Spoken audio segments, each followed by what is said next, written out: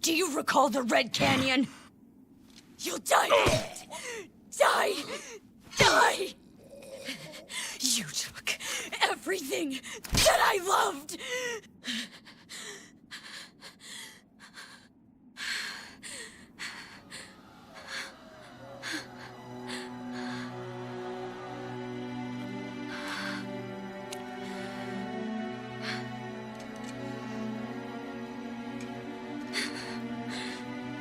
He's gone now, Mother.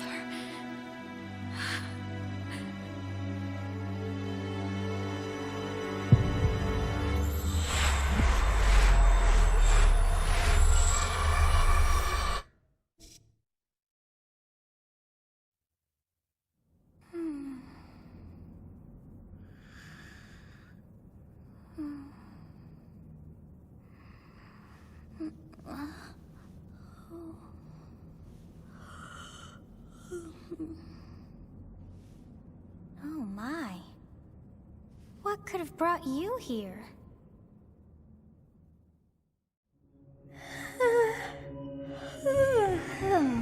I wonder how you got in here. It is most rude to interrupt a moment of repose. Very rude indeed. Now come to me. I wish to have a look at you. I have not seen the likes of you before. Who are you anyway?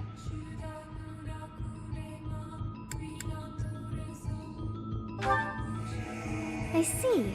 Then you must have a name of sorts. Go on.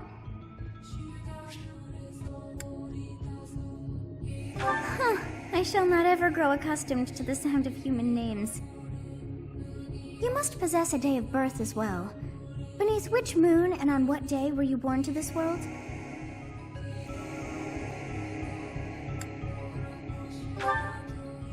Well, wonders never cease. It seems we share our day of birth. How strange. It all feels so familiar. I think it may be time for yet another nap.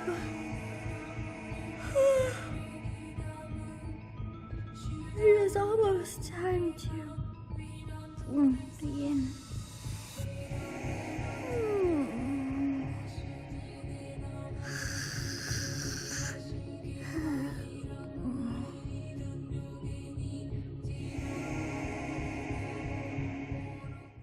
Hey, time to wake up. Were you having that dream again?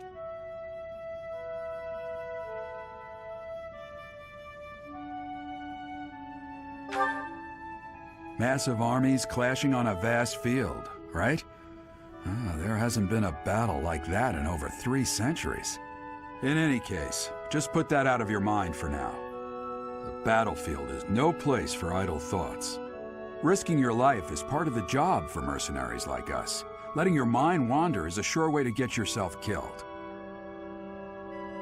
Okay, time to get moving. Our next job is in the kingdom. I told you before, it's far from here, so we'll need to leave at dawn.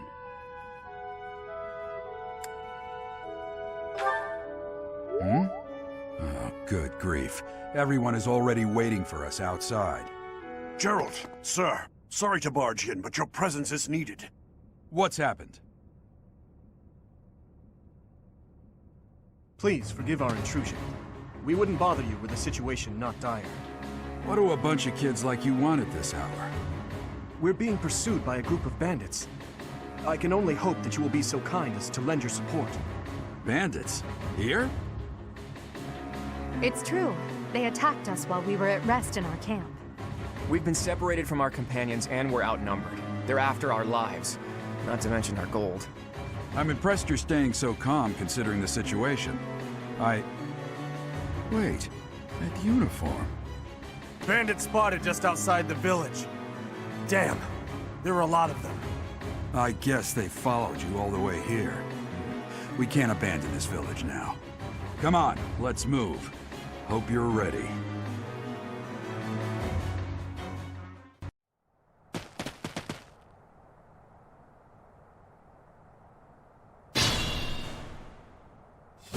Let's take care of those thieves before they overrun the village.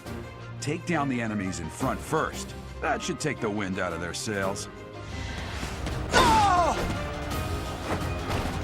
Failure is not an option. I must stay focused.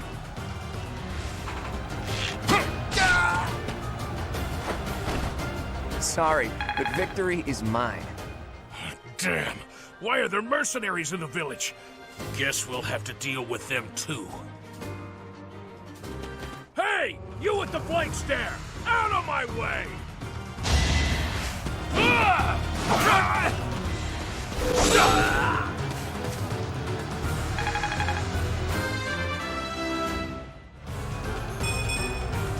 I'm not setting a very good example.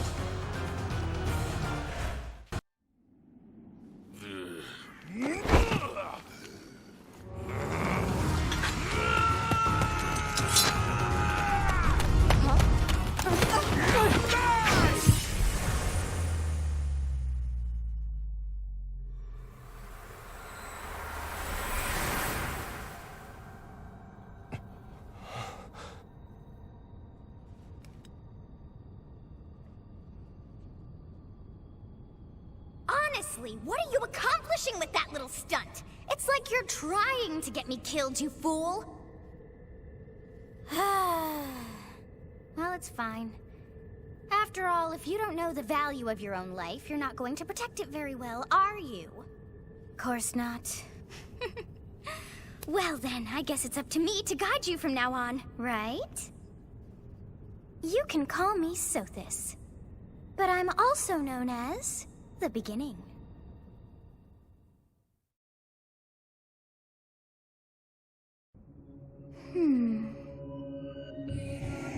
Sothis. Yes, that is it. My name is Sothis. And I am also called the Beginning. But who once called me that?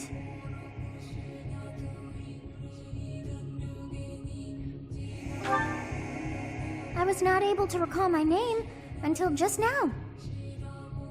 And just like that, it came to me. How odd. That look upon your face. Did you think me a child? A mere child who forgot her own name?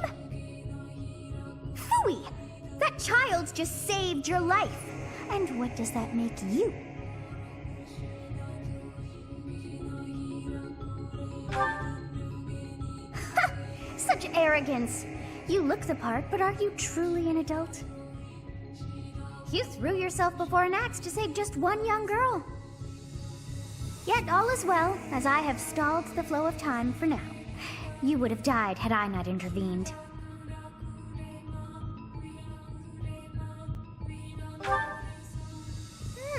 I do not hear your gratitude. Perhaps I should force you to leave? There now. Is gratitude so much to ask?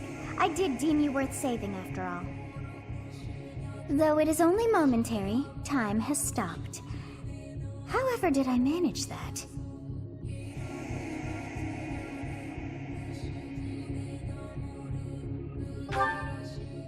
When time begins again, the axe will tear into your flesh and you will surely meet your end.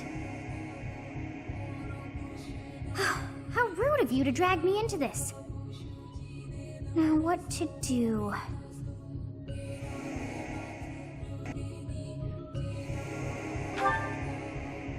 Of course!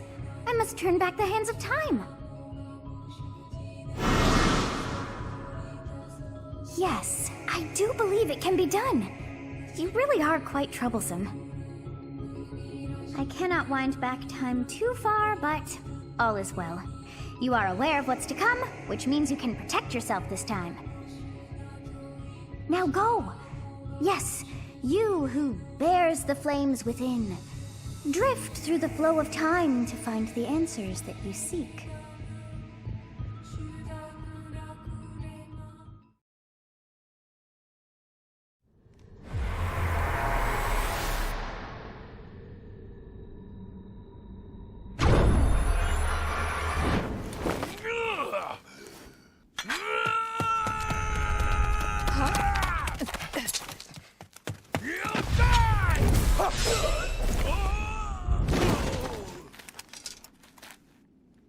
Hey, over here! Huh?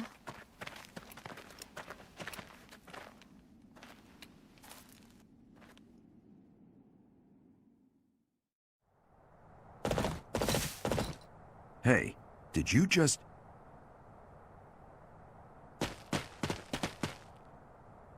The Knights of Seros are here. We'll cut you down for terrorizing our students. Hey, the thieves are running away. Go after them.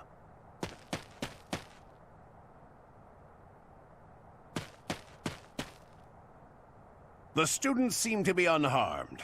And who's this? Why him? Captain Gerald? It is you! Goodness, it's been ages! Don't you recognize me? It's Alois, your old right-hand man! Well, that's how I always thought of myself anyway. Oh, it must have been 20 years ago that you went missing without a trace. I always knew you were still alive. You haven't changed a bit, Alois, just as loud as ever. And drop that captain nonsense. I'm not your captain anymore. These days, I'm just a wandering mercenary. One who has work to do. Goodbye, old friend. Right. Goodbye, Captain. Wait, that isn't how this ends. I insist that you return to the monastery with me. Garrig Mach Monastery. I suppose this was inevitable.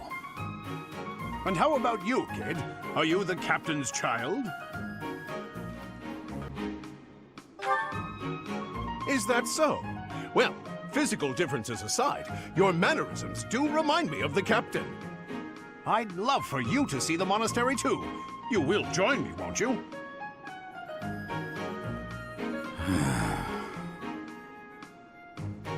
What's troubling you, Captain? You aren't about to run off again, are you? Even I wouldn't dare run from the Knights of Seros. The Knights of Seros? They do seem rather skilled. Ah, it seems your presence is required. Get going.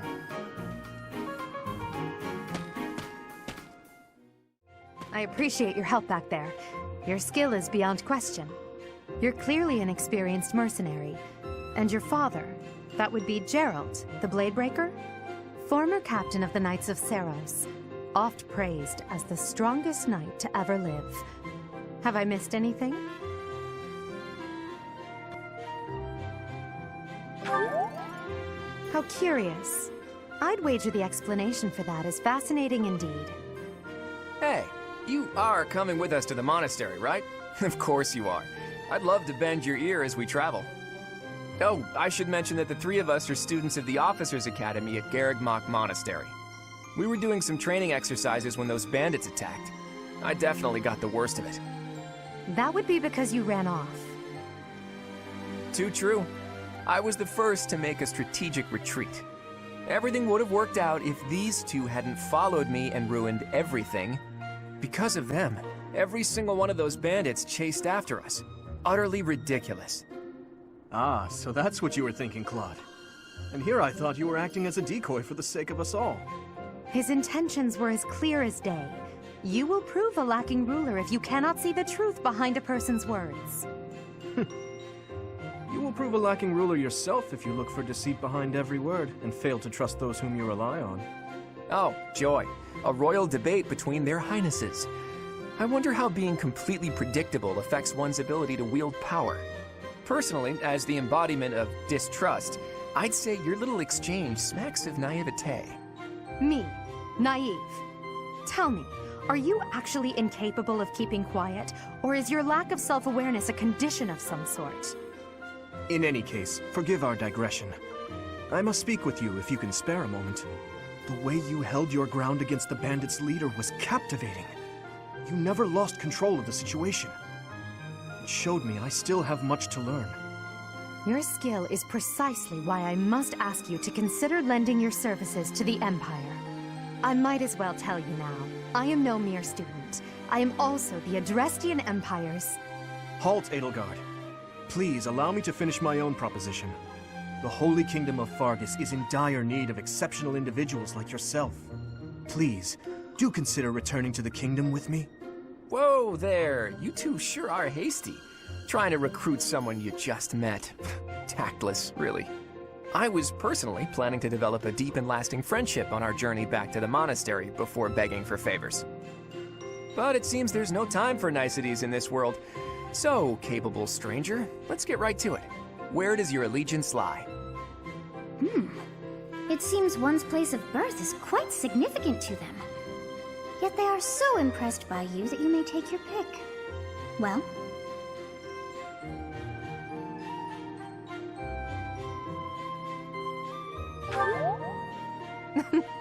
A wise choice. Though the Empire has fallen from its former glory, the other regions are merely offshoots that pale in comparison. All right, that's enough with the small talk. It's time to head back to the monastery. Looks like we'll have to pick this up another time. My, they are in such a hurry. You know, each of the three is most unique.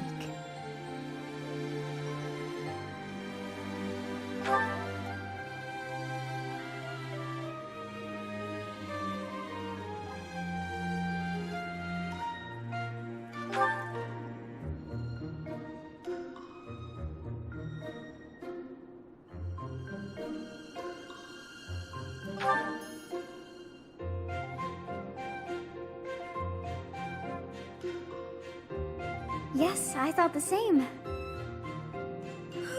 I am so sleepy once again.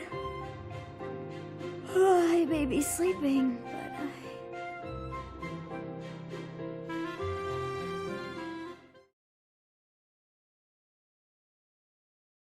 Part 1. White Clouds. Great Tree Moon. 3 houses.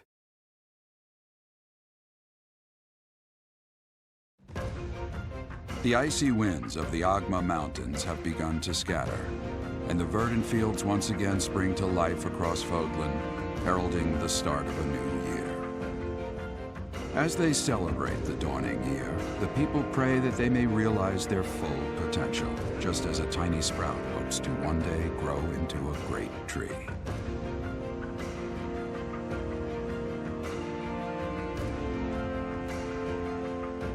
The continent of Fodlan, said to be protected by a revered goddess, has existed since time immemorial. 3 ruling powers now control the land. In the south lies a region long held by a more than 1,000-year-old dynasty, the Adrestian Empire. Beyond its borders, to the frigid north, is the home of the Holy Kingdom of Fargus, ruled by the royal family and its knights. To the east, a league of nobles that heeds no king nor emperor rules what is called the Leicester Alliance.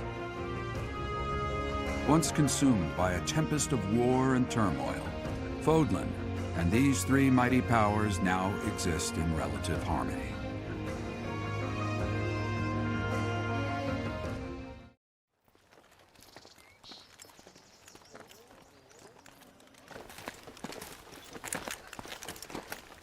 This will be your first time at the monastery.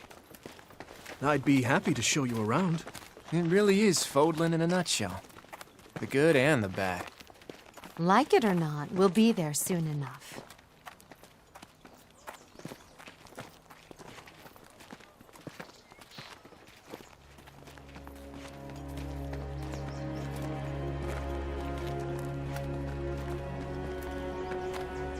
There it is. Garrick Mach Monastery.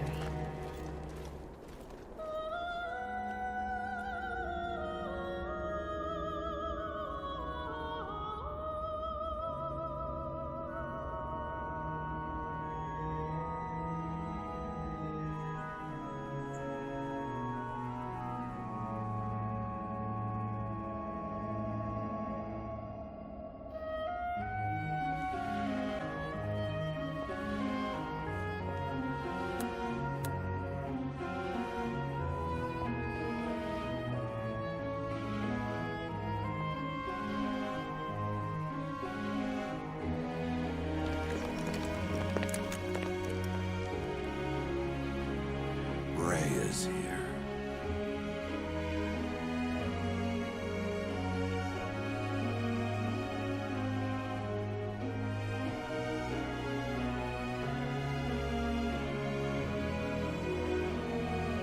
I wonder, did the flow of time bring you here?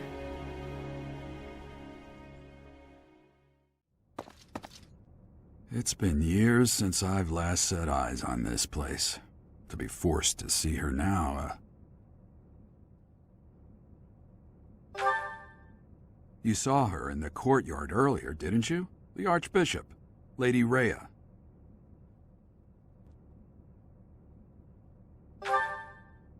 As you know, the majority of folks in Fodlan are devout followers of the teachings of Seros. The leader of that ridiculously large religious organization is the Archbishop, Lady Rhea. Thank you for your patience, Gerald. My name is Seteth. I am an advisor to the Archbishop. Right. Hello. It has been a long time, Gerald. I wonder, was it the will of the goddess that we have another chance meeting like this?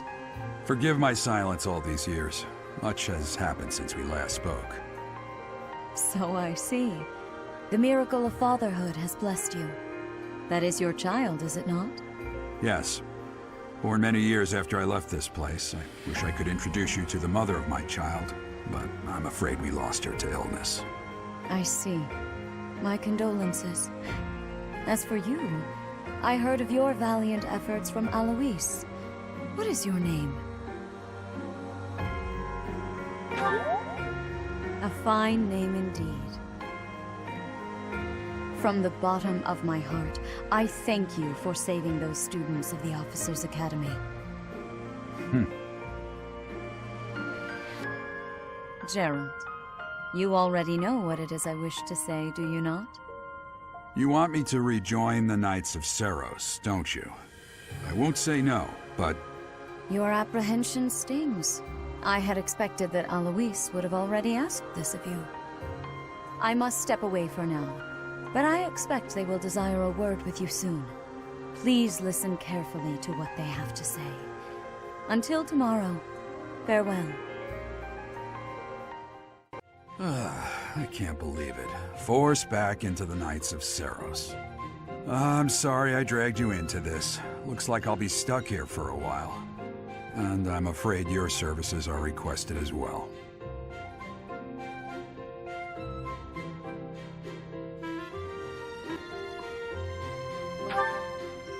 Nothing like that. They want you to teach, by the sound of it. You heard those brats earlier talking about the Officers' Academy, right? Well, the Academy just happens to be short a professor. And apparently that damned Alois went and recommended you to Lady Rhea. So, you must be the new professor. My, how stern and handsome you are. No. I'm not the one you're looking for. You can handle things from here. Good luck. And watch out for Lady Rhea. I don't know what she's thinking making you a professor like this. She may be up to something. Stay on your guard. Oh, it's you then? So young. Competence and age are not necessarily correlated, as you well know. I am Hanneman, a Crest Scholar and Professor at the Officers' Academy. I wonder if you bear a crest of your own. When next you have a moment to spare, I insist that you pay me a visit so we can delve into the subject further. I'm Manuela. I'm a professor, a physician, a songstress, and available. It's nice to meet you. Of course. Before I came here, I belonged to a renowned opera company. Perhaps you've heard of me? The Middlefranc Opera Company's beautiful, peerless. Spare our colleague the needless chatter, Manuela. Now then, it seems you'll be taking charge of one of the Academy's 3 houses. I expect you haven't yet been briefed on the nature of each, have you? Do you really not know? Fine. I'll do you a favor and explain. The Officers' Academy is comprised of 3 houses of students, each of which is closely affiliated with its region of origin. The Black Eagle House is for students from the Adrestian Empire. Their house leader this year is Edelgard, the Imperial Princess, who is in line to be the next Emperor. The Blue Lion House is for students from the Holy Kingdom of Fargus. Their house leader this year is Prince Dimitri. He is to be the next king of Fargus. Lastly, there is the Golden Deer House, which is for students of the Leicester Alliance. Their house leader is Claude, grandson to Duke Regan, the leader of the Alliance. To think that the next Emperor, King, and Sovereign Duke are all here. It certainly is a promising year for the Academy. I'll say. I just hope none of those little treasures cause any trouble. Quite. For now, I suggest taking a stroll around the Academy to get your bearings. And when you've a moment, please stop by my research laboratory. The old man has a point. Oh, and keep in mind that I've only notified the house leaders that you're our new professor. It's more fun that way. I suggest you try spending time with the students. Some odd ducks in that bunch, but they're good kids. I'm sure Lady Rhea will have more information for you tomorrow, but that should get you going. Good luck. You'll need it. Have you no intention of changing your mind, Rhea? Appointing a stranger, a child no less, as a professor at our esteemed academy is... I have made my decision, Sedith. I know worrying comes naturally to you, but there is truly no need. That stranger is Geralt's flesh and blood, after all. I can't say that's all too comforting. How trustworthy is this Geralt character? Is he not the man who went missing after the Great Fire 21 years ago? I would remind you that Flayn is now here with us as well. I beg of you, please consider whether this is an unnecessary risk. Sedith, they have my trust. Let that be enough for you as well. More importantly, I have received a report from Shamir. I am increasingly concerned about a matter regarding our suspicious individual. We cannot ignore those who harbor ill will toward the Church, especially if they are frequenting Garreg Mach. Yes, that matter is of great importance as well. I shall continue my investigation. Rhea, for now I will have faith that you are placing your trust with the utmost care. I pray that nothing occurs to shake that confidence.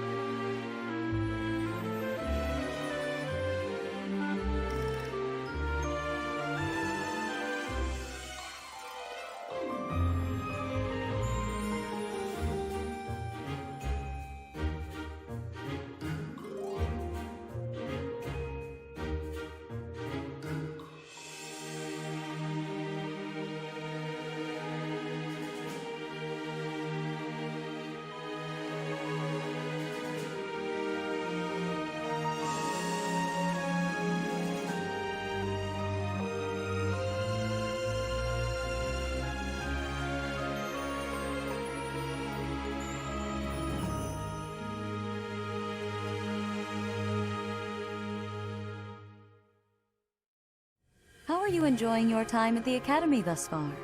I hope you have found our halls brimming with the vitality of well-intentioned souls. I suppose it is time for you to take charge of one of our 3 houses of students. I must note that I am personally against entrusting someone as lacking in trackable history as yourself with such a task. But it is as the Archbishop desires. The Black Eagles, the Blue Lions, and the Golden Deer. All so different. I hope you've made it a point to get to know each of them. Since you are new here, we have decided to allow you first pick. Manuela and I will take charge of the remaining 2 houses.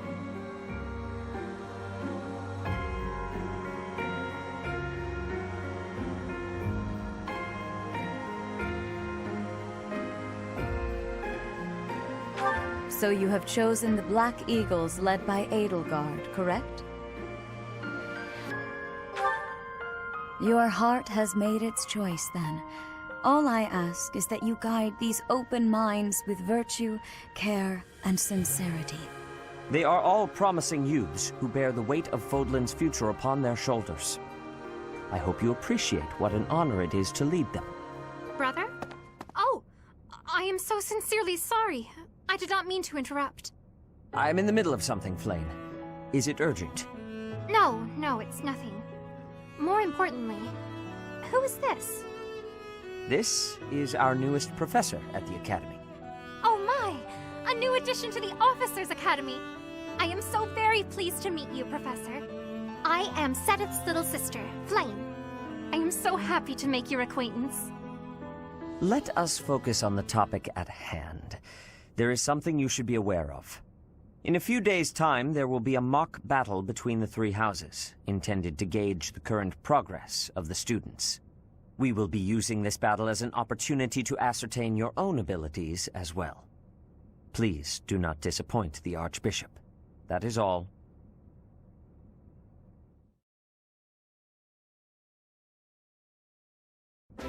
Wait, so our new professor is you? I didn't see that one coming. Easy, Caspar. Aren't you being a bit rude? You know it's a waste of time to expect politeness from him. It will be a pleasure learning from you, Professor. Now, if you'll excuse me, I'm off to take a nap. Don't look at me like that! Oh, and please don't talk to me too much either. I'm sorry for the chaos you've walked into. I hear we are rather close in age, Professor. I hope you do not mind if we treat you like one of us. In our class, we try to treat each other as equals, despite any differences in age or status. Personally, I would love to include you in that inner circle. You have a gut, Professor. I will take great joy from your teachings. Petra, I believe you mean to say that our professor has guts. That's a bit different from having a gut. You can't go around saying someone so slim and attractive has a gut. Oh, please take my apologies. I have not yet mastered this language. Professor, I want you to know that it's perfectly acceptable for you to treat me as you do the others. I may be the Imperial Princess, but here at the Academy, I'm just another student. That said, know that I have high expectations of you, and high hopes. But I'm certain you can lead the Black Eagle House to greatness. Sure. Now let's break the ice with a training session. I want to see our new teacher in action. Why will the ice be broken? Is this a custom I have missed in my studies? Not real ice, just the ice of, well, it just means let's get to know each other. I don't want to train. Let's stay in the classroom and learn from a book. Let's all calm down and have a nice cup of tea, how about? Doesn't that sound lovely, Professor? I know we all agreed to treat each other as equals, but there is a limit to what I can tolerate. The esteemed Black Eagle House requires order.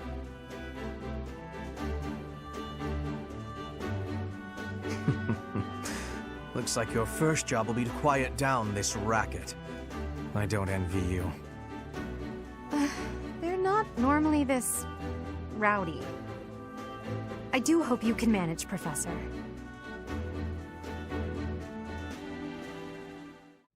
Say, while you're here, I'd like to use this device I designed to determine whether the power of a crest resides within you. Won't hurt a bit. Promise.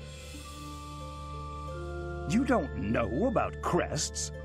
Well, allow me to tell you everything, absolutely everything about them. Is your calendar clear? This will take a while. Crests are a fascinating topic, but before one can dive deeply into said topic, one must first understand what crests are. They are power incarnate. They are said to have been bestowed upon humans by the goddess countless ages ago.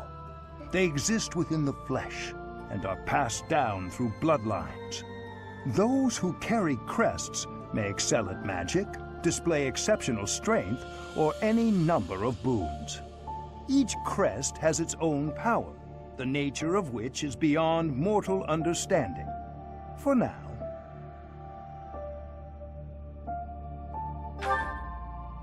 I suspect as much, yes. But we won't know for sure unless I look into the matter. As I said, crests are passed down through the blood. However, just because someone carries a crest does not necessarily mean their descendants will inherit it as well. Only a scarce few descendants of a crest's bloodline end up inheriting that crest's power. Perhaps one of your ancestors bore a crest, and you just happen to inherit it. That is how a crest usually presents itself, after all.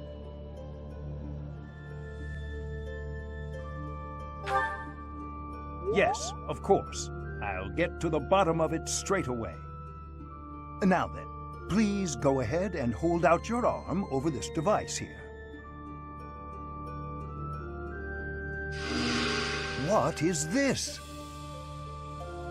A pattern I've never seen before. Is it possible an as yet undiscovered crest has been detected? To think there are still crests out there that even I am unaware of. How thrilling! Pardon my unrestrained jubilation. I have much to consider. You may leave now. I have more research to do in regard to this crest.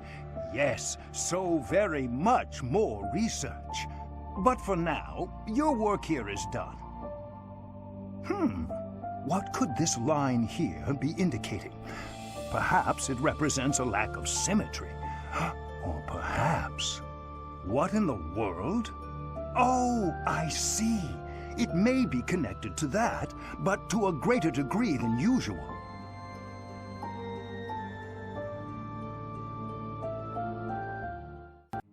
It's finally time for the mock battle. This is my chance to measure your worth as an instructor. Do you think you can rise to the challenge? So confident. This will be interesting. Each of us has undergone strict training. We're prepared for anything that comes our way. That means there's no need to hold back. Show us what you're capable of. Hey there. Did we miss our invite to this strategy meeting? No, no worries. We'll just join in now. Simply tell me your weaknesses and you're welcome to stay. But is there enough time to cover them all? Ah, so you can't win unless you know my weakness.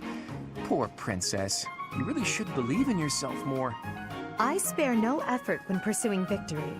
As a master of schemes, I should think you would understand. Schemes? Me?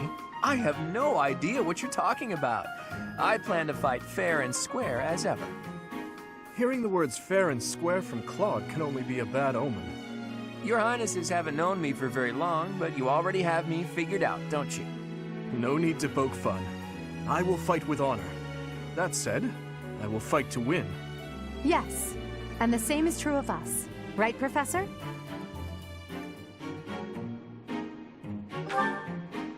If that is how you feel, then I will not hold back. Oh, how precious. Looks like you and the students have become fast friends. While I am pleased that you are taking the initiative to acquaint yourself with the students, I'm afraid it's about time for the faculty strategy meeting. Ah, how time flies. In that case, I'll see you later. Edelgard, Professor, be careful out there. The mock battle is finally here. Will you lead us to victory? I'm sure you already understand, but the house that defeats the other two is declared the winner. Incidentally, I'll be overseeing this mock battle, so listen well if you want to win. None of your shallow tactics are required, Claude. Ignatz and I will dismantle the opposition. Me? But I'm not ready. Are you making light of our new professor? If you drop your guard, you're gonna get hurt. Ash, can you move to the front lines? I want to lure the enemy this way. Got it, Your Highness. Leave it to me. Once you finish preparing, make your move. Dedu, Mercedes, keep our enemy occupied until then. I'm on it. Oh my. We'll try our best.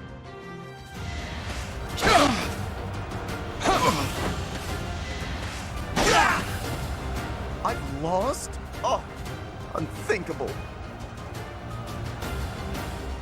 Well done, Teach. I may have to take this seriously after all. Let's use the forest to set up an ambush. I'm counting on your support, everyone.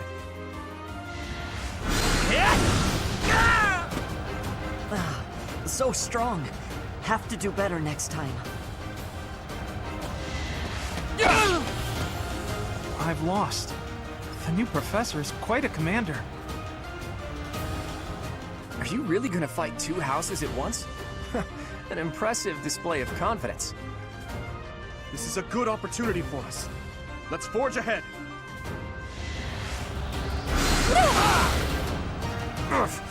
Apologies, Your Highness. I can go no further. Oh no. This is as far as I can go.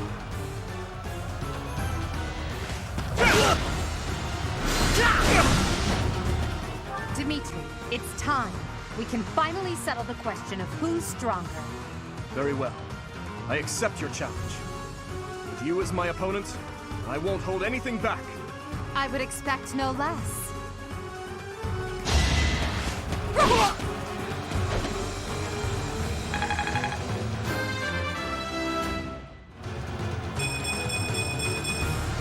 It's a long road yet. My training was insufficient. I am so sorry, everyone. The rest is up to you. Ouch! Was that really necessary?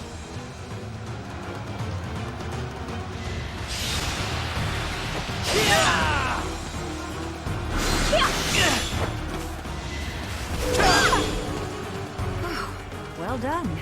I I nearly wound up a patient in my own infirmary. Should I have held back?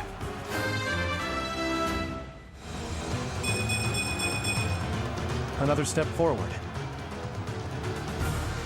So, you've made it past Manuela, eh?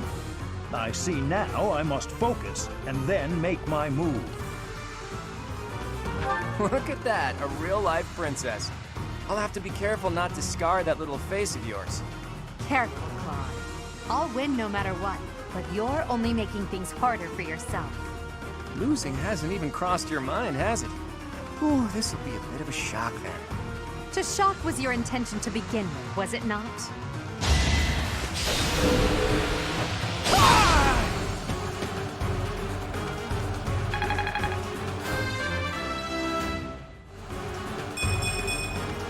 It's a long road yet.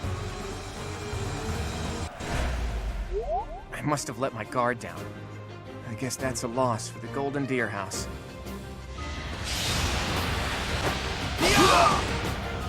My goodness. The leadership of someone with actual battle experience is... well, I was as good as useless. All right, that's that. The winner of this mock battle is... the Black Eagle House! Even though it was just a mock battle, we defeated both houses masterfully. Take pride in this victory, everyone. Excellent work today, Professor. Though our victory should come as no surprise. Yes, it was. Further proof that you're well qualified to guide the Black Eagles. That was impressive, Professor. Impressive. We gained a victory because of your great leadership. We certainly did. We all tried our best, of course, but we couldn't have won without you. I was curious what it would look like if you did not hold back, and you did not disappoint. I dare say we owe our victory to Lady Edelgard. How so? For that battle, she was only a soldier following our professor's command. Sure, she was an incredibly powerful soldier. Don't worry about it too much, Linhardt. All that matters is that we won. I'm all done with being on the battlefield, okay? I'd rather stay back than pursue victory out there. You were all as ridiculous as always. We only managed to win because we worked together. Was it something I said? Is it so odd, me talking about togetherness? If so, that perception must change. In fact, I'm canceling the festivities so we can discuss this topic further. I'm kidding, of course. Come on, everyone. We've earned this celebration. Your work with the students was remarkable. I can see Geralt trained you well. I do hope you were able to use the occasion to bond with the students. I'm so happy to hear it. Nothing would please me more than if you used this coming year to grow closer still. Of course, the mock battle was mere practice. The real fight is the Battle of the Eagle and Lion, which will take place during the Wyvern Moon. You are expected to properly train your students so as not to humiliate the Academy during the long-held tradition that is the coming battle. As for today, I have called you here to tell you of your mission for the month ahead. Your class is to dispose of some bandits causing trouble nearby. Those affiliated with Garreg-Mach Monastery have a moral obligation to help those in need, regardless of social standing. Students are no exception. Each month before the newly birthed moon departs, each house of students must complete their assigned mission. You shall work to complete the task at hand alongside your students and report back to the Archbishop before the deadline. Understood? I will soon provide you with the necessary details for your first mission. If I told you now, I expect you would only forget, and I despise repeating myself. I can sense something special within your heart. I have high hopes for you. Bandits, they say?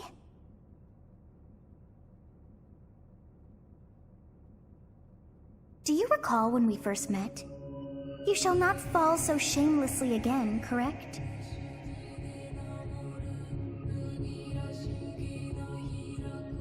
Have you no words for me?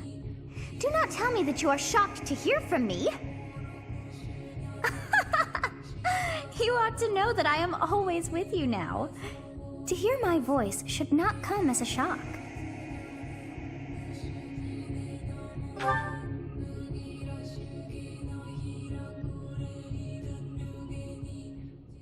What is this nonsense? All I was told was to kill as many noble pipsqueaks as possible.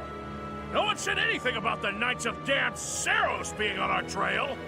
You have proven yourself worthless, distracted by something so trivial.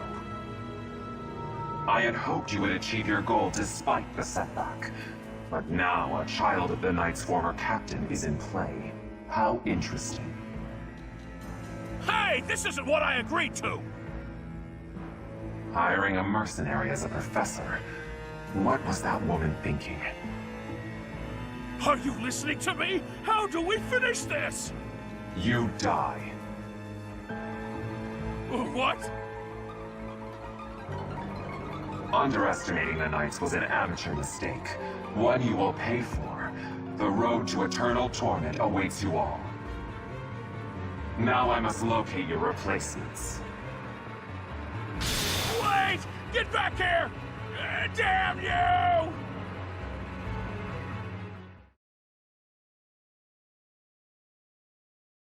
Part 1. White Clouds. Harpstring Moon. Familiar scenery.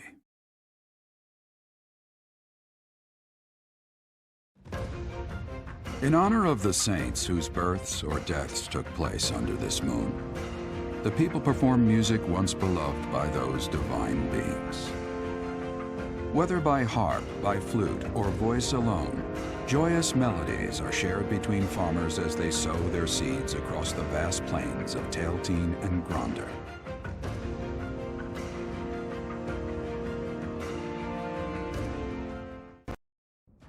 As you have already been notified, your mission is to subdue some bandits. Our students have been learning about combat through study, but this is a precious opportunity to provide them with practical experience. The Knights will support your mission and are prepared to offer their assistance if necessary. In short, this is no mock battle. You must be prepared for anything. You will receive a message from the Knights when it is time to depart. Until then, use your time wisely. The last time we fought bandits, you saved me. Maybe I can return the favor this time.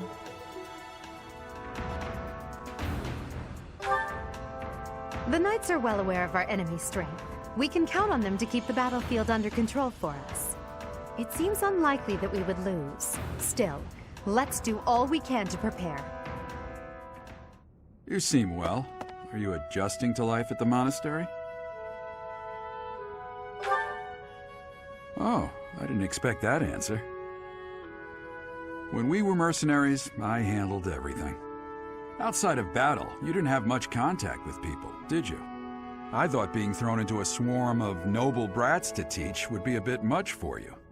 But I guess I had nothing to worry about. By the way, I heard about those bandits. Your first assignment is to take them out, right? That's fairly routine for you by now, but don't forget it's the first real taste of battle for those brats. It'll be tougher to sleep at night if you let one of your little pupils die. So stay vigilant and lead them well. I wish I could offer you my support, but Lady Rhea won't allow it. For now, I'll try to figure out what she wants from you. I don't mind you settling into your life here, but don't let your guard down, ever. Perfect timing, Professor. I've just received word from the Knights. They've located the bandits. It seems they have them cornered. They are in Xanadu, the Red Canyon. I can't wait to get started. I'll strike down those heinous thieves before they know what hit them.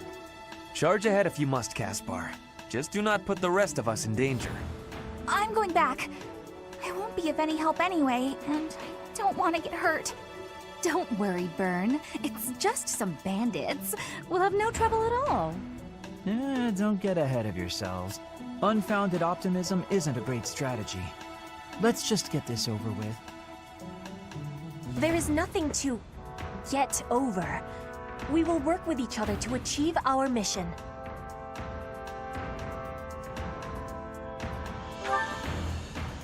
It's time, Professor. Give us our orders and let's move out. So this is the Red Canyon. A ruin of sorts by the look of it. Let's end this quickly. The thieves must have been driven back. Be careful or the cornered mice might bite us. The Knights chased us all the way here? Chief, let's get out of here. There's no way we can win against them. Shut your dumb mouth! Where would we go at this point? You can't be a thief if you fear death! Professor, I hear there's a back road to the west. Why don't we split up and attack from both the west and the front? If we advance tactfully, we can attack our enemy from both sides. I leave the rest to you. Regardless, we must cross the bridge first.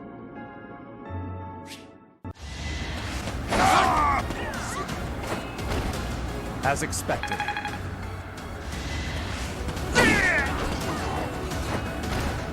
Now you know your limits.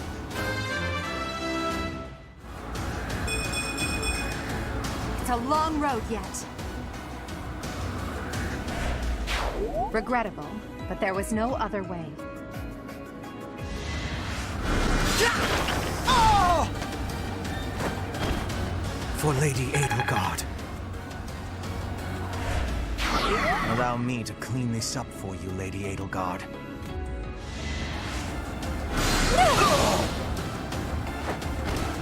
Winning's always nice. Not quite what I was after. So, is making us experience a real battle part of the Church's teachings?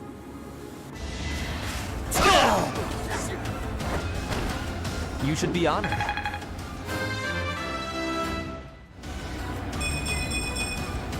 The noble standard.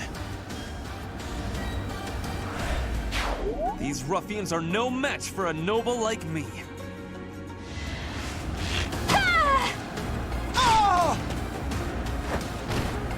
I thought I was dead.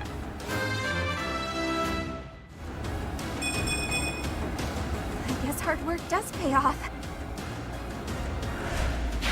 I don't care if they're stealing. Can I go home?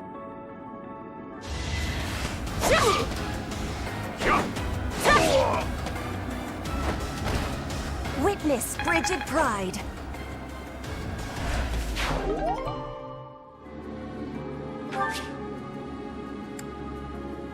People and beasts are as one.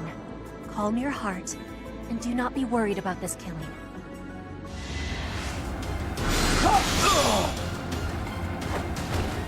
Can't get ahead of myself. I killed them. What have I done? The blood.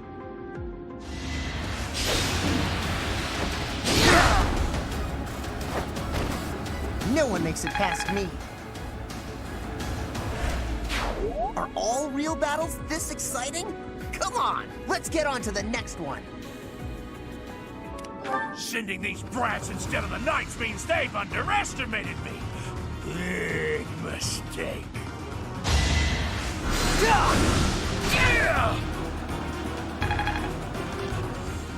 Spoiled little noble! Just die like a good little rich kid! Do you really think being born a commoner gives you the right to kill? Despicable.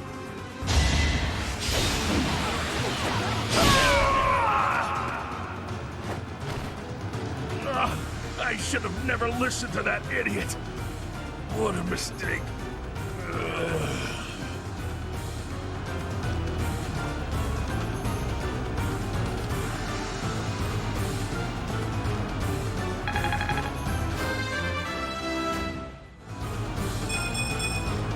I must get stronger.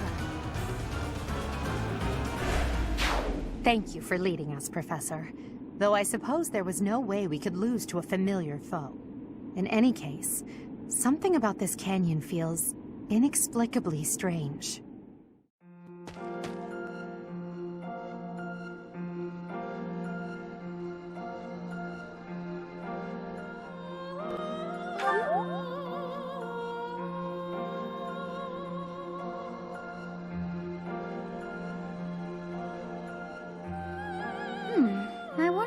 it is that you recall this place. You must be weak of heart. Each time I speak, it scares you so.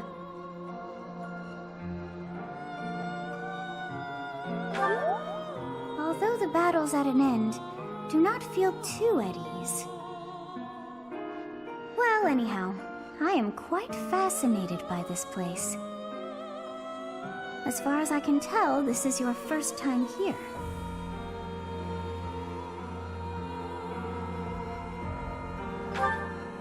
Here? I dare say it would be impossible to have forgotten such a place as this. I must admit I am unsure. Beyond the name and this strange feeling of familiarity, I can't seem to remember anything about this place. And yet, a great depth of emotions tied to that sense of familiarity. Like joy and sorrow, pain and love, and all things in between. If I was somehow here before, I wonder what took place. Professor? I was wondering where you were. It's about time we headed back to the monastery. It is time to depart. But know that time reveals all things. One day I will remember that which I have lost. Oh, by the way, it seems you've earned my gratitude. The thieves who came here are no more. I am not sure myself, yet I am grateful all the same. In any case, you must become accustomed to my voice. If you fall down with shock each time I speak, that just won't do. Oh, you think you're standing strong? Of course you are. It was a jest. On our way out, I had the chance to observe the Red Canyon. Did you notice anything, Professor? Of course. I expected as much. The area was covered in ruins, each more curious than the last. They did not match the architectural style of any era or culture within the Empire, or across all of Fodlan for that matter. That can only mean one thing. The Valley civilization must have flourished and fallen in the distant past, long before the Empire was established. Who do you think lived there?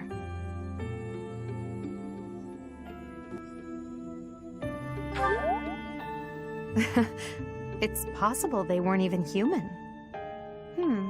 Perhaps their remnants still influence this world. So you have safely disposed of those bandits. I pray that their souls find salvation. But why did they target the students to begin with? We must further investigate the true cause of all that took place. Until we know more, I ask that you support the students and relieve them of any unnecessary worry.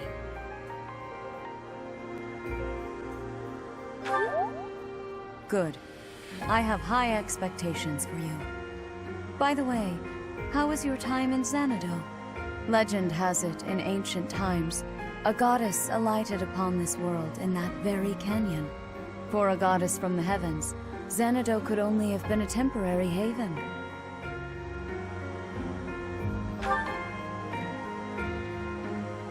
Long ago, the divine Seros received a revelation from the goddess. A gift to help guide the lost. The goddess is always watching over Fodlan from her kingdom above. However, in ancient times, the goddess graced this world with her presence and offered salvation to the people here. She is the mother of all life, the arbiter of every soul.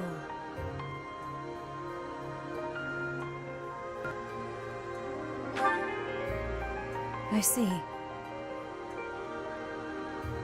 During your time here, I pray that you come to devote yourself to the teachings of Seros. Lady Rhea, I am sorry to interrupt. There is something I must ask about in regard to those bandits. As you wish. We shall continue our discussion when next we meet. A goddess? I have no memory of her. But then, I have no memory at all. Oh, how bothersome. It is as though I know, and yet I don't. Perhaps Xanadu was my home back when the goddess walked the land. If so, what does that make me now? A ghost?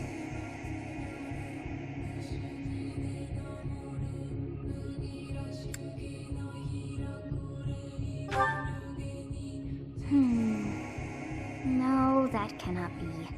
I am most certainly alive. Of course, we also have the mystery of why I'm here with you. Is it somehow connected? Perhaps some past regret is stopping me from moving on, and now I'm forced to stay with you instead. No, that's not it. I can't believe in such a meaningless existence.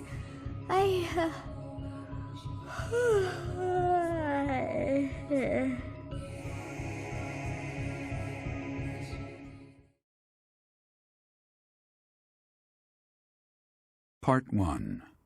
White Clouds. Garland Moon. Mutiny in the Mist.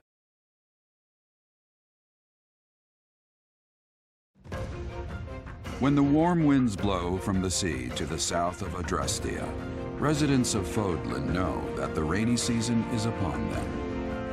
Before the heavy rains take their toll, young women hurry to pick the last of the white roses.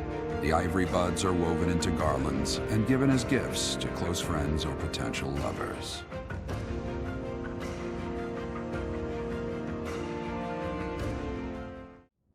Professor, I have a new mission for your students. We have received reports that Lord Lonato has rallied troops against the Holy Church of Seros.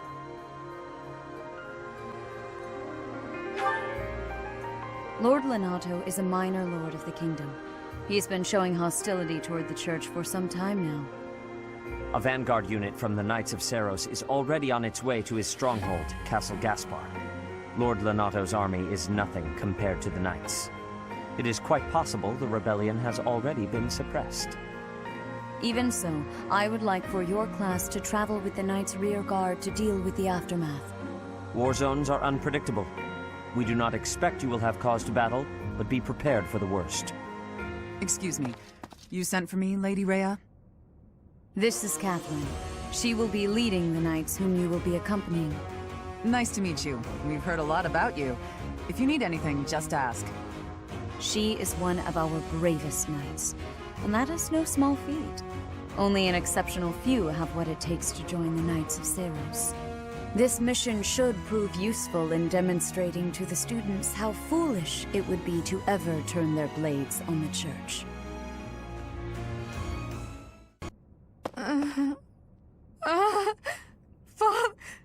Save...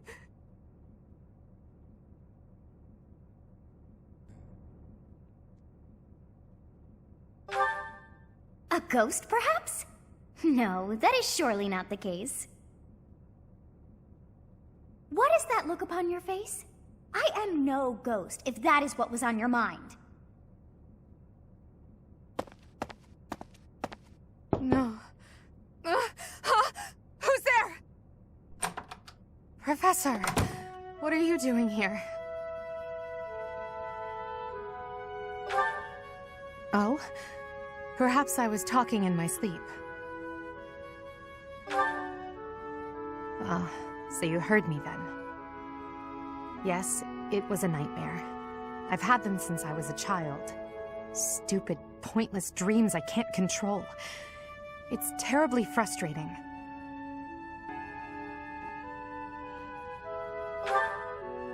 No, they're just worthless dreams of the past. Talking about it won't change a thing.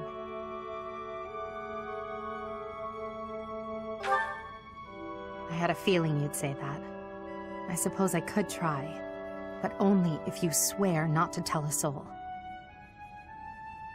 I appreciate it. I dream of my older brother, paralyzed, helpless. My older sister crying for help that never came. The youngest babbling words beyond meaning. I see my family dying slowly, waiting in the darkest depths for a glimmer of light. I once had 10 siblings, 8 older and 2 younger. Such a large family, and yet I became the heir to the throne. Do you know why? Every last one of them was crippled by disease, or lost their mind, or died. I was the only one left who could inherit the throne.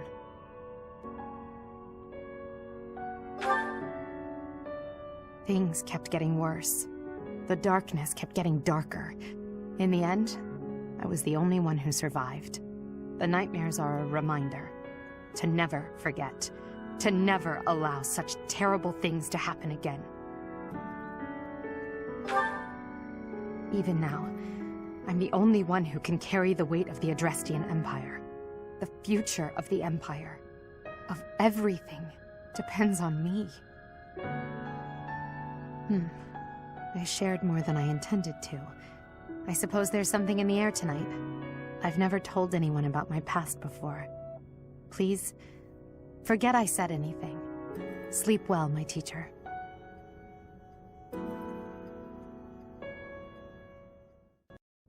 Ah, Dorothea. The dining hall seems so much brighter with you here. Ferdy, I must say you are quite adept with flattery. Please, give me some more. Flattery? No, I was not... There you go with that attitude again. Why do you reserve such cold treatment for me and me alone? Do you hate me, Dorothea? Or have you some other reason to avoid my company? I underestimated you. I assumed your noble upbringing had dulled your perception. But you got it right on your first try. I hate you. Huh, I was right. Might I ask why you find me so despicable? I can scarcely guess. Don't waste another minute thinking about it. That will not do. I do not think you would hate a person for no reason. Perhaps. How's this? If you can guess why, I'll let you know if you're right. The brains of us common folk are so simple, it should be pretty easy for a big shot noble to sort out. Very well. I cannot walk away from a challenge. I have no choice but to chance a guess. You are always making fun, calling me a big shot and so forth. Perhaps you think all nobles are... No, it cannot be that simple. Oh? What can't be that simple? Please, will you not give me a clue? Well, let me see. A good clue... I know. It's because you're like a bee. That ought to be enough of a clue. So long, Ferdy. A bee? I haven't the slightest. Perhaps because I am such a diligent worker? And that one goes there. Perfect! Oh, hey, Bernadetta. What's going on? Enemy! Enemy's here! We're under attack! Help! Someone! Anyone! Help? I'm the one who came here for help. I guess I'll just take care of it myself. I can't believe I got hurt trying to break up someone else's fight. It's ridiculous. All I do is step in to calm them down, and the next thing you know, they're both at my throat. Hey, you ever been in a fight?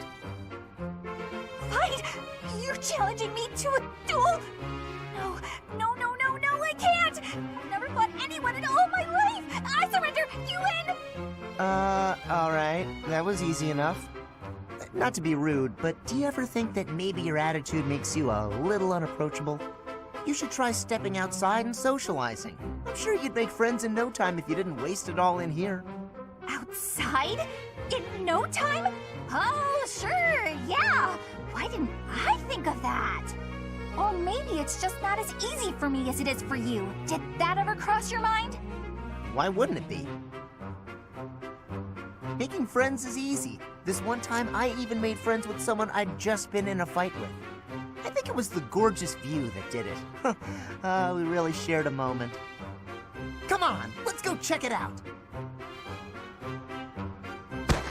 Hold on! What are you doing? Please don't touch me! Ah! Put me down! Put me down! Calm down. I'm just gonna carry you out of here. Easy does it. And here we are. See? That wasn't so bad now, was it? And what about this view? Gorgeous, right? So this is what death is like. didn't expect it to be so sudden. Come and claim me, sweet death. But first, let this evening sun wash clean my imperfect soul. Hey, now don't go dying on me, Bernadetta. It's just the sun. Huh? What? Where am I? Oh, it's pretty. Such a lovely view. Well, hello, Professor. You came all the way to my room to... Oh. You've brought the materials from your lecture I slept through. I appreciate it. Thank you.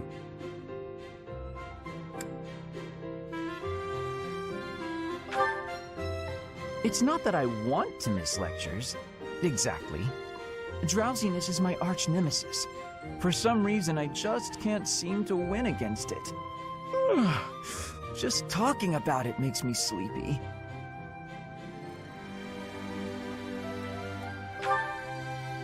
It's not that I don't have enough motivation. The problem is that I don't have any at all. Not for useless things. I must compliment you, though. By this point in most conversations, I'm bored senseless. But I'm enjoying this. I wonder why. What is it about you that fascinates me so? You're definitely a strange one.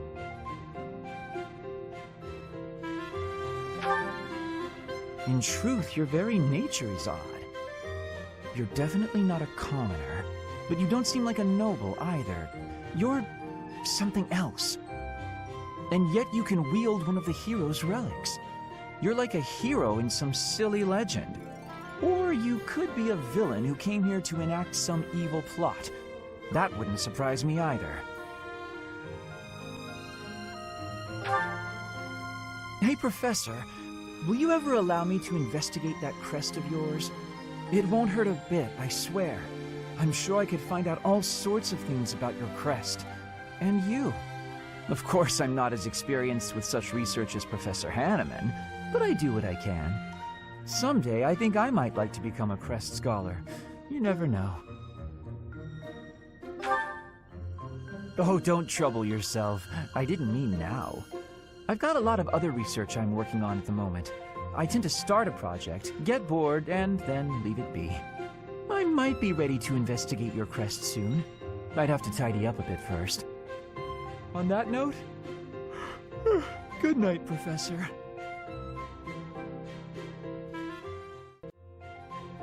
Professor, I am not understanding where the meaning is here. When and how is this expression used? I fell for it.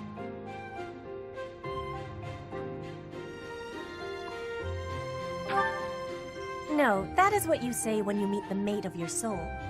The expression is, I fell for it.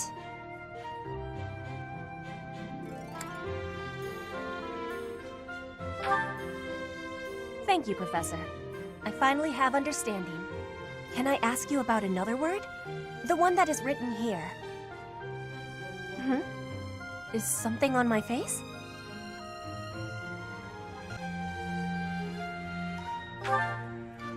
I am without much time to study. I must use my time with wisdom. Is that really what you are thinking? Or maybe you have curiosity about the mark on my face. You are already knowing that I am from Brigid. This is a mark from Brigid. It is a prayer to the forest spirits, a prayer to be protected. Hunters ask the forest spirits to have safe and bountiful hunting.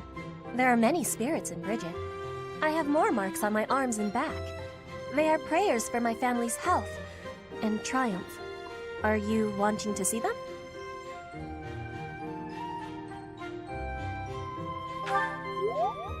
That gives me happiness. If there is ever the chance, you will see them. I have much gratitude for you, Professor. You always listen with patience. I can read and understand the language of Foglin, but to speak it, gives me difficulty. I hope I will keep having your support, and I will give you my support too, with my whole heart. I have things that I cannot fail to accomplish.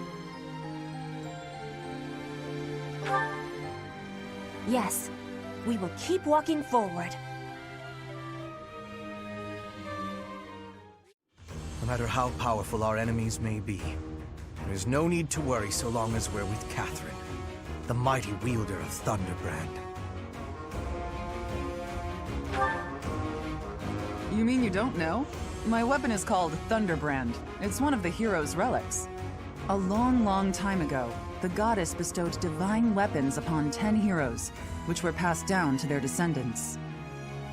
It's an honor to wield, but I'm afraid there won't be any chance for that today. Our mission is to help clean up the aftermath, not to fight.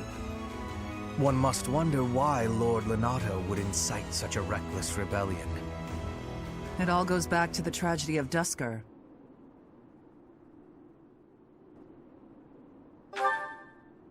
Roughly 4 years ago, the King of Fargus was murdered by the people of Duscur. I believe that about sums it up, correct? To put it simply, yes. But there's more to that story. They had accomplices within the kingdom as well. Lord Lenato's son, Kristoff, was one of them, and so he was handed over to the church for execution.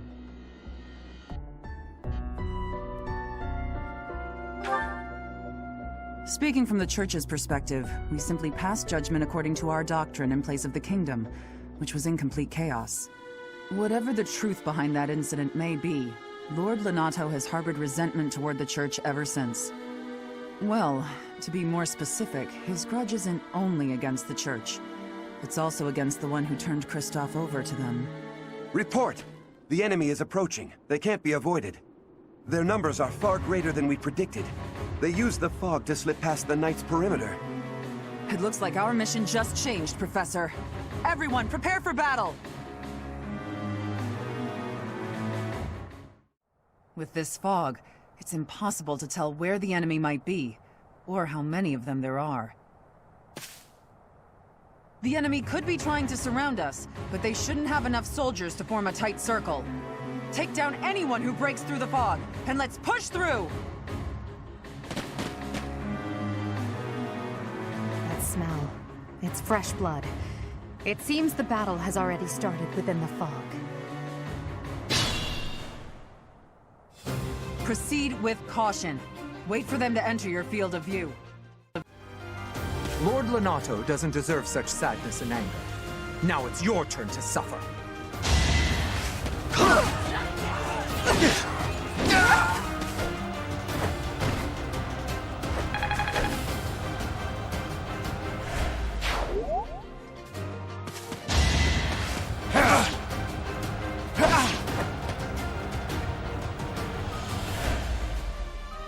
You think we're just gonna do nothing while you try to kill our lord?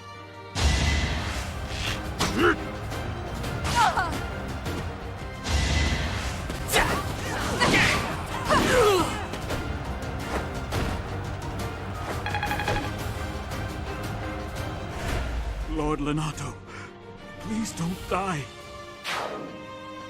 I'm sorry, but I don't believe Lord Lenato has the strength to carry on. Predictable. Repent from the grave!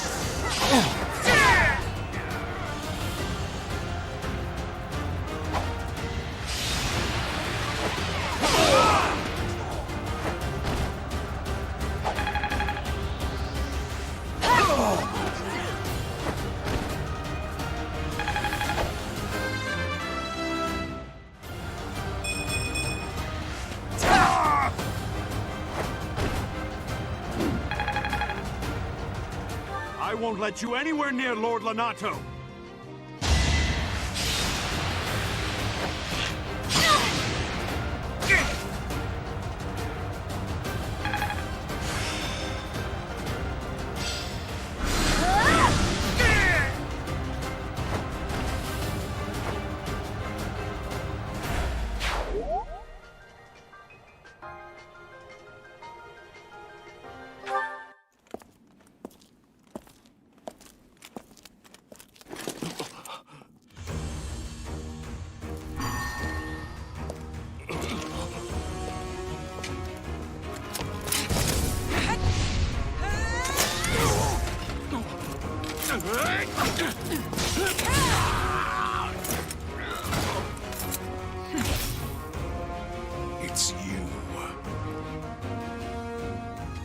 Thunderstrike Cassandra.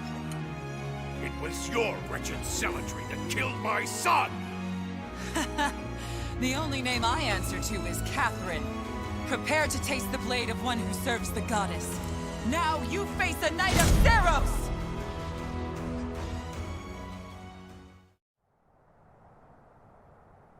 The fog is cleared. There's nothing left to hide you or the filthy Central Church from the judgment of the goddess.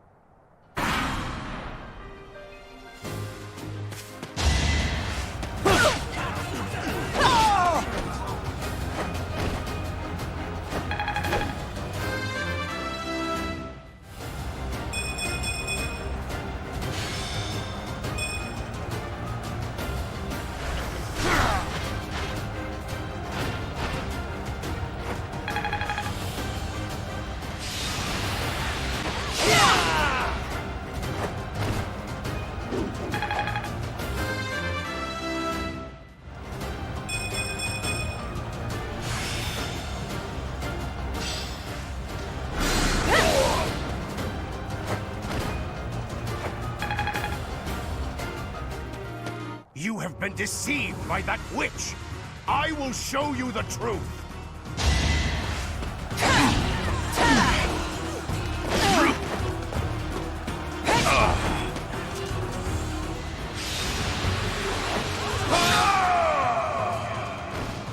That vile woman... Kristoff, forgive me.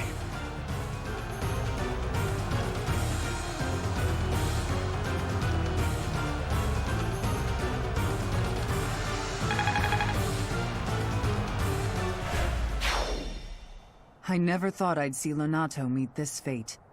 Well done, everyone. Let's gather our troops and go. Damn it was all so pointless. I've never seen so many people utterly heartbroken. Forcing innocent citizens to risk their lives? That man was not a noble, but a monster. What could have pushed Lord Lonato to this point? Everyone was a bit shaken by the militia fighting alongside our enemies.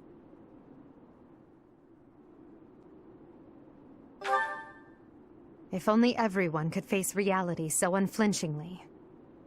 The commoners who allied themselves with Lord Lonato believed they were fighting for a just cause. It would be disrespectful to consider them simply victims when they died for what they believed in. Still, we have no choice but to eliminate those who cling to unreasonable ideas of justice. Even if our enemies are the gods themselves, we must never lose sight of our goal. I'm surprised to hear you say that. Really, I'm just like Lonato. I, too, will be the sort of ruler who's willing to risk the lives of my citizens in service of a higher cause. It's not possible to change the world without sacrifice. Dying for the greater good is not a death in vain. Professor, I'm afraid this incident is far more serious than anticipated. I found this on Lord Lonato.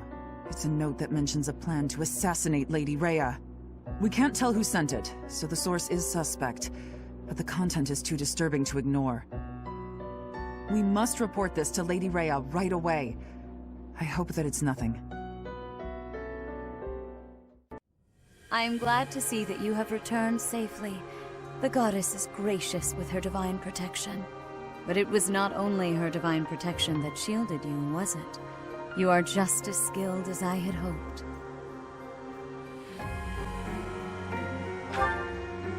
There is no need for modesty. I heard some of the students were hesitant about fighting militia.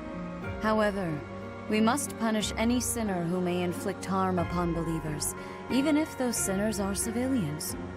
I pray the students learned a valuable lesson about the fate that awaits all who are foolish enough to point their blades towards the heavens. Our real concern is what Catherine reported. The secret message that was in Lord Lonato's possession.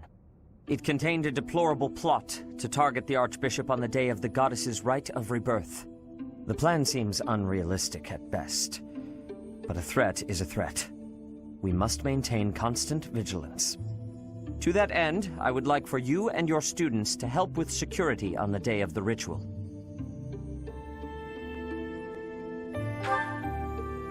That is most reassuring. You have my gratitude. The rite of rebirth is of paramount importance.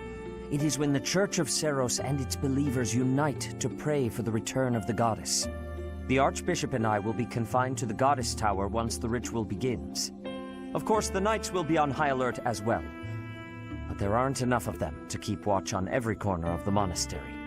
It is far from ideal to be forced to mobilize students, but the gravity of this situation requires that we all bend to avoid breaking. While there is no need to fear for my safety, we cannot turn a blind eye to those who would blaspheme so heinously. With any luck, this will all be for naught. Still, be on your guard.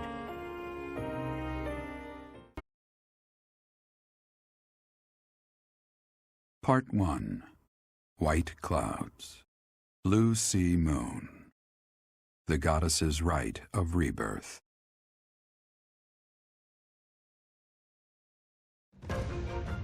As the sun grows stronger and the nights grow ever shorter, the Blue Sea Star returns to the sky once more.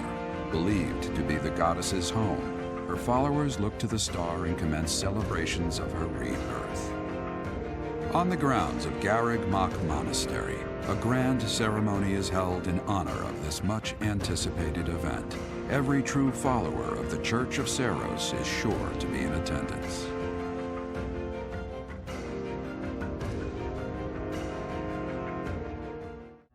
Our mission this month is to patrol and set up defenses to stop the assassination plot. I wonder if an assassination attempt is truly the goal of our enemy. You must sense that something's off about all of this. A barely concealed secret message trying to distract us from whatever's really going on. Sloppy, to say the least. And while everyone is out searching for a phantom assassin, they'll be free to accomplish their true goal with ease. The monastery houses many valuable weapons. Perhaps that is their aim? I hear the monastery has a treasure vault, too. Seems like the sort of place a foe would like some alone time in. Garreg Mach is immense, and not just above ground, but below as well. Perhaps their aim lies beneath the monastery. It seems to me that we should search the monastery for a clue as to what the enemy might be after. Of course, we must never underestimate the need for preparedness, in case a battle should ensue. A secret meeting, Professor? Oh, we haven't been introduced. I am Shamir. Shamir is one of the Knights of Seros, and this young man is... I work for Lady Rhea, and I'm Shamir's apprentice. Oh, the name's Cyril.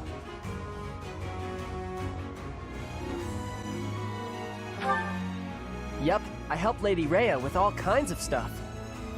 I've got to protect Lady Rhea, so that's why I've got to learn all I can from Shamir. Cyril adores Rhea. That aside, if you need anything, ask. Sometimes I wonder if your life could have taken you down a different path. If you had never met me and entered my service, you might have had a more peaceful... A more tedious path.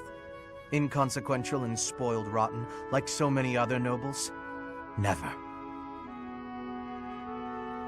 My duty to you is no mere obligation. I chose this. I had thought that would be obvious to you. I understand you well. Better than anyone. But when I see you at the monastery, studying with the others, it makes me wonder what kind of life you might have had without me. That's all. Such a life may have had its appeal. I thought I'd left my years of carefree innocence behind me. But I cannot deny that I find myself enjoying my time at the monastery. I feel the same way. That enjoyment, however, is only thanks to you. Standing by your side is all that truly matters to me. I see. Then I won't speak of such things again.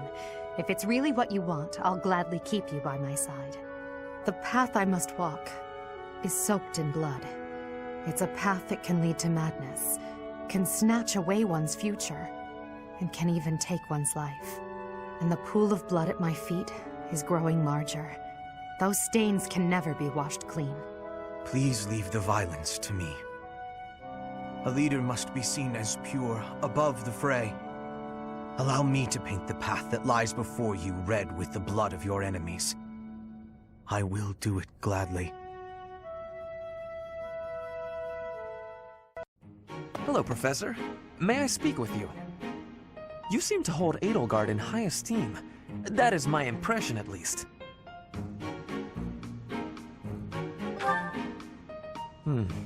She is certainly talented. No doubt about that. But I wonder, what is your opinion of me? I am quite talented too, am I not? Be honest. Do not hold back. Pretend that I am just a regular person, not the scion of a noble house.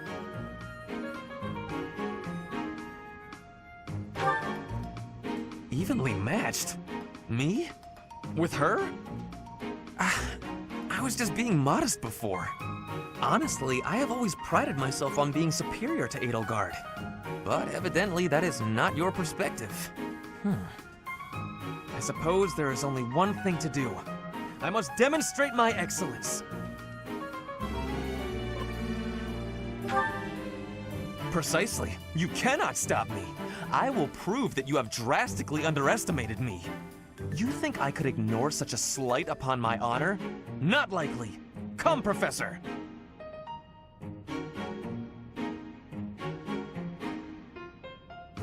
We will begin with battle. Edelgard's skills in combat are no match for mine.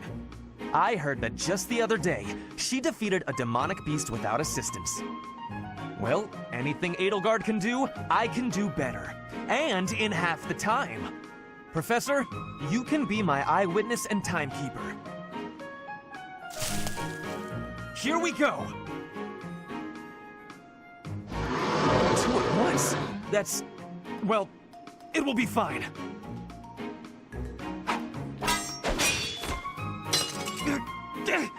I can't do it.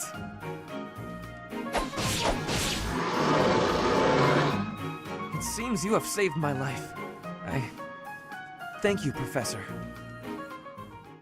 Well, I had fun today. Of course, you want to see me again, yes? Of course. I'd love to, Dorothea. Well, until we meet again. Oh, hello, Professor. Were you watching that?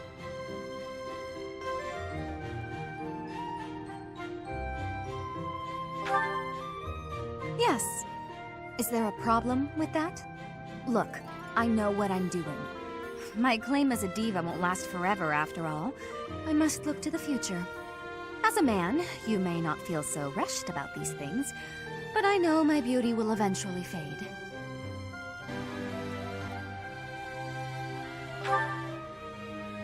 I wish I could be that easygoing. Anyway, I'm not just playing games with these boys. This is for my future. You have no right to object. I very much want to find a good partner here at the Academy. Someone who will take care of me for the rest of my life.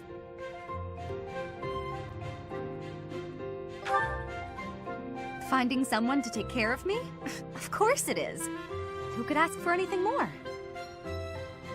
Anyway, I value your opinion, Professor, but I won't have you interfering with my life plans.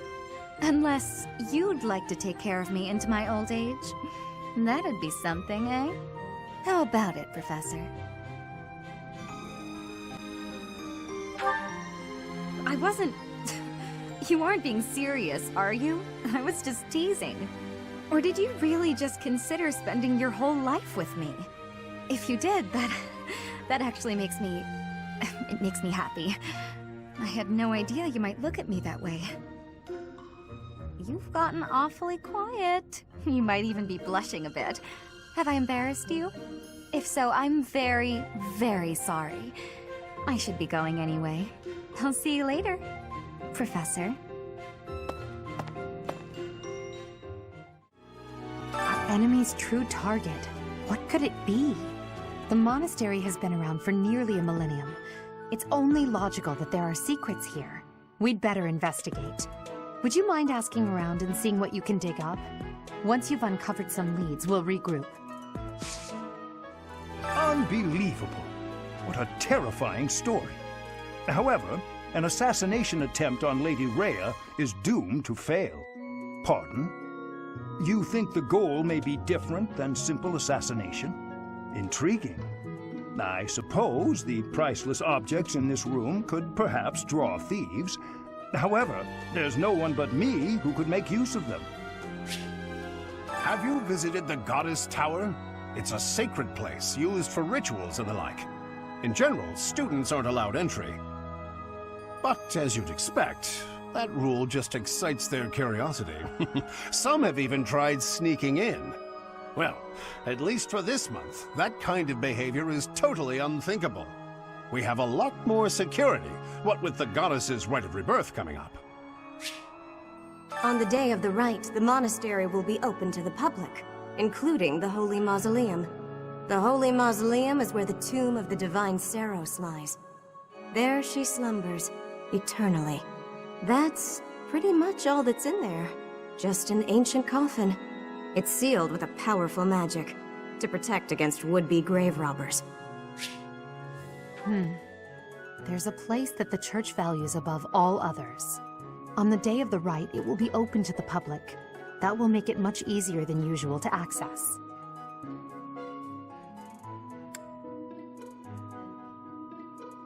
Precisely. We can't know for certain, but it's a distinct possibility that the Holy Mausoleum is our enemy's target. Petra, you seem to be flourishing in your new environment. Is all going well for you? Lady Edelgard, everything is well with me. Thank you for your question. Everyone shows great kindness, even while I am still learning about the language. I'm glad to hear it. After all, a Brigid Royal like yourself is of vital importance to the future of the Empire. If you ever need anything, please let me know. It's my job to watch out for you after all. If that is your want, I will rely on you if I have the need. However, I will not have that need. I can resolve any problems that occur by myself. I don't doubt it. Perhaps I'm worrying too much. I just don't know what I would say to your family if something were to happen to you. Do not spend your worry on me. In Brigid, there is a phrase we say. You cannot shoot two birds with one arrow. Brigid and I are that second bird. Your first target is your ambition. Can you disagree? There is certainly truth in your words. I do have ambitions that transcend all else for me. When I ascend the throne, there are certain things I must do. Tell me, Petra, who do you think I am? Huh? I will tell you. I am Edelgard von Hresvelg, and yes, I'm attempting to do what no one else can. I'm prepared to shoot two birds, or even three, with a single arrow. That is the least of the impossible things I will accomplish. If you don't need my patronage, then prove it. Show me your power. Never settle for being the bird. Be the arrow instead. I will take your words to my heart, and you will be seeing my power. I give you my promise. Hello there, Edelgard. Are you looking for something? You could say that. I'm looking for someone named Linhardt who's been skipping lectures again. I see. Well, congratulations, you found him. Did you want him for something in particular? What else could bring me here other than your complete negligence? Well, perhaps you're interested in hearing my latest theories on the nature of crests. I suspect the formation of crests may be quite different than that recorded in church tradition. Before you go on, is there any discernible benefit to me allowing this battle to continue? Well, of course. And that would be? I suspect you'll find the topic rather entertaining. That's it. What more do you need? Crest research is its own reward. You know, if you ever truly applied yourself, you could become a distinguished scholar. You could use your crest knowledge to benefit the world, or uncover new discoveries in magic theory. Why would I busy myself with such tedious work? I perform this research for my own knowledge. I'm not interested in the world at large. There's nothing wrong with a selfish drive for knowledge, but only if you put it to good use. I'm sure there must be some use. Oh? Then please, tell me what potential uses you have in mind. Well, there are people out there who spend good money on bizarre artistic creations. So I'm sure my not at all useful research could be used as a fine lullaby for the children of the world. A lullaby? I have things to do. Just know that this was my last warning. Sure, of course. Goodbye.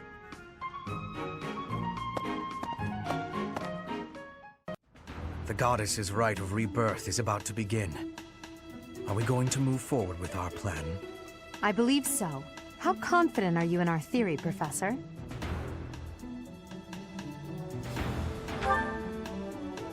Oh, I don't like those odds at all. All that matters is how our enemy makes their move, not how our teacher feels about the plan. You seem a mite too relaxed for my liking. The goddess's rite of rebirth is about to begin. While we are in the goddess tower, we are relying on you to secure the locations that are lacking in defense. May I let you in on something, Professor? My brother can be a bit callous. He told me that he was concerned about you, and hinted that perhaps you would be better off patrolling a coffin. That was said in jest, Flane, and in confidence. Please just remain by my side and do not cause any more trouble. As a professor, you would do well to remember that it is your duty to guide your students down the path of righteousness. Please excuse us, everyone. We shall see you again after the ceremony has concluded. A coffin. How fascinating. Hurry, Professor. We must find a place to hide where we can guard the stairs to the Holy Mausoleum. If the enemy moves as predicted, we should be able to cut off their escape path and capture every last one of them. We were right. Unwanted guests have come to visit. Those Central Church dastards have spotted us. Buy me some time while I open the seal on the casket. I'm on it.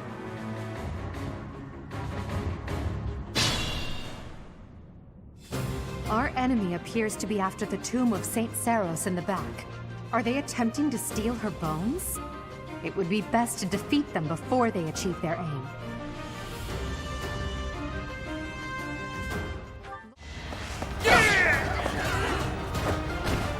Each battle, a chance to grow. I will win! Flame Spirit, protect me. Disappointing, but I will not misplace my heart.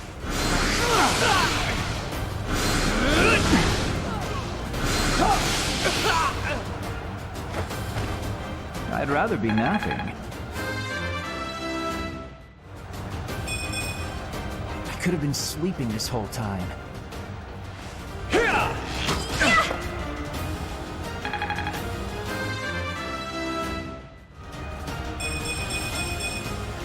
Whoa, did I get stronger? Next time, bring your friends. Death Knight, prove your strength and scatter these fools. I don't take commands, or waste my time on weaklings. That knight is a powerful enemy. Let's do all we can to avoid him. Don't waste my time!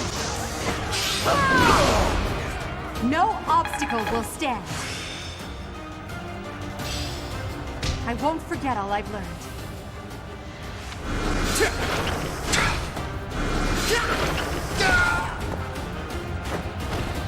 For Lady Edelgard.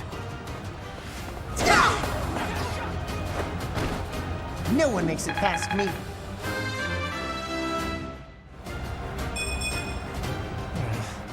Stronger than this? You're too late. The seal will be broken any minute now.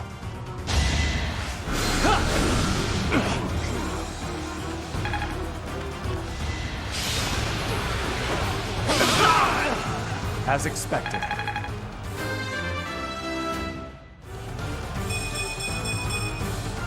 such power dwells within? It's no use. A seal is broken. You can't... a sword.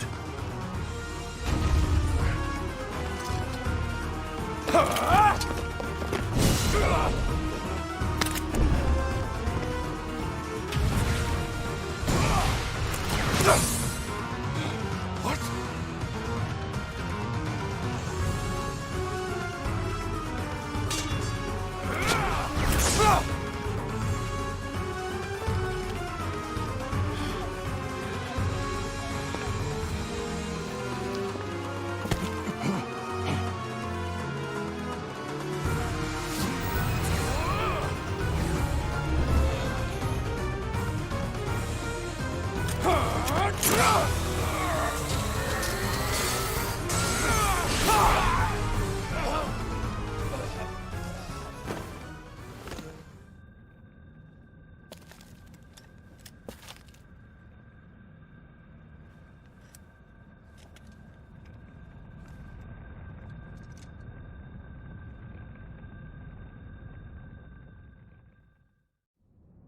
That sword is...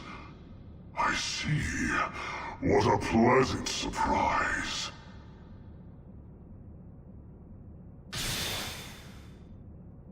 He got away. That sword. Why is it... That's the sword that was in the casket. Seems to be shimmering, almost as though... Is the intruder here? Oh, looks like you have this under control. You, round up any stragglers. Will do. As all of you have committed a breach of faith, the Archbishop will now pass judgment. Inciting a kingdom noble to rebel. Unlawful entry. The attempted assassination of the Archbishop. An attack on the Holy Mausoleum. It is unnecessary to go on, followers of the Western Church. What? We have nothing to do with the Western Church. You have already been identified. Please spare us your second-rate theater. Dishonoring a holy ceremony is worthy of death for a member of the Church. You are well past the hope of redemption. If you have any grace remaining, you will willingly offer your life as atonement for this crime. No! This isn't what we were told would happen! We've been deceived! It's no use arguing. Whatever your excuse, the punishment stands. May your souls find peace as they return to the goddess. Wait! Please! The goddess would never forgive you for our execution! Monster! We know you've already slaughtered many of our fellow brethren like this. This concludes the investigation. Please remove these poor lost souls from my sight.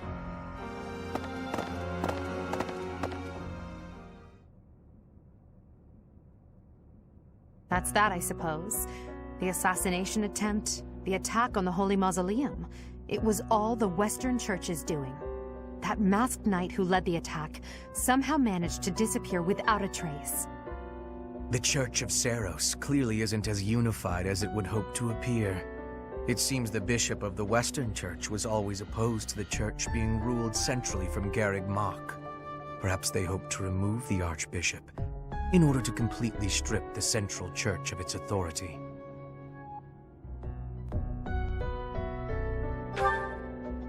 Oh, that's right. Geralt mentioned that you were raised without any exposure to the church. In order to function more efficiently, the Church of Seros is split into several smaller entities. The Central Church is the largest, and leads the organization from Garreg Mach. The Western Church extends from Castle Gaspar, where Lord Lenato rebelled, into the far west. They can be found just beyond the most renowned stronghold of the kingdom, the fortress city of Aryan Road. It seems the Knights have been tasked with subduing the leaders of the Western Church. We may be given the opportunity to help them with their mission. To think, our own professor was born in Fodlan, and yet knew nothing of the church. I never imagined explaining something so basic to an instructor of mine. You're something of a special case, are you not?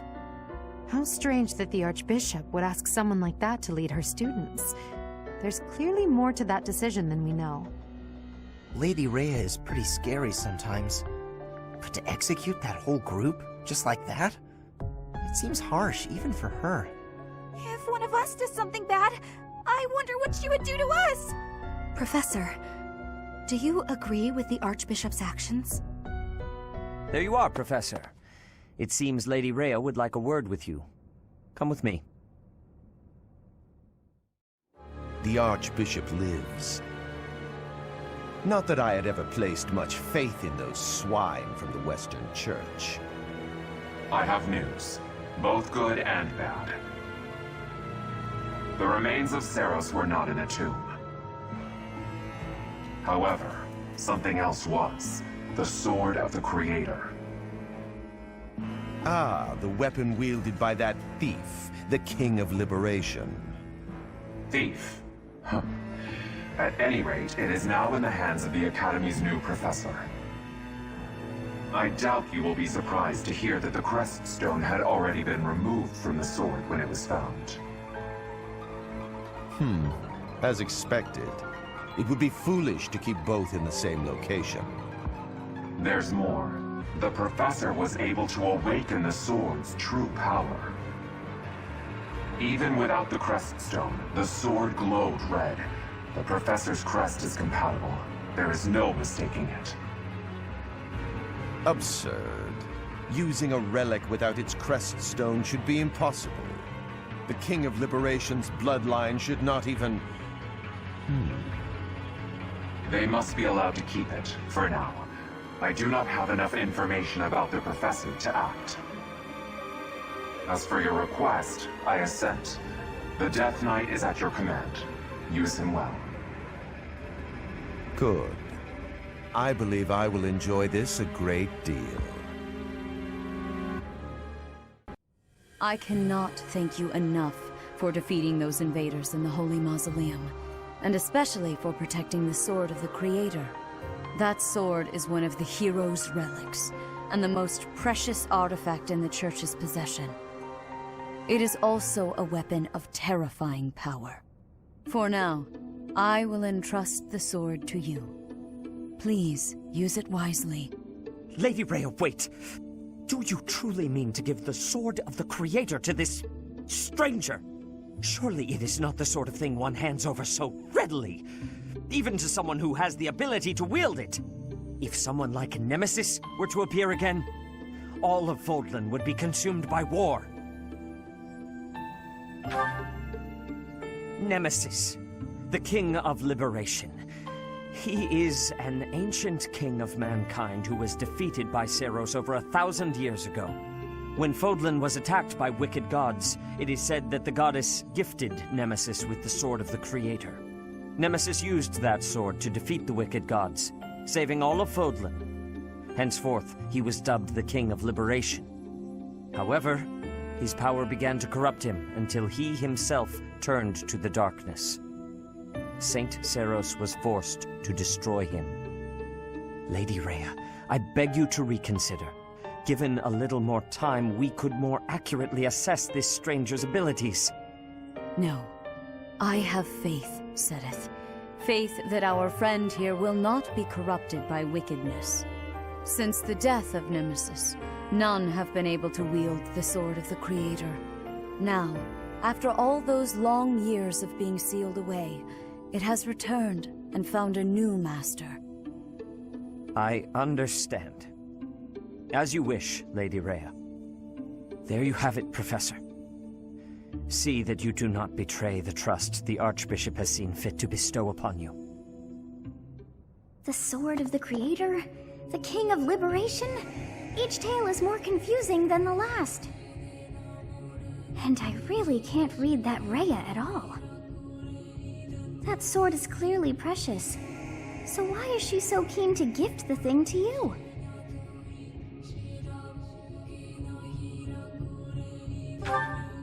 Is that a fact? I feel as though we have become entangled in a mystery. And there is one more thing that has been plaguing me. The Sword of the Creator. It somehow feels distinct from other relics we have seen. Such as the one that... Oh goodness, what was her name?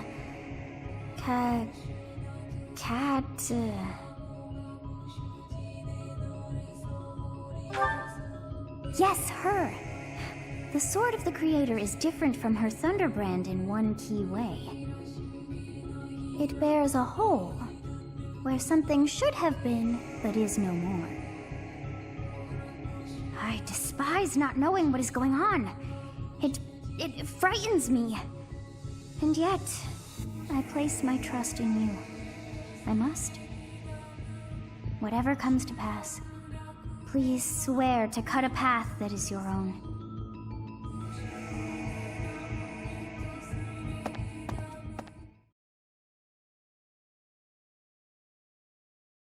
Part 1. White Clouds. Verdant Rain Moon. Tower of Black Winds.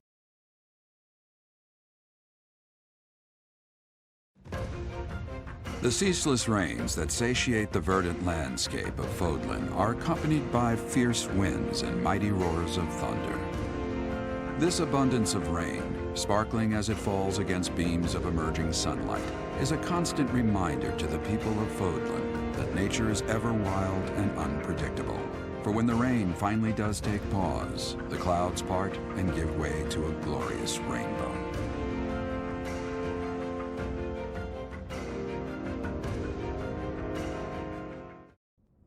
I have a new mission for you, Professor. I would like for you to take your students into Kingdom territory to eliminate some thieves. They stole a hero's relic from House Gautier of the Holy Kingdom of Fargus, the Lance of Ruin. Their leader's name is Miklan. He is apparently a disowned son of House Gautier.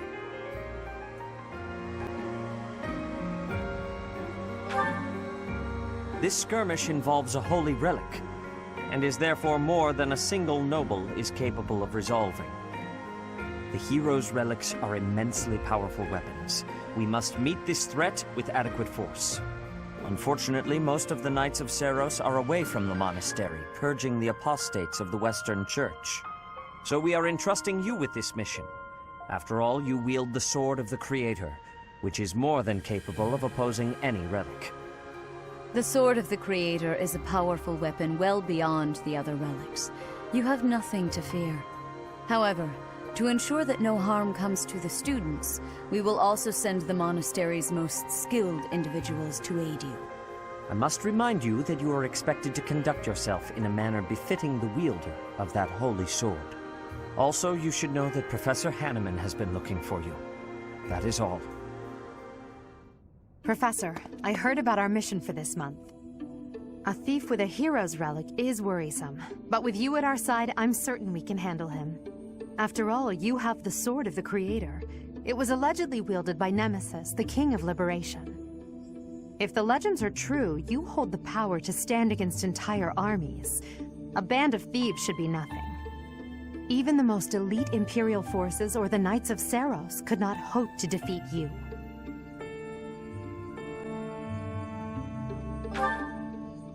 I'm just marveling at the potential. Besides, your power does not lie solely in the Sword of the Creator. You are stronger and more terrifying than you realize. Professor, when we leave the monastery, will you still think of yourself as my teacher?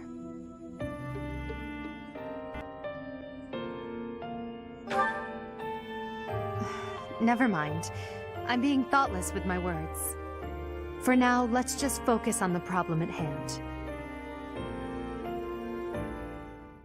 Good of you to come, Professor. I've heard much about you lately.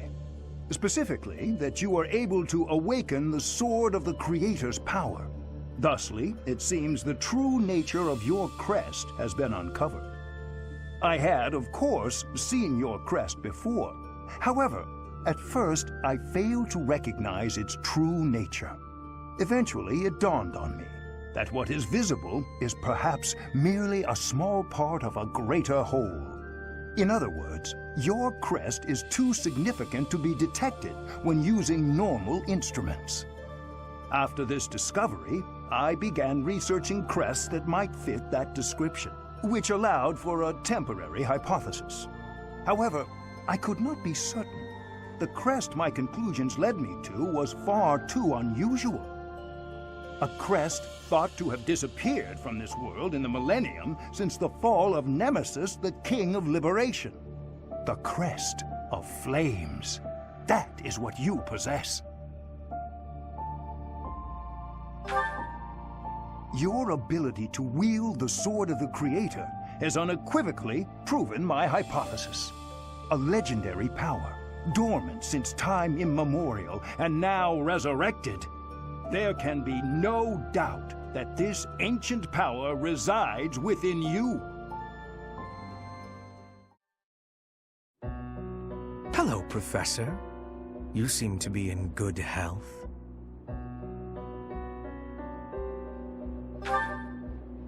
Of course. Doesn't seem intimidated. No, not at all. It's just that I find myself a little concerned for your well-being. You see, Lady Edelgard has taken something of an interest in you.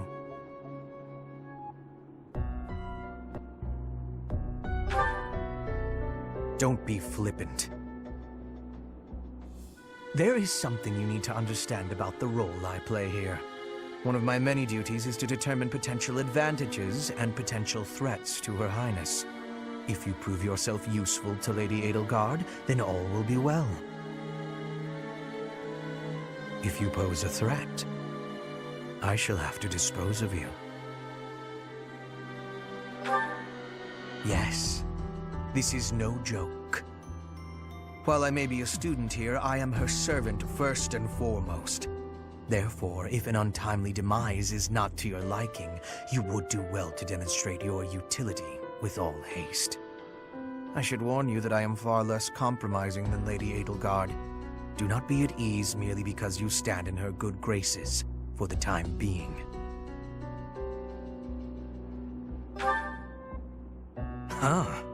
Such confidence. I'm beginning to see why you caught her eye. My family, House Vestra, has been sworn to House Resvelg for generations. Since the dawn of the Empire, we have worked to protect the Emperor by any means necessary. Both in the open and in the shadows.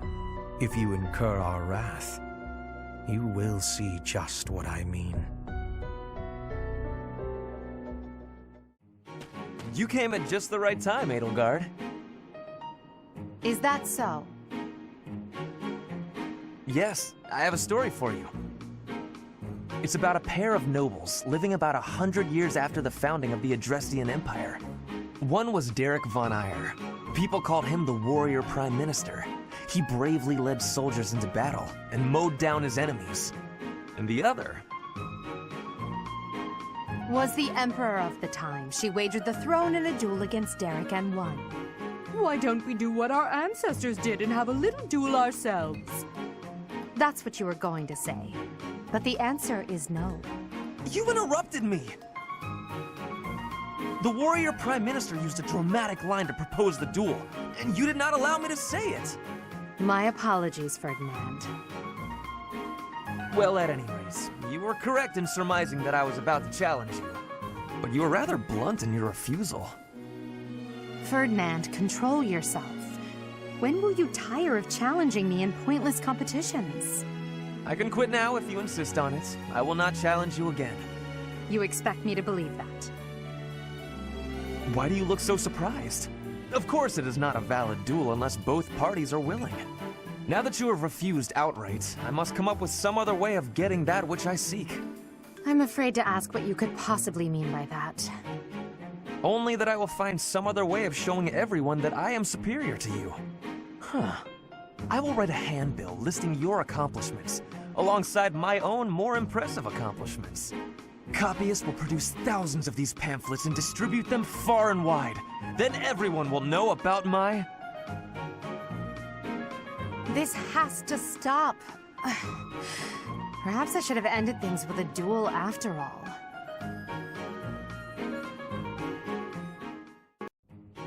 Adie. Uh-oh, you're scowling again. You're going to get wrinkles all over that cute face of yours if you don't smile more. Hello, Dorothea. I was just lost in thought. There are so many things to be done. To think of them makes my head ache sometimes. So many nobles of the Empire are utterly useless. When I am Emperor, I intend to appoint only those who can actually be useful. It doesn't matter if they're of noble or common birth. Noble or common, eh? Can you really do that? I mean, not that I don't agree. I'd make all those nobles vanish if I could. It's not a question of can or cannot. All that matters is doing it and doing it right. The nobility system has only been around for 1,200 years. The concept didn't exist before that. Only 1,200 years, huh? You always say such preposterous and extraordinary things, Adie. Yet somehow you actually make it work for you. It's like you're a character from an opera. A character from an opera? If an opera is made about my life someday, I wonder how I'll be portrayed. The revolutionary who guided the Empire to a new dawn, or the foolish ruler who took her revolution too far? Well, that all sounds pretty violent. But either way, it would make an incredible opera. Do you figure it'd be a grand action piece full of combat and strife? Or would you prefer a somber political drama? Hail the mighty Edelgard, though red blood stains her story. Heavy as her crown may be, she will lead us all to glory. To a brighter dawn we shall carry on. Hail Edelgard! That's quite enough, Dorothea. I'm starting to feel more than a little embarrassed. Lovely as your voice is, let's just hope that any operatic productions about me are still a ways off. Hey, I wanted to ask you to join me, but I couldn't find you. So, here I am. I was thinking we should visit your mother. She's resting beneath this humble grave.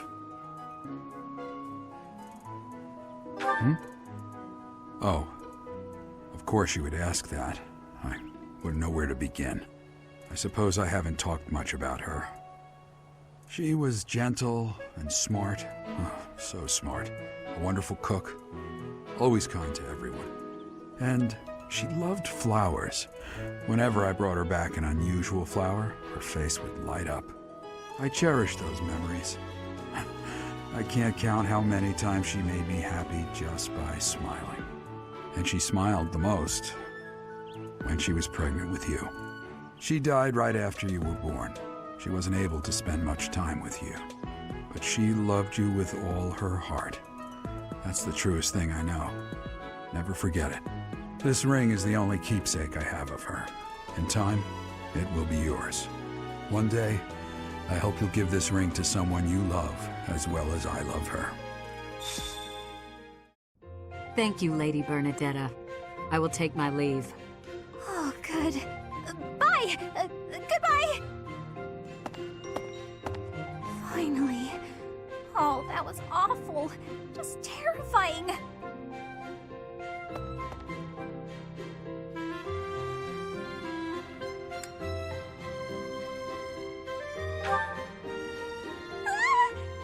Please don't sneak up on me like that! That lady asked me to show her around. I tried to be polite, but strangers are just so nerve-wracking.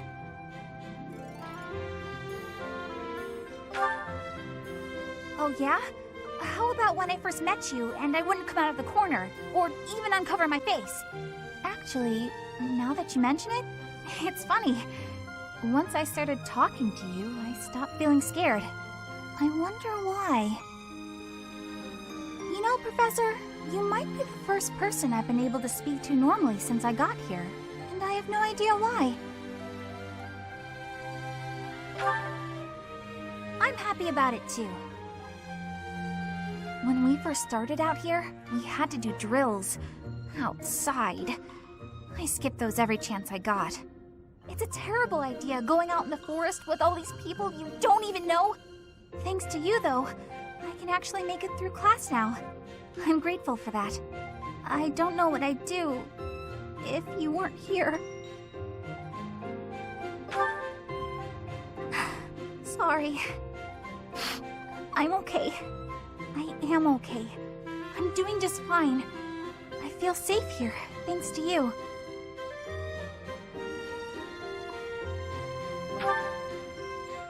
What? You saw that? Why would you see that? You were watching me? That crosses the line, Professor. Singing? Me? Why would I be singing? I'd never be singing. I've never been so humiliated.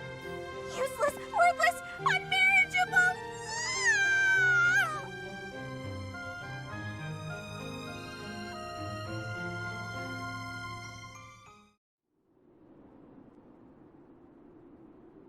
Hey, Professor, what's going on?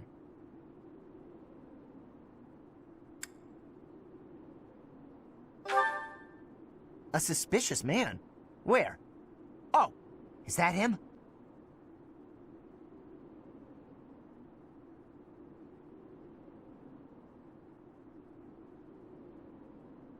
What do you think he's up to?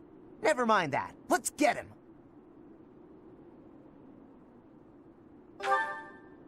Keep watch? It's so boring. My instincts tell me that he's up to no good, and my instincts are never wrong. Come on, let's get him before he has a chance to strike. Huh? Huh! It leads to the plaza where the kids play. There's no way I'm letting this guy get anywhere near those kids.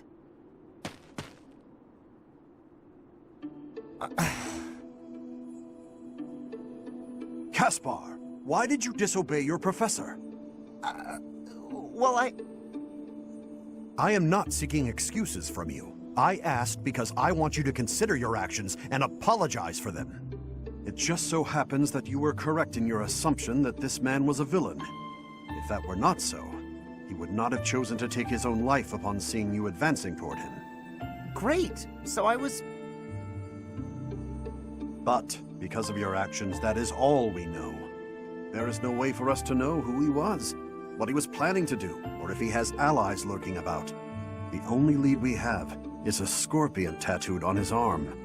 If this indicates that he was a member of an underground organization, we have no way of dealing with it. Are you prepared to be held responsible if his group commits a serious crime?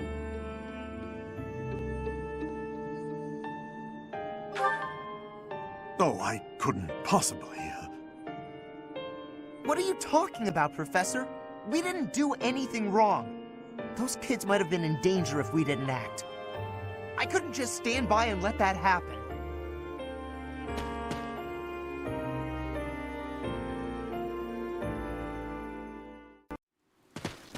This weather is unfortunate. Those villagers were right when they said a storm was brewing. But they were more afraid of an attack than they were of the storm. Let's end this quickly. The thieves have taken Conan Tower as their base. There it is in the distance. Niklon must be more skilled than your average thief to have overtaken a place like that. This area was the site of a massive battle several hundred years ago, when invasions from the north were at their peak. This tower was built for both surveillance and defense. It will be difficult to seize it. You know your history, Gilbert. If I recall correctly, you're from the kingdom, aren't you? I left my home long ago. If you have any questions about the mission, I'd be happy to answer them.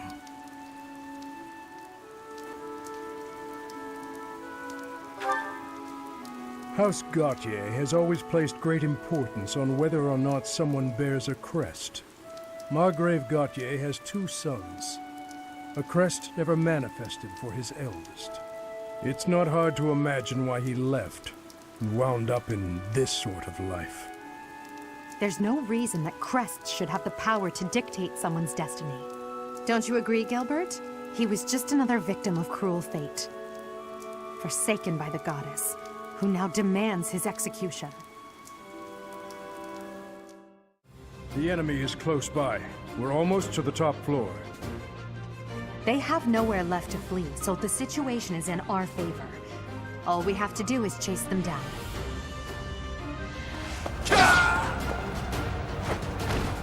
You fought well. Splendor of nobility! This was beneath me. Take me seriously. All roses have thorns.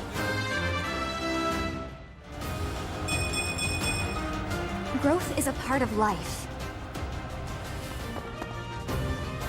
The captain's in trouble. Hurry up, you fools! Enemies approach from the lower floors. Watch the rear flank.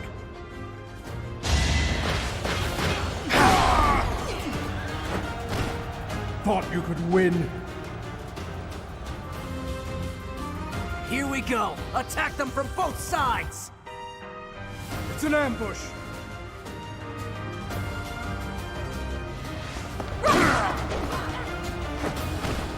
Failure is not an option.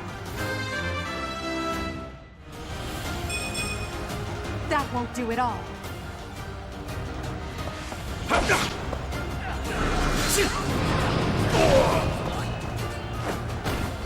For Lady Edelgard.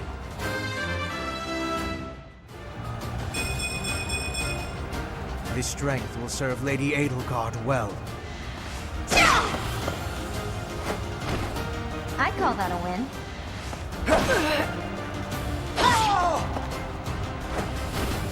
Flame Spirit, protect me.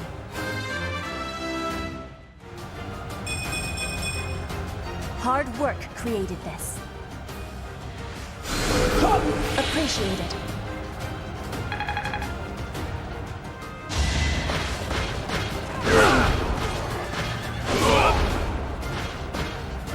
I have yet to be forgiven.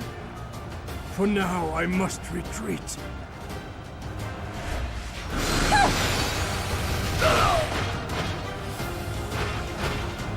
I won't go down so easily.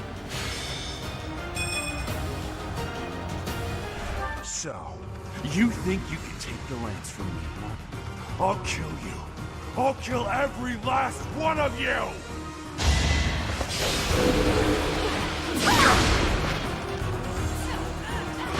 Shoot that off.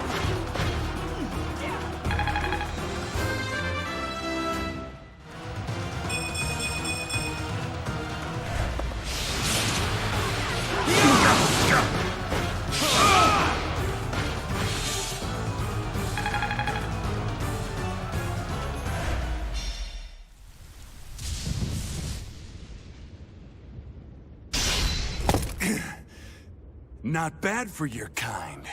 A bunch of spoiled, rotten children.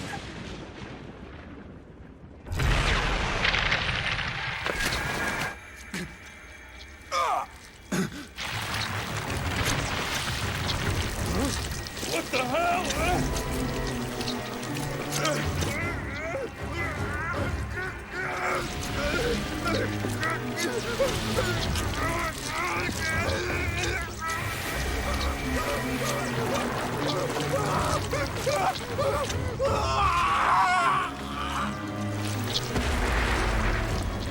Dad, look at that! I'm out of here!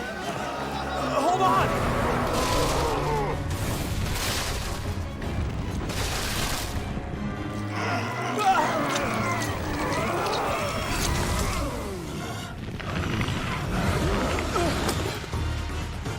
No! Ah!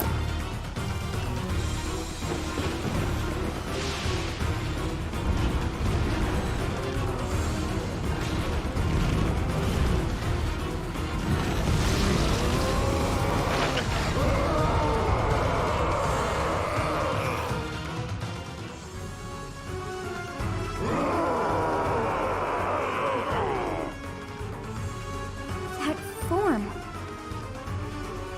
Oh my. Is this your first time fighting such a thing? Then listen well to what I say. An evil power has caused them to grow quite large. Their life force is beyond a mortal like yourself.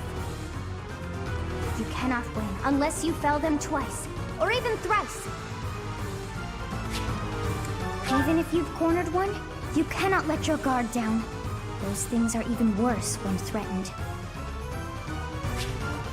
But you should be conquering that thing instead of talking to me. If you're out of questions, get over there and fight! Such is the fate of one whose life is corrupted by a crest stone. How pitiable. The least we can do is put an end to his suffering.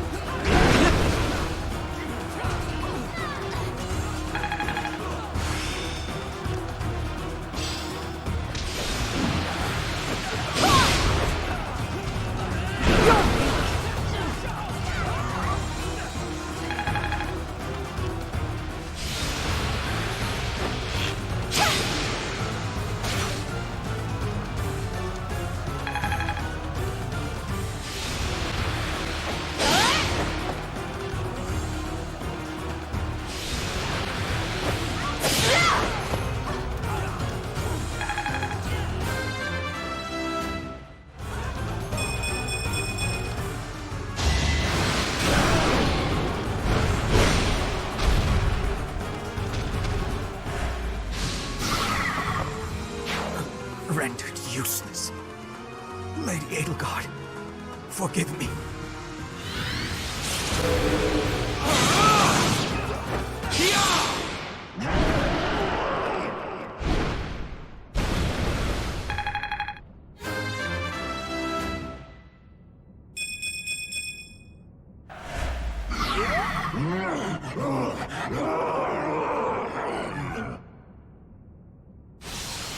Goddess, the beast is gone, yet Miquelon and the lance remain. It is done. Let's retrieve the lance and depart at once. That man, his form was changed. It was as though that lance was swallowing him whole. Upon that sight, it makes sense that your students were upset. I wonder if those relics truly hide such power. Yet even still, that power seems familiar. That form as well. As one who wields the sword of the Creator, does that mean you possess that power too? Professor, you have returned. The goddess is indeed generous with her divine protection. I have already heard Gilbert's report about what happened.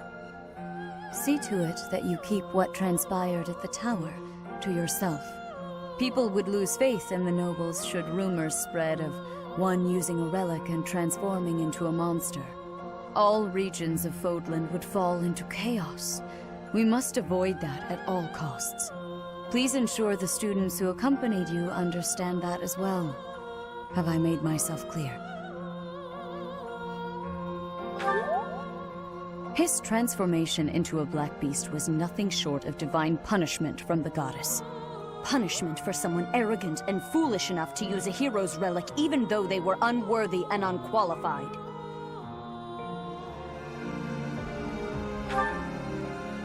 Of course, that is why we rushed to recover it. Sadly, we did not arrive in time. The church will formally return the lance to House Gautier, if you would. You have my gratitude. I can see that I was right to trust you with this. Please report back. I will tell you of your new mission for the coming moon at that time. I assume the Archbishop was pleased with your performance. Did you return the Lance of Ruin? I keep thinking about what Gilbert told us.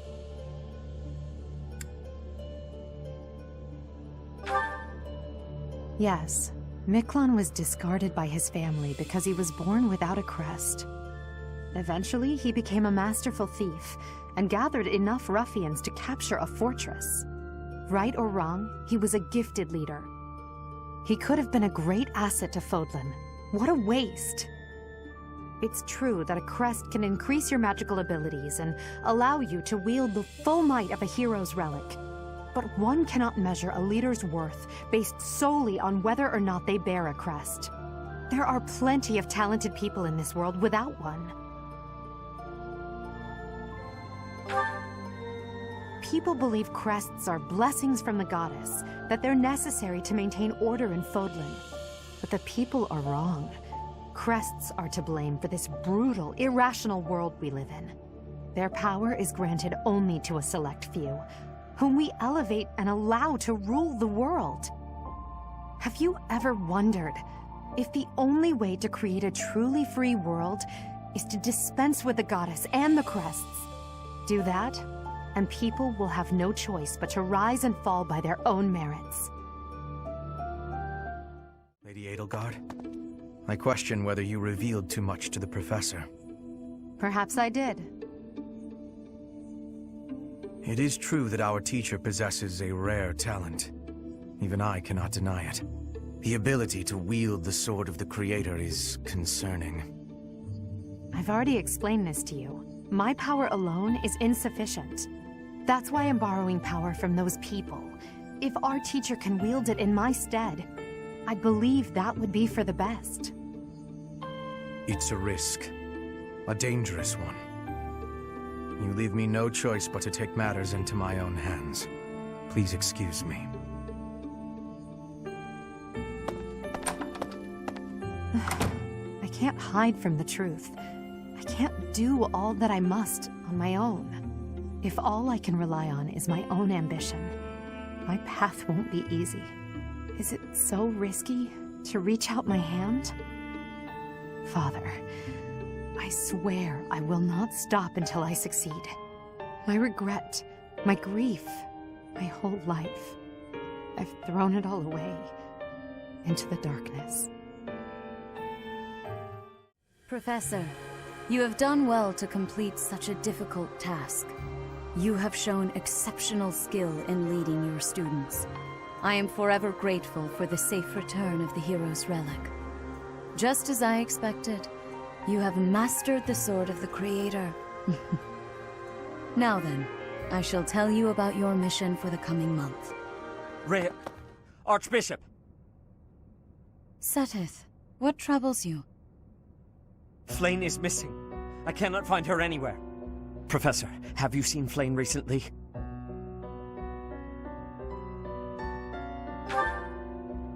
I have searched everywhere.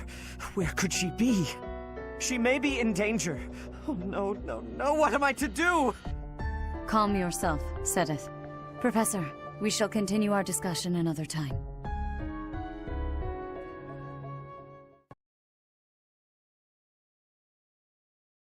Part 1. White Clouds. Horsebow Moon. Rumors of a Reaper.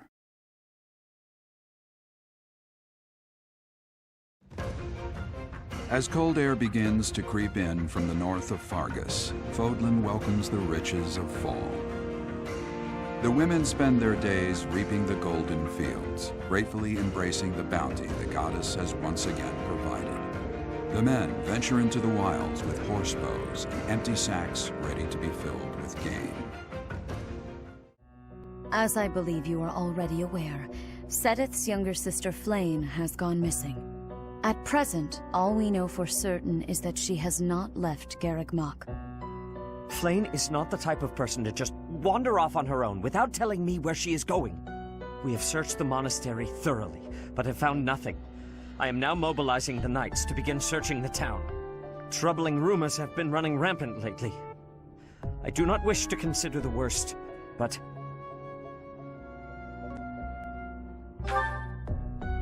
There are rumors of someone prowling the streets and attacking innocents night after night.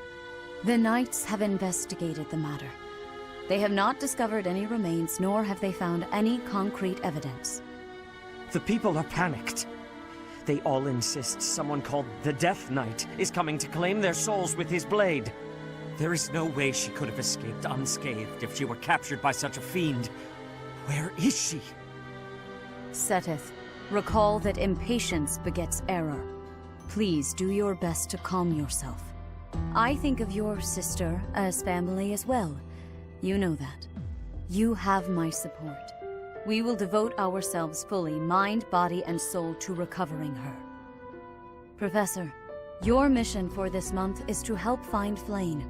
The Knights have the town covered, so I ask that you focus your efforts on searching the monastery again. We do not have time to waste. You have your orders. Flayn has gone missing? Most unsettling. It doesn't seem likely that she's simply gotten lost. I'll help in any way that I can. So, our mission this month is to find her? Well then, let us hurry and locate her before anyone else. I hope Flayn is okay. What would happen if... Just what would we do if... You can't think like that, Byrne. Sedith would have a heart attack if he heard you. I've heard that she has a crest, but I suppose for this moment that is irrelevant. We'll start by gathering information. Someone must have seen Flayn recently. Right. If we work together, I'm certain we'll find her.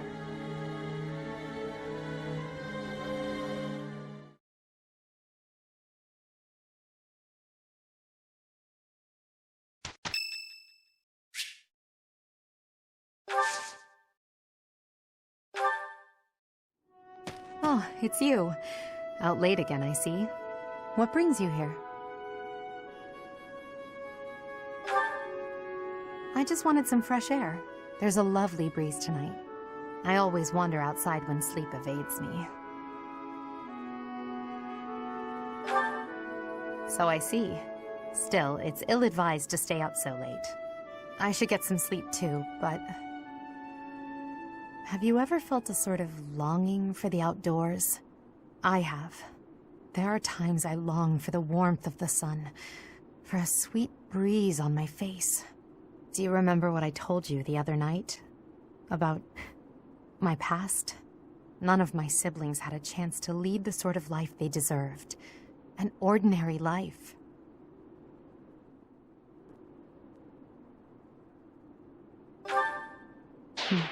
Well, perhaps if I tell you more, it will come back to you.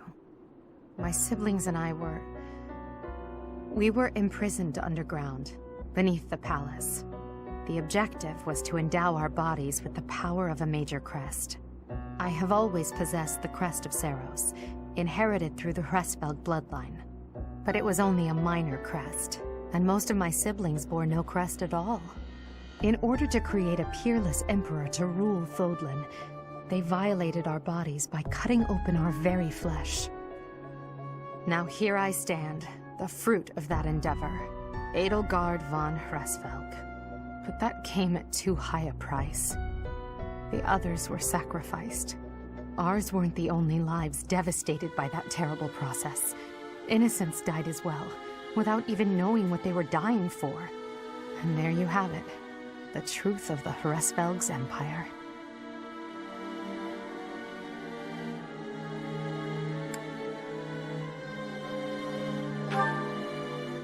It is. But when you see my true strength, you will know that I speak the truth.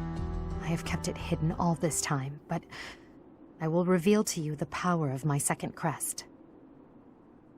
It is the same as yours, the crest of flames. When it manifested for me, I swore a silent oath. For the sake of my family, and for all the poor souls whose lives were traded for my existence. For their sake, I will build a world where such meaningless sacrifices never again sanctioned. As Emperor, I will change the world. I swear it.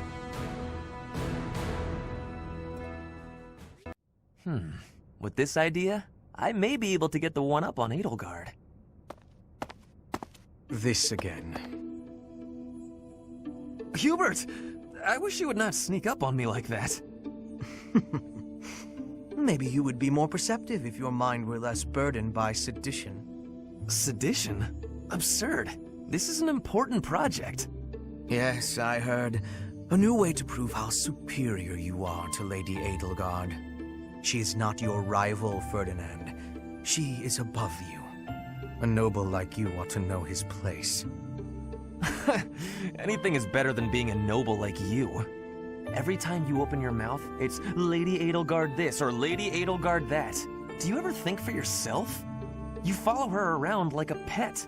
You spend all of your time fretting over her, and yet you never truly express an opinion of your own. Before you reprimand me, take a moment to consider your own failings. Your nonsense is tiresome, so I hope this will be the last time I have to remind you. Lady Edelgard is the Imperial Princess. You are merely the Prime Minister's son. Yes, I understand that. But my duty is to guide her, to give frank advice when she is on the wrong course of action. That is what I strive to do, always. Thus my devotion to surpass Edelgard, so that if she needs guidance, I will be prepared to give it. If you think it is tiresome to have a mind of your own, you will never be much of an advisor. Does the river of filth pouring out of your mouth ever stop flowing? Your obsession with all things superficial is disgusting. It's no use. You're hopeless. I'll take my leave. I have nothing more to say to you. Get out of here.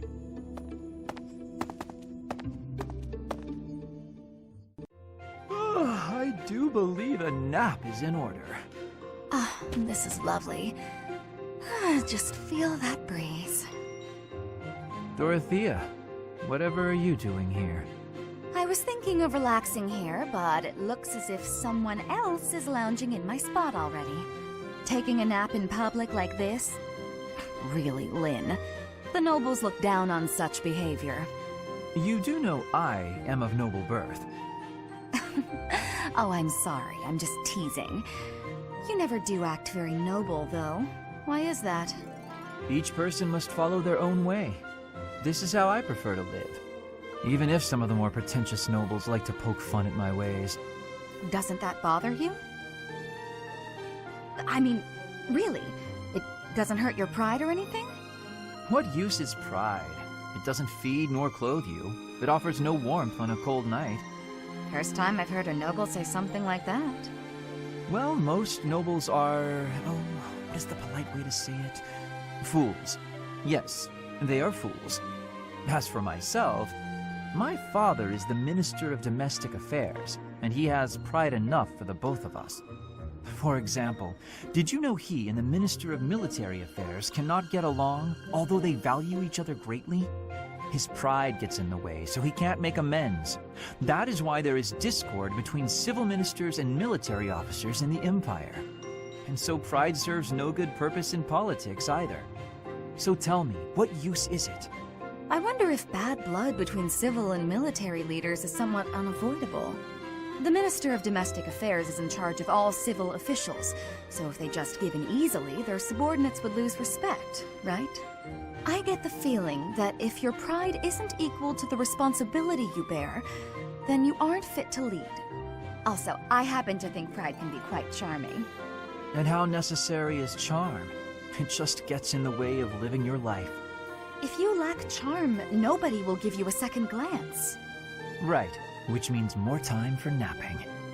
Lynn, you can't really believe what you're saying, can you? All right, time for some more... Oh, Petra. Hi. Caspar, do you want to train with each other? Yeah, sure. You have had new training recently, and great improvements. I want great improvement too. Will you give me help? Well, hey, look at that. You pay more attention than I gave you credit for. I have been trying new training methods. They're definitely paying off. My movements are much sharper lately, more precise. I am knowing that. I want that too. You teach, I learn. We both get more strength. It will be greatness. All right. I mean, I guess we can give it a shot. Petra? Yes, Caspar? No, never mind. Sorry. I was just thinking about something else. Nothing at all. Let's train. I heard a question in your voice. Say it. No. It's really nothing. Don't worry about it. Okay. I will not be worrying. Can we begin the training? Fine. We can talk about it if you insist. You can stop pretending like you don't know. What am I knowing? About my father. Your father? He is of the military in the Empire. I hear he has great skill. No, not that. Well, it's kind of about that. I'm talking about when Dagda and Bridget invaded the Empire. My father led the Empire's army that fended off the invaders. Your father was in that battle. Did you really not know? My father killed yours. You... How long have you had this knowing? I just found out recently. I had no idea before then. But it's all I've been able to think about since. So, now you have the truth. Petra? Damn it. What am I supposed to do now? We must begin our search for Flayn, Professor. If she ran off of her own free will, that's her business. But that may not be the case. For her sake, I suggest we assume that she was abducted and begin an investigation. Who benefits from kidnapping her? Let's gather all the information we can on anyone who's been acting strangely. I hope Flayn isn't going hungry. If someone really kidnapped her, I'll never forgive them. Now that I think about it, I saw Alois hanging out by the pond not too long ago. He was always getting into trouble for trying to talk to Flayn, you know? It's probably a crazy thought, but I'm starting to worry. Hey there, Professor. Did you want to talk? What? Me? Abduct Flayn?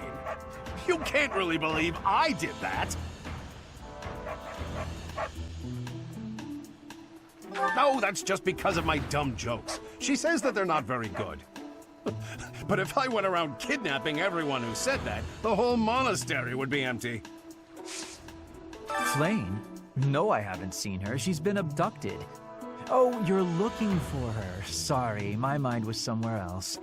I just recently learned she has a crest. Did you know that, Professor?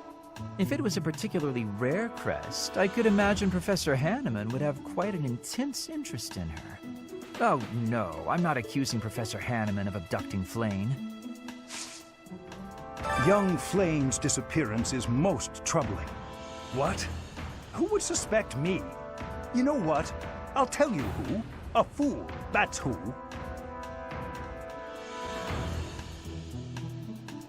Alas, Seteth would never allow that. However, while Flayn's major crest of Sethlin is rare, there are others who possess it. Flayn was child-napped. That is what you are thinking? And the villain is inside our monastery? I must have admittance. One person has been catching my eye. Shamir is a knight not like other knights. Her movements are being reminders of... No. They remind me of warriors of Bridget. Before she was here, what was she getting up to? What brings you here? I'm taking a break. Is this about Flayn? You find me suspicious.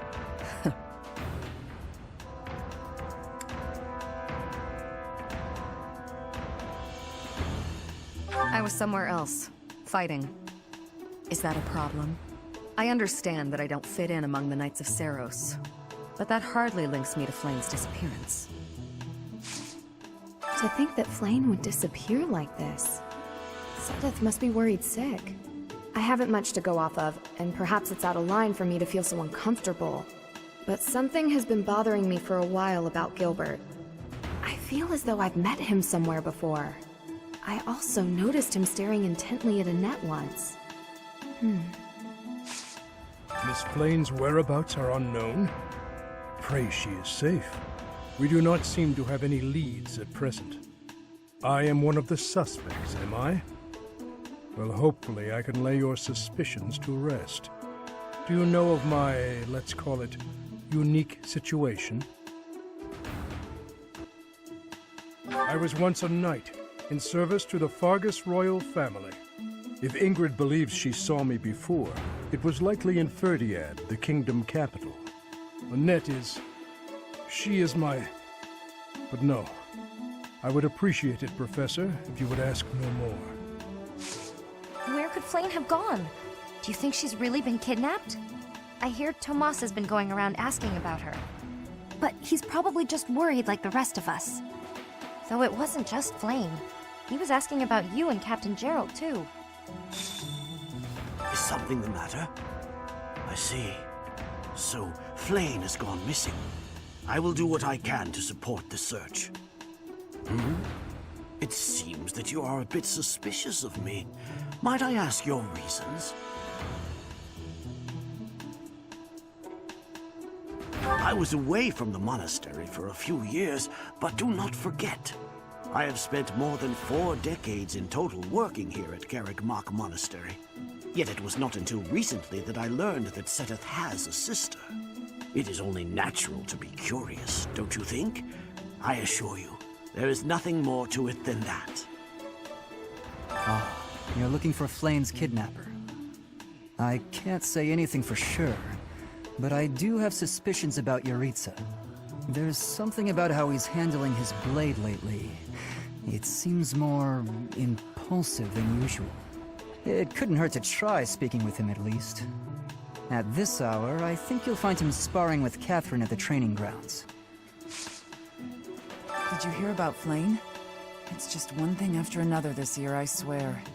Some of the lower-ranked knights are searching for her in the town. If they find anything, I'll know. What? Yuritsa? Come to think of it, I haven't seen him today. What would make you suspect him?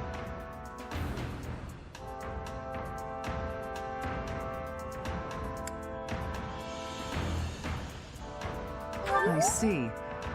Well, I'll let the knights know. Hey, Professor, have you seen Manuela? I saw her running off somewhere in a terrible hurry. I wonder if it has anything to do with Flame's disappearance. Do you know, Professor? Oh, yes. Didn't you know? She was the senior diva in our opera company. Because of Flame's disappearance, all of the knights are searching non-stop. But we haven't found a single lead. Seteth's face is getting paler by the minute. It's hard to watch. What's that? You're looking for Manuela? Well, I did pass by her earlier. She was carrying something. A mask of some sort. I'm not close to the guy, so I can't say for sure. But come to think of it, you could be right. Manuela ran off with Yuritsa's mask? We'll have to speak with both of them. But where could Manuela be? Yuritsa is likely at the training grounds, or in his quarters on the eastern side of the Knight's Hall. Phew. Oh, Professor, are you training too?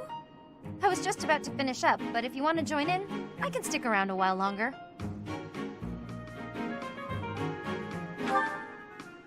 Oh no, it's fine. Just do your thing. Don't mind me. Come on, don't be shy.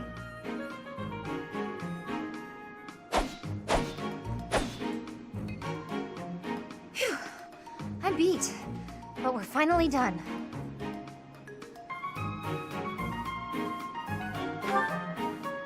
I was already training when you got here, and I finished right alongside you. Guess I outlasted you, huh? Speak for yourself. I'm always looking to improve. By the way, Professor, something I wanted to ask. Are you really Captain Gerald's kid?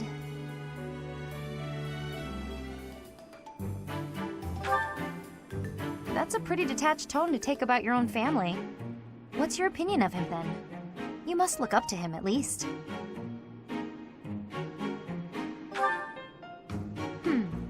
It doesn't sound like you really appreciate him. You didn't even know until you came here that he used to lead the Knights of Seiros, did you? If it weren't for him, you wouldn't be half the person you are now. You probably never even thought about how lucky you are. Oh, okay, this really bothers me. Listen up. I don't care if you're the teacher and I'm the student. I'm going to outshine you. I know you were some famous mercenary before you came here, but let me tell you something. I'm going to be better than you ever were. In fact, I'll surpass you in no time at all. So don't blink. You might miss it.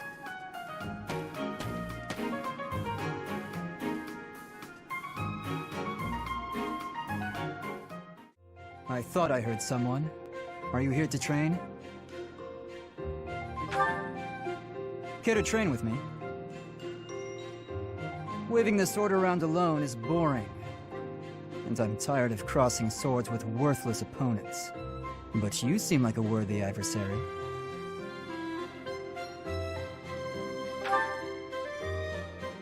I've always been interested in your technique.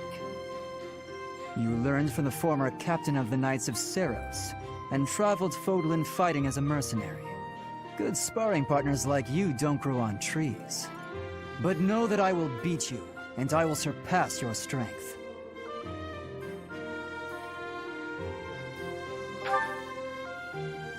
Why? I never really thought about that.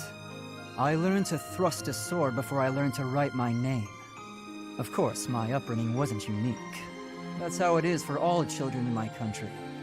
You're no use if you can't swing a sword, however mighty your crest may be. It was the perfect environment for me. I could live free of stodgy values and virtues. Grow strong so you may live, and live to grow stronger. That's what I was taught.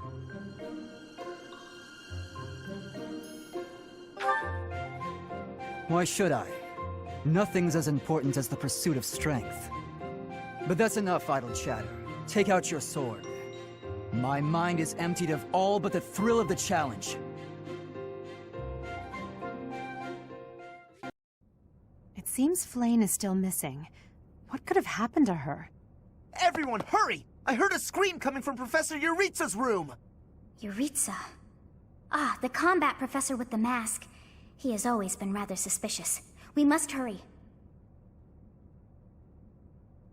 Professor Yuritsa? Are you there? He does not seem to be here. On the ground! Professor Manuela!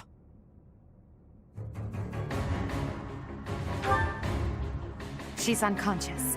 Someone clearly attacked her. Look at her hand. It looks as though she is pointing at something. There. There's an opening behind that shelf. Perhaps a secret passageway. What is the meaning of...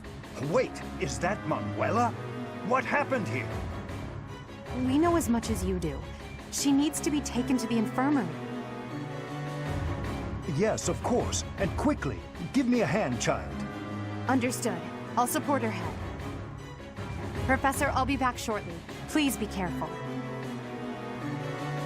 Does this mean Professor Yuritsa did it? Could he also have kidnapped Flayn? We should start by investigating this passageway. Do you agree, Professor? Agreed. The culprit could be hiding inside. That settles it. We'll take the offensive. Here we come, you monsters! Shall we, Professor?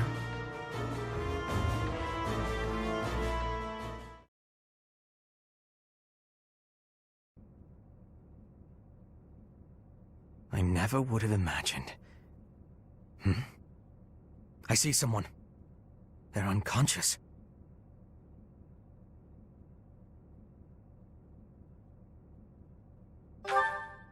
Yes.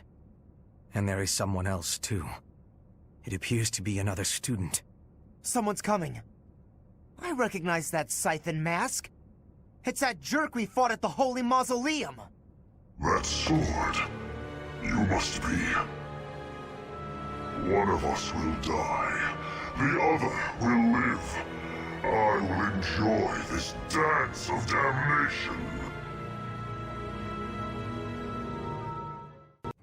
Our objective is to recover Flayn. Let us hope we are not too late. Let the lesson begin! Should I have held back?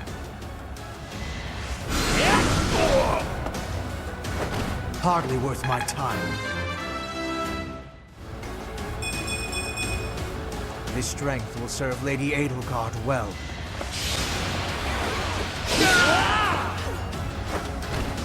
Only a fool challenges me.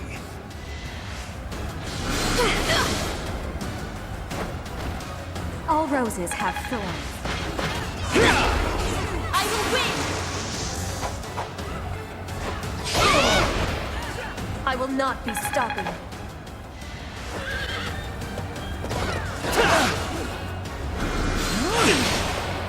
Let's get this over with. Huh. Victory.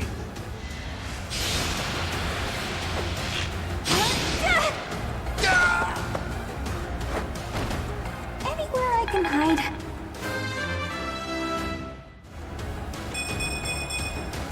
Whoa, did I get stronger?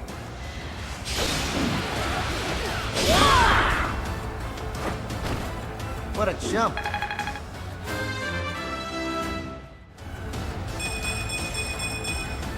I'm just getting started. What a thrill. Kill them. Halt. You're having a bit too much fun. You are getting in the way of my game. Huh. You'll have more opportunities to play soon. Your work here is done. Understood. I will go.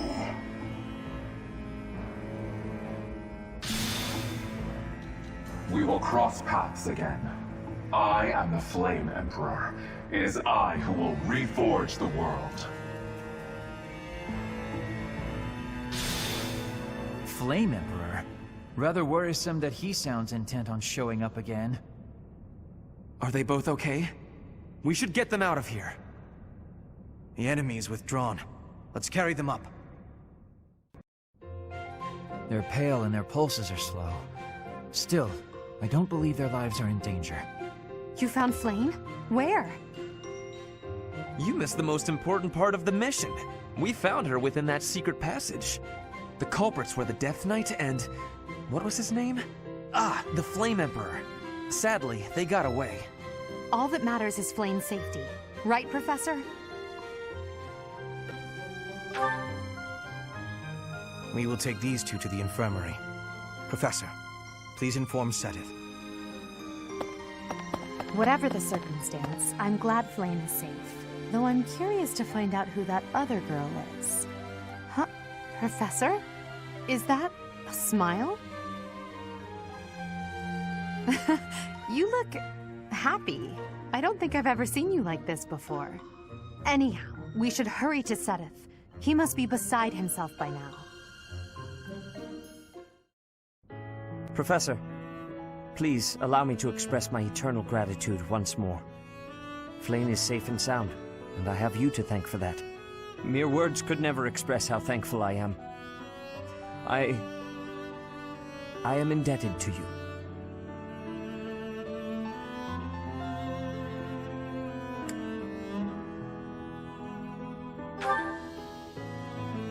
Yes, indeed.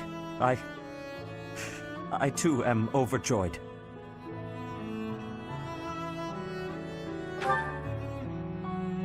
Her kidnapper was the masked knight who vanished during the Rite of Rebirth, the one known as the Death Knight.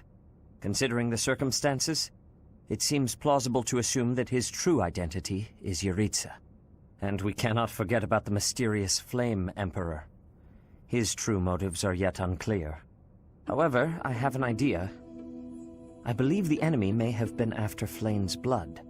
The blood that flows through her veins is special. It is extremely rare, and extremely dangerous. If enemies who know the secrets of Flame's blood have appeared, our only option is to leave the monastery and go into hiding. Brother, wait. Flame, what are you doing here? You should be resting. I do not like the path of your thoughts. I do not wish to live in some lonely, remote location where I never get to see anyone. Not ever again. If we stay here, you may be targeted again. Wouldn't it be better for the two of us to live in peace? Even if we ran off to some new, secret location, there is no guarantee that they would not find us.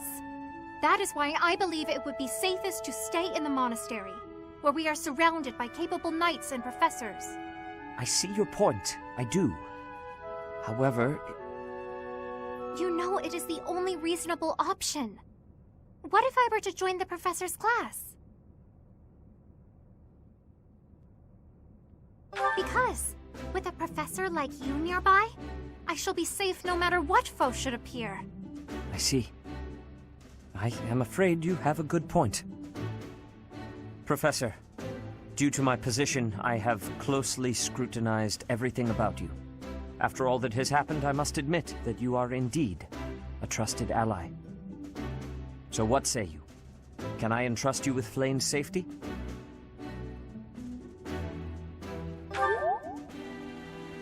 I am so glad that Flayn is safe. Yet I can't help but wonder what the story is about that other girl. She wore the uniform of the Academy. But who is she? Well done, Professor. I see that I was right to ask your class for assistance. I have been told that Manuela and Flayn are recovering nicely, as is Monica.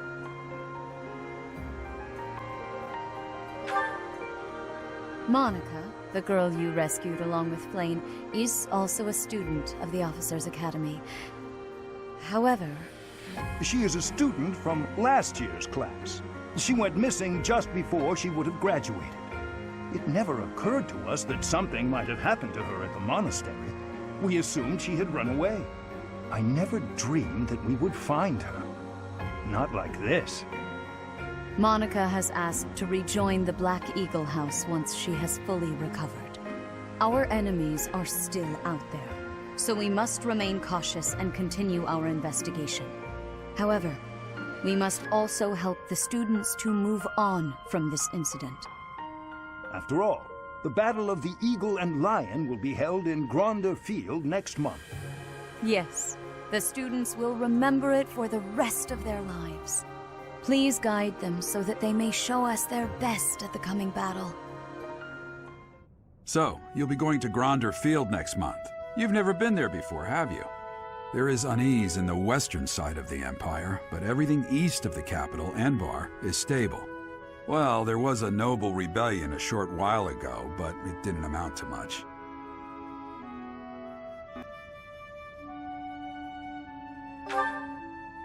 Sorry, but I've got my own mission, and it's far from Gronder Field. The Church has always been quick to make use of those who work for them. What I'm more concerned about is finding out who among us is pulling the strings. Ever since the Rite of Rebirth, strange groups have been seen around Garreg Mach, and elsewhere too. There was also an incident where some knights investigating these suspicious strangers turned up dead. Not that it's likely, but if something like that ever happens to me, search this room, every corner, behind every shelf. I'm going to leave something for you.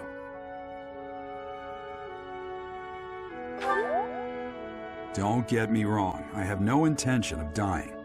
I know it would be too much to ask you to cheer up, but can you at least drop the serious... Well, I'll be. Was that a smile just now?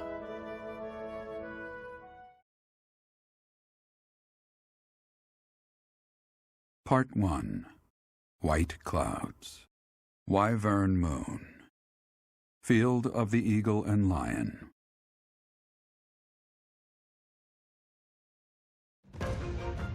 From on high, flocks of wyverns roar in chorus and soar the pristine skies, heading south for the winter.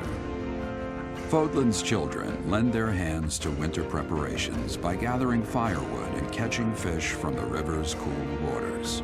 Yet all the while, their gazes are turned skyward, drawn to the magnificent sight above.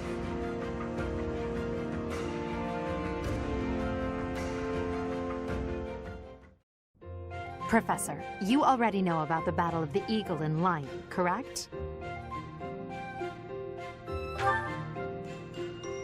I see. In that case, allow me to fill you in. It's a large-scale mock battle between the rival houses that takes place every year.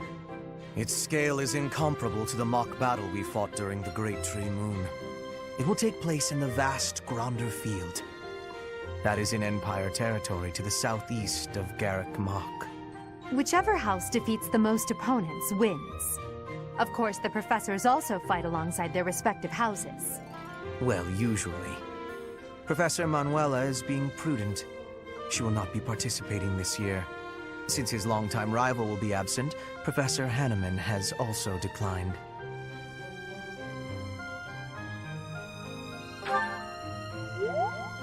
Oh, don't worry about us. You know you want to see the kids in action. Are you feeling any better, Professor Manuela? Thanks to all of you. But I'd only be a burden out there. My students don't need to see me collapsed. Well, not on the battlefield anyway. Correct. We will not be participating. Regardless, do not expect victory to come easily, or at all. Well put. We've spent the past few months pushing our students to their limits. You can see me in the infirmary after they destroy you.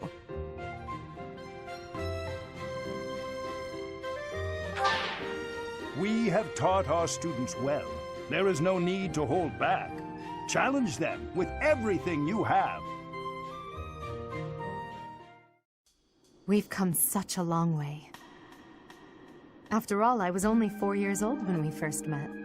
From your perfect memory, Lady Edelgard, I expect nothing short of the utmost precision. Do go on. Please don't mock me with such frivolous praise. I can hardly recall that day. Forgive me. I suppose I must have been 6 at the time. I have no recollection of it. My earliest memory of you is of when you were injured. I recall being scolded most sternly by my father. "You are Lady Edelgard's servant," he said. "You must protect her with your life." I had no idea. But House Vestra has served House Resfeld for generations. Given that, I suppose I shouldn't be surprised. Indeed. After that, I made certain to accompany you wherever you went. That is, until the incident. Ah, when my uncle, Lord Arundel, defected to the kingdom and took me with him. The sensation of loss that overcame me on that day defies all description. It was as horrific as if I'd lost all my limbs. I left the city in a mad rush to rescue you. My father sent soldiers to capture me. I fought them off for 3 days, but they did finally manage it. Of course, I was only 10. I never would have reached Ferdiad. I've never heard that story before. So there are things you've never told me. It wasn't important. That's beside the point. I wish to know these things. If there's anything else you're keeping from me, please tell me at once. Respectfully, I decline. Why? It's a simple order. I really must know. Speaking of your orders, there was a task you gave me earlier which I have yet to carry out. Excuse me. Wait just a moment. I just hope he's not hiding anything too worrisome. Honestly, what do they all take me for? I'm fine. Perfectly and completely fine. It's hardly different from daytime. I'm not scared. Ah! Ghost! Hang on. Professor? Is that you? Oh, well, good evening!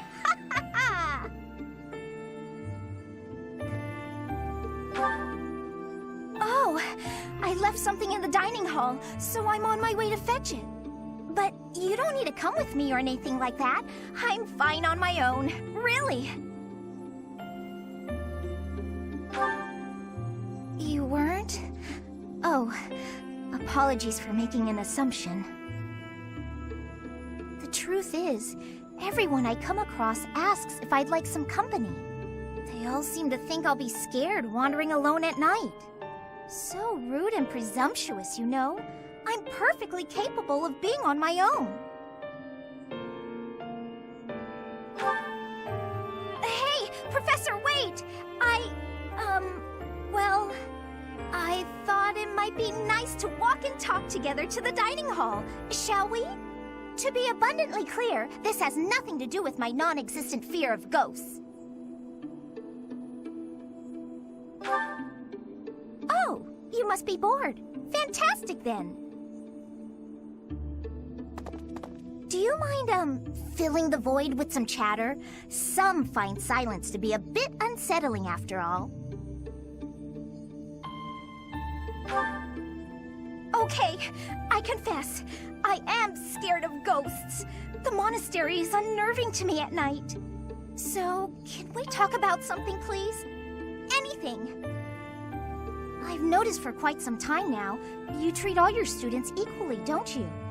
You've never treated me differently simply because I'm younger than the others. And I've always appreciated that. Isn't it rather obvious? I'm roughly 2 to 3 years younger than the rest of the class. Have you just not been paying close enough attention to those you teach? That's poor form for a professor. Oh, there! I found what I was looking for. Well, I'd better be on my way now. Good night!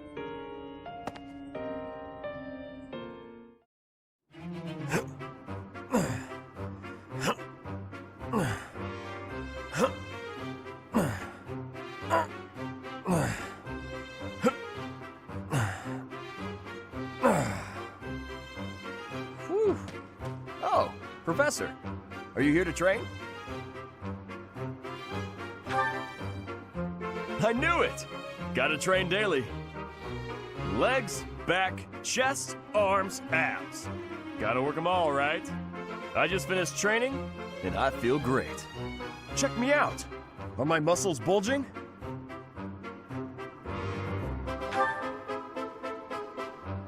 Another day of training, and my muscles are ready to burst. Bulging muscles means strength. I have to be strong if I want to be a proper knight. And I have to eat if I want to keep training. Time to feast.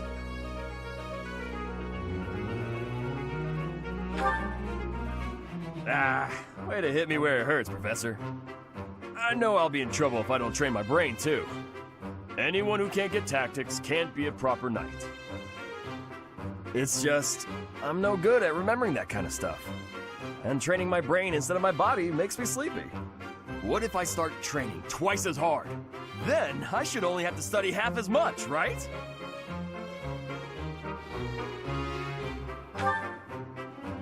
You really think so? I can't let that happen. I guess I have no choice. I'll prove I can do it. Wish me luck, Professor. For my training and for my studies. What do you say, Adel? Shall we meet up in the library later to...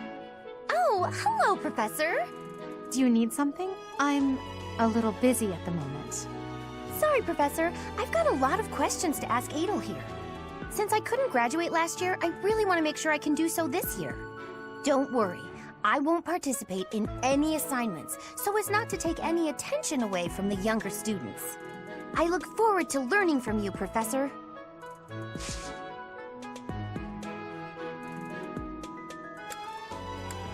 I have something to ask of you. Flane has been through an awful lot this past month. To make up for that, I have decided to give her whatever she wants. I asked her what she would like, and she expressed a desire for a feast of fish. Since I am sure the students would be interested, I have decided to hold a fishing tournament here at the monastery. I have left all of the specifics to Shamir. Please, enter and put in your best effort. I'm going to catch me some mighty fish. Just you wait and see. But they haven't been biting. What shouting? Everyone told me I was too loud, so I've been using my quiet voice. I fished with frequency back in Bridget. I will not have losing. Will you be trying to fish too? Are you going to participate in the fishing tournament, Professor? Hey, Professor! Did you hear about the fishing tournament? You get to fish in the pond as much as you want. The more you catch, the more you get to eat. Sometimes it's nice to dangle a fishing line and let your mind wander. I'd love to spend some time lounging around by a scenic river or lake. Holding such a frivolous and downright ridiculous event so close to the Battle of the Eagle and Lion? It's absolutely absurd. Although, they did say we could eat whatever we catch. I'm a sucker for a good meal. I just couldn't resist. You know, I'm pretty good at fishing. My older brother used to take me out. why don't you give it a try too? They say we can eat whatever we catch. I told my brother I had a craving for some tasty fish. I did not realize when I did so that it would turn into, well, this. My apologies.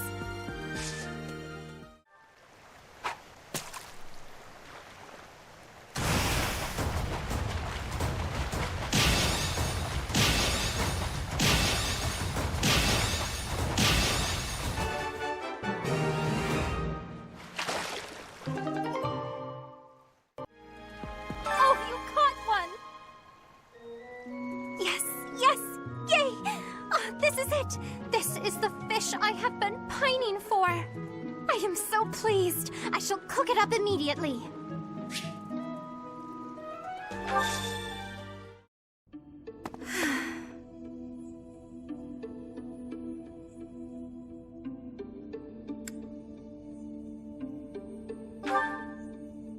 Professor, Oh, don't worry. It's nothing. Actually, could we talk for a bit? Somewhere a little more private?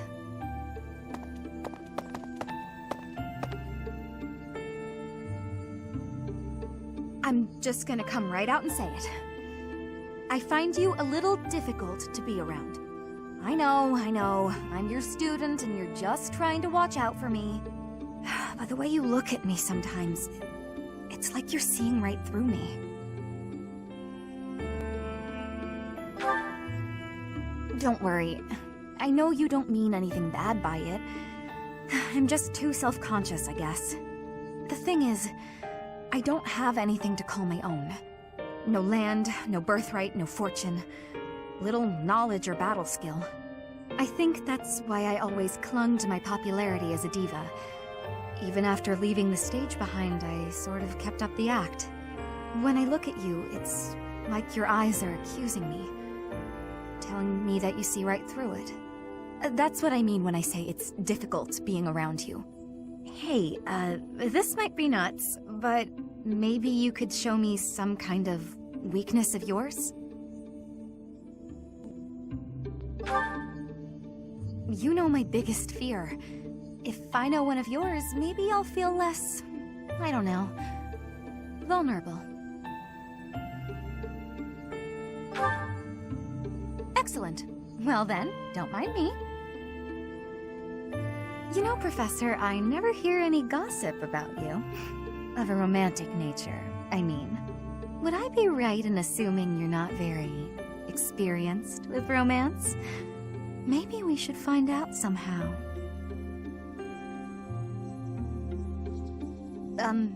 Professor? What's with you? Why aren't you reacting to anything I'm doing? Oh, come on. Is your heart even beating? You're making me lose my confidence.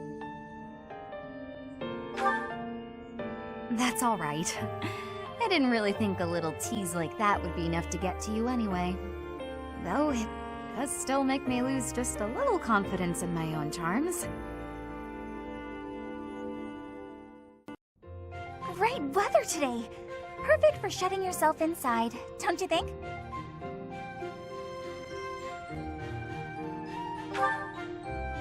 Oh, you go right ahead.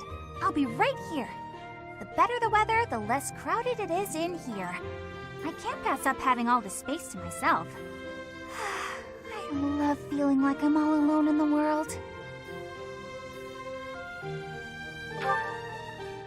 Oh, that. Well, I guess I can tell you, Professor. My father's obsessed with money. He's only ever seen me as bait for a rich husband. To train me to be a good, submissive wife, he'd do things like tie me to a chair and leave me there all day, challenging me to stay quiet. I tried hard to do as he asked. Honestly, I did.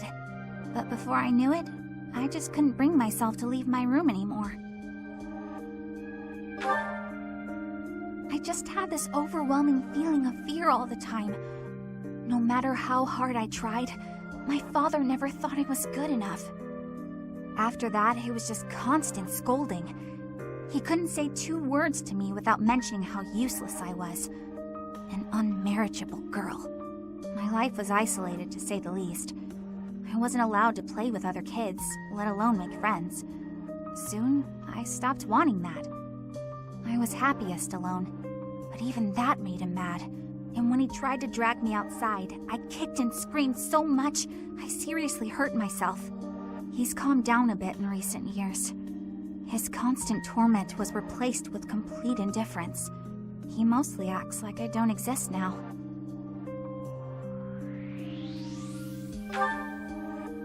If you can believe it, I was basically kidnapped. My mother ordered an attendant to stuff me in a bag while I was sleeping. By the time I figured out what was going on, I was already here. For a while, I was sure I was going to die. But here I am. Look at me, still breathing. I'm sorry. I didn't mean to get you down talking like that about my past. Just forget everything I told you. There's no point in talking about myself anyway. Idiot! Oh, this is why everyone hates you, Bernie!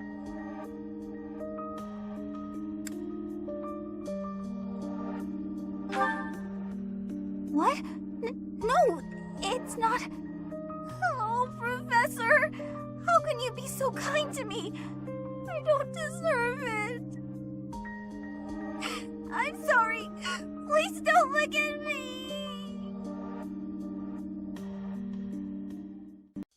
Yeah!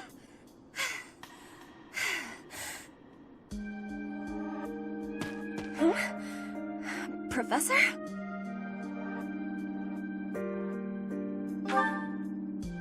Please take my apologies. I lost time while I was training. There are not many chances for real fighting here. My body is more weak than it was. Weaker, I mean. I will keep training now. I hope your night is good. I need to have more training. There are things that I have not done yet. Things that have to be done. For the future. I have to try with hardness. Training, studying, socializing. I will not always be having time to do those things. And speaking the language of Fodlan, I worry I will never be doing it just right. Why? Because the position of Bridget is weak. Fodlan and Dagda are big. Bridget is a small island in the middle of them. Bridget has great beauty, but little power. We will not survive unless we get more strength. I will lead Bridget, and so I have responsibility. I have to have more strength than anyone. Yes, that is why I have to give it my best try. I am an ally of everyone, and I have belonging at the Officers' Academy. That is also why I try with hardness. You can always be counting on me. But you should know that one of these days will be when I return to Bridget. Before that day, do not try stopping me from trying. And please, keep watching over me. With you, I can try with more hardness than I could alone. Gronder Field is in the Empire. It's actually part of my family's territory, House Burgley's. It is the largest field in all of Fodlan. The grain it produces sustains the whole Empire. Wait, I sure hope we don't destroy all that grain. It is considered the most suitable place for a large-scale battle. Professor, if it were up to you, how would you approach this battle?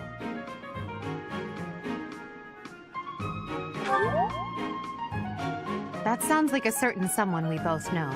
But as you wish, we'll use whatever strategy you think is best. If the Black Eagle House bands together, we won't lose. Our strength is superior. So if we do lose, it will be on your shoulders, Professor. If you are not confident you can do this, just sit back and leave it to me. The most you will do is make things worse. You'll just get in Lady Edelgard's way.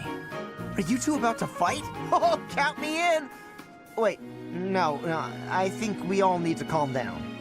We have no lack of opponents. I am ready to go hunting for our enemies. Hunting isn't exactly... Well, I guess they're pretty similar, actually. I'm just gonna hide in the fort and cheer everyone on. There, is a fort, right? Sure, but it's deep in enemy territory. How kind of you to offer to cut through for us. What? No, that's not what I meant! Good work, Bernie. This will be your first battle, won't it, Flame? You don't seem nervous at all. I shall give it my all. Our battle will begin shortly. The flag of the Black Eagles will soon grace Gronder Field. The Battle of the Eagle and Lion is set to begin at long last. Everyone, show off the results of your dedicated training. Remember, we're not just fighting for honor. There's a prize at stake. It's almost time to begin. Steel yourselves, everyone.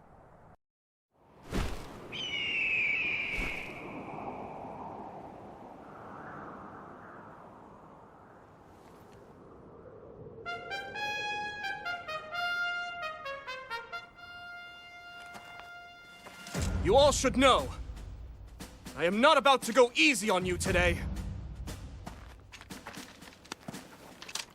As long as we can pull off the win, doesn't matter how. Our victory must be absolute, no matter what it may take.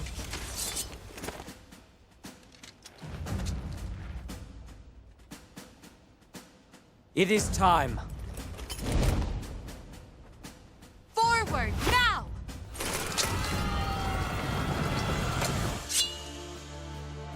For honor!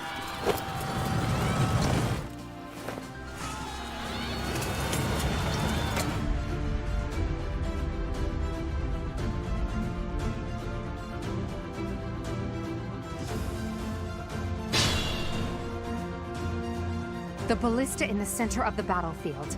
The house that secures it will have a clear advantage.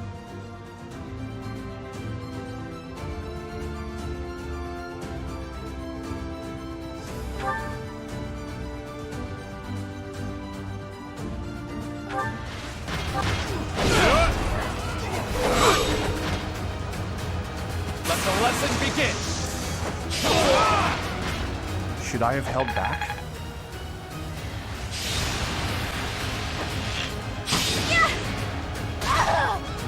Am I done yet?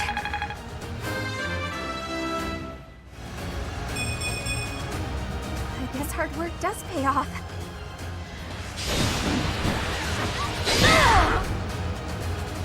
Yeah, it worked!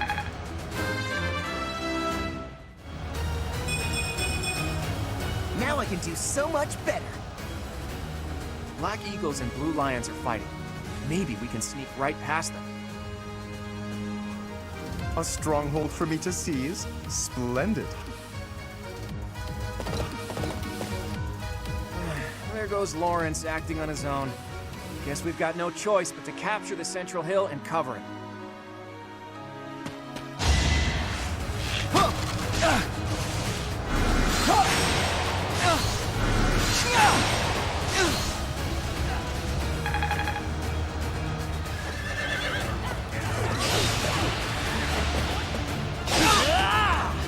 You are nothing.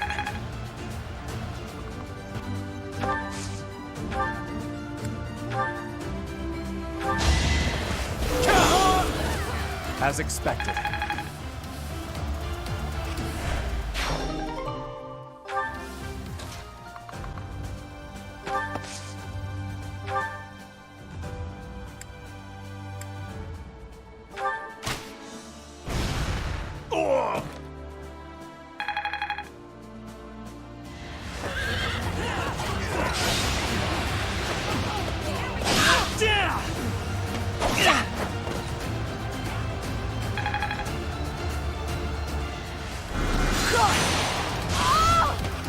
And I didn't even enjoy it.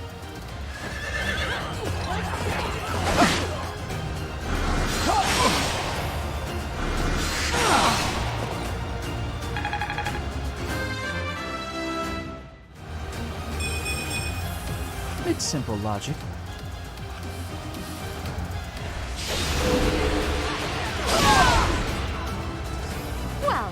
What was that?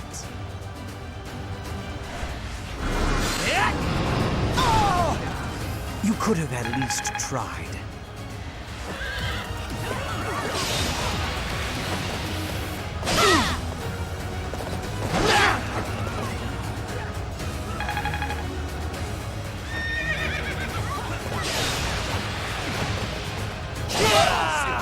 You should be honored.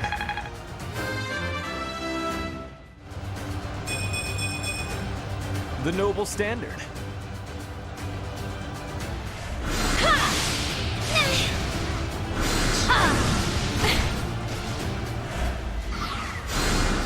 Thanks.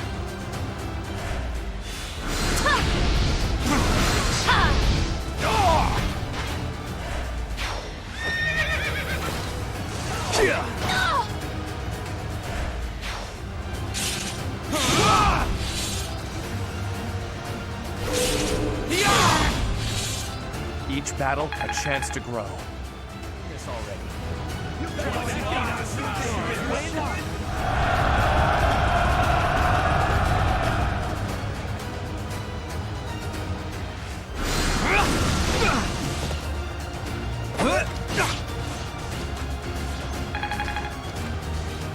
I will prevail.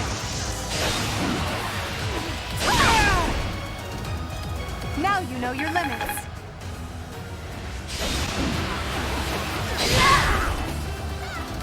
What a jump. How far can I push myself with you as my foe? This will be a great chance to test our mettle. Do not underestimate me, Professor, or you will fail. Predictable.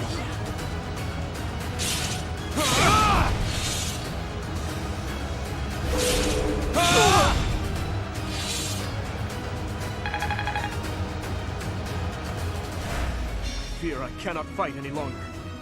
I'm sorry, everyone. Please continue onward to victory!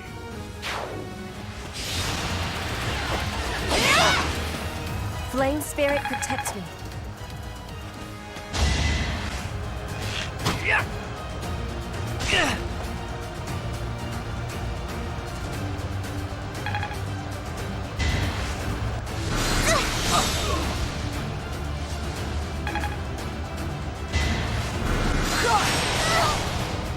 I'd rather be napping. Stops.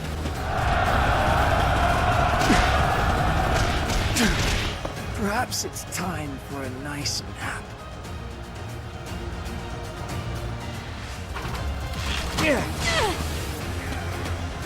Damn it! Not here. I can't quit now. Hey, Princess! Heads up! There's a rat right by your Imperial feet. How dare you make a fool of me? You will not rile me with such childish tactics. Ah, so the sheer terror in your eyes was something else entirely. My mistake. Anyway, it was only a joke. You really hope to unsettle me with childish jokes? It won't work. You must stand and fight.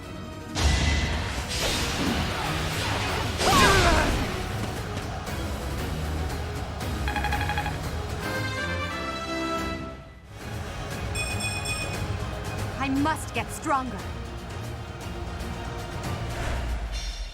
I hate to say it, but it seems we're at a stalemate. Looks like the Golden Deer won't be winning this round. That is the end of this year's Battle of the Eagle and Lion. And the winners are the Black Eagles.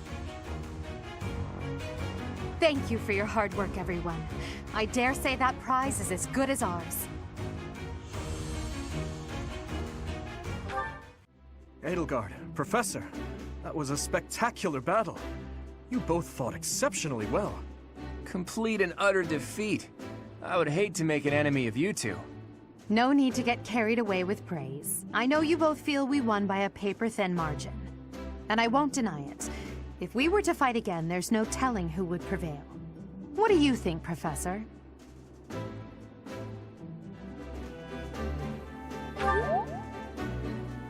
Professor? Well, I suppose it's okay to let victory go to your head just this once. In any case, I hope the day never comes when we have to put this experience to use. Agreed. I would hate to know a future in which I'm forced to cross swords with you. True, although the Battle of the Eagle and Lion was originally named after a war between the Empire and the Kingdom. But that's all in the past. I'm sure even the name will one day fade from the pages of history.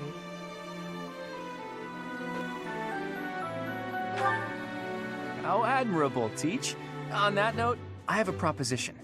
When we get back to Garreg Mach, let's have a grand feast to break down the walls between our respective houses. And by a grand feast, I mean a fairly regular feast in the dining hall. It would be a fine opportunity to get to know each other better. Count me in. So be it. Let's plan to meet up on the night we return. Is that okay with you, Professor?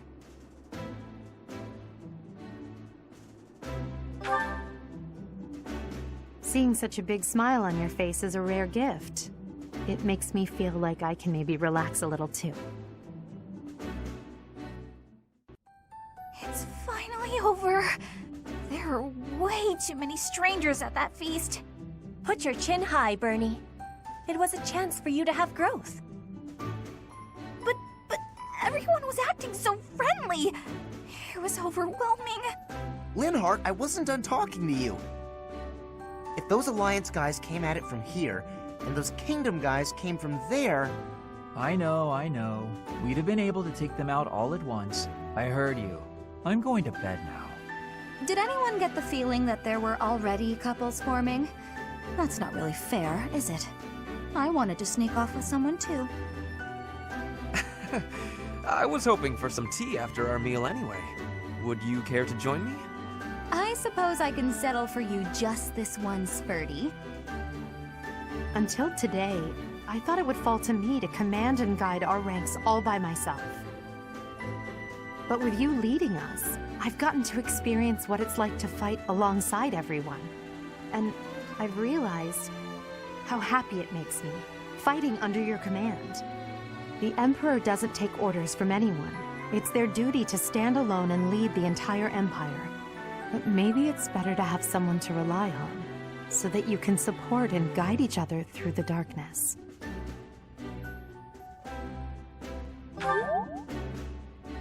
I may be heir to the Imperial throne, but first and foremost, I'm your grateful student. That will never change, even when I fulfill my destiny and become the Emperor. I told you long ago that I wish to enlist you in the service of the Empire. Well, I take it back. Now I wish only for your continued guidance during my eventual reign. Don't just hide away in the corner, Professor. You're the reason we're celebrating. It's because of you that I've had the courage to leave my room for a bit each day. I'm so grateful, Professor! We were all just discussing how well you led us. Remarkable! Your guidance is without parallel, Professor. I have had practicing of that phrase. Your training's been top-notch, really. Whatever would we do without you? I have had the opportunity to experience much. Please allow me to offer you my gratitude once more, Professor. I feel the same. You are something special, my teacher. I can only call your deeds during the Battle of the Eagle and Lion quite versatile. Comparing against their performance at the mock battle of the Great Tree Moon, the students have grown significantly. It is clear that this is a result of your guidance. In appreciation of your efforts and to show our high hopes for the future of your students, I award you with this. Please continue to instruct your students as a model teacher. So, you've made good use of all my power after all. I would have been upset if you had failed at such an easy task. It pains me to assign such a disturbing mission to you during such a blessed moment in time. However, next month your assignment will be to journey to Remire Village to investigate an abnormal occurrence there. Remire Village. If I recall, you've been there with your father many times.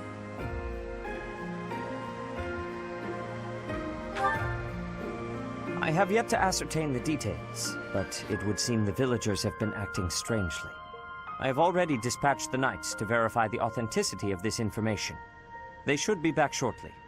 I suggest you begin by finding out what they have discovered. I pray this is not a bad omen. May the goddess protect you all.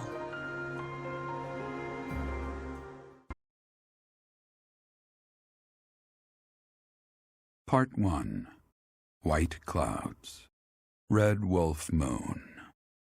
The Flame in the Darkness.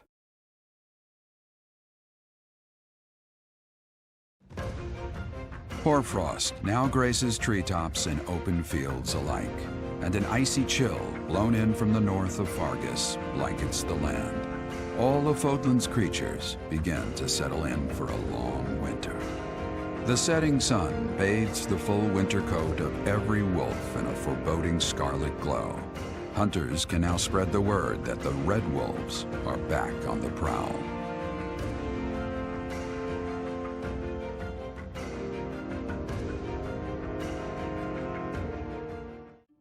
That's what we're dealing with. Is there no chance it's an infectious disease?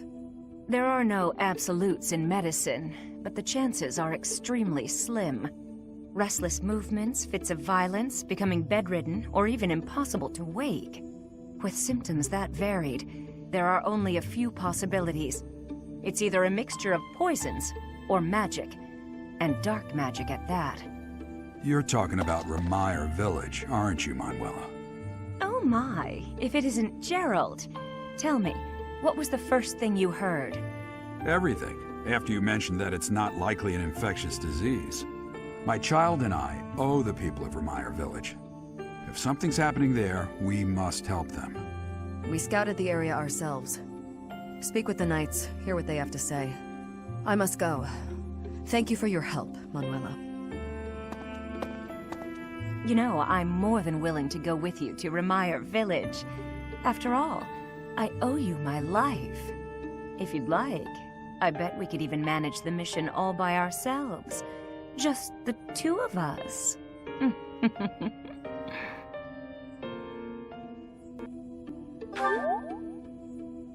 Professor! A bit of a tease, are we? A girl could get used to this side of you. Nice try, but I'll be going to the village as well. Enough nonsense. It's time to move out. As you like. Goodbye, Gerald. Goodbye, Professor. I'll be in my office making preparations. What about you? If you have the time, it would be helpful if you could go ahead and talk to the knights.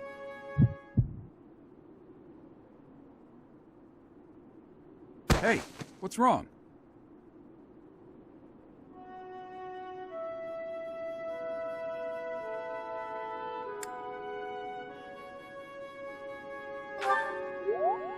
If anything feels off, return to the infirmary. No need to just grin and bear it. Got it? Ugh, what could have caused such dizziness? I felt it too. Actually, I felt that way before. You look unwell. It's because of what happened, isn't it? Don't speak of it aloud. You can't change the past. For now, all we can do is use it to our advantage. I know that. I also know that I must steel myself to ascend the Imperial throne. Those preparations are going well. Someone is coming. Professor, I heard about our mission for this month. Something terrible is happening in Remire Village. That's where you were when fate sent you our way. This feels preordained. Are the knights making progress with their investigation?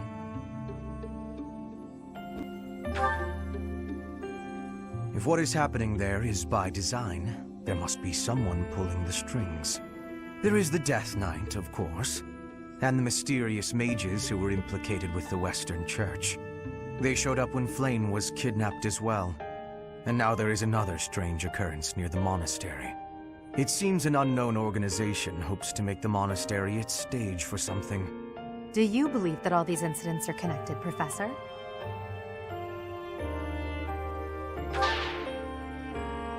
That is the logical conclusion, but I'm not so sure.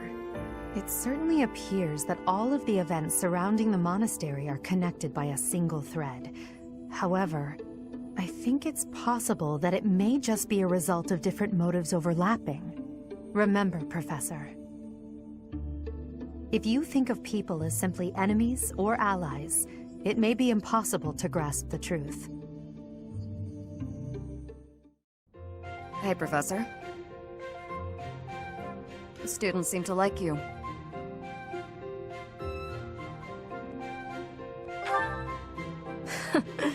And you're not modest about it. I like that. Still, I can't deny that you've got skills. It's a little strange, to be completely honest. I had my doubts, but they were right to make you a professor.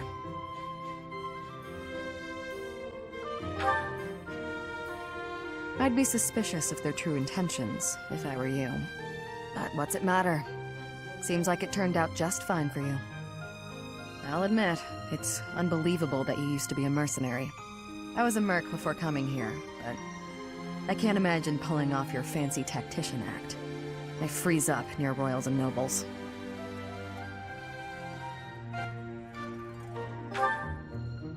I was. My family had nothing when I was growing up. There were too many mouths to feed, so I left.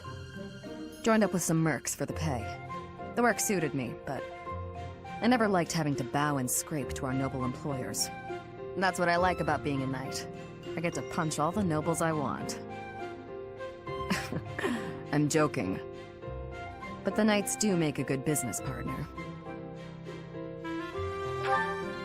I don't believe in the Church of Seros.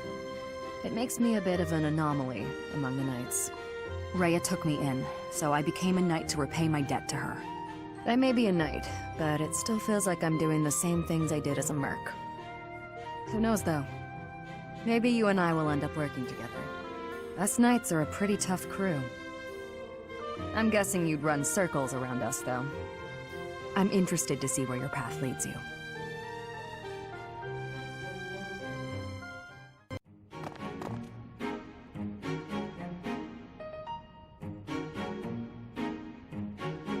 Bernadetta, why are you following me?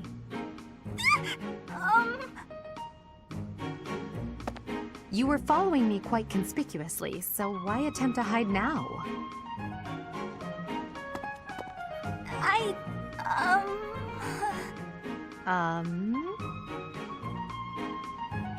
Please don't hurt me!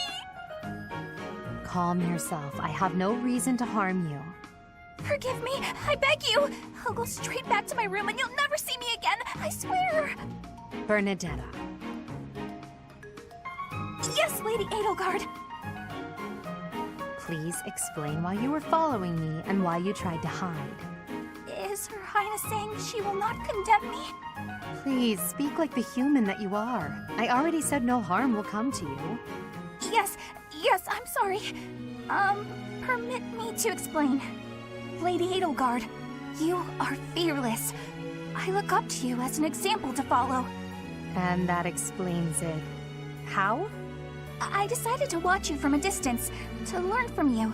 But your presence is, intimidating. I got more and more scared until I finally couldn't help but try to hide. Forgive me, I threw myself upon your mercy. Honestly.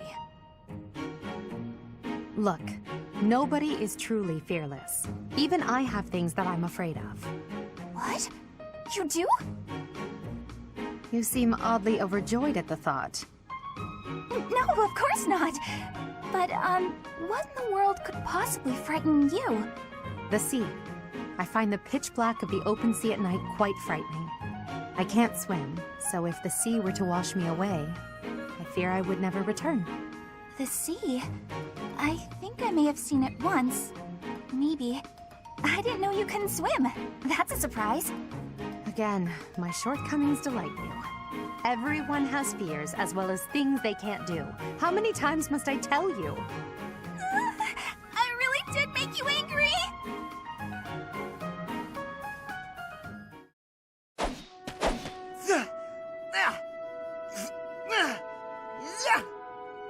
Training again. You're certainly working hard, Caspar.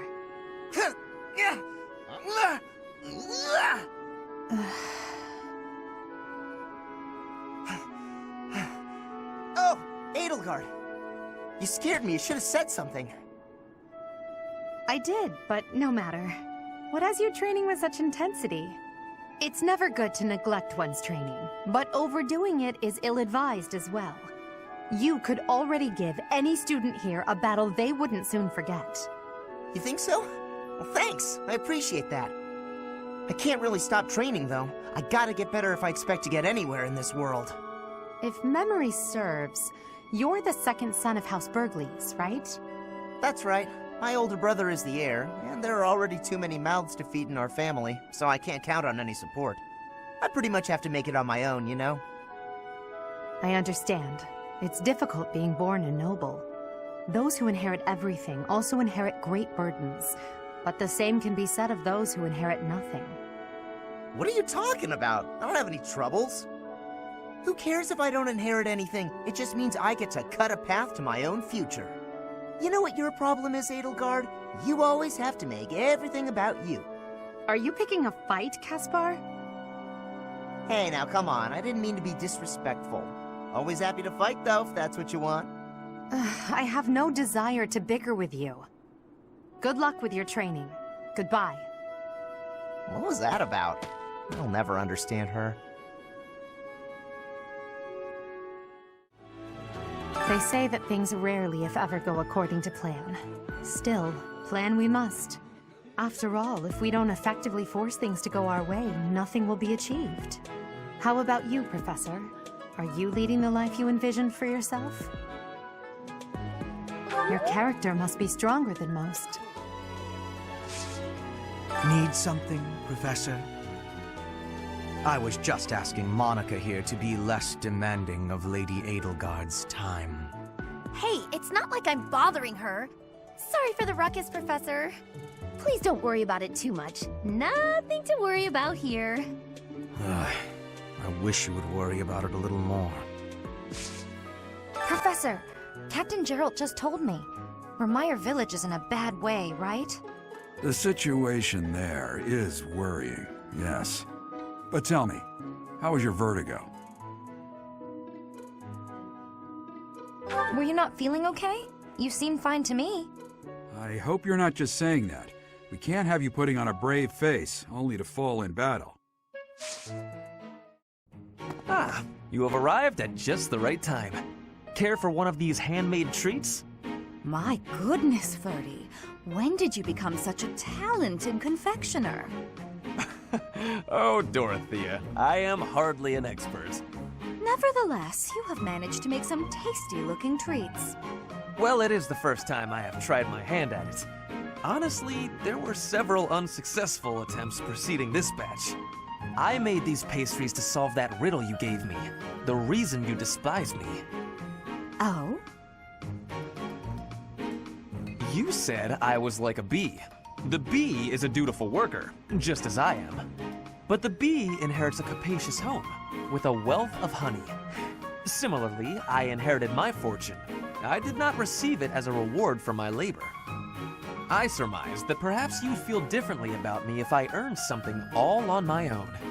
That was my plan, to emulate your transformation from desperate pauper to successful songstress. All on your own? Did you renounce your nobility? Give away your riches? No, I made these. I obtained all the ingredients on my own, without anyone's help. You mean, you got the sugar and the flour? Yes. To earn the flour, I worked in the fields. To earn the sugar, I carried a merchant's wares. Who did the cooking? You? Naturally. I took on some extra chores in exchange for use of the kitchen at night. I have to admit, that's impressive. Hey, it looks like you had a bit of an accident. Is your hand okay? I burned myself a little while I was baking. Nothing to worry about. Nonsense. That burn will scar you, know. Come on, let's get you to the infirmary. Wait, Dorothea! You have yet to try my treats. You should be fine now, Ferdy. Big shot nobles have to treat their bodies with care just like the rest of us. There you go again. Noble this, noble that. Though you did say it with less disdain than usual. Nothing gets past you. As it were, I may have reconsidered you a little. You have reconsidered me? Finally! Just as I had hoped, we are becoming friends. Now then, I propose that we... I only said I reconsidered a little. And you still haven't figured out why I said you're like a bee. Which is funny, because you look like a bee right now. Bye! So, I am still a bee. A completely mystified bee.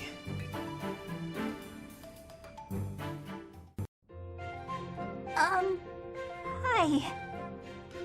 Well, well, if it isn't Bernadetta, what brings you here?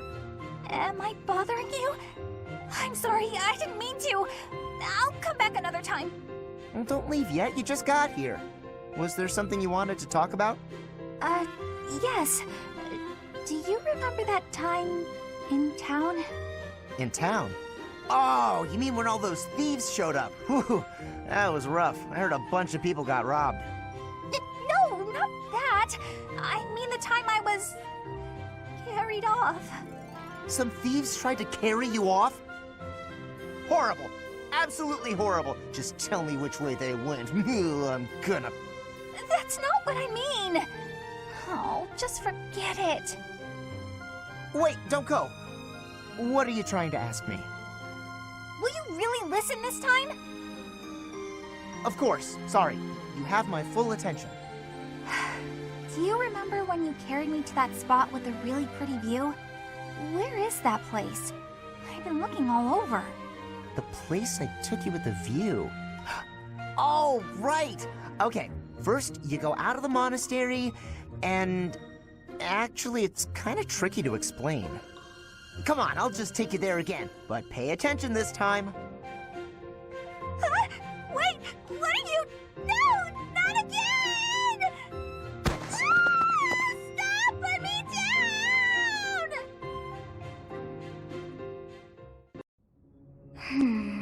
What was that name again? Oh, this is frustrating me to no end. I simply can't recall. Oh, I have it. Xanadu.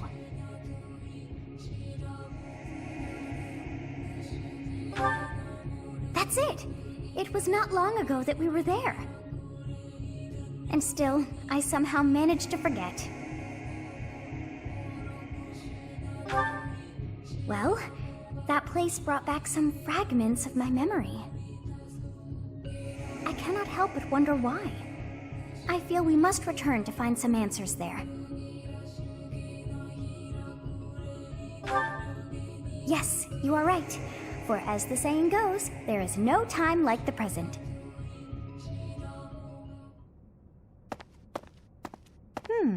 Our professor is sneaking off alone.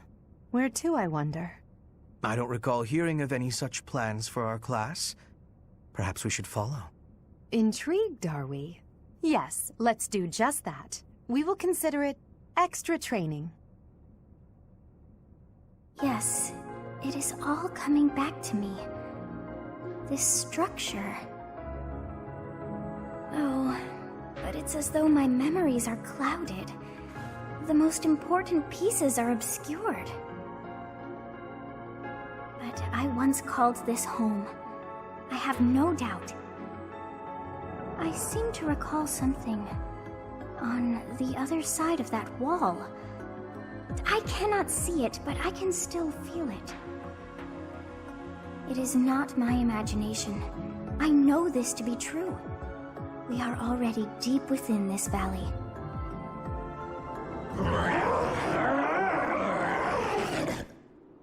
Oh, what was that awful sound?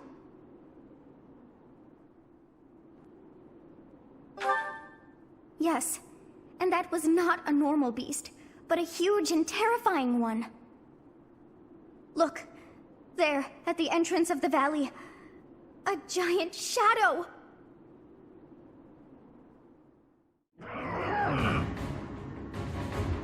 What is it now?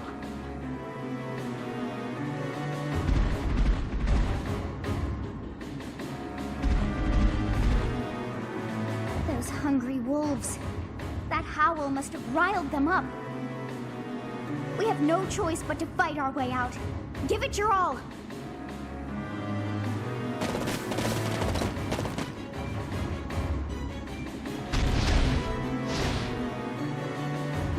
It's good we've caught up with the professor, but this situation is hard to put into words, actually. Wolves to the front, hawks to the rear, and what appears to be a demonic beast at the canyon's mouth. A wild beast at that. Or perhaps it's more fitting to call it a stray. If we can't prevail over that demonic beast, we won't make it out of the Red Canyon alive. The first thing we need to do is reunite with our professor. The wolves are closing in.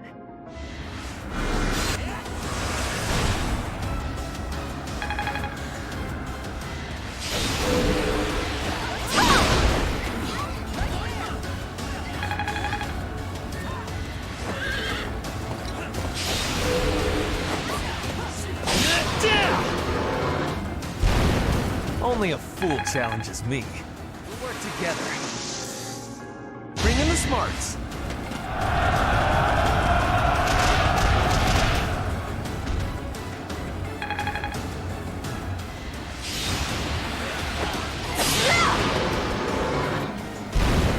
One more success.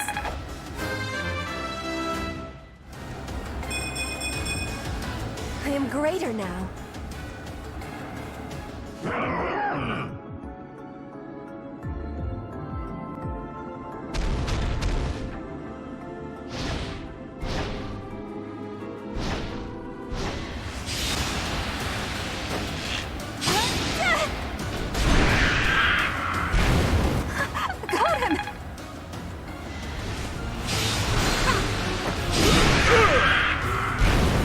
Train better.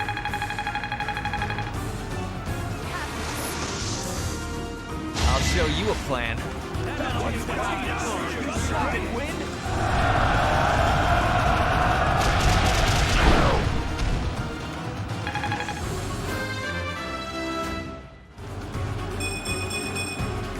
Always getting stronger.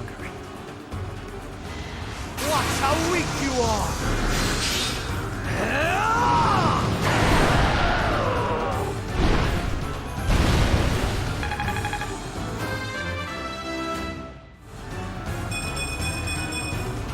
Any experience is worth having. Amazing. Our work is done. My, things did not go as planned. Let us return before any more hawks or wolves join us. But what was that demonic beast doing within the Red Canyon? I'm glad that you are safe, Professor. It was rather reckless of you to venture out alone like that. I suppose we came out here without permission too. If we all wish to avoid punishment, perhaps we can all agree that we came out here for an extracurricular activity. Let's leave it at that. Still, I would like to know what brought you to this valley in the first place. Oh dear, I put us in a bit of danger there. We are most fortunate that those delinquents followed us. You very nearly met your end. What a marvelous professor you must be, for all your students to be so concerned.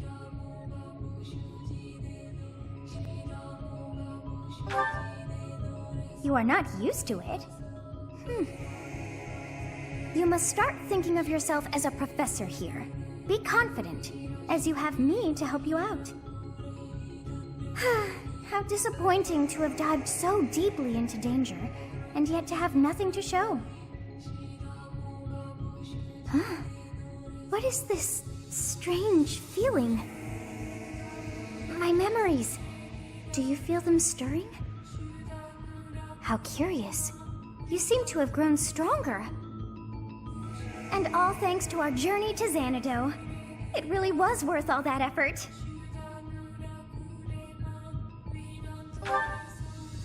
Huh? You found this? I dare say you may find a use for that. You should decide how best to use that thing. But wow, we got a lot out of this trip. It was a bother for a spell, but in the end, I feel we should think fondly of our little trip. We actually had a delightful time, wouldn't you say?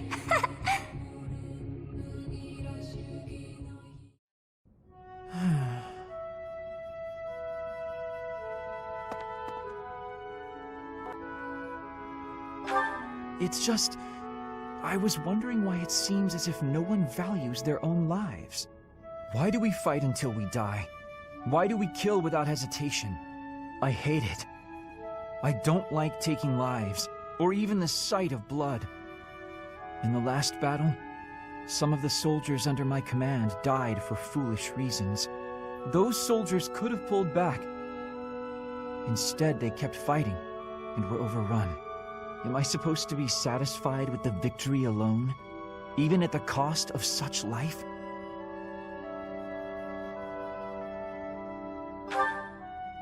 Exactly.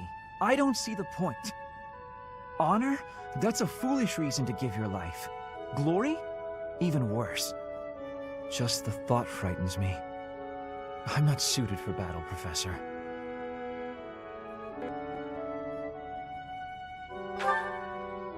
I suppose that's the nature of the world, isn't it? Professor, you take the time to lead me and teach me like this every day. Could the reason be that you don't want me to die on the battlefield?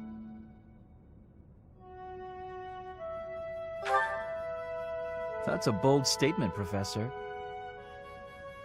But for whatever reason, I want to believe you. You really are a strange person, you know. Professor, I wish to ask something of you. I don't want to kill. I don't want blood on my hands. I just want to lie on my back and soak up the sun filtering down through the trees. And I want you to help me make that a reality.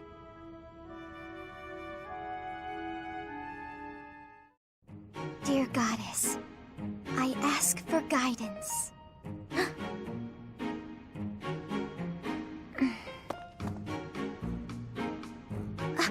Professor, I suppose you came by to pray too?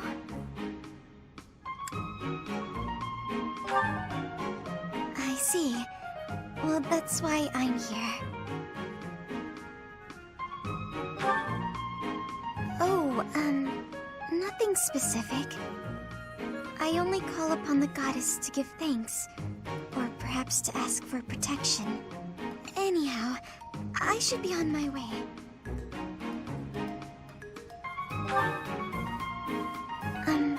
Okay.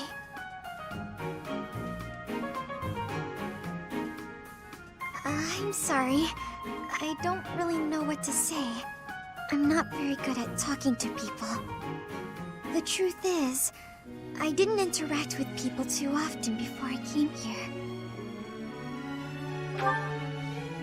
Oh, no particular reason. I'm simply not very good at it. That's just how I am.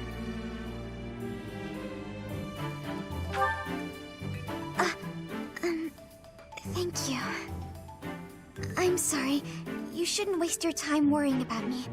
Please, just ignore me. I, have to be going now. Goodbye, Professor.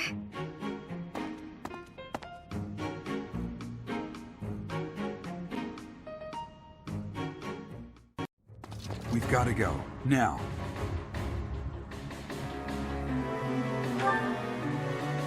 The situation in Remire Village has changed drastically. We don't know much more than that. We're hearing reports that the villagers are killing each other. Some say houses are burning. Regardless, we need to move. Kill! Kill!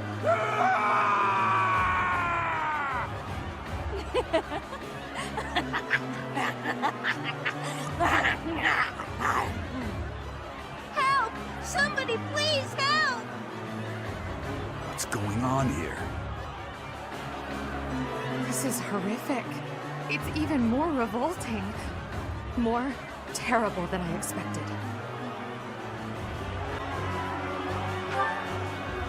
Yes, we must find a way to save this village. True. But if we are not careful about how we proceed, we will only increase the death toll. The villagers are attacking each other. Let's knock them all out one by one. Always so reckless. You do know that if we mess up, we will either kill or be killed, right? Still, we cannot just stand here twiddling our thumbs and doing nothing. I'd really like to go home now. But there's no time for thoughts like that. We have to help them. I am waiting for your orders with full readiness.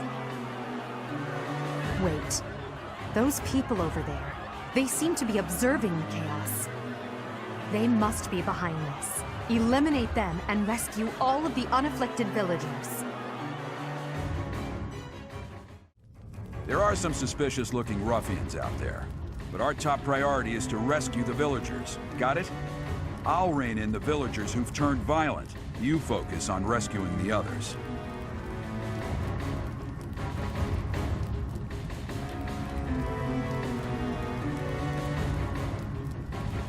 Kill!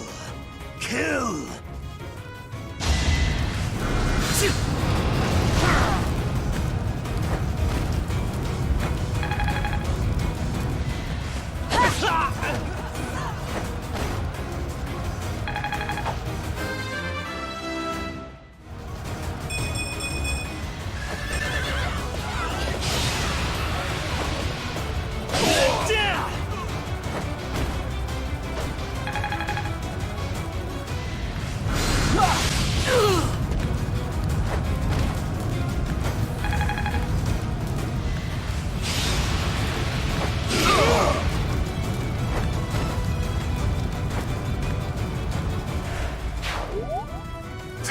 Thank you.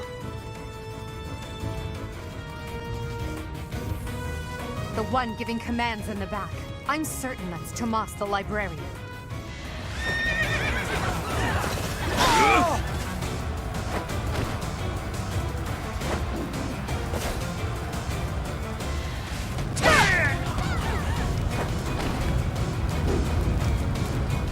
Tomas, what are you doing here? Dare I even ask? I'm not Tomas. My name is Solon, the savior of all! What's the matter? So shocked you can't even speak? You were so easily fooled by my disguise. I was hiding away in Garrick Mach to get the blood of that little girl called Flame. With her blood, we'll be one step closer to realizing our goal.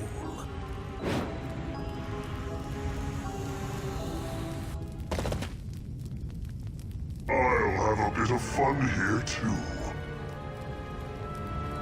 That's the Death Knight. He must be an ally of Tomas, or Solon, or whoever he is.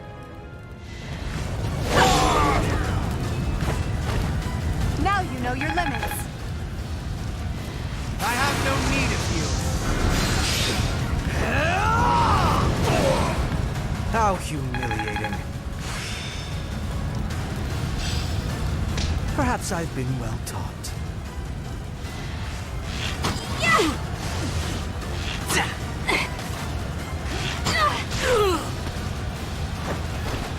Anywhere I can hide.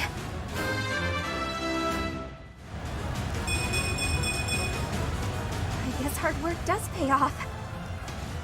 You are not the one I crave.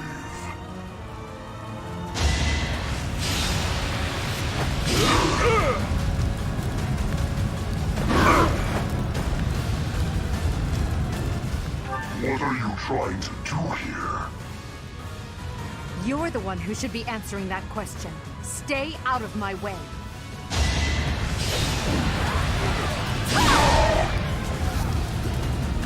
My blade craves their flesh. The weak will eventually die.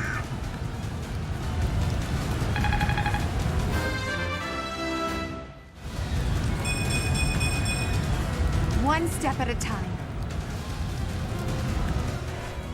Ah, the cursed Fellstar. This will be a fine opportunity to measure your power.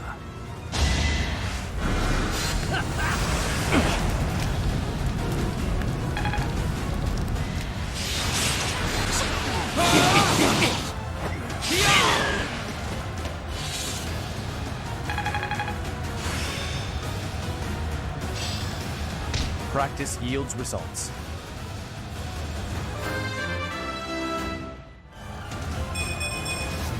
They say experience beats growth. Why have you gone after this village? What are you planning? I could have conducted this experiment on any test subjects. Now that I have what I came for, I must bid you farewell. Wait! Damn it, he's gone. We let him get away. I'll survey the village. There may still be enemies in hiding.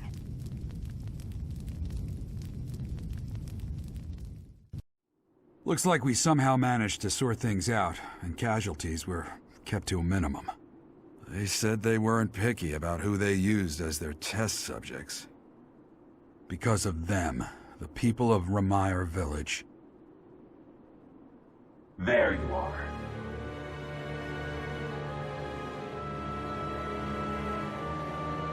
That armor.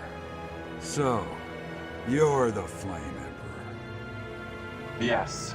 I believe you have met my subordinate, the Death Knight. Oh, we've met all right. But back to you. You're the one responsible for the destruction of this village. Do not get the wrong idea. What in blazes does that mean? It is true that I am working with Solon, but that does not mean our objectives are the same. Had I known they planned to do this, I would have stopped it. You have my word. Your words are meaningless. Now, I'll have to insist that you accompany us back to the monastery. I cannot abide that. However, if you wish to join forces, I will hear your plea. What? If left to their own devices, they will commit countless more violent acts like this one. Do you not wish to prevent that? With the sword of the Creator on our side, Solon would not be a threat.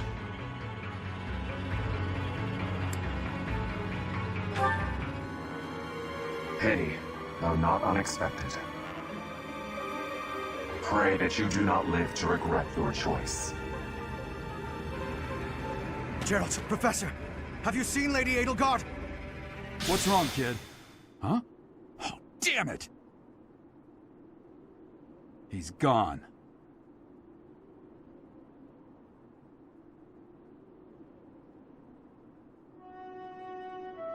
Hey, I've been meaning to talk to you. Since coming to the monastery, you've changed. You've been angry since we first arrived in Ramire Village. And you look so happy when you're instructing the brats. Before the monastery, I'd never seen you bear your emotions like that. Not once.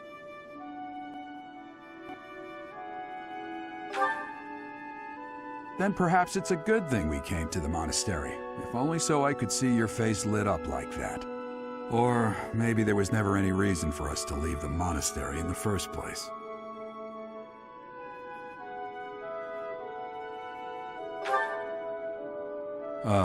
I've put my foot in my mouth, haven't I? Though I suppose it may be nearly that time. Come to my office when you next have a moment to spare. There's something I need to tell you. Just what was that about? I can't recall a time of old when you were at the monastery. I wonder what is hiding in the mist that is your past.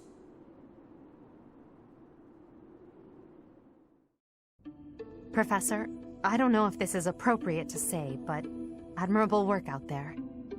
I really believe we did all that we could.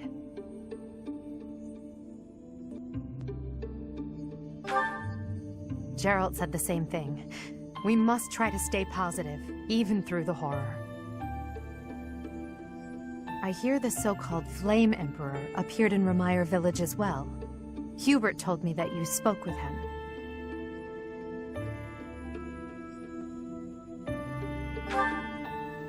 Really? Is that what you want, Professor? That makes sense. It's hard to trust someone without knowing who they are, or how they're connected to all this. Even if he wants you as an ally, His objectives are still unclear. If the Flame Emperor truly wishes to make use of your power, perhaps someday he will appear before you without his mask, and you can look in his eyes and decide what you believe. Adel, I need to ask you something. Oh, I'm so sorry. Did I interrupt? No, not at all. If you'll excuse me, Professor. You did well handling that awful business in Romeyer village. I am certain the goddess shares in our grief at the senselessness of that calamity. More importantly, I was shocked to hear that our own Tomas was actually a dark mage. I must reflect on our blindness. You surely must. You failed to notice that a rat was hiding in your home. Pathetic! Who are these wicked foes?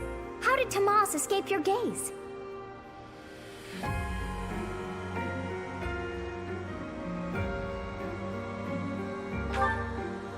Tomas came to the monastery 40 years ago, by recommendation of House Ordelia of the Alliance.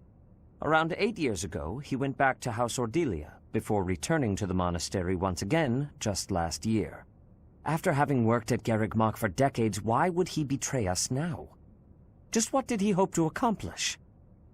Yuritsa became a professor at the Officers' Academy because of a recommendation from the Imperial nobility. Supposing that he is the Death Knight, that means that our enemy is an organization that has taken root in at least 2 territories. In the long history of the Church of Seros, no, long before even that, there have been an endless number of threats to the peace of Fodlan. Yet those who oppose us still operate in the shadows. Their identity's a mystery. I believe that Solon and the Death Knight are merely one part of a much larger whole. A threat to Fodlan's peace? That means we have no choice. We have to stop them all.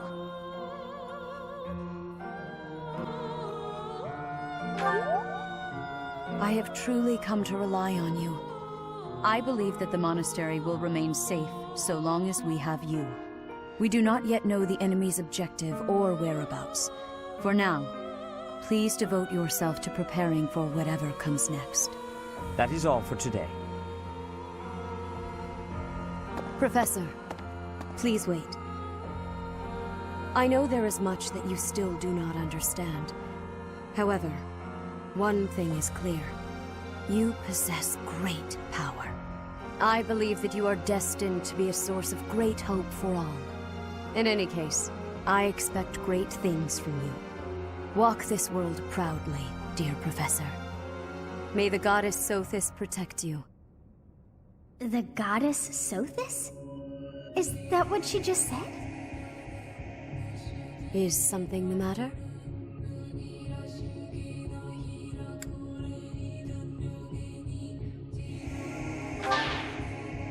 I see.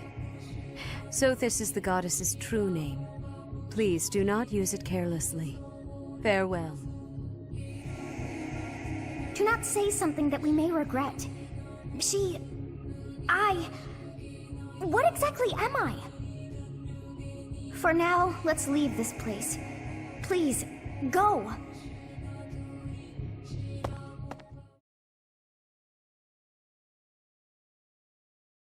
Part 1. White Clouds. Ethereal Moon. The Cause of Sorrow.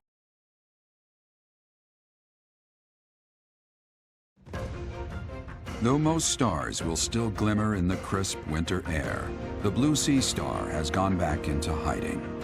Legend states that the goddess prays for peace from her home in the heavens.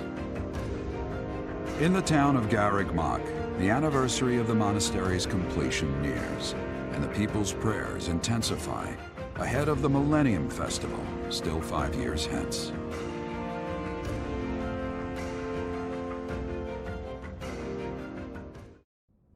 We are planning a grand ball for this month. I'm sure the students will be most pleased. Yes, certainly. However, we must not devote all of our time to frivolity. We have a new mission for you. We have found evidence of someone sneaking into an unused chapel.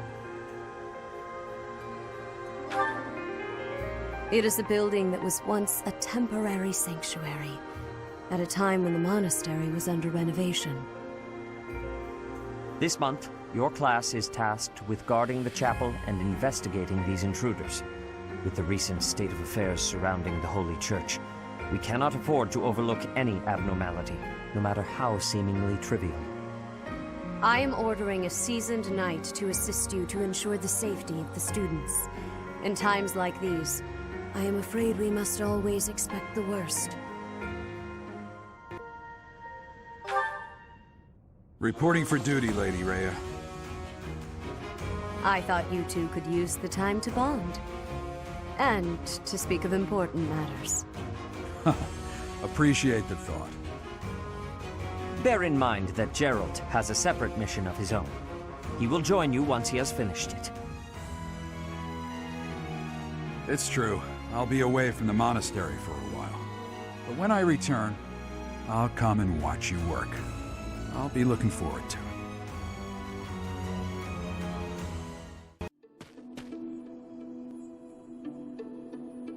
It seems I am discovered. I suppose that means assassination is out of the question. At least for now. Unusually watchful. Difficult to steal upon in slumber. Perhaps an odorless, tasteless poison. Lady Edelgard certainly took interest in a difficult one this time. I suppose that question does warrant a response, considering it may mean your life. The answer requires me to explain some of the complex internal politics of the Empire. Are you familiar with Volkard von Arundel? He is Lady Edelgard's uncle. You may also know him as Lord Arundel, the Empire's regent. Many years ago, he took Her Majesty and fled to the Kingdom of Fargus.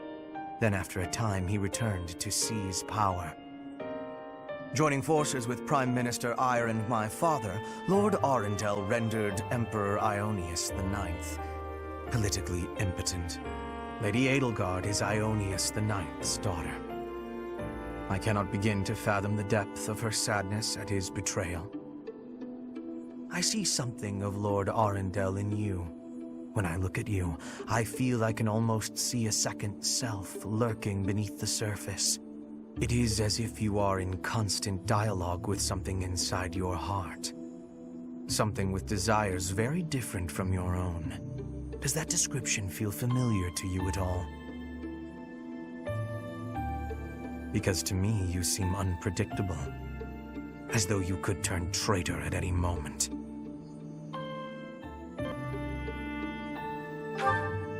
The more I learn about you, the less I like.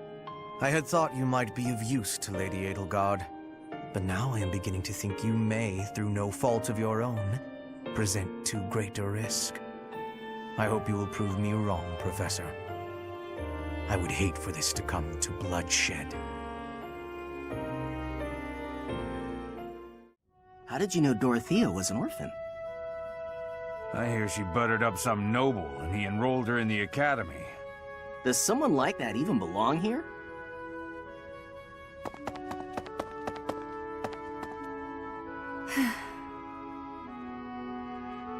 I suggest ignoring them. Lynn, don't scare me like that. You seem less scared than surprised, but that's quibbling, I suppose. As for those two gossips, unimportant. I suggest forgetting all about them and their petty words. Join me for a meal. I've been the target of a lot of gossip, and eating generally makes me feel better. Don't pretend we're the same. If I could brush it off so easily, I would. It doesn't seem particularly difficult. Where's the problem? Is this about your pride? No, not even a little bit. What then? Lynn, please just go away. I want to be alone right now. That's fine. But your life is your own business. It's not something that can be affected by the petty words of a stranger. Sorry. I kept talking, didn't I? I'll stop now. Please do.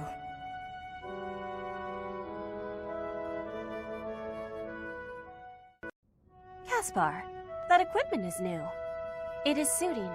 It suits you. Oh, right. Thanks. You get more strength each day. I do not want to be falling behind. I'm impressed with how much stronger you've gotten too. More than I have. No, Caspar, you are impressing to me. I want to be training with you. Just hold on, Petra. What is wrong? It's your attitude. How can you act so casual around me? My father killed your father. You shouldn't be able to stand the sight of me. You actually hate me, right? That's fine. I can take it. I completely understand. Just be honest. Give it to me straight.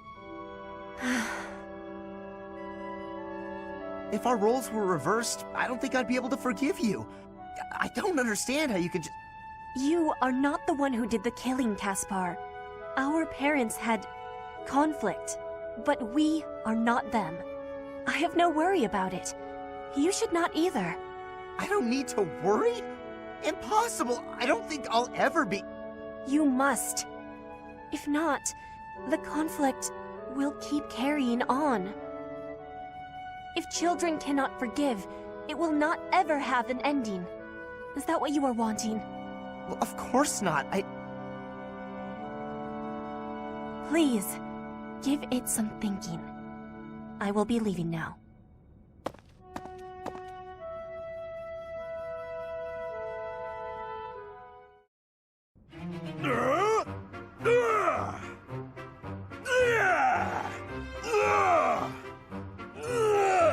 Huh? What's that noise? Sounds like someone's having fun. Maybe it's coming from the greenhouse. That was really fun, Bernie. Good thing I found such an out-of-the-way spot to play. Only the pretty flowers heard me here. Isn't that right, little flower? You're the only one who heard, aren't you? What did you think? That was amazing! Why is your voice so deep? What? I'm no flower. Oh no. Raphael, you heard it all, didn't you? I did! What kind of instrument was that? I could hear it all the way over at the training grounds. It was great. I didn't know you could play. All the way from the training grounds? Oh. That's right. Then I came here to tell you how good you sounded. Good. No, I'm on to you. First, you flatter me. Then you get me to perform on stage in front of everyone to humiliate me. No? But that's a great idea.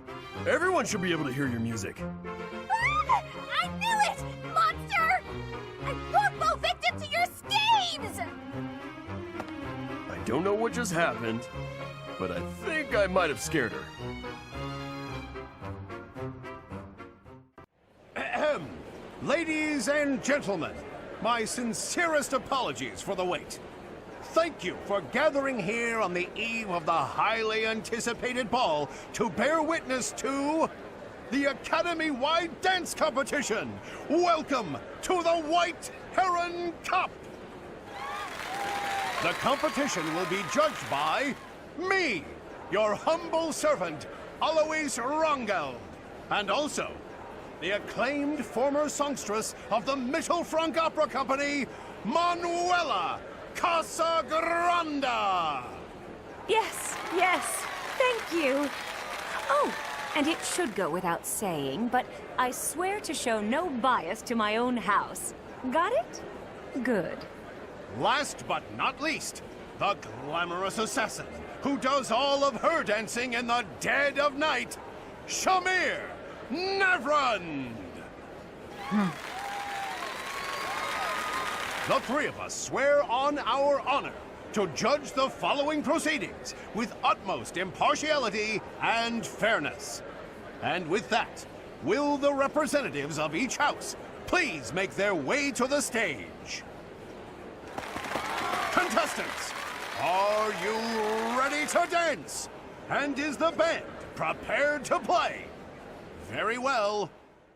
Begin!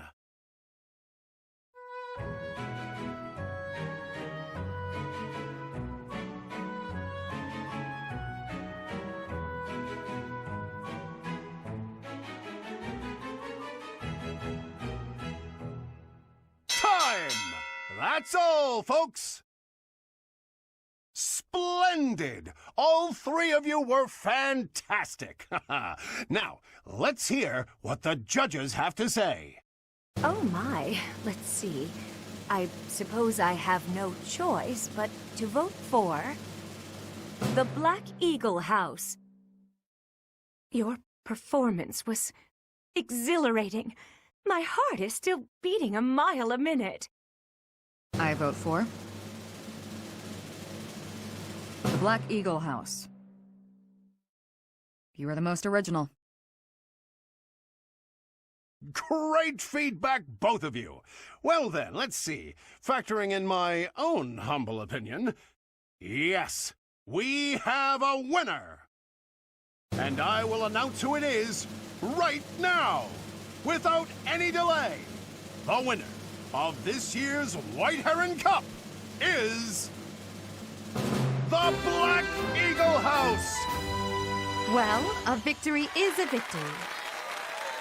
Once more, please give a big round of applause for our talented participants. Greetings, Professor. Nothing to report.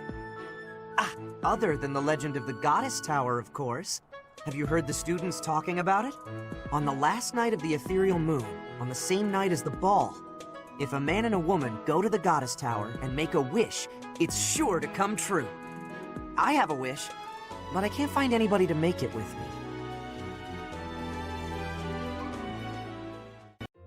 Oh, shopping took longer than I thought. It's a good thing I had your help, Professor. Looks like we've got everything we came for. Time to head back to the monastery. To tell you the truth, I wasn't sure if the money that night gave us would be enough. We managed to scrape by, though. I'm glad those shopkeepers were willing to strike a few bargains.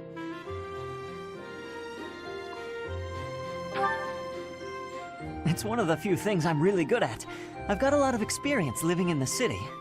Money was tight for me, too. At least until Lenato adopted me into his family. Come to think of it, you were originally a mercenary, weren't you? I'm sure you've traveled all over Fodlan. That must have been a pretty different life from regular folks like me.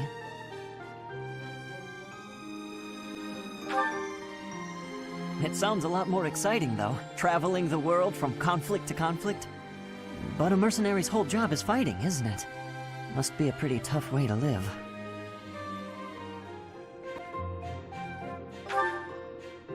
I believe you. I can imagine. Oh!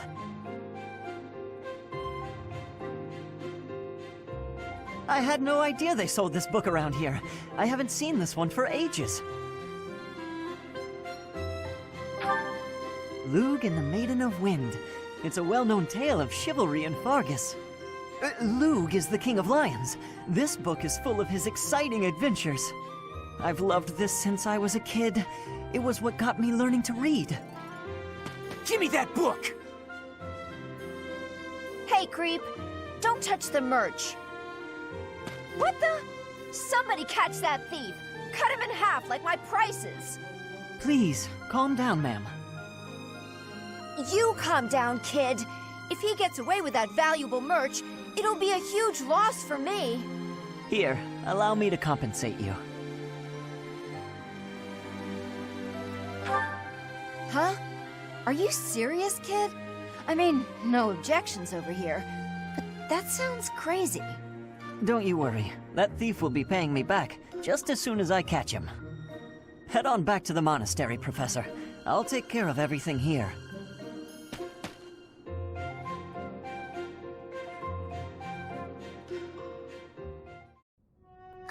Professor? There's something I need to say.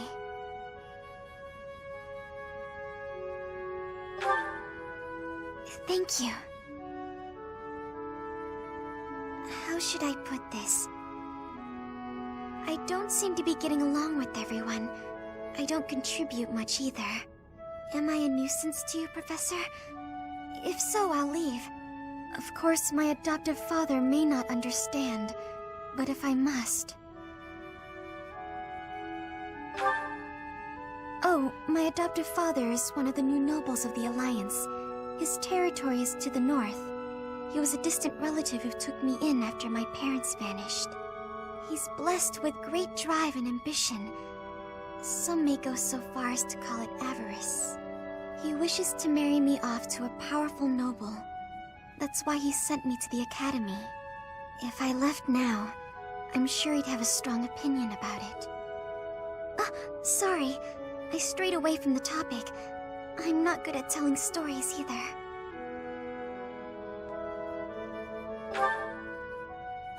Good. I'm glad. So, as I was saying, are you sure I'm not bothering you, Professor?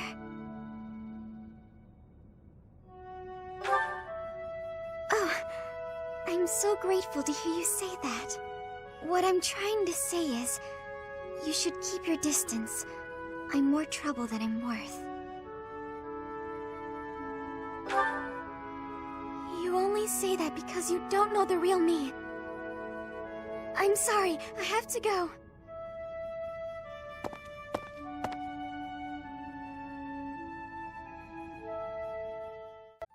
The ball is tomorrow.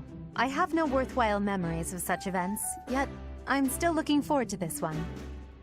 As am I, in the sense that I look forward to destroying all of the unworthy suitors who will inevitably swarm Lady Edelgard.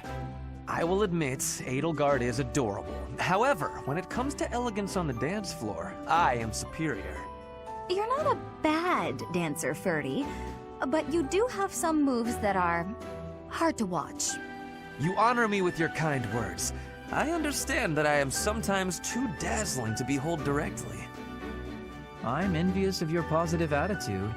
I also know how to dance, in theory. Maybe I should participate as well. Not me! You wouldn't catch me dancing at a ball any sooner than you'd catch a fish swimming through the sky! Well, you do tend to flop around like a fish on the land after all. Why would you say that? Now I feel like a fish on a skillet. On a skillet. Never mind. Speaking of the ball, do we get to pick who we dance with? I wonder who I should ask. A bold subject change. Should Lady Edelgard wish it, I would be honored to.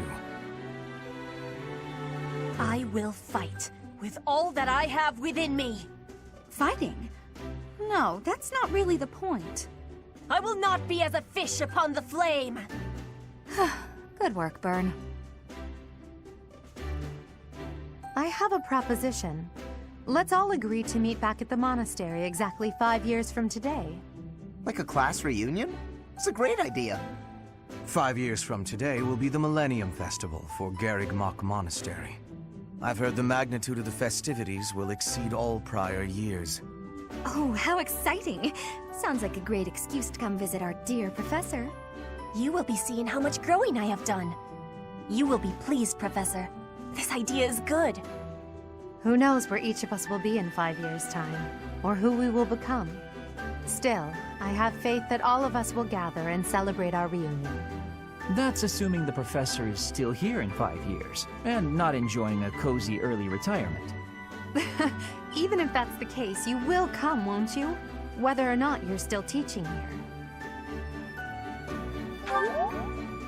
Don't forget, my teacher.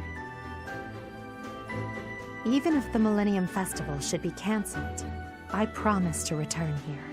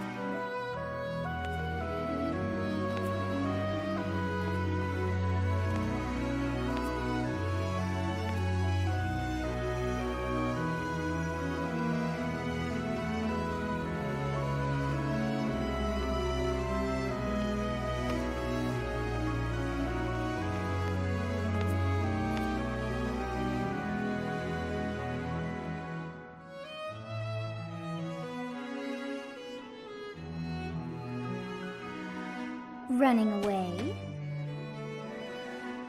I understand. You hardly had the time to breathe in there. It must be hard to be the favorite teacher at the ball. Poor professor.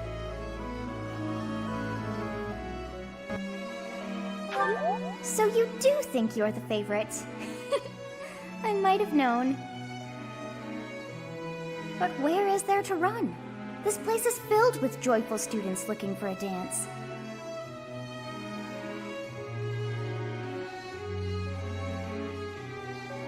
Ah, I see. The Goddess Tower waits for you.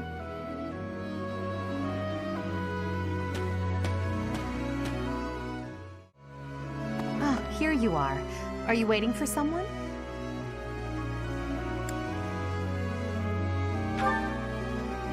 For me? Well, you should have summoned me earlier. Regardless, here I am. No, nothing in particular. In fact, that's why I came here. This place, the Goddess Tower, it was special to my parents. My father attended the Officers' Academy himself. A few years after graduating, he was crowned emperor. One day, during a visit to the monastery, he snuck into the Goddess Tower on a nostalgic whim. And there she was, my mother. She had just enrolled in the academy that very year. They were instantly drawn to each other. Love at first sight, you could say. It was the first time either had truly been in love. Or so the story goes. Yes. Of course, as emperor, my father had already married for political reasons. As the empire demands many heirs, he also had numerous other lovers. In the end, my mother settled for becoming one of his many consorts. But I choose to believe there was genuine love between them. I suppose it's a silly story to cling to.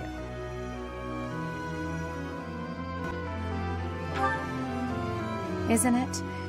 It's a shame that the lovely stories ended after I was born. For as long as I can remember, my mother had already been exiled from the capital. It's strange. Something about you makes me reveal all of the things I so carefully keep concealed. Anyway, what about you? It's your turn to reveal some long-held secret. You can share a story about your past, or perhaps tell me about your first love.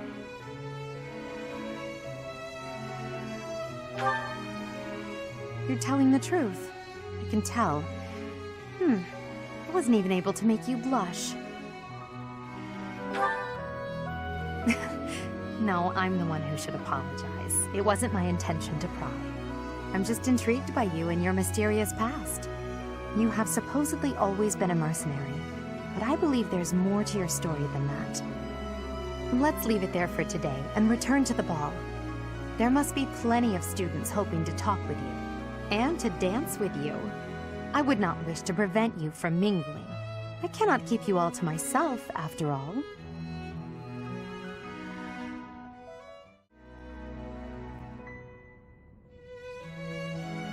It seems that everyone is having a delightful time. Will you not dance some more? How dull of you. Had I a body of my own? Oh, I would sing and dance until I fell upon the ground. But you... do as you will.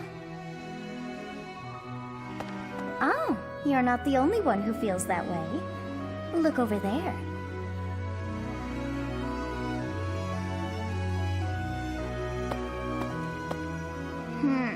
I'm bored beyond compare.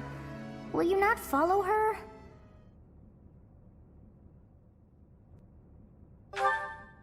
Oh, come on, hurry up.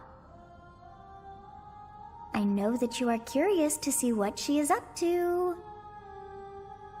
I hear someone singing from over there.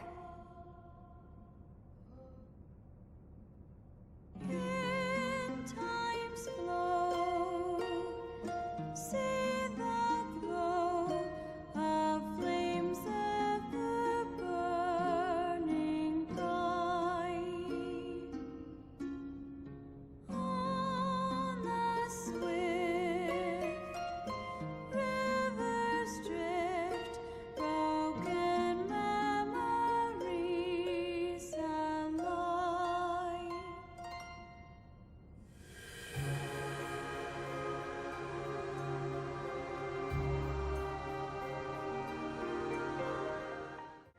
That song... I feel that I have heard it in the past. Actually, it is not that I have heard it. Did I once sing that song to someone? No, there's more. I wrote this song. Oh, but how could that be so? If that were true, then how could she be singing it? Unless... No. I am suddenly so exhausted. As are you, no doubt? Quickly then, to bed with you.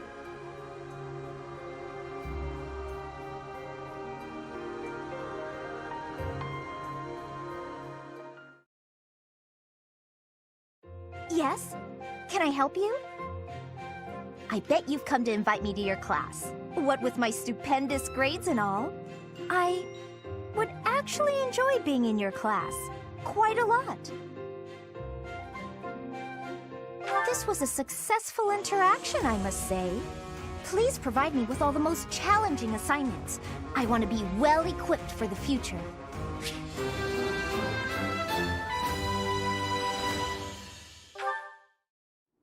Professor, thank you for helping me with my training. I'd love to do this again if possible. Your advice is always so useful. Everyone thinks you're a wonderful teacher. You account for people's weaknesses while capitalizing on their strengths. Initially, I wasn't sure you paid too much attention to your students. Clearly, I was wrong. After all, were that the case, you wouldn't be capable of providing such useful feedback. I'll continue to learn and grow from your instruction, Professor. I just know it. You think I'm determined?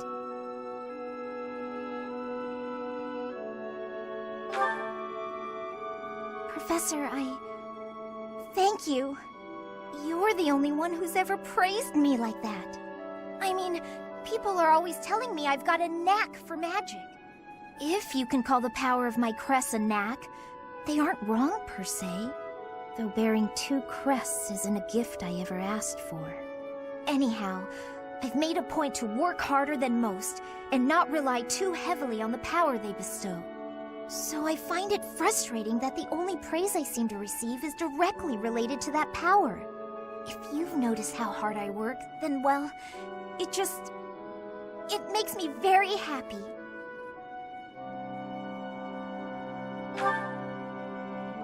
Well, you see, it is because I am the only child of House Ordelia. I must do all I can for my family name. I'm determined to someday be of real value to them, and that day must come soon. I can't waste any time. I don't have much of it left. Anyway, I should be going. Thank you again for your help. People say you're quite skilled. Perhaps if I joined your class, I could watch your sword technique up close. Indeed, I think that's best. I'll transfer to your class then. Don't make me regret it.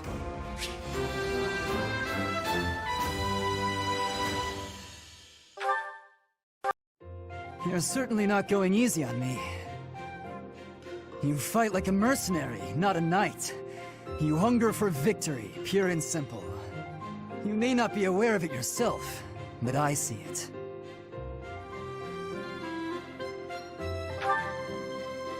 Indeed. Knights ought to have some hunger. I've always thought so. They depend too much on their swords. Only when they're wrested away do knights consider their hands and feet as weapons. That's not how it was for warriors of old. They weren't limited by their tools. Victory is what matters, not the method of achieving it. That's the attitude to adopt. I detect that in your style. It is plain to see. You may take it however you like. I believe the difference between us lies within that hunger. But where does it come from? From the start, I was aiming to win. Yet I couldn't defeat you. Then I remembered something you said before.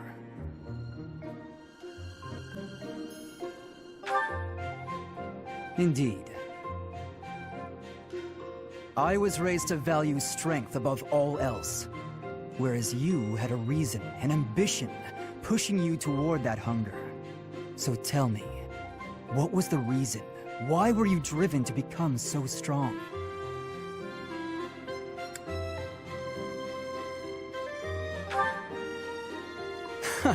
Spoken like a knight.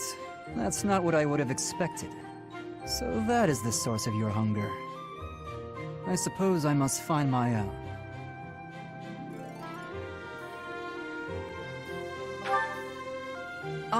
If we're to get along, I think not. I'll be content if you continue to train with me. Perhaps it will come to me as I swing my sword.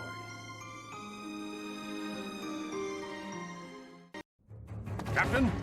Captain! Where are you? Hey, Professor, have you seen your old man? Too bad. I guess it will have to be you, then.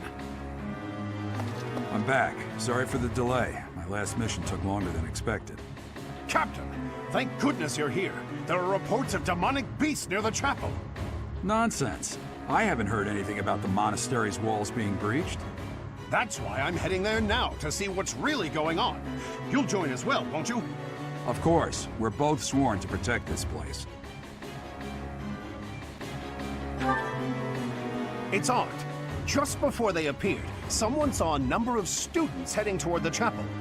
They were apparently acting strange, as though they weren't in their right minds.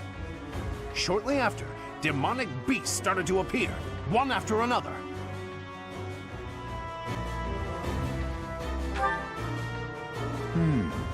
The students. There's no way those demonic beasts got in from the outside. But none of that matters right now. We need to act. Go summon your students. Damn it. I wanted to talk to you about something important, but there's no time. There's never any damn time. But this is much more urgent, so it can hold for now. I'll meet you there. There really are demonic beasts here. They're emerging from the chapel. I'll head that way. The rest of you, protect the students who weren't able to get away. Help me! These beasts, they're... Somebody, help me! You stupid beasts! Don't you dare come over here! Stay away!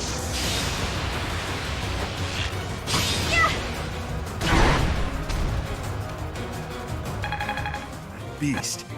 There's a stone or something on its forehead.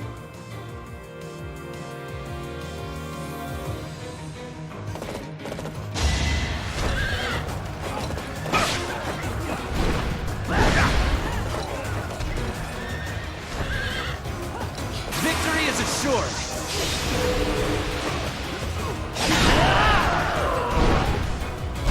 You are nothing.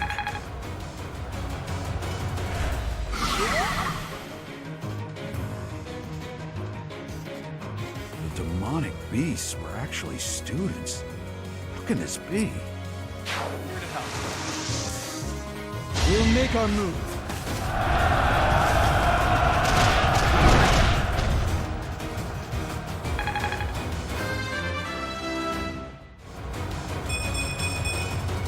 I can feel the difference.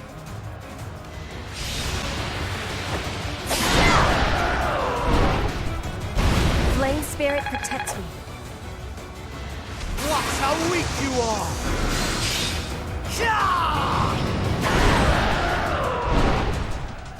For Lady Edelgard. Here we go!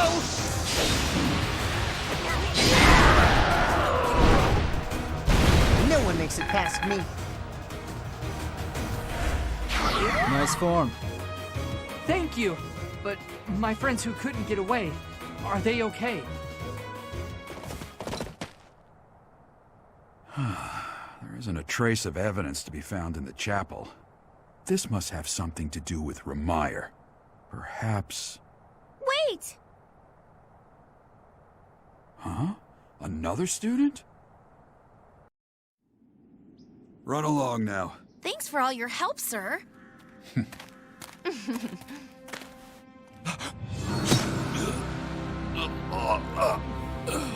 just a pathetic old man.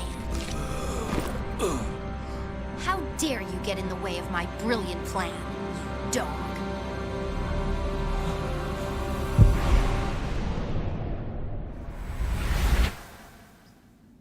Run along now. Thanks for all your help, sir.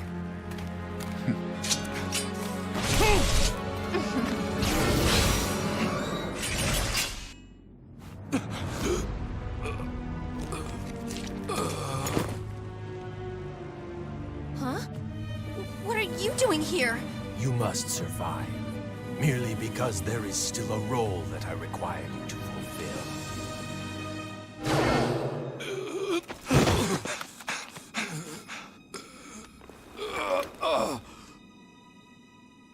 Sorry.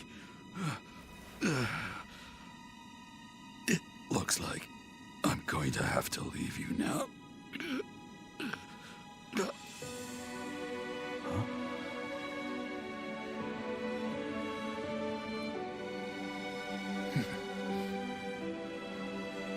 To think that the first time I saw you cry, your tears would be for me. It's sad, and yet I'm happy for it. Thank you, kid.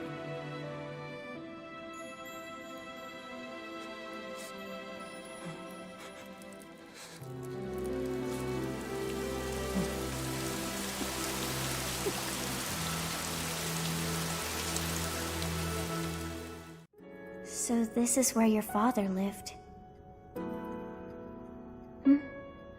Are you still crying? If turning back the hands of time was not enough to save his life, you must accept what came to pass was fate.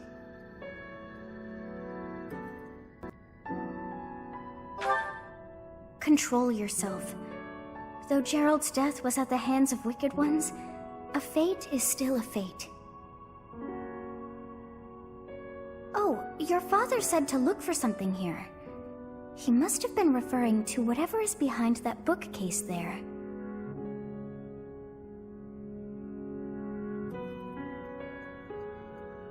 Your father's diary. Huh. His handwriting is prettier than his face would suggest. Well, well. These entries here are from before your birth. He seems to have been writing this for quite some time. Read that part there. Horsebow Moon, year 1159.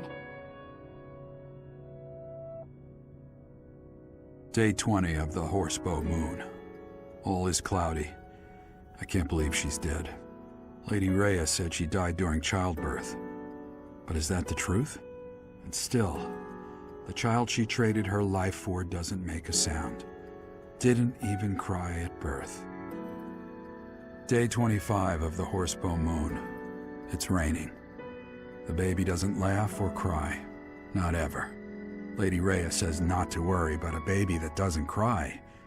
It isn't natural. I had a doctor examine the child in secret. He said the pulse is normal, but there's no heartbeat. No heartbeat. Day 2 of the Wyvern Moon. Sunny. I feel I must take the child and leave. But the church is always watching us. I don't know what Lady Rhea has planned. I used to think the world of Lady Rhea. Now I'm terrified of her. Day 8 of the Wyvern Moon. More rain. I used the fire that broke out last night to fake the child's death. Lady Rhea is in a state over the news, but I can't change what I've done. I've got to take the child and leave. Well now, that baby must be you. That means... Someone is approaching us. Ah, here you are. To think that that Gerald would meet his end like that. I hope you know that you were the most important thing in the world to him. He wasn't the most emotional guy, Sure, expressing his affection wouldn't have come naturally to him. After what's happened, it's up to me now. I, Alois, swear to protect you in the captain's stead. Sorry. This isn't the time for my blathering. Lady Rhea is looking for you. I came to tell you that. I'll take my leave now.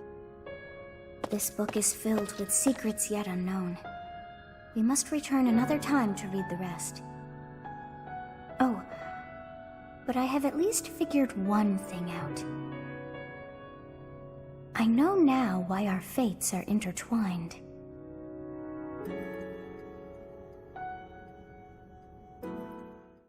Professor, I have been waiting for you. I am filled with grief at the loss of our most celebrated knight. Gerald was an ally of many years, and also a dear friend.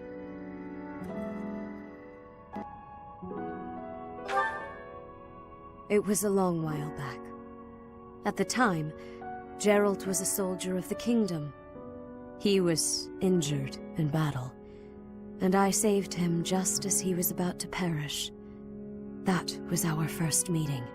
After that, he became a knight of Seros. He gave his all in service of the church. He fell in love with one of the nuns here at Garreg-Mach. Their love produced a child, whom she died giving birth to. It was her decision.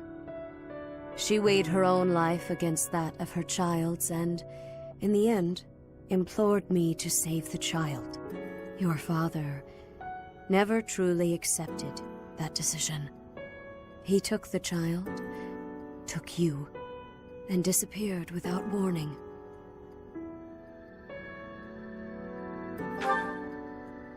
Your mother, she was my... I'm sorry for the interruption, Lady Rhea. There's something you must hear immediately. A report from the knights patrolling the area. Very well. Professor, you are dismissed for the day. Please rest and focus only on mending your heart. Understood?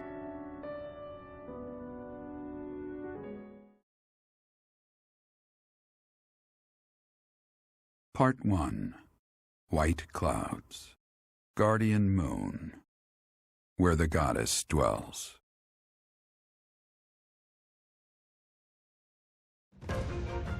Long ago, the guardian Seros made an appearance during this moon. She had been summoned by the goddess, whose soul was suffering as the flames of war raged across Fodlan.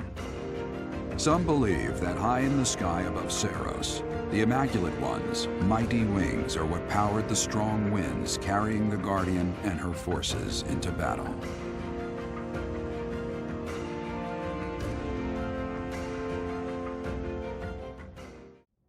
You're here again. Professor, you've been crying. So, even you cry sometimes. Oh, I suppose that was thoughtless of me to say. My teacher, you're so blinded by grief that you can't see what's going on right in front of you. Are you waiting for time to heal your wounds? Or have you curled up in a corner and lost the will to carry on?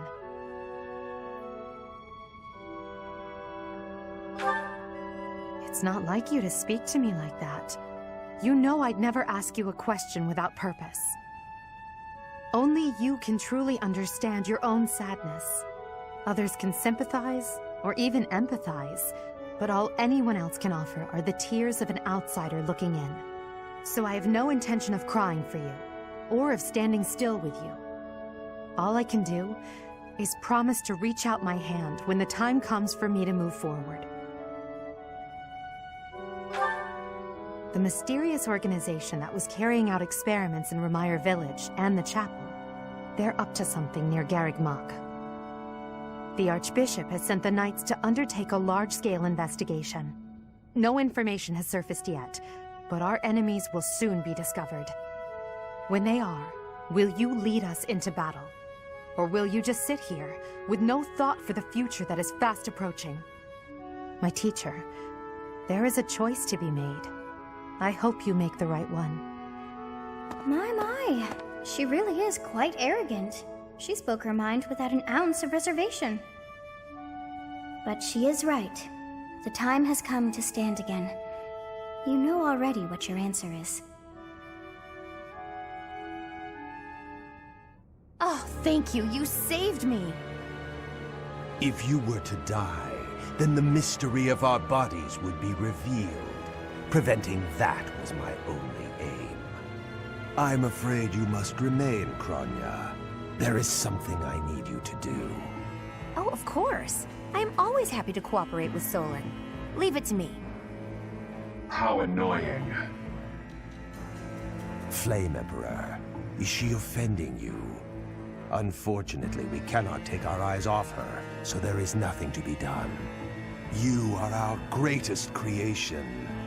We use the defiled beast's blood as the fuel to your flame, that you may burn even the gods.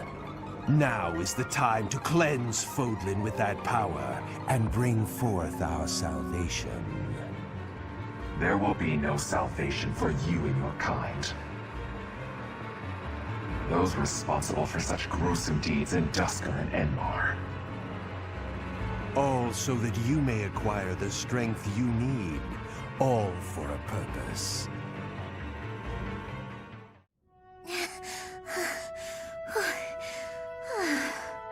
Lysithea, are you all right? You don't look well. Huh? Oh, no, I'm fine. Really. Just not accustomed to so much manual labor. You were cleaning the library all by yourself? Yes. The other student who was assigned to tidy up with me wasn't feeling well, so it's just me. I figured I could at least dust the bookshelves or something, but I got a little carried away.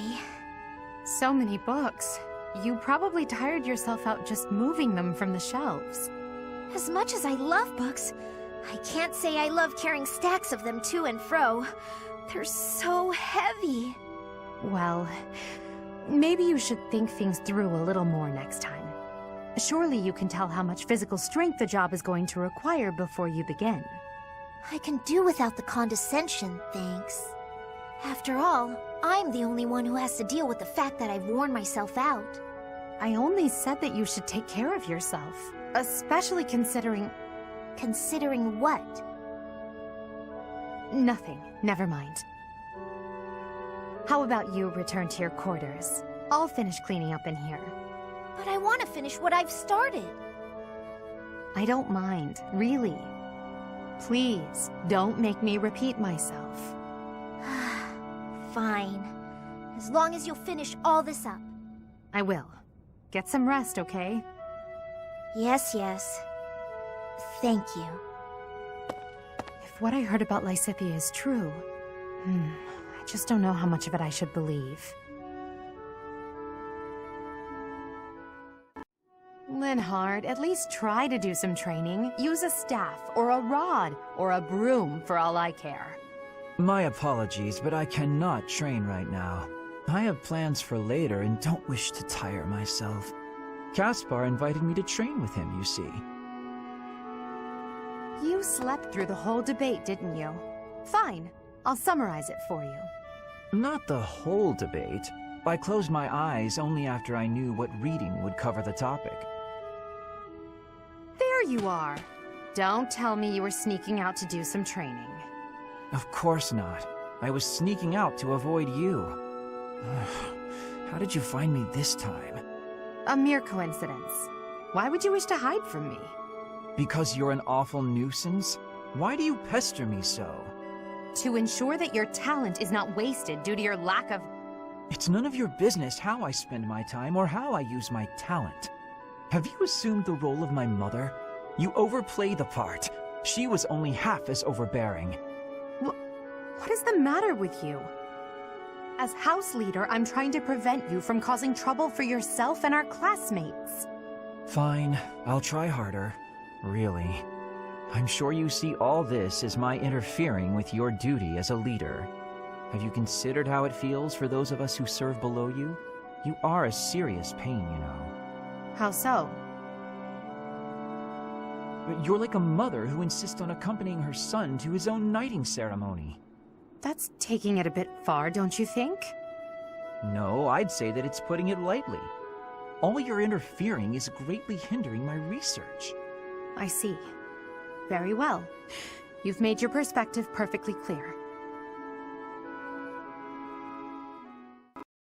Bernadetta. Lady Edelgard, what can I do for you? I appreciate all the effort you're making to overcome your fear of me. Your dedication is commendable. However... I'm just getting in your way, aren't I? Knew it, Bernie. You're just an intruder. Nobody wants you around. Stupid. Oh. Bernadetta. Yes? The problem you keep running into is that you don't listen to what people are really saying. That's why your efforts are in vain. You need to listen instead of jumping to your own conclusions. Are you listening to me? Yes. Then why aren't you responding? I wanted to listen until you were finished. Sorry, were you finished then? I was. Then may I please scream now? By all means. But please try to make it a fairly quiet one. Just a tiny one.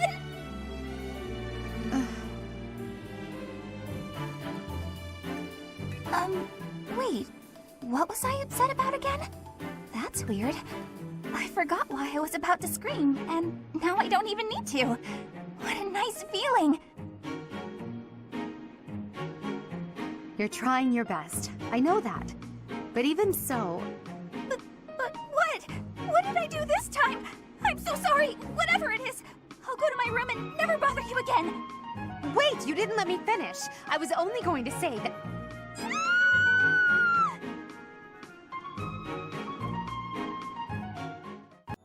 Oh, is something hiding just behind that book?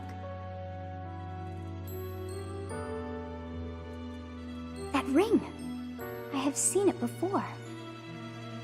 Ah, I know. Gerald showed that ring to you beside a grave. Do you recall? He said he wished for you to have that ring one day. That means it's yours.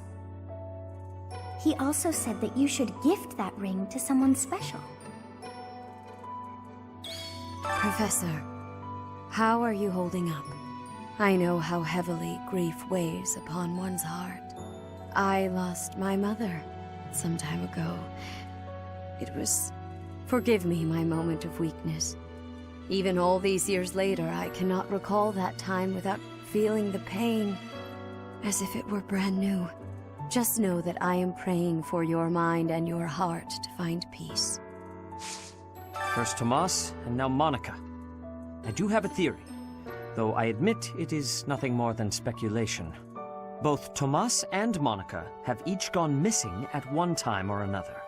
It was reported that when Monica returned from her disappearance, she began to act like a completely different person. As if, perhaps, the real Monica had been killed and replaced by an imposter. Thinking of it like that, it is possible that this Solon had been impersonating Tomas for some time. How they managed such a convincing change of appearance, though, I still do not understand. I have something rather uncomfortable to discuss. It's about the weapon that killed Gerald. Will you listen? It was a dagger, but I know enough to know it wasn't an ordinary dagger. It wasn't made of iron or steel because, well, because whatever it was, the wound it left wasn't normal. Who could make a blade like that, do you figure? You've lost someone very dear to you. I'm so... You have my sympathy. Manuela and I can take on some of your workload this month. We can't do all the teaching, but at least we can lighten the load for you. I've always seen strength in your eyes. I know you'll recover. You're a very strong person. Professor, I'm so happy to see you. You're finally returning to your old self. To see the light in your eyes again is a gift. It inspires me to carry on as well. As you know, the Knights are searching furiously for any trace of the enemies who escaped. I'll inform you immediately if I learn anything relevant. Captain Gerald's gone. He's gone. And we'd only just reunited. I'm sorry. I'm sorry. I'm sure this is even harder on you. But I just can't... I can't believe... Not just Tomas, but Monica, too. We can't be sure who to trust anymore, can we? Who are these people, really? What do they want? Professor, I have a request for you. Would you accept me into your class? I'm sure I would learn so much more if I could study with you. Will you give me that chance? I can? Thank you! You won't regret this. I'm going to give it my all.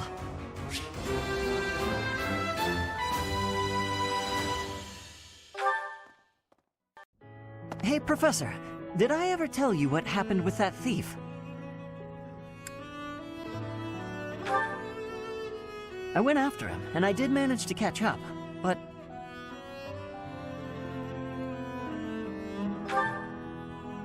Sort of. I actually decided not to make him pay for it. My pockets were pretty empty after that incident, if you want to know the truth. Well, what happened was, when I caught him, I asked him why he stole the book. He said he thought it would fetch a good price, and that he really needed the money. He had a sick kid and couldn't pay for medicine.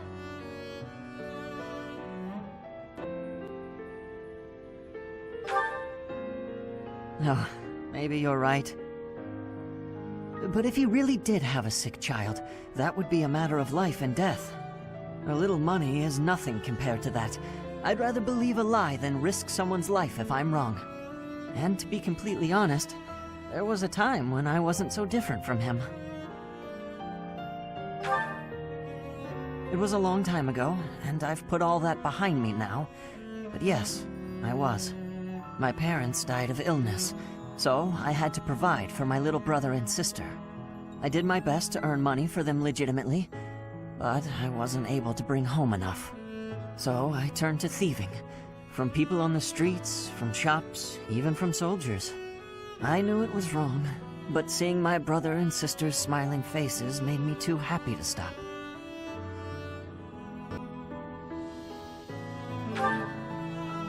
I really regret that part of my life. I was stupid. But shortly after I turned 9, I crept into a local noble's mansion, aiming to steal whatever I could get my hands on. The noble had all sorts of valuables, but what really caught my eye was a book with a fancy cover. That book was Lugh and the Maiden of Wind. The knight in the illustrations was so impressive I just couldn't tear my eyes away.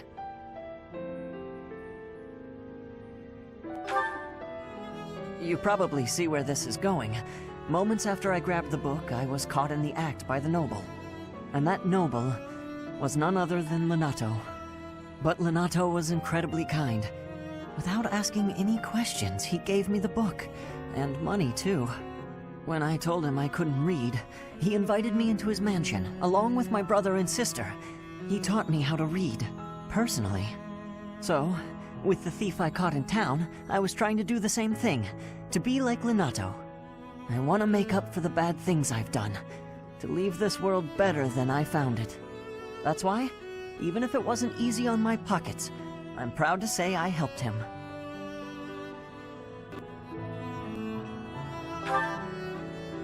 I know what you're trying to say. My contribution probably won't change much. And it's not like I have the money to help everyone who's suffering from poverty. Even so, I can't bear to stand by and do nothing. What else could I have done, Professor?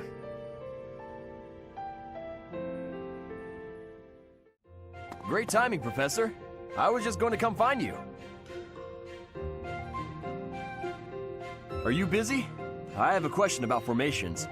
I don't understand them at all. Are the speed of battle and the terrain connected somehow? There's too much to memorize. I don't? Then what do I have to know? I think I understand the basics. To start, you just... Ah, okay. I think I've got it. Thanks for the help, Professor. Brains and brawn. You've really got it all. With your help, I should have no trouble becoming a proper knight. Huh? Didn't I tell you? My parents were merchants of the Alliance. They died in an accident. That's why it's up to me to look after my little sis. I'm not great with bookkeeping, so I don't think I'd make a good merchant. I talked to Grandpa, and he suggested I become a knight. So I sold all our valuables and used the money to pay my way into the academy. My sis won't survive if I get kicked out, so I can't give up now.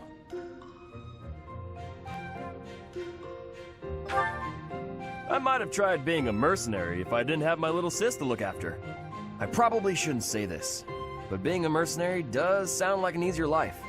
Mercenaries have no responsibilities, and no one else to worry about. But someone's got to take care of my little sis, so that's out of the question. Serving as a knight in a noble house is more secure, and you don't have to worry about dying unless there's a war. My sis has been through so much. I don't want her to have to worry about me. Hey, do you have any siblings, Professor? Then you probably think I'm missing out on my freedom, having to support her, huh? But working hard for my sister isn't too bad. Call it a burden, call it a challenge. If it makes my sister happy, I'm happy too. You've got my sympathy. Really. Not having any siblings, I mean.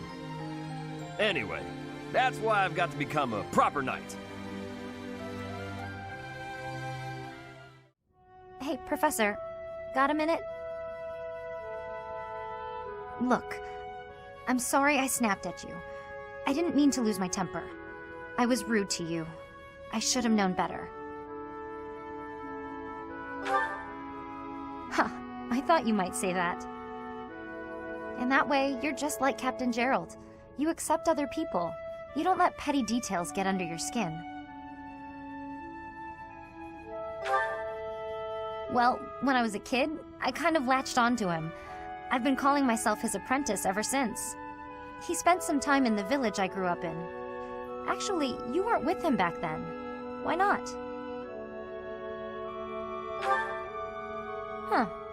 Maybe he left you with a relative or something. Anyway, back then, Gerald's job was to deal with poachers. Well, they were bandits, but we called them poachers. Nobody in the village could stand up to them. But your dad, he took them on like it was nothing. I was so impressed. All I could think was how amazing mercenaries were. I'd lived in that tiny village my whole life, so to me, Captain Gerald was nothing short of a legend. So I went right up to him and I told him I was going to be his apprentice. He didn't stick around long after that, but he did teach me a lot while he was with us. Tactics, strategy, training routines, it was all so new and exciting. So after he left, I kept at it, kept training, just like he taught me.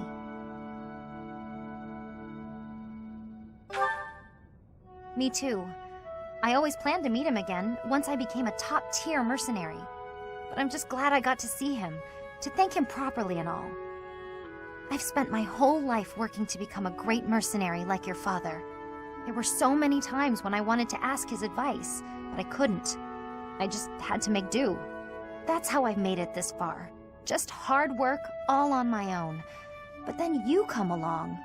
And it's like you don't appreciate Captain Gerald at all, or how lucky you were to have him around your whole life. No, it still really bothers me. You might be his kid, but I'm still his best apprentice. Got it?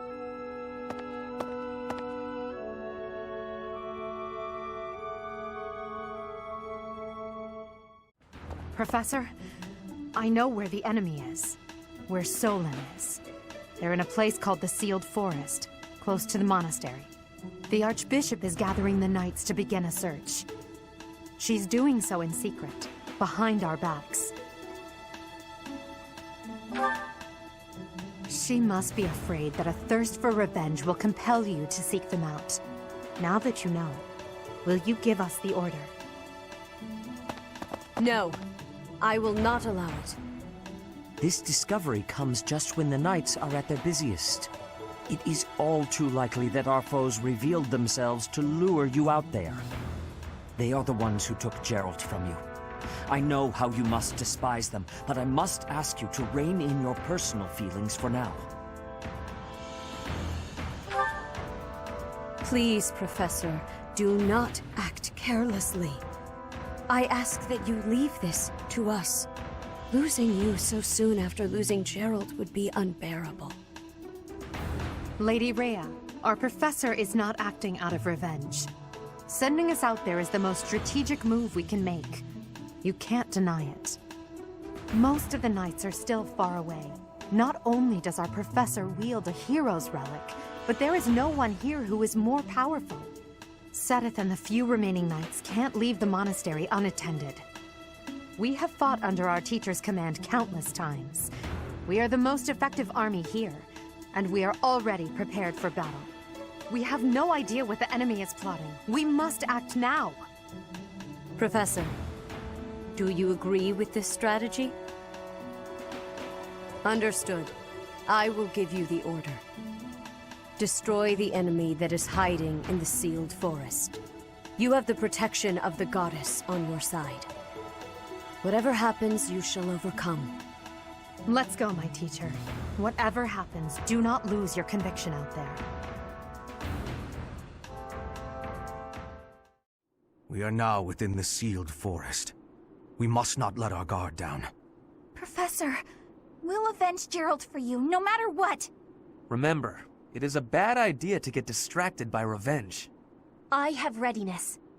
Our enemies will be taking... we will take our enemies down. Well, it's not like we have any other missions this month. I suppose this is as good a way as any to spend our energy. Lindhart spending energy? We'd better finish this fast before the pigs start flying everywhere. Lower your voice. The enemy could be close. It is time to repay the kindness of the professor who saved my life.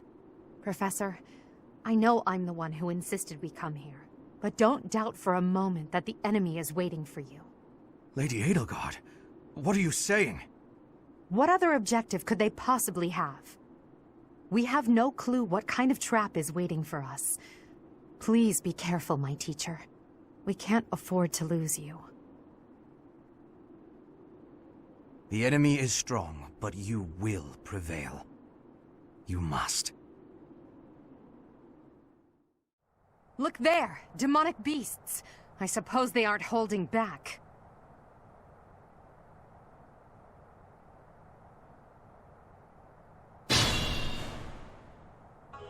Hello, you're here! Welcome to the Forest of Death! My name is Kranya. This weakling girl was just a borrowed look for me. This is what I really look like. Now, you vermin, I'll take down every last one of you.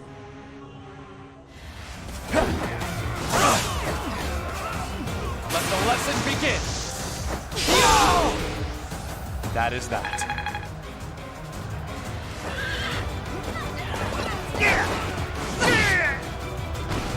Your defeat was inevitable.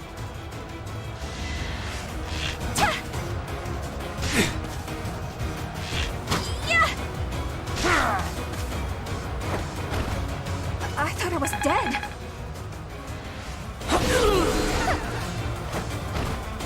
Another win.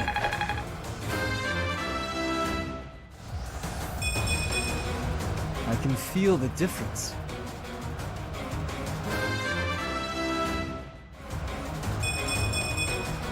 Well, like what you see.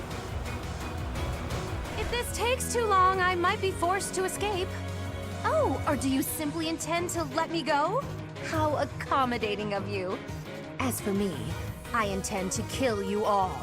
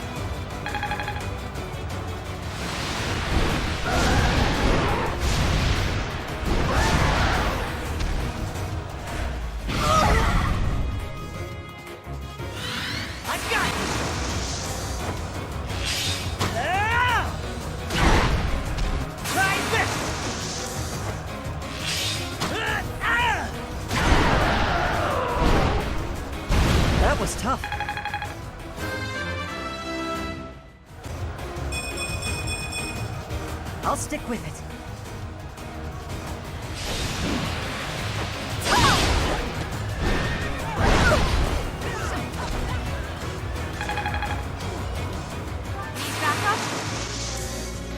I'll show you a plan.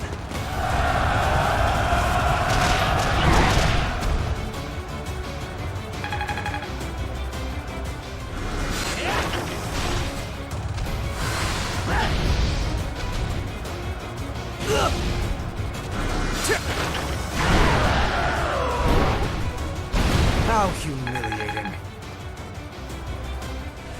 Huh? What are you... Are you here to kill me? I am. Prepare yourself for death while you still can.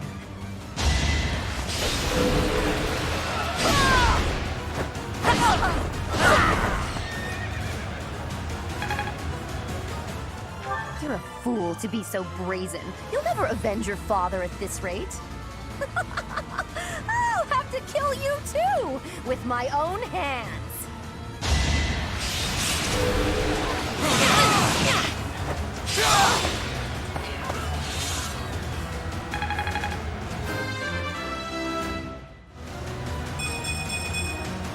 Another step forward.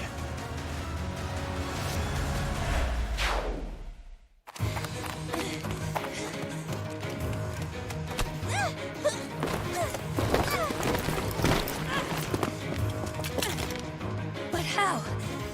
How could I really lose? To a lowly creature like you? Well,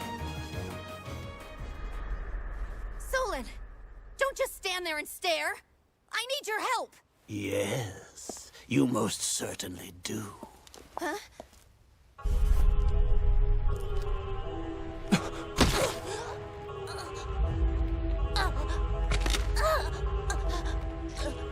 Have no fear, Kranya.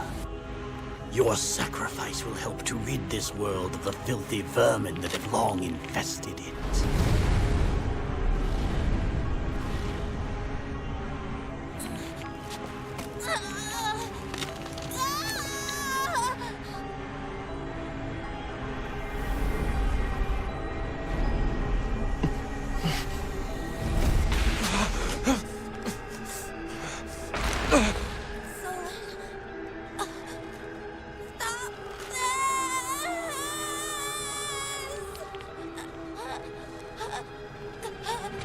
The time has finally come to unleash the forbidden spell of Zaharas upon our enemies!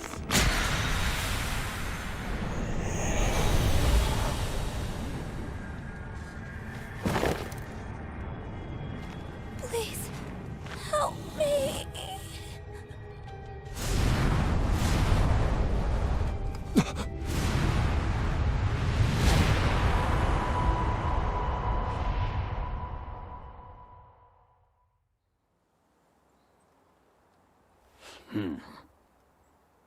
Be gone with you, Fellstar.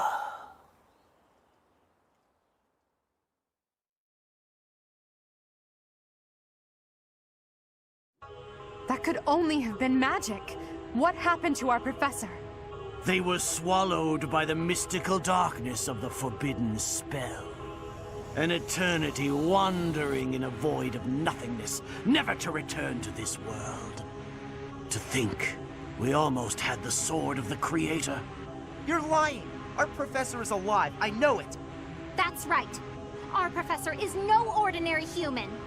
It is hard to fathom that our professor would die in a place like this. It is possible that death has yet to find your friend, but there are worse things than death.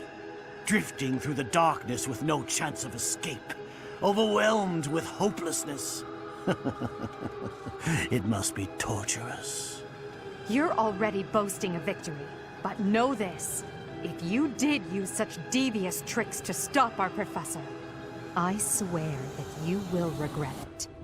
I cannot help but agree with her this once. Even if our professor is trapped in darkness, that is not the end of their story. I will not forgive such arrogance. If you prefer it so, you shall also be added to the ranks of the dead.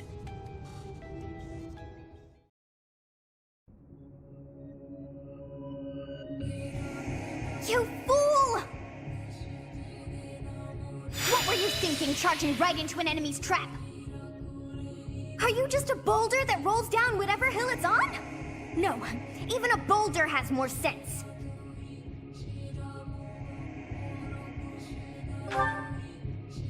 Apologizing won't make things right! This darkness is terrifying!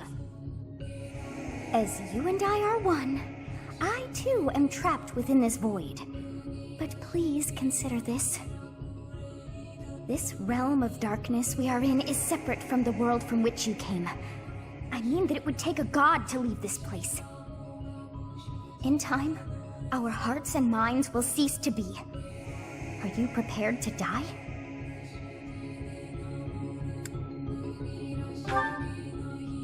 I thought as much. I also do not wish to die. And yet... there is no other choice. Do you recall your father's diary? He said you were a child who never cried nor laughed. I think I am the one to blame. I must have been asleep, but even then, I feel I was a part of you. I do not know how Rhea managed it, but she allowed me to exist inside of you. The truth is, I have always been with you. It is within you that I found my power yet again. The power of a goddess. The power of the progenitor god. My name is Sothis. By now, you must be well aware of what that means. I am the one who watches over Fodlan and the creatures dwelling there. I am Sothis. She who died and then returned.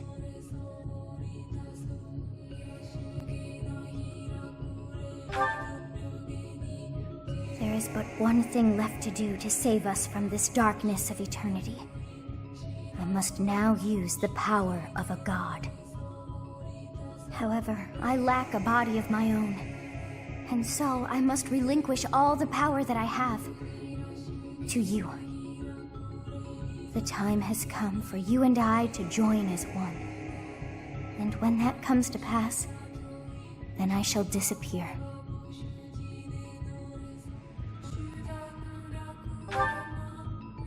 When I say disappear, I do not mean that all I am will be no more. My soul will join with yours, and you and I will never be apart.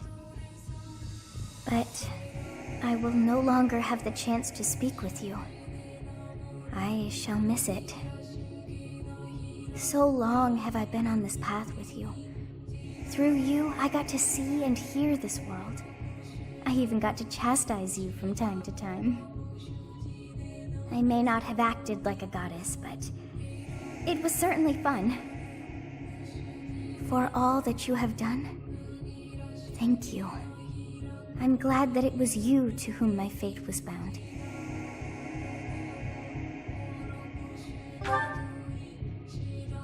Now, we must pray. For if we share this wish, our spirits too will join as one. Your wish is to return to the forest, stop the enemy, and rescue the little ones. No need for words. I know your heart as though it were my own.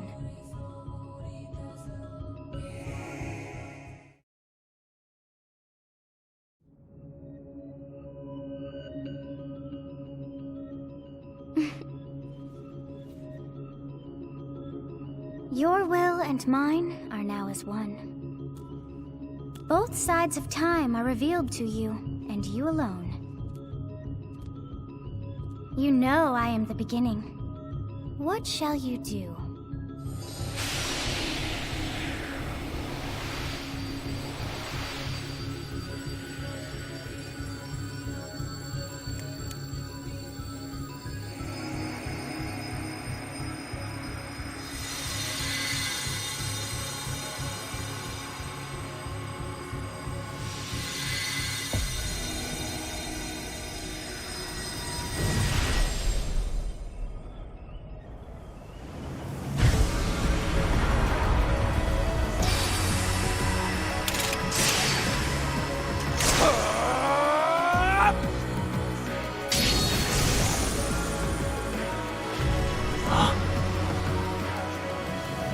So the Fellstar consumes even the darkness itself.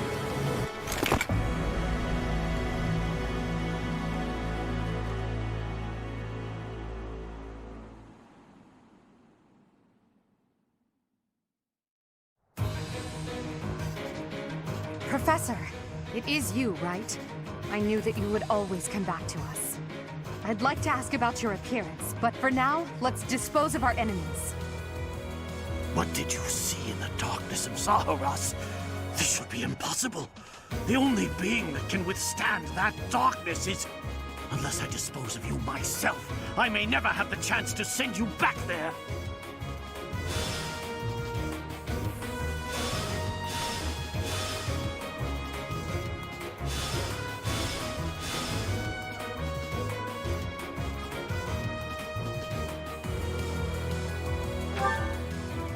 So this is how it is. I cannot let you live. You stole the words from my mouth. You lost the moment you failed to kill the professor. There! Is that all? I am terrified by you. Even though an emotion like fear has no place inside me, that means you must be eliminated. It's over.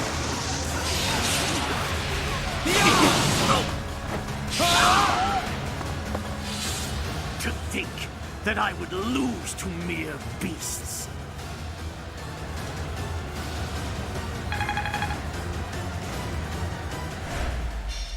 But this is not the end. Talus will carry out our mission somehow. It's over. Now, Professor, about your appearance. That hair. And those eyes. You remind me of someone. What happened to you?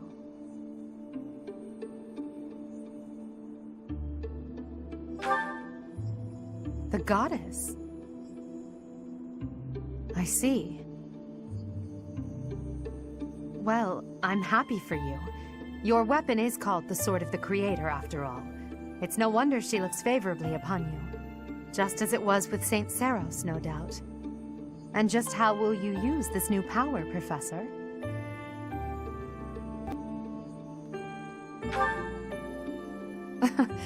That is so like you to say that. Tell me, if the world, and your students included, were to divide and go to war with each other, what would you do? In that scenario, each side would represent both the world and your students. Who would you...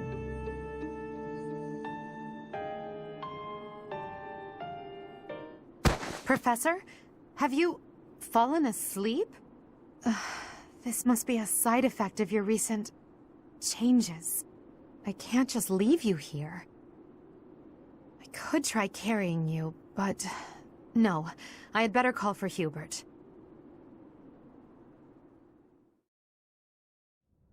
In time's flow, see the glow of flames ever burning bright on the swift rivers drift, broken memories alight. Professor, you must remain still. Everything is all right. There is no need to worry. Those who are trying to harm you are far away.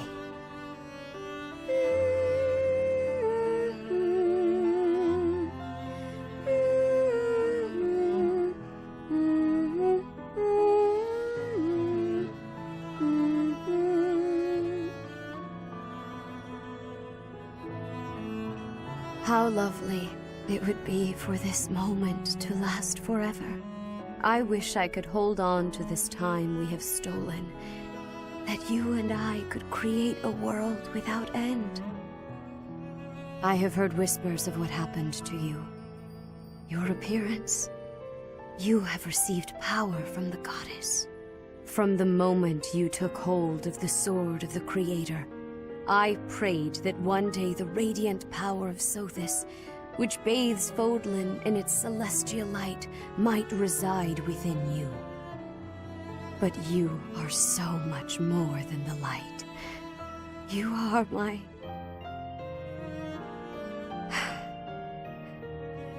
Close your eyes, dear one.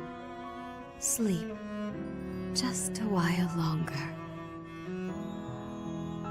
I will be watching over you, always, always and forever.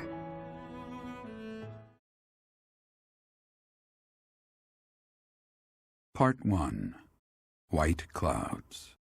Pegasus Moon. Throne of Knowledge.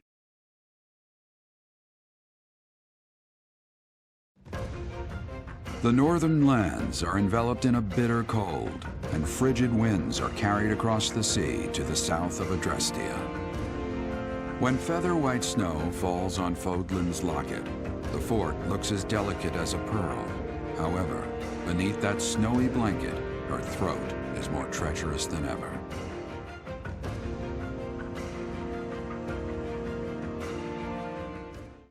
Rhea, please, talk to me. What are you hiding? What is the meaning of how that one looks? It is almost as though... As I said, there is nothing of which to speak, for now. At the end of this month... I read Gerald's diary.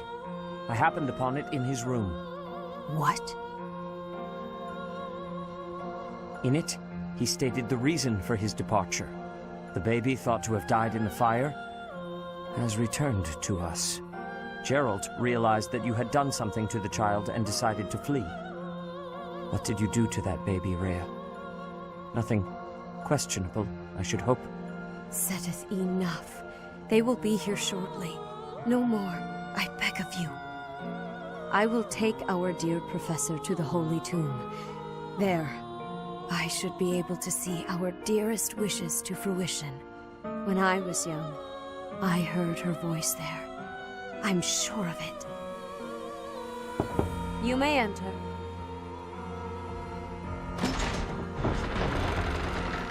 I have been awaiting your arrival, Professor. Now that you have received sacred power from the goddess, there is somewhere you must pay a visit to at once. You must go to the Holy Tomb so that you may receive a divine revelation from the goddess.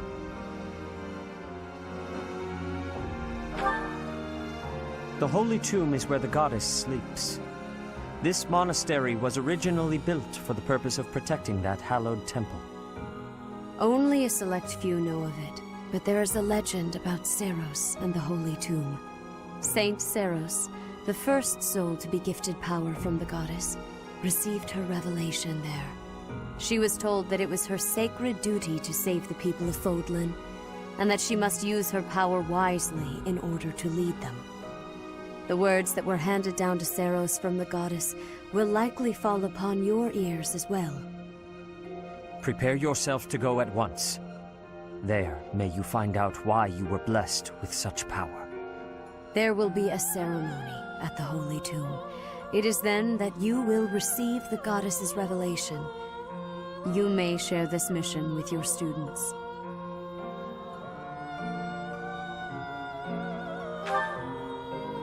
It is said that when Seros received the revelation, she had holy warriors by her side protecting her.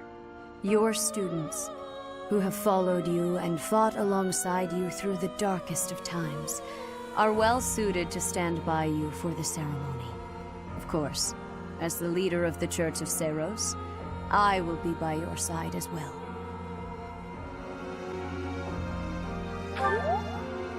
The Holy Tomb is a sacred temple that is sealed off from the rest of the world. There is nothing to fear. Even if something were to happen, I am more than capable of protecting myself. Much has changed, but your duty has not wavered. Steel your mind for the ceremony and prepare your students well.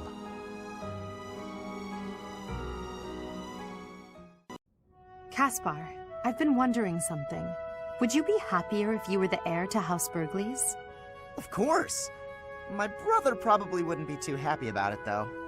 I've got nothing against him, and I'd hate to cause him trouble, so I guess it wouldn't make me very happy at all.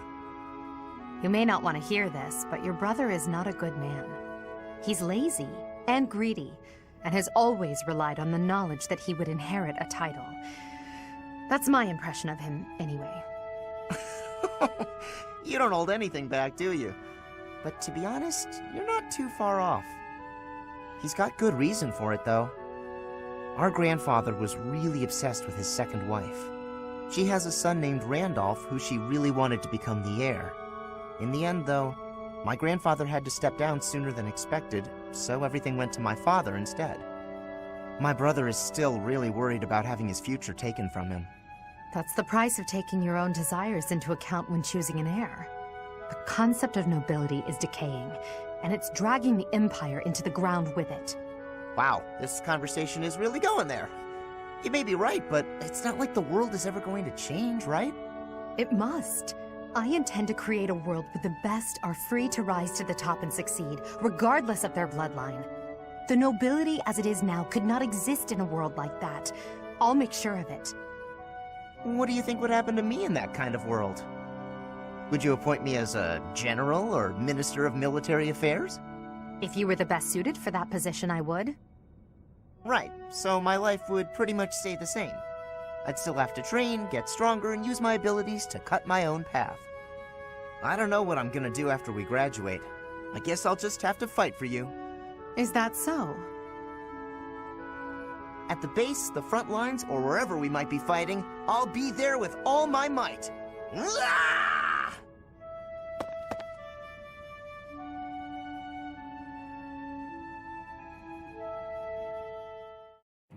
Oh, is that Petra?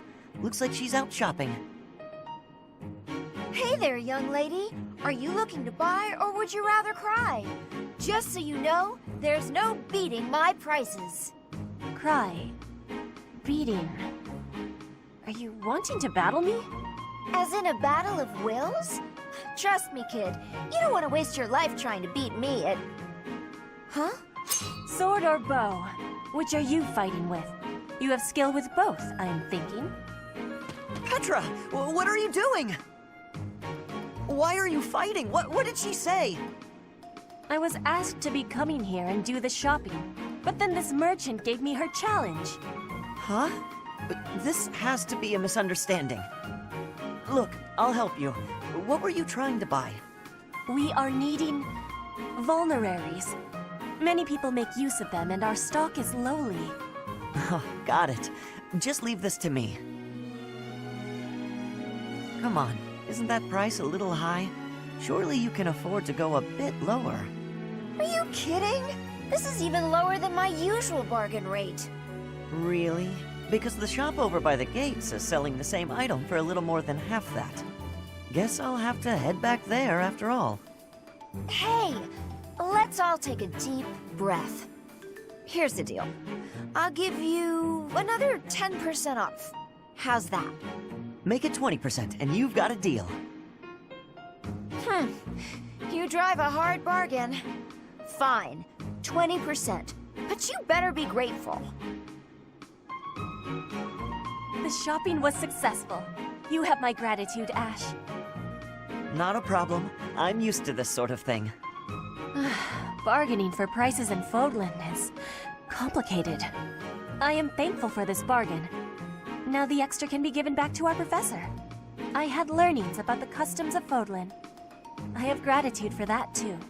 I wouldn't call it a custom, exactly. It's just a trick we commoners use to save money. Efficiency with money is a wonderful culture. I promise you, it's really nothing special.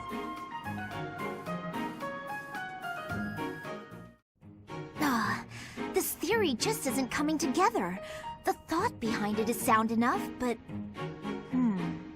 Hey, Lysithea! Your forehead's all wrinkled. You look tense. Is something wrong? You know you can tell your big bro you know you can tell me anything, right? Raphael, while I appreciate your offer, I'm not so sure you'll be much help here. What does that mean? Oh, are you researching something complicated? In that case, yeah, you're probably right. Is there something else I can help you with? I'm really good at other things. Like training. I have absolutely zero interest in such things. I have an idea. Do you want to get real good at playing tag? I can teach you. There's a trick to it that most people don't know. Like to not get tagged and stuff. Let me show you. It's too sunny to spend all day inside studying. Come on, Big Bro's gonna take you outside. Shut up, shut up, shut up! Can't you see I'm busy? Go bother someone else. What nerve you have too calling yourself Big Bro, like I'm your little sister or some nonsense. Just cut the act. Did I really say that out loud? Anyway, my grades are miles better than yours. If you want to play the part of Big Brother, you probably benefit from studying way, way more. Like I said, I'm really good at other things. Just not classroom learning. I can't stand all the excuses. Clearly, you're the little kid here. You got all that? Now don't bother me again. Understood? Bye.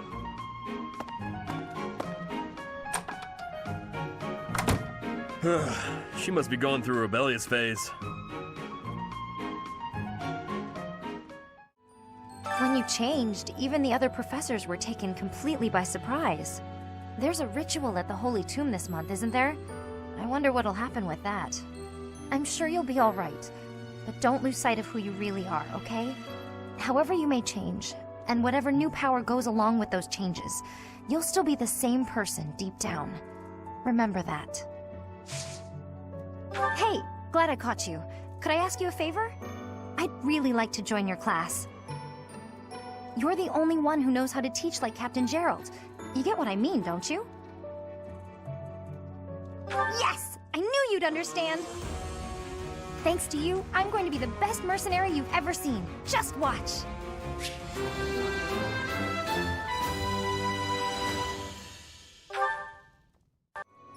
Did anything else change besides your hair and eyes? Are your arms bigger? How do your abs look? Good to see you, Professor. Rare for you to come talk to me. I'd love it if you could teach me more about training and stuff like that. I know that ain't easy with me stuck in a different class and all. Why don't you put me in your class? Really? I was only kidding around. But if you're offering, I won't say no. You better not go easy on me. You gotta toughen me up if I'm gonna become a proper knight.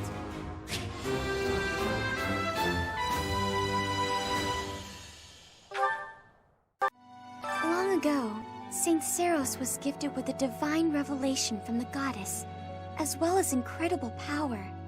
Is that what happened to you too, Professor? No way! The professor transformed before receiving any kind of divine revelation, right? Still, I wonder, does the fact that you've changed really mean you've been granted some kind of power? If that's the case, then what sort of revelation can be gained from the ritual? I'm guessing the revelation will just be a gentle reminder to use this new power to save the people of Fodlan. What else is there to say? You don't actually believe we're going to hear the voice of the goddess, do you? Professor? I have a request. It's about your class. Huh? Oh, thank you. I should be more comfortable speaking after I get to know you better.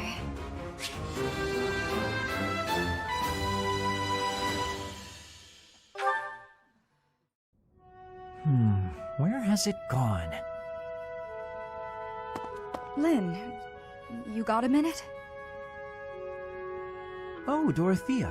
Are you done being alone? Please, don't say it like that. I let the gossipers get to me, and I snapped at you.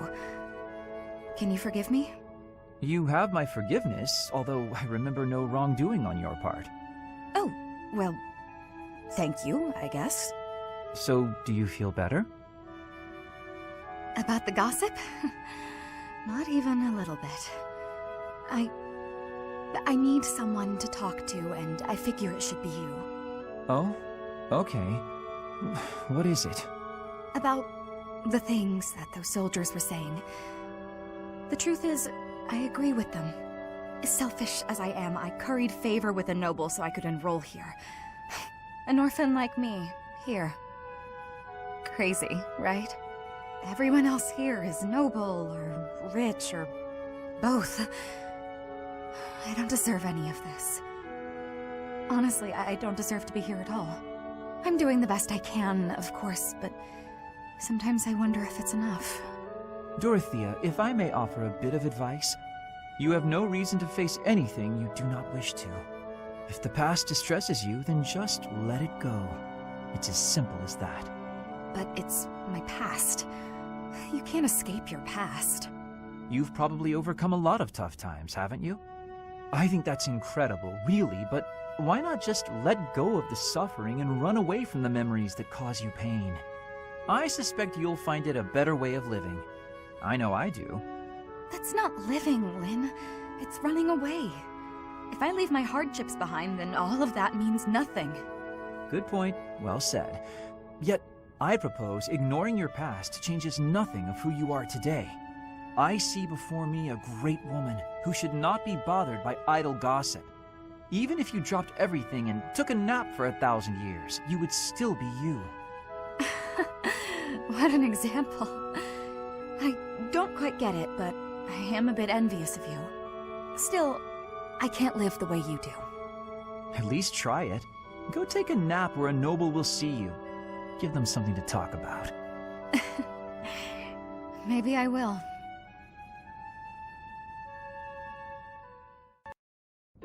Ash, I need to give you more gratitude for the commoner techniques you showed me. Commoner techniques? Oh, you mean when I haggled for you? Yes, it has made for many savings. I was telling the professor, we both are so happy. Really, it wasn't a big deal, but I'm glad the professor was pleased.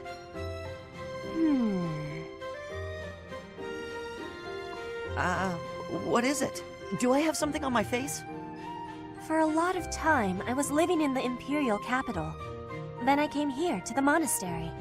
Both places contain many nobles, and many chances to be learning noble customs. That's true. When you're surrounded by new people, you naturally pick up all kinds of stuff. Though with nobles, there's a lot to learn. All the etiquette is overwhelming. Not to mention the dancing. I just keep stepping on my partner's feet. In Fodlan, the nobles are training for dancing since their youth. They have much skill. When I was a kid, I spent most of my time helping out at my parents' restaurant and playing with my brother and sister. Back then, I never dreamed I'd ever be studying at a proper academy with all these nobles. I have learned many customs of the nobles, but few of the commoners. I am hoping you will teach me. Techniques, secret skills, anything. All of the things. Secret skills? I don't think I know anything that fancy. That is not the truth. The technique for money saving could be helpful even for nobles. It has use for all the world. I don't know about that. Really, I don't have any special secrets. Commoner wisdom is only to be shared with commoners, then? I have understanding. Forbidden knowledge. Ash, how about we make a bargain? We can be trading information. In Brigid, powerful curse techniques are passed down. And we can speak with the spirits. I can be teaching you these things. What? Curses? No. I don't need any dangerous information like that. But if you really insist, I guess I could teach you a few things about what life is like on the streets. Would that be enough? You will be showing me the secret techniques? I cannot be waiting! That's not what I meant.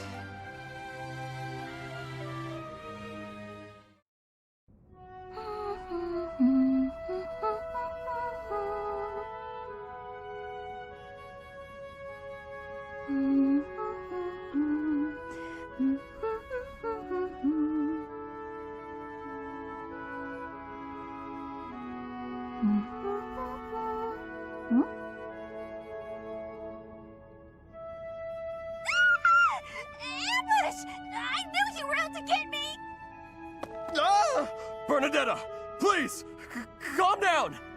Calm down? Sure, why shouldn't I? Nothing's more relaxing than being spied on! I just love it when huge, scary men lurk behind me with their insidious smiles and heinous schemes! Ugh, you just want to make me a laughingstock! Ruin me in front of everyone! I know it! Please, listen! I only came to hear you play. That's it. Promise. I'm not gonna make you perform in front of everyone else. I just wanted to hear you myself. Just you? Nobody else? Really? Really? I kept trying to ask, but you always ran away. That doesn't mean you can just watch me creepily from the shadows, you know. That would scare anyone. You're right, I'm sorry. I just didn't know how else to get your attention. You get so scared. But it looks like I ended up scaring you anyway. I'll leave you alone, Bernadetta. I really just wish I could have heard you play. Raphael?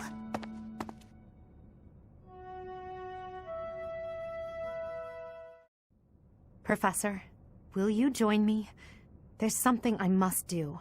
It will take a few days, but I promise we'll be back in time for the ceremony at the Holy Tomb. It's meant to be a secret, but I'm going to Enbar, the Imperial capital. There is something I must do there.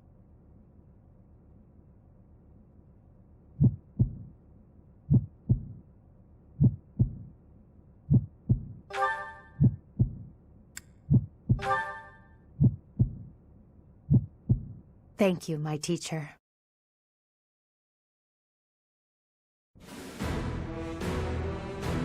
Father, forgive me for asking this of you. I know how much pain you're in, how the burden of the throne weighs heavily on you, and so... There is no need to apologize, Edelgard. You must know that I do not have much time left in this world. The time has come. Thank you, Father. Now, to complete the Imperial succession, you must relinquish your crown here in the throne room. The Archbishop of the Church of Seros would normally act as witness, but my professor will fill that role instead. Edelgard. From this day forward, the weight of the Empire's future shall rest upon my shoulders. All that I do will be for the benefit of the people of Fodlan.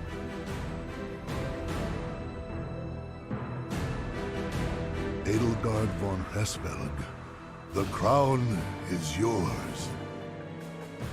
By the covenant between the red blood and the white sword, and by the double-headed eagle upon your head, I hereby pronounce you the new Emperor. Are you prepared to take those responsibilities as your own? In accordance with the ancient covenant, and in keeping with the Hresvelg legacy, I swear that upon this throne, I shall use my reign to lead Fodlan to a new dawn and achieve peace for all.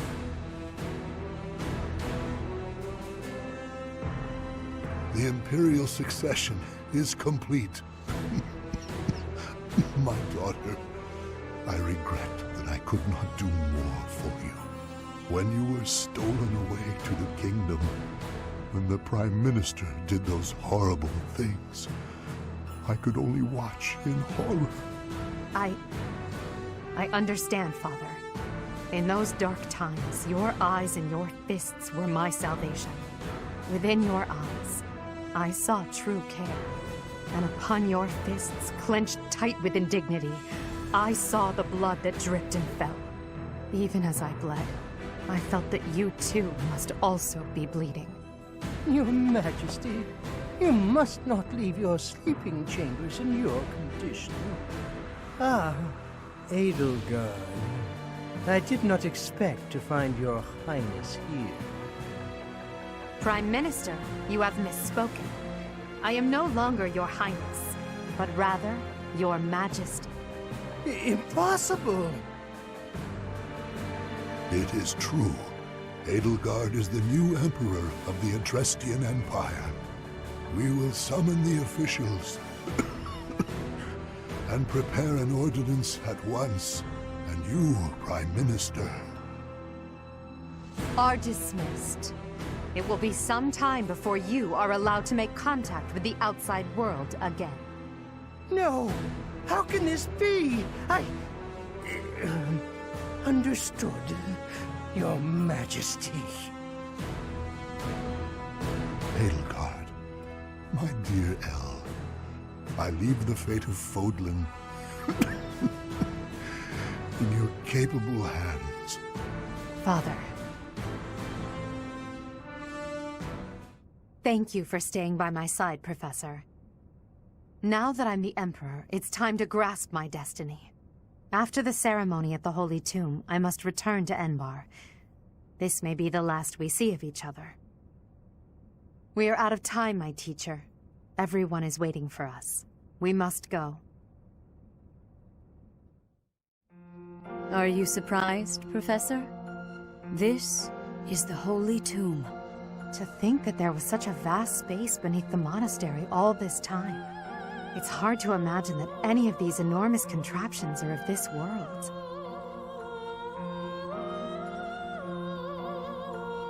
This is where the goddess who created this world was laid to rest, along with her children. It is said that our creator, the goddess Sothis, sat upon this very throne. Professor, do you recognize this throne? So long. I have waited so very long for this day. Sit upon the throne. I have no doubt you will be gifted a revelation from the goddess.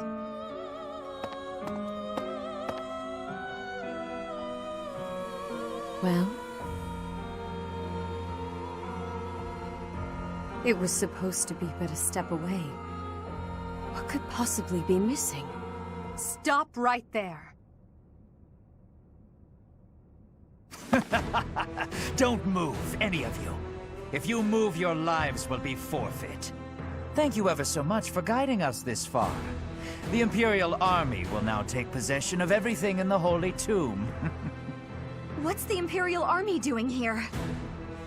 Wait, does he work for the Flame Emperor? So the Flame Emperor is connected to the Empire. I never thought that possible. Edelgard, did you know about this? Yes. In fact, I gave the order. I am the Flame Emperor. I guess that's the end of play at school, Lady Edelgard. I mean, Your Majesty. Get to work, everyone. The crest stones belong to us now. And take those filthy bones, too. Insolence! You will atone for the sin of trampling on this holy resting place. Professor, destroy these villainous traitors who dare dishonor our creator! Wait, what's the meaning of this, Edelgard? You made use of us? Why? I'm sorry, my teacher. I cut this path, and now I must follow it. My friends, I ask that all of you stay back. It is not my intention to fight you. By order of the Adrestian Emperor, Edelgard von Hresvelg, I command you to collect the crest stones. If anyone attempts to stop us, kill them. We will not allow such violence from the Empire. Strike down the rebels and protect the Holy Tomb. The crest stones are in the caskets! Open every last one of them! The Holy Tomb must not be desecrated. Protect as many of the crest stones as you can.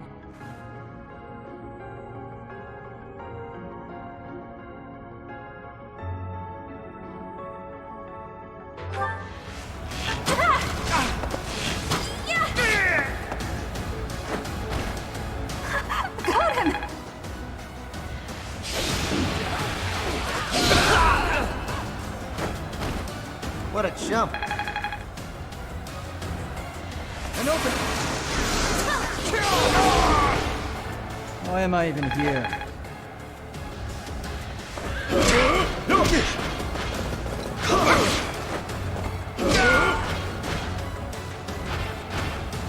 Should have trained better.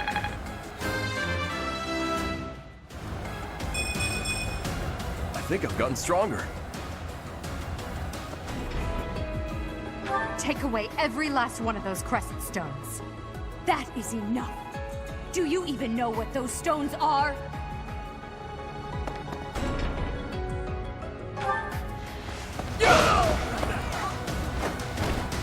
Should I have held back? I will win! Witness frigid pride.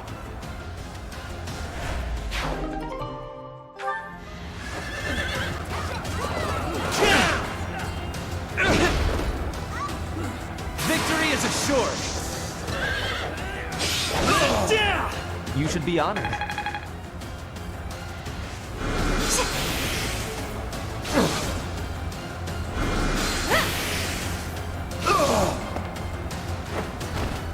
You were wide open. I'm told it's fine to kill those who resist. Now then, how shall I cook you? Torture them!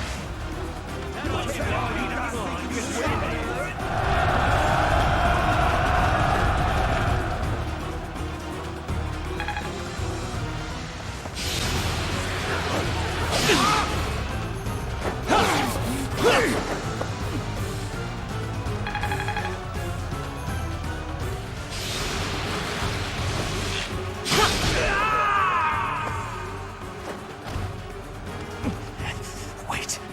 No. I was just following orders. I just...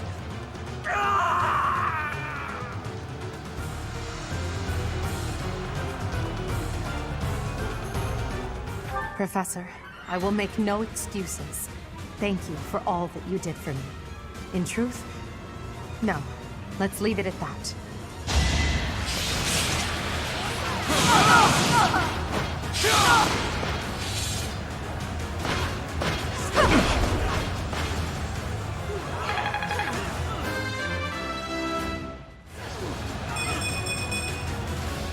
Allow me to demonstrate.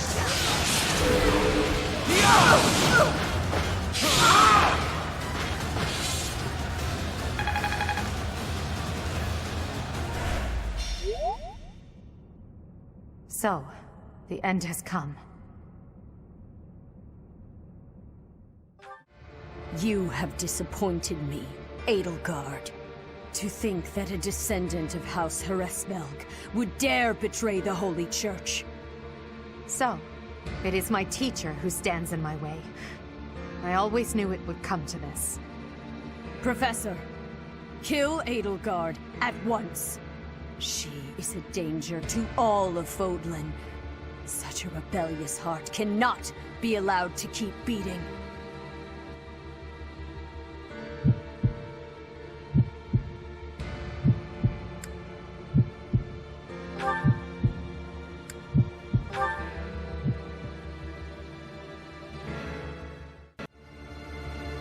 You.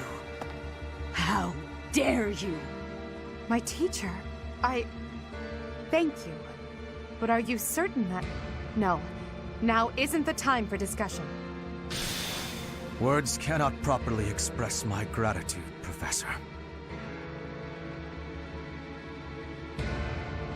So, this is the choice you have made.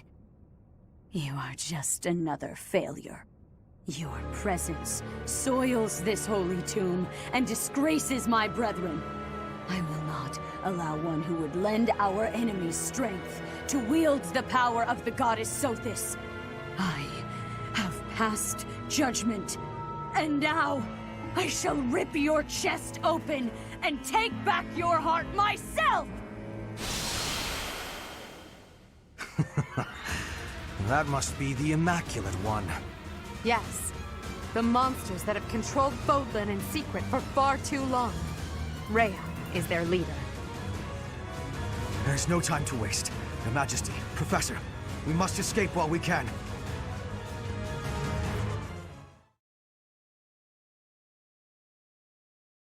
Part 1. White Clouds. Lone Moon. Outset of a power struggle.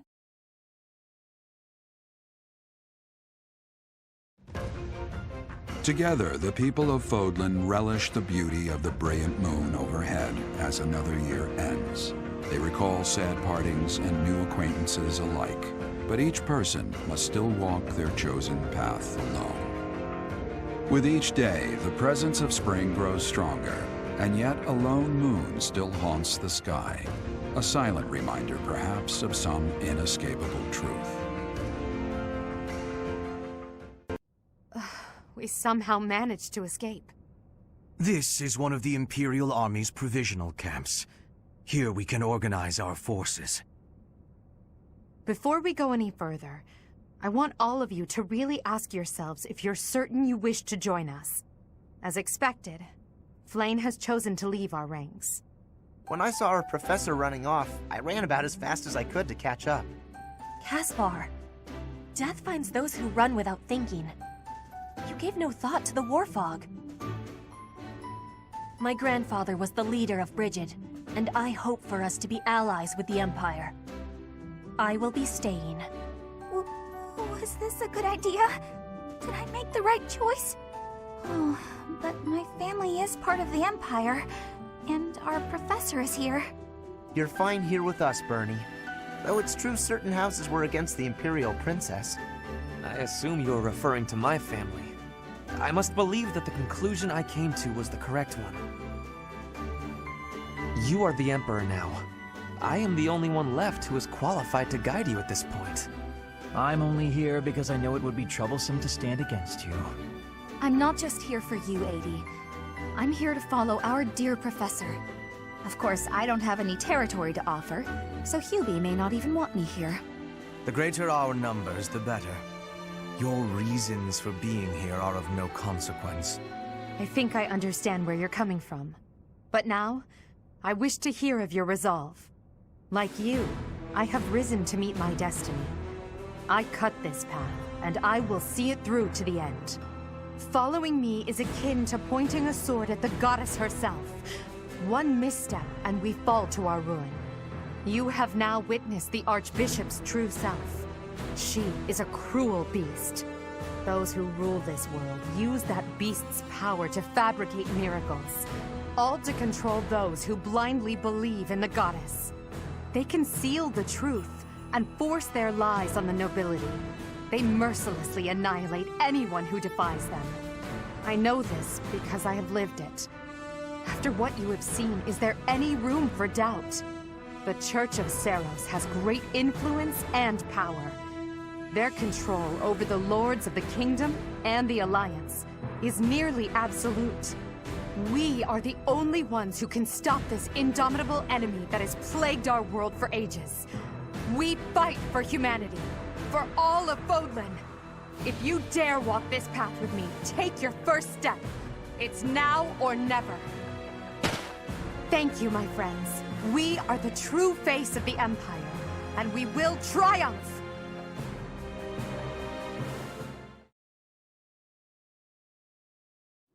That was incredible, Lady Edelgard. Thank you. Honestly, I'm relieved. They really chose to follow me. I was resolved to move forward alone if I had to. But in my heart, I hoped it wouldn't come to that. So long as I am here, you will never be alone. Please do not forget that. And it would seem that the Professor also has a key role to play in this. You're right. Now, I must speak with our dear teacher. Please, make preparations. The messenger should be here shortly. Consider it done. Professor, may I speak with you? I appreciate it.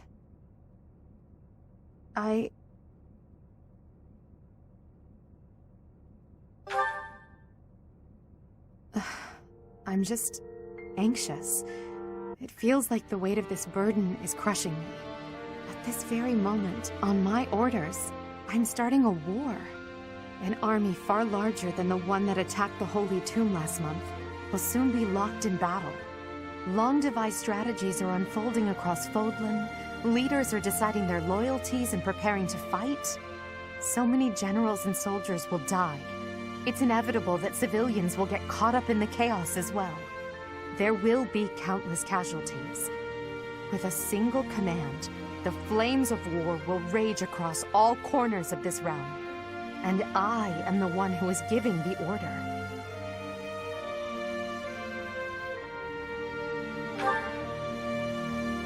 Yes, it is. There is no turning back.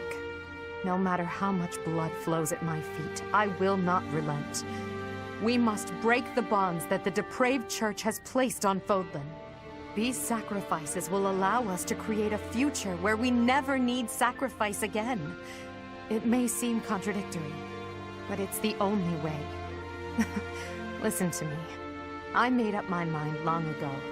Yet here I am, seeking your approval. Tell me the truth, my teacher. Are you happy with your decision to stay by my side? Unlike me, you can still walk away from all of this. This path leads to the death of the Archbishop and the servants of the Church. Can you live with that?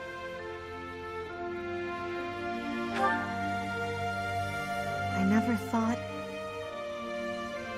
I'm sorry, it was a foolish question. I believe in you, Professor. And you believed in me.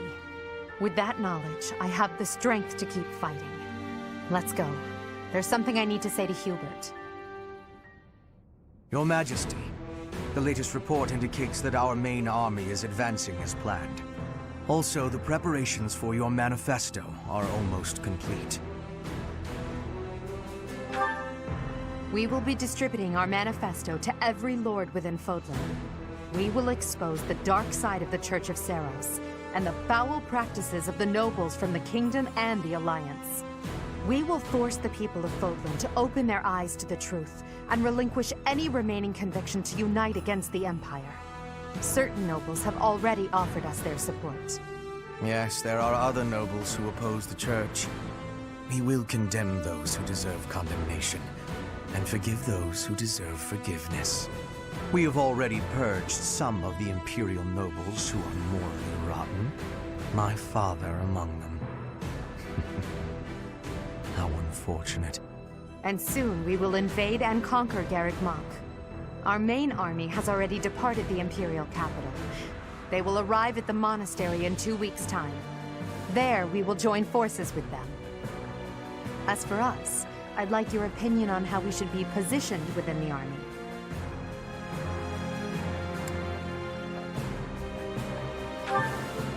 Your Majesty intends to fight alongside the Professor, correct?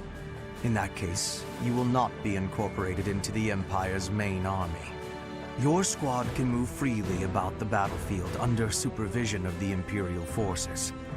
That would be most prudent. Now that I'm the Emperor, we can't let it slip that I'm following your command in battle, Professor. I fully object to the notion of you fighting on the front lines. Hubert, we've already discussed this. My apologies. I overstepped. Now that the details are settled, all that's left is to come up with a name for ourselves. In honor of our time at the Academy, how about we call ourselves the Black Eagle Strike Force?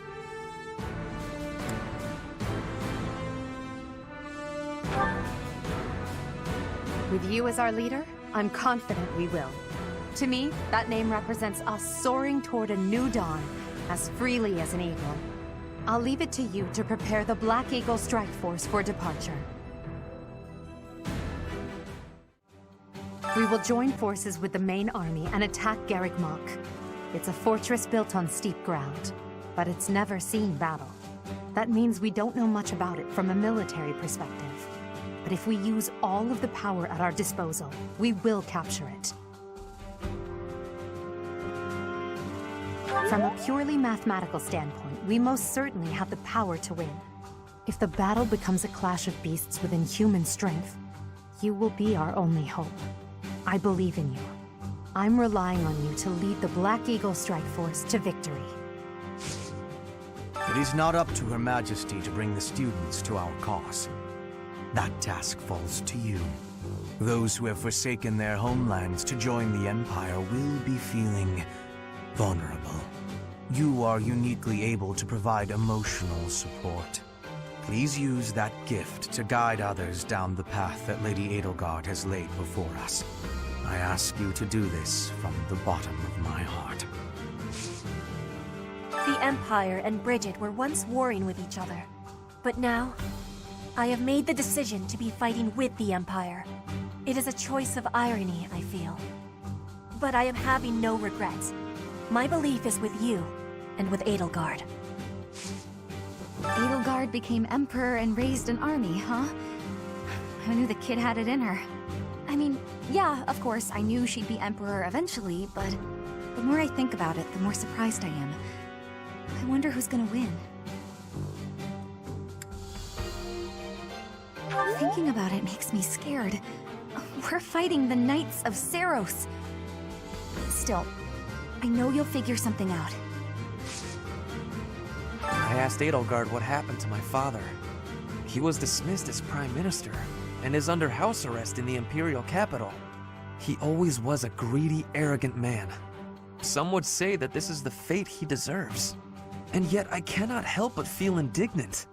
After all his hard work for the Empire, to be disgraced like this. I am conflicted, Professor. I do not know what to do. As the next Duke Eyre, should I follow Edelgard into battle? The most important nobles in the Empire are known for taking power from the previous emperor, my father included. I didn't think it possible that the Imperial Princess could ascend the throne so easily. However, it seems that both my father and Caspar's are supporting Edelgard. Having both the Minister of Domestic Affairs and Minister of Military Affairs on your side gives you total control over the Empire's military and finances. You must have been making preparations for quite some time without anyone noticing.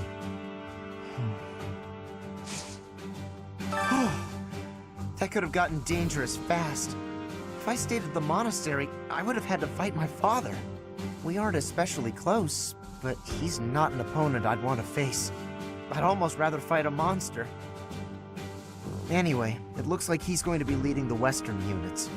I wonder if we'll wind up fighting the Kingdom's army, and who decided to fight for the Church. I don't even get my own room here. At least I had that at home. But speaking of home, Hubert told me something. He said my father was stripped of his title. I guess he did as he pleased and opposed Edelgard. Wait, does that mean my father's going to be home all the time now? On second thought, I think I'm fine right here. If the Church is behind the current state of things, this society in which only crests are valued, then I have no need of it. Edelgard is taking the shortest path to change. No matter how drastic her measures, I agree that this is the only way.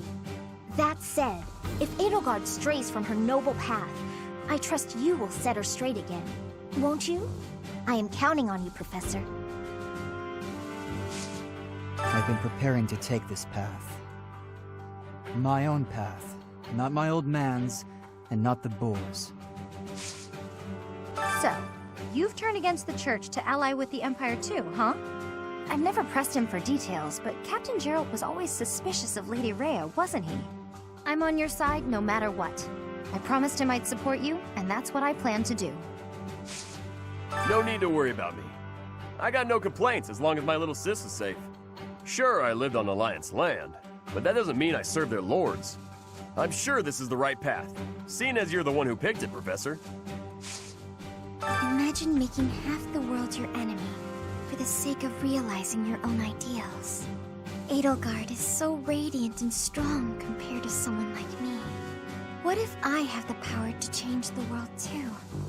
Even just a little bit. I can't bring myself to trust the Church of Seiros. Not after they killed Lenato and my brother. I need to know the truth. Even if it means turning my weapon on Fargus. I guess Lenato would be happy to hear me say that, if he were still around.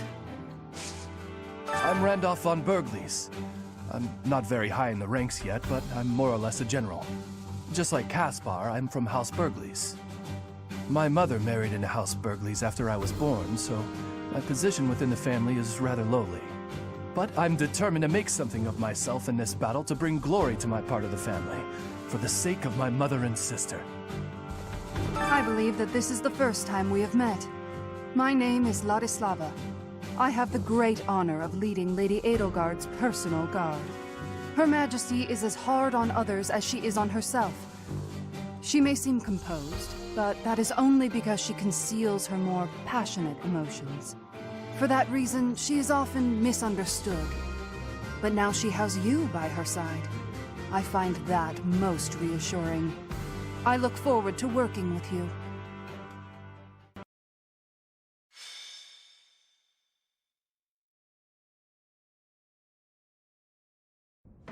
We will soon arrive at Garrigmok Monastery. Forcing a surrender here is extremely significant, both strategically and symbolically. Of course, this is personal as well. This is where we all came together to learn and grow. I have no intention of yielding to our former classmates, so I ask that you prepare yourselves for anything. I'm not thinking about friends right now, and I'm certainly not prepared. Damn it, don't go around saying things that lower morale before we even get started. I'm ready. Let's go. Let's fight. I have nothing to lose aside from my friends who are here with me. Does that answer satisfy you? I have been ready for this since leaving my land of home. I will fight and win. How can you prepare to fight? Maybe I can prepare to prepare. There is no reason that I should not be prepared. It is my duty to stand up and battle. Thank you all. Now, let's talk strategy. As the raiding force, we will attack the area nearest to the monastery. The Knights of Seros certainly won't stand down after they catch sight of Her Majesty and the Professor. At the same time, the remaining areas will be surrounded and annihilated by the main army. In other words, we are the decoy that must suppress the enemy's most elite soldiers. We know more about the area near the monastery than anyone else in the Imperial Army. Still, we must prepare for the worst.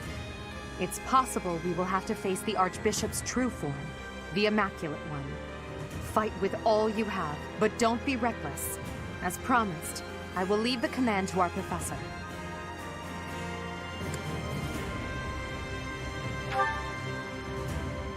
Not only will we all survive this, but we will undoubtedly emerge victorious. This will be our first battle as the Black Eagle Strike Force. All the more reason to prevail. Friends, our opportunity for victory will come. But first, we must see to our defenses. The city's defenders are trying to stall for time. We must crush them swiftly. We should be wary of ambushes as well. Ladislava is being pushed on the left flank. We must push back with equal force. No hesitation. You fought well.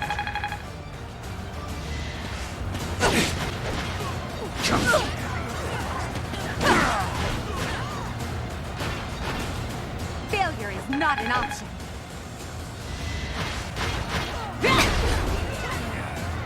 I will win! I will not be stopping. Get back!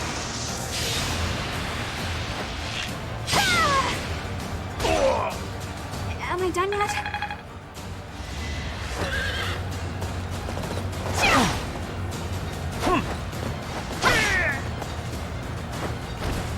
How do you like that?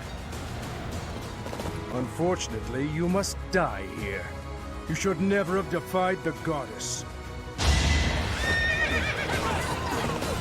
Child's play.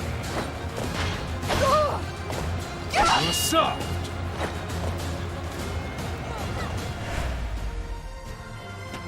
You shall not pass! I will protect Garrigmok!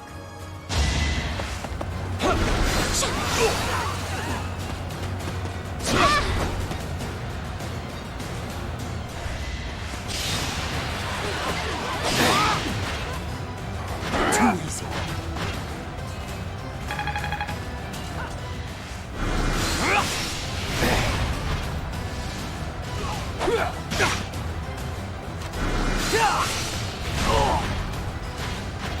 In my master's name, I cannot allow myself to fall here. I must withdraw.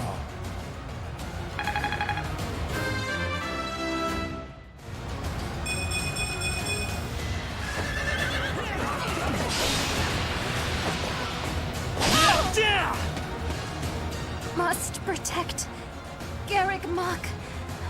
I must protect everyone.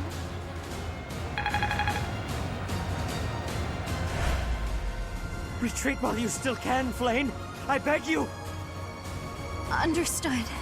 Stay safe, brother. We will lend the Empire strength.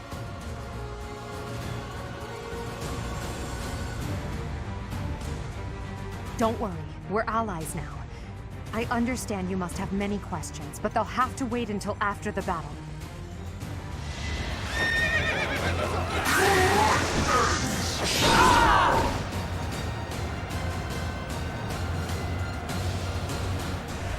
Traitor! I will not forgive you for turning on Rhea!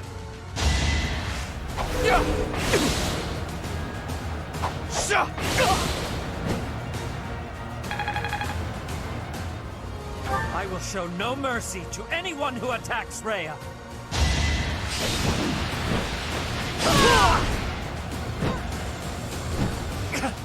I cannot yield!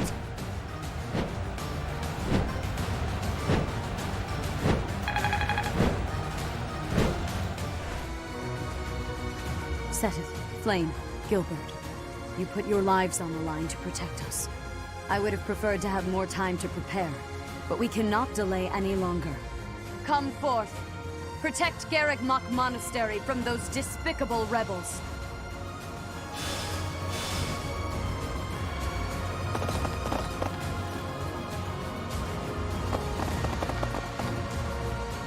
I'll crush them all.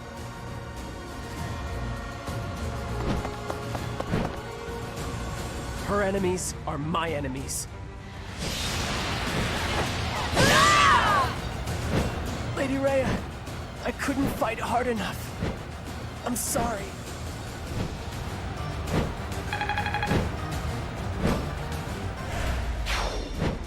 Cyril, your sacrifice will not be in vain. I trusted you. Lady Rhea trusted you. I won't let you live after what you've done.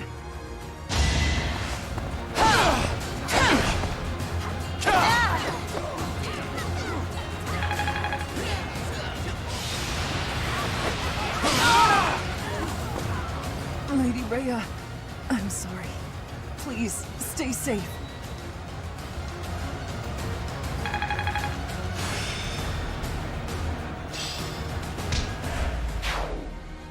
All is well, Catherine.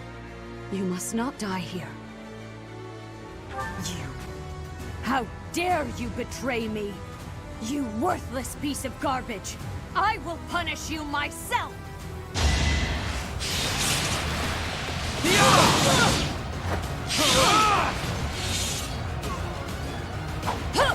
Watch and learn. No matter your reasons, I cannot permit you to go on living any longer. The feeling is mutual. I must put a stop to your reign of tyranny. You must know what a fool you are. The greatest of sins is to make an enemy of the goddess herself. I have only made an enemy of the church, not of the faith. I'll crush you down!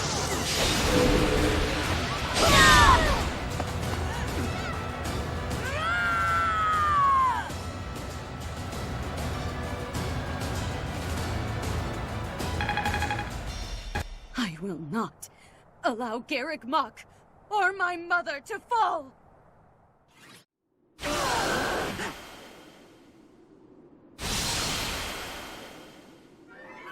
You will not be forgiven! Professor, look out! The castle is crumbling! We must escape! Professor, take cover! Professor!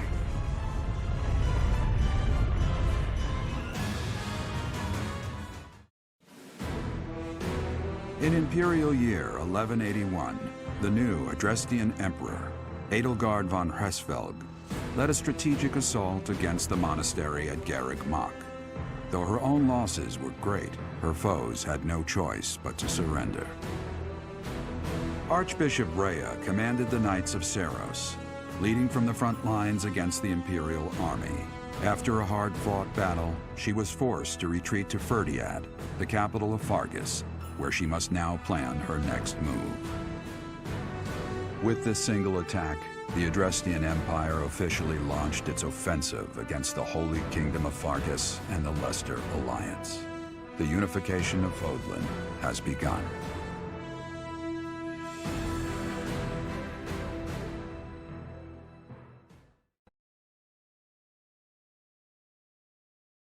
Part 2. Crimson Flower.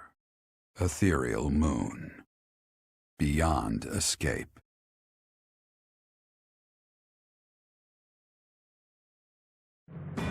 It is Imperial Year 1185. Half a decade has passed since Emperor Edelgard ascended the Imperial throne, yet the continent of Fodlan still remains lost in a tempest of turmoil and bloodshed.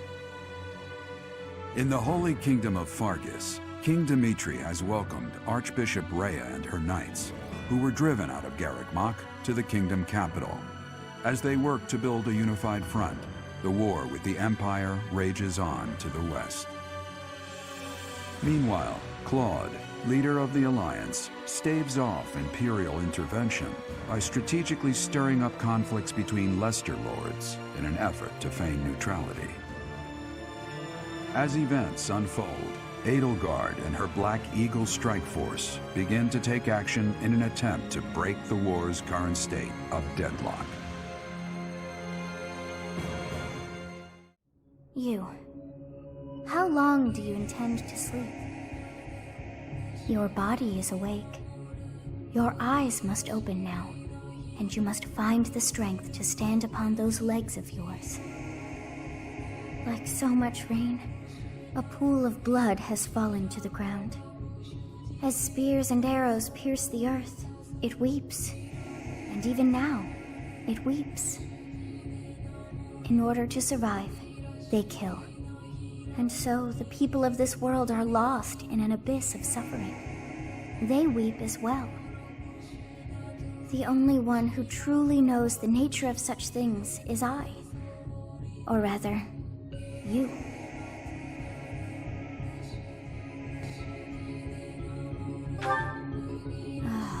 You are a complete and utter fool! Have you not changed one bit? Get on your feet. Right now. I'll coddle you no more. You are just like a child, always needing me to hold your hand.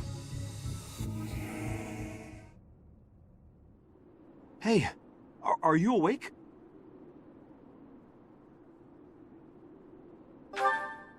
We're in a village at the base of the monastery. What are you doing in a place like this? I honestly didn't expect to find someone floating away down the river. Garreg Mach is upstream of here, but that place was abandoned. Huh? You don't know? The Church of Seros isn't there anymore. Though, there have been some folks still living there in the 5 years since...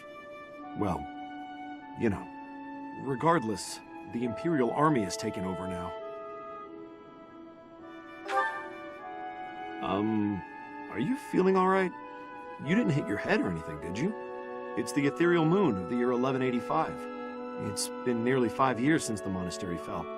Tomorrow was supposed to be the Millennium Festival, but who's got time to think about things like that?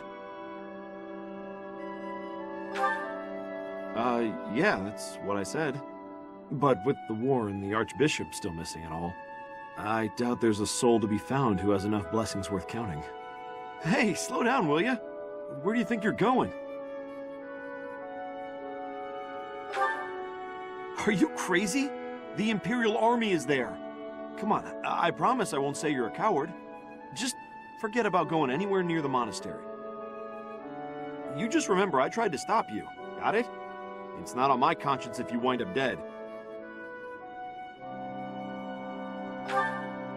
Students? You really are crazy, aren't you? There aren't any kids anywhere near that place anymore. Unbelievable.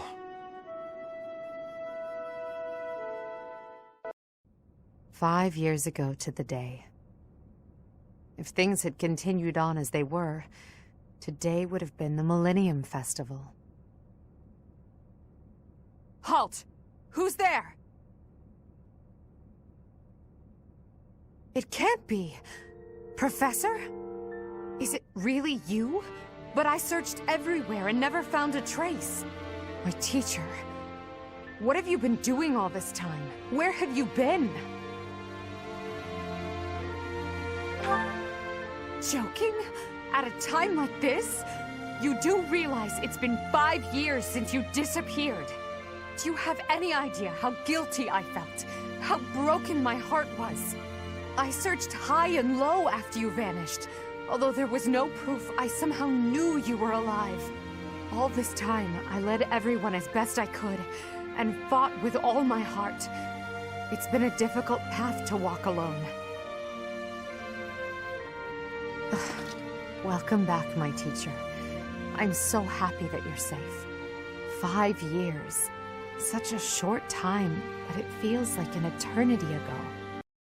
Do you still feel the way you did all those years ago?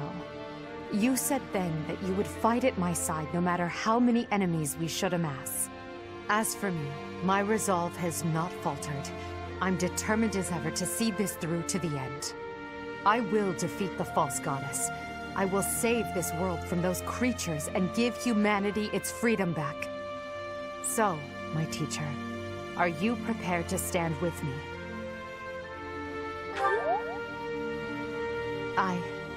I thank you. Truly. Now then, I assume you understand the situation at hand, yes? Another joke? Or are you telling the truth? I suppose you must be. In that case, I'll tell you all that has transpired as you slumbered these past 5 years. And that is where we are now. The war is at a stalemate. Dimitri is the new king of Fargus. It's clear that his territory will continue to support the church. Meanwhile, Claude's leadership has thrown the Alliance into chaos. He maintains neutrality in their internal conflict. The situation has created a deadlock. We've been awaiting an opportunity for our squadron to return to the monastery. With you in the fray, I believe the state of the war will shift immediately. The church, as well as the kingdom and the Alliance. The time has come to eliminate them all.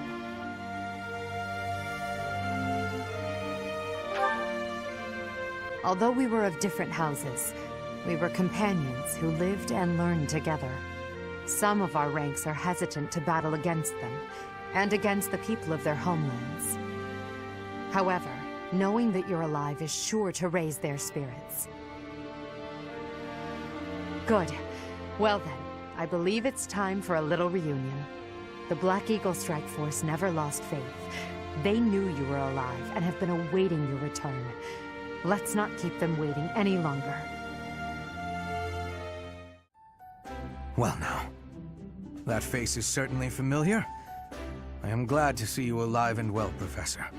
Professor! It's me, Bernie! Do you remember me? I can't believe you're here! I can't believe it! Is this a dream? Can we really be this lucky? This is not dreaming. Our professor is with us again. Welcome to the back. I mean, welcome back. Our group isn't the same without you. I am overjoyed to see you again. It's been so long. Seeing you again fills my heart with hope. Great! Now everything will be easy.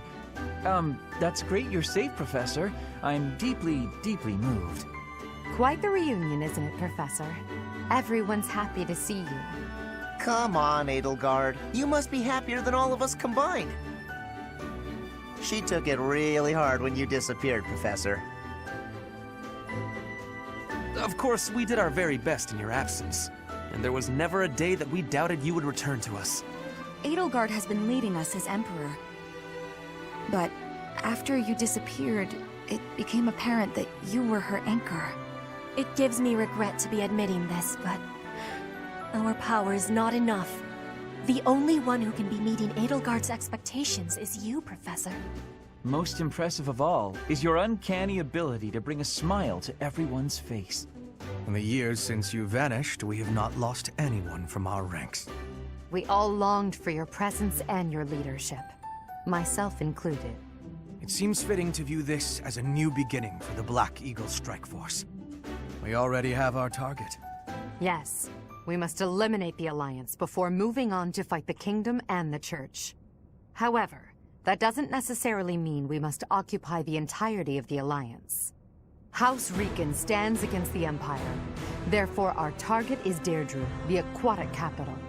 We must cross the Aramid River, which separates the Empire and the Alliance. To do that, we must take the largest bridge across it. The Great Bridge of Myrden. Myrden connects the monastery and the Imperial capital to the east.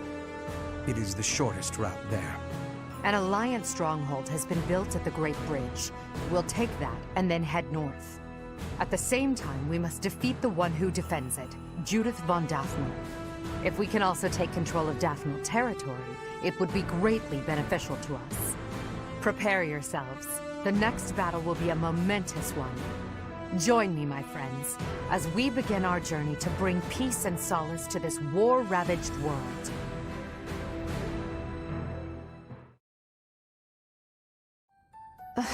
I'm so sick of it all.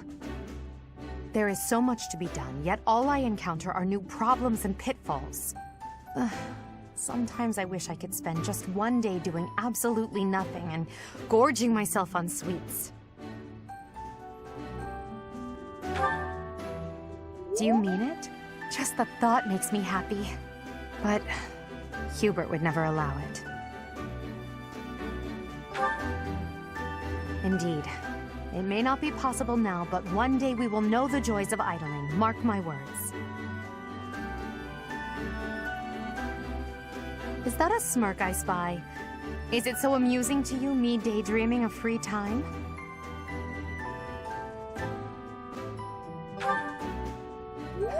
Your silly grin says otherwise. But let's put all that aside for now. There is something I've been meaning to tell you. I'm afraid this might sound a bit sentimental. However, I want to thank you. Because of you, I feel I can walk my fated path without losing myself. If I were alone, I might have lost perspective and become a harsh leader with a heart of ice. But I'm not alone. With you by my side, I'm somehow free to be not only a leader, but simply Edelgard. Until now, no one has been able to surpass me, much less command me. I have always been seen as an untouchable princess or emperor. No one spoke to me as an equal or met my gaze without flinching.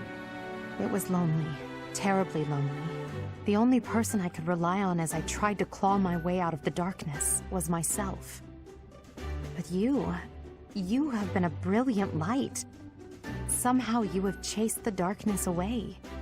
And for that, I will always be grateful. Show them this letter. Threaten them. Do what you must. Now go. Yes, sir.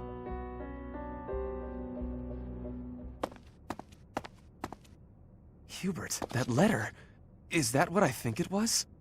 I suppose there's no denying it. But Edelgard explicitly forbade me to send it. Yes, I know. I cannot believe it! You disobeyed a direct order? I thought you were her loyal aide. Unwaveringly. All that I do for her. I seem to recall you expressing a similar sentiment. It is our role to guide her when she is on the wrong course of action. Is that not what you said? You're not supposed to do it in secret. When you disagree with your leader, you must voice your concerns directly. Otherwise, what is the point? The point is the same. Lady Edelgard's best interests are served whether she knows it or not. She needs not trouble herself with the mundane details of my actions. Only results matter. You are sorely misguided. When I believe that Edelgard is making a mistake, I tell her as much. Through discussing the matter, I sometimes find that I was mistaken. To skip that process, to make a decision that is not yours to make. Perhaps your advice is simply useless then. Excuse me? Listen to yourself. If I do as Lady Edelgard requires, then you tell me to be more independent. But if I tread my own path, I am misguided. I suppose the fault is mine for expecting any useful advice to come out of your mouth. Ugh, I have had enough of your grousing. To think, I started to believe you were a useful aid. Hey, Petra. How's training going? It is going well. I am not having any troubles right now. Good, good. At least things haven't gotten worse, right? So, did you hear what happened the other day? The professor, really. Caspar. Oh, whoa! Okay, there's no need for that. You are the son of my father's killer. That means I must be killing you and taking revenge. What? I thought you said it wasn't a big deal. We're not our parents and all that. Your optimism is not making sense. It is not possible that you are not having hatred for me. My father was killed. By the Empire. By your father. And so I will be impaling you on this blade to be satisfying a deep wish of mine. A deep wish? What are you talking about? I am talking about my wish. Of course, I am also having another wish. An even deeper wish. I wish for you and I to keep being friends. To keep fighting and surviving together. When you are speaking of your father, it is with a proud smile that injures my heart. But that is only a small thing. You also are working harder than anyone I am knowing, so I can't bring myself to be killing you. I see. So you do hate me because of what happened, but you still want to be my friend?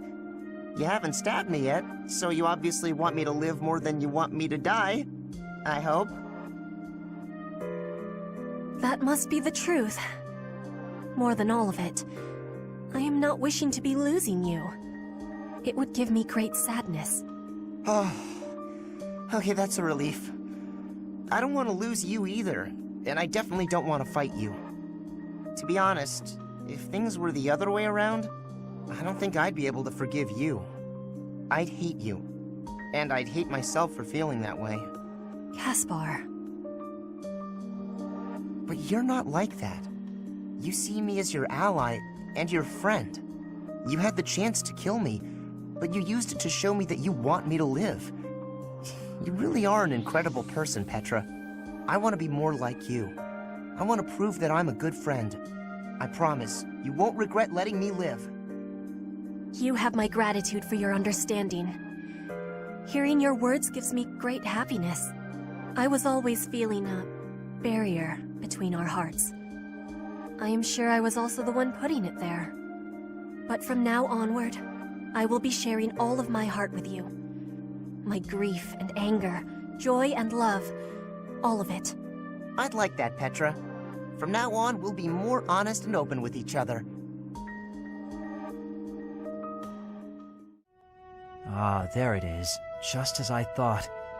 But what is she hiding? Oh, Linhardt. My apologies. I didn't mean to bother you. Ah, Marianne. You're no bother at all. In fact, you've arrived at precisely the right time. Huh? The right time for what? You have a crest, don't you? I don't... What are you saying? If you hide it, that just makes it more interesting. You do have one. Please don't tell anyone. You can't tell anyone I have a crest. If people find out, then... What? Please, my adoptive father told me to keep it a secret. And I personally don't want it known. Who said I intended to tell anyone? Your secret is safe with me. I find it fascinating that you carry the crest of the erased hero. Please stop, don't say another word. No one should know about or even speak of my crest. Nothing good comes of it. It's even the reason my parents disappeared.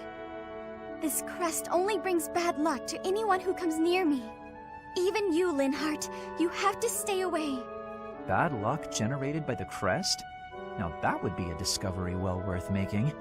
What manner of bad luck do you suppose might beset me? No, you shouldn't be so cavalier about something you couldn't possibly understand. I have to go. It's true, I don't understand. But I very much want to. Professor, I'm sorry to have dragged you into the fight again so soon after our reunion, but you appeared at a most opportune time. I'm truly humbled by your support, my teacher. Thank you. And so I will. I'm hoping your abilities from 5 years prior are still intact. Make sure you're ready to head out, okay? Allow me to brief you on the details of our situation. The Empire firmly controls the western portion of Fargus. However, the central and eastern regions continue to put up heavy resistance. The strongholds in these regions are Arianrode, the fortress city, and Ferdiad, the kingdom capital. We cannot control Fargus until we have taken both of these cities. As for the Alliance, Houses Gloucester and Ordelia seem predisposed to capitulate to us. However, due to interference from Houses Regan and Goneril, we have yet to secure their cooperation. Claude obviously hopes to keep the Alliance whole through diplomacy. But because we have had to focus our efforts against the Church until now, our forces have yet to meet his. We have only recently begun to take the fight to Alliance territory. Professor, do you know how happy I was to hear you were still alive?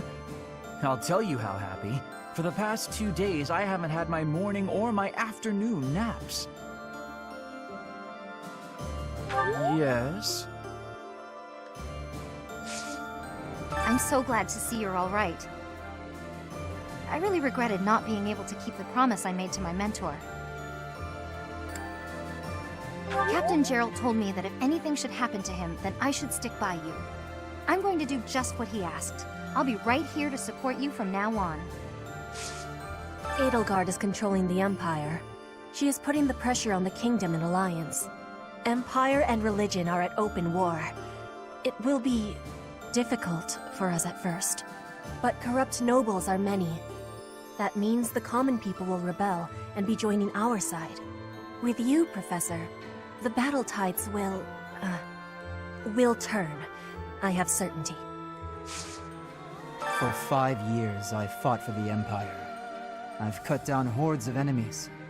Now I have the same look in my eyes that the boar used to have in his. The look of a savage beast who loves nothing but destruction and violence. I hope not. You and Edelgard must not disappoint me. Mark my words. The future you're building had better be worth all this bloodshed. The last 5 years have been difficult at times. My relationship with Edelgard is rather contentious, due to the incident with my father. Nevertheless, I cannot abandon my family's duties. As Duke Eyre, I must play my part in the Imperial Army. Edelgard intends to abolish the nobility, but I know I can dissuade her from doing so. La la la la la. Professor! Oh my, it's so good to see you. These days, so many old friends seem to be disappearing. But you're here. It's incredible to see you again after 5 years. I have a feeling your name will go down in history. All right, I'm ready to fight. Let's do this.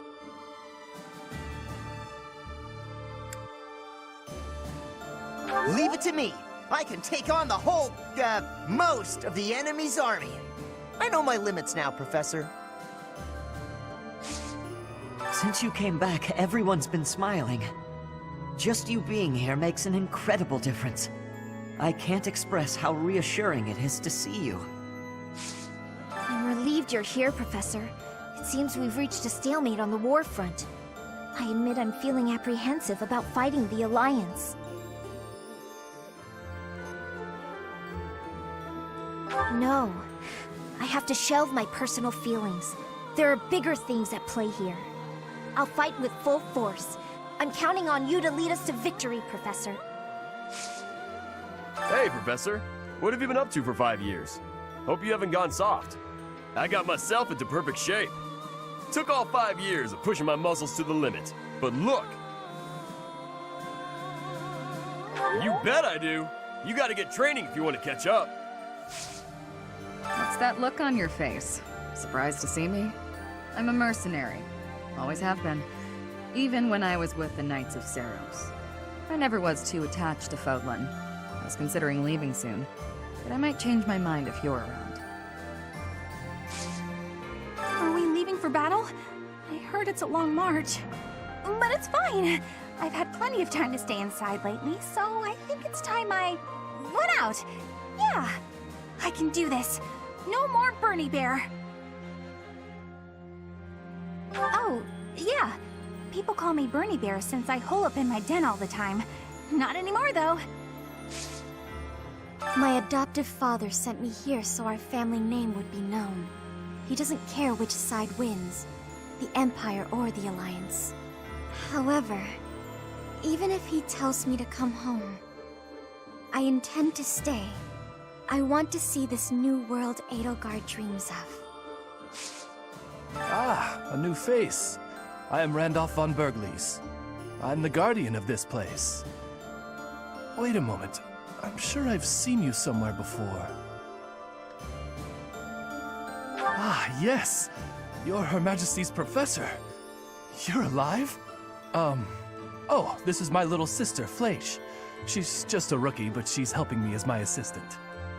Hello, I'm Fleisch von Bergles. It's nice to meet you. I know I'm inexperienced, but I'm gonna do my best. You can count on me to look after my big brother. I've heard you're planning to march into Alliance territory. I'll be here to guard the fort. Thanks for your help out there. Battles tend to go smoother with you around. I think you did most of the heavy lifting. It may be unwise to think this way on the battlefield, but I feel I can trust your commands without question. Not sure. I might have an idea, but never mind. I've also noticed that you've been putting me in more precarious situations lately. Almost like you know I won't question your orders.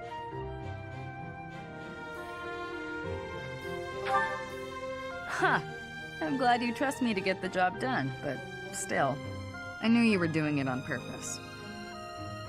You're in a very important position now that you're leader of the Imperial Army. Funny to think you used to just teach at the Officers' Academy. Your old students still call you Professor.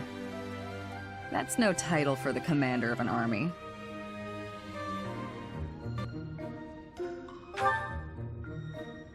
Relax, I was just having fun. You sure are an interesting one.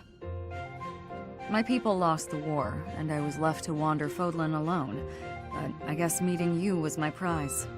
You look confused. Did you not know any of this? I was living in my homeland of Dagda up until the Imperial Army destroyed it 10 years ago. But being a mercenary, I have no real allegiance. That's why I'm working here now. Don't worry though, I don't plan to turn on you. Edelgard, do you have a minute? You want to speak with me? How unusual. Please, come in. I'll prepare some tea for us. Have a seat. Would you care for some cake? Yes, please. I never say no to sweets. They're from Enbar. A bit too sweet for my own liking. Isn't that the whole point of cake? Well, more for me. These are fantastic with this tea. True. Well, there's no shortage of them. Help yourself to as many as you like. Now then, you wish to speak with me? So, I can tell you know a fair bit about me. Maybe this can wait until you've finished eating? Edelgard, you know a fair bit about me, don't you? What in particular? For example, the fact that I have 2 crests. Oh? That's hard to believe? No need to play coy with me. It won't work. It's clear my body has succumbed to the intense pressure of bearing 2 crests. Due to the immense requirements of bearing these crests, my life expectancy is painfully short. You know all of this, right? Actually, this is the first I'm hearing of it. How would I know unless you told me? Still won't drop the act, huh? Despite how obvious you've been with your concern about my health, you're certainly consistent. I'm not really in the mood for these games. Given your rank, you certainly have access to all kinds of information that others do not. Clearly, you'd have heard all about me. Either way, I know now since you just told me. About your 2 crests, your physical weakness, and your short life expectancy. However, according to the principles of crest research, it's impossible to bear 2 crests. Unless you've undergone a blood reconstruction surgery. Is that the case, Lysithea? Correct. It wasn't as though I had a say in any of this. I see. So you've lived through that relentless terror and agony, and survived. You speak of all of this as though you understand it on a personal level. Edelgard, have you?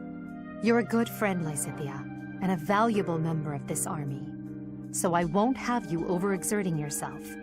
I don't want to lose you. Understand? I understand. Good girl. Oh, and if you like those cakes, why not take some with you for later? There's no need to pander to me, but yes, I'll take those. Thanks. Ah, Dorothea. I am surprised to find you here. I did not think you were all that religious. There's a lot you don't know, Ferdy. But you're right. I'd hardly call myself devout. After all, it was thanks to the goddess and her noble regime that I suffered so much as a child. You must be quite brave to speak so coarsely in this hallowed place. But what do you mean about suffering as a child? Do I really have to tell you? Oh, forget it. I'm sure you already know that I'm an orphan. I grew up in the alleys of Enbar, begging for coins, eating scraps, drinking from drains. I see. I remember seeing street children around the city. I could have died. Then the right person overheard me singing. And suddenly I was in the opera. I was a songstress. And my goodness, did the nobles like me. The people who used to spit on me and call me an urchin, they praised my voice and my beauty. A nobleman who once kicked me gave me the most gorgeous shoes. I almost asked if it was a joke. So that is why you despise the nobility. But why do you think I am the same as them? Do you really believe that is the kind of man I am? You think I would ever treat people differently based on appearances? There is nothing noble about that. Oh, really? You're something different? That's not how I remember things. It was the very day that I was discovered. I was in high spirits. Nothing was wrong in the world. I secretly bathed in one of the town's fountains, hoping to wash off some of the dirt from the streets. I sang the same song the opera composer overheard earlier that day. And that's when you appeared. Me? No, it could not have been. Don't play dumb. You glared at me, the same look I'd gotten from every other noble, then you ran off. When we met at the academy, you were a different person. All smiles and friendly words. You were like a bee, Ferdinand. A bee attracted to a flower in full bloom. So it was you then, singing that song. Dorothea, please listen. This is a misunderstanding. When I saw you, I could not take my eyes off you. I was hypnotized. Your beautiful voice, your elegant face, droplets of water on your skin that glittered in the sun. I thought you were a water nymph. Stop it, don't lie to me. No, it is true. I was only a child. The vision overwhelmed me. That is why I ran. I plucked up the courage to return, but no one was there. I thought perhaps it was a dream. Maybe I can believe you. I've wanted to, ever since the day you made me those treats. I thought then that maybe you weren't like the others, but there's a lot I have to let go of, Ferdy. Of course. I am glad we had this conversation. You know, I do not mind you thinking of me as a bee. Life as a simple drone, circling a queen. It actually sounds quite wonderful. Don't drones keep the queen safe from other bugs? I like the sound of that. Over here, Petra. Ash, I do not have familiarity with this alley. That's all right. This is the place I was talking about. It's not much to look at, but the food's incredible. Here you are, friends. Enjoy your meal. Looks great. Let's dig in. Okay, I will be giving this my try. Oh, it has a delicious flavor. Ash, what is this dish being called? I'm not sure it has a name. They just kind of throw together whatever they've got. But that means you never eat the same dish twice. Not knowing what you'll get is part of the fun. A dish of infinite varieties. You would not be finding such a wonder in a restaurant for nobles. A commoner technique indeed. I give you my gratitude, Ash. I have learned a great many things about the commoner techniques. No need to be so formal. I like showing you around. Not many people want to come to places like this. But I am feeling that our deal has been very one-sided. Are you sure you are not needing anything in exchange? If you are not wanting any curses, I can offer other information in trade. Hey, come on, stop that. Stop that? What am I stopping? Talking about payment. You don't owe me anything.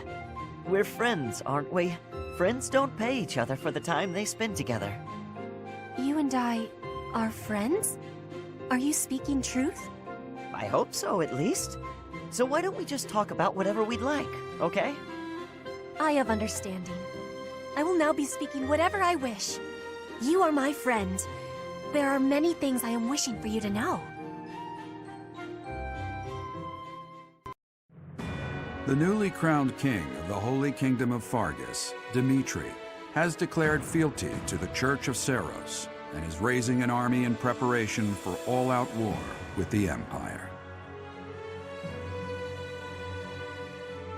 As leader of the Alliance, Claude maintains a facade of neutrality amidst infighting between those who support and those who oppose the Empire.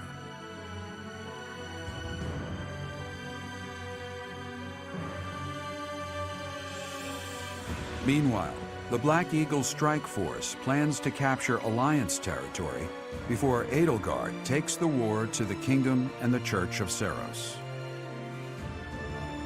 With sights set on capturing Deirdre at the center of House Regan's territory, she leads a march across the Great Bridge of Myrddin to establish a bridgehead.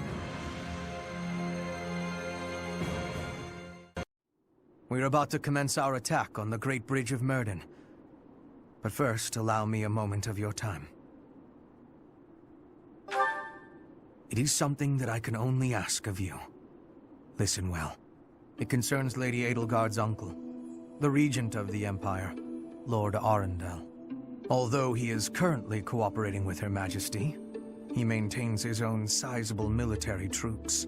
It seems to me that his plans differ from our own. I assume you recall a certain group's scheming from 5 years ago? Solon and Kranya. They both served Lord Arundel.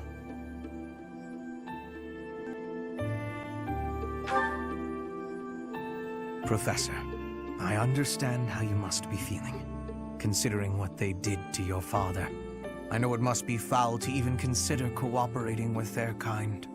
However, their power is essential for us at present. Edelgard also strongly opposed the idea at first. Our enemy is the Church of Seros itself. It cannot be toppled with the Empire's might alone. Those working under Lord Arundel are extremely hostile toward the Church.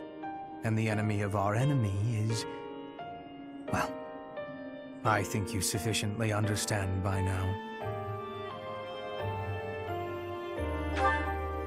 Until all of Fodlan is united, it is a necessary evil. As for how we deal with him afterward, time will tell. Regardless, Her Majesty and I wish to join our power with yours. You should know that in her heart, Her Majesty regards that group as enemies of herself and her family. They used her father, the former emperor, as a puppet, and murdered her siblings with their vile experimentation. I believe Her Majesty may have told you some of this herself. That is why this was a very painful decision for her to make. I will do all I can to ensure her suffering is not in vain. And I hope I can count on you to do the same. As for all I have told you, please keep it in mind as we march forward. More importantly, I implore you to fight as best you can for Edelgard. From the bottom of my heart, I beg this of you.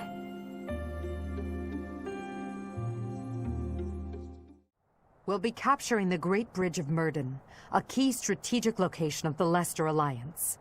Claude will surely be sending reinforcements, so we must prevail before they arrive. Our opponent is Judith, the so-called hero of Daphnel.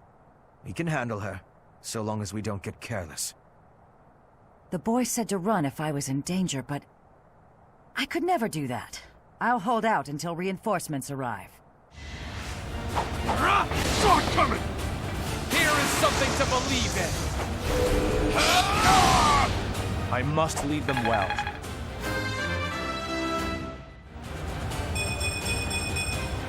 I'll use this power for the greater good.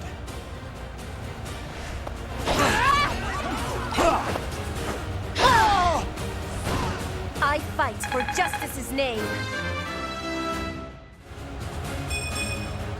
No matter what, I will not misplace my heart. All is for victory!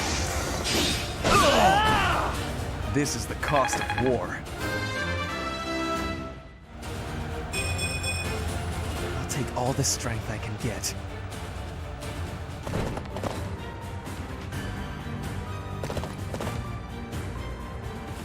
Sorry to keep you waiting, Judith. We're the reinforcements. Why do I have to put up with orders from that false leader?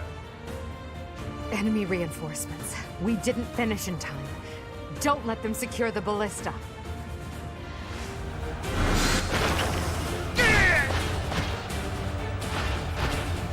Did you think I'd let you go? I'm gonna do it!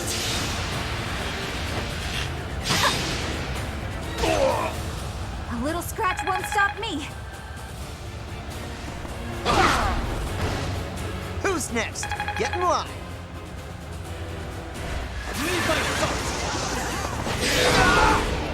You haven't earned my pity.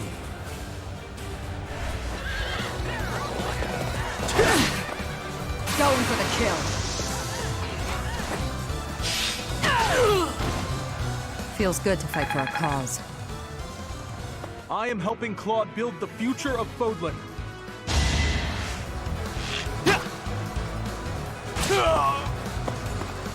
I can fight no longer.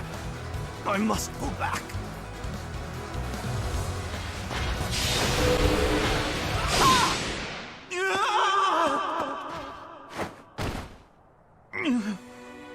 I should have known this would happen.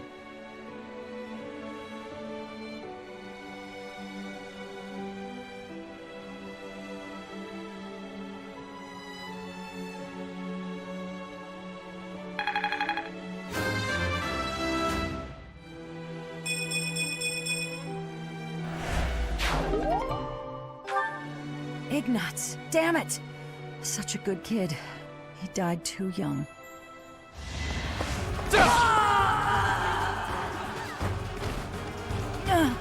It looks like I'm done for.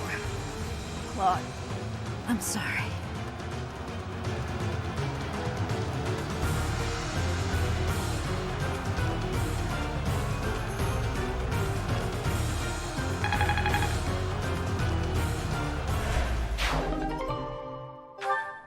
Alliance soldiers! Judith has fallen. Further conflict is futile.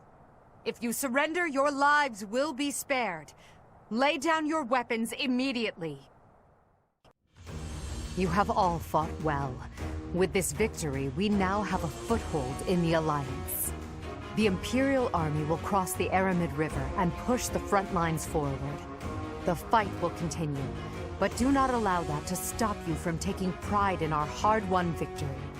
Ah, this should put a stop to one of Edelgard's choice phrases. Well done, Professor. I believe it was, if only the Professor were here, we could forge ahead and change the tides of this war. Ferdinand, it is not necessary to tell the Professor such things. We're not the only ones benefiting. The whole Imperial Army is stronger now. Yes, it seems the Empire finally has both of its legs to stand on. Don't you agree? You make it sound as though I can't run the Empire on my own. Perhaps it's more apt to say that the Pegasus has recovered its horn. Judith of Daphne. What a magnificent warrior. I'm happy to have the Professor back just like old times, but I don't think I'll ever get used to this cruel exchange of lives. When there is something you must not be conceding, you must keep fighting. The fighting has been continuing for 5 years. But now I am again witnessing the Professor's power. I hate fighting. But with the Professor here, maybe it's slightly less terrible? Oh, but everyone is working so hard! Stop it, Bernie. You can't be the only one complaining. I'm glad to see everyone so inspired.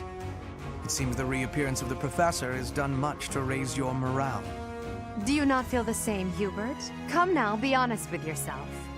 Now, we must take advantage of the situation and blaze ahead. Our path is still a long one.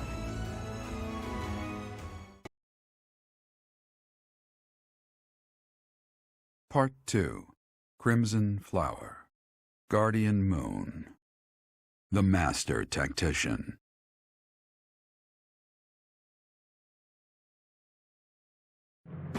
Having crushed the Alliance's army and captured the Great Bridge of Myrden, the Imperial Army prepares to attack Deirdre, the Alliance's base of operations. Professor, what is your opinion of Claude? I can't help but wonder what sort of impression he made on you.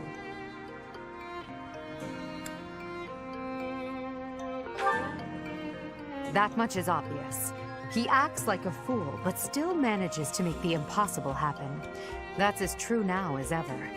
He's managed to protect the Leicester Alliance with his cunning alone.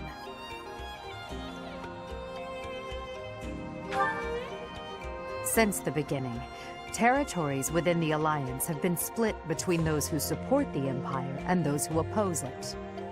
Claude has been acting as an intermediary between the two, essentially keeping the Alliance pacified. As both sides are of equal strength, he's created a situation in which they've all agreed to avoid fighting each other and causing undue bloodshed. By carrying on as though the Alliance is united, he's minimized the Empire's influence there. It's quite impressive how well his bold scheme has worked out. However, he is walking on thin ice. One wrong move and the Alliance will shatter. Speaking of Claude, Your Majesty, we should not delay in our invasion of the Alliance. It would seem that Claude has some fresh scheme up his sleeve, to no one's surprise.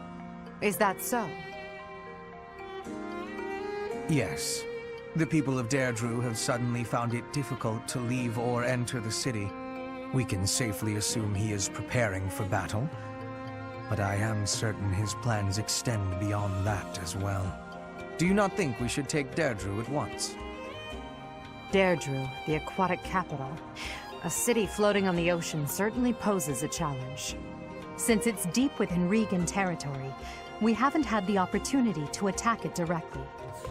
However, now that we have control of the Great Bridge of Myrden, our situation has changed drastically. They can no longer expand their supply line into the Empire, and so we can finally attack Regan territory. House Regan is not only Claude's house, but also the flagship of those who oppose the Empire within the Alliance.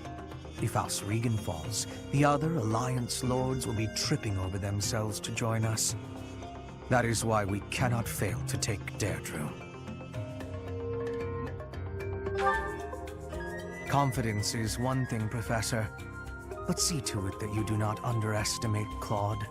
The leader of the Alliance has had many things said about him. They say he is unbeatable in a battle of intellect. I hear they call him the Master Tactician.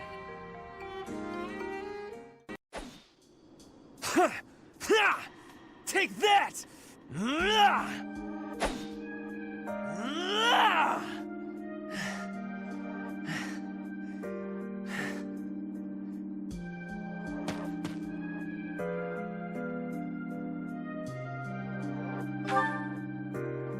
Yes, I am in a hurry.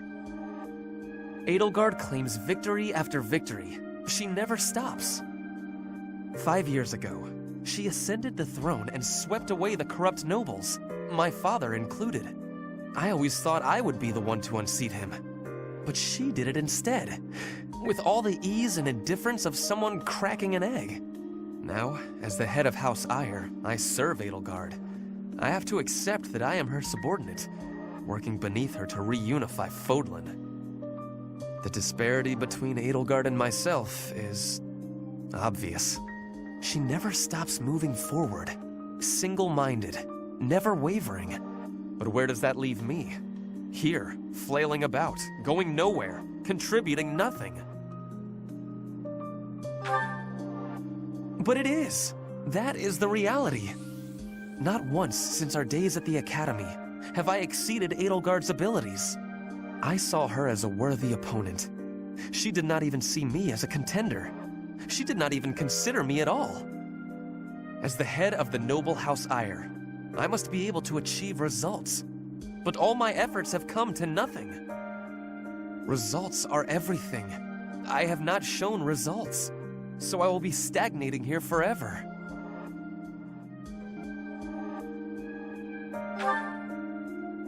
I appreciate your kind words, but you are wrong. I know that I have a massive wall to climb, and I must climb it alone. Even so, may I ask a favor? Professor, please keep an eye on my progress. I would appreciate if you were always by my side, bearing witness to my accomplishments.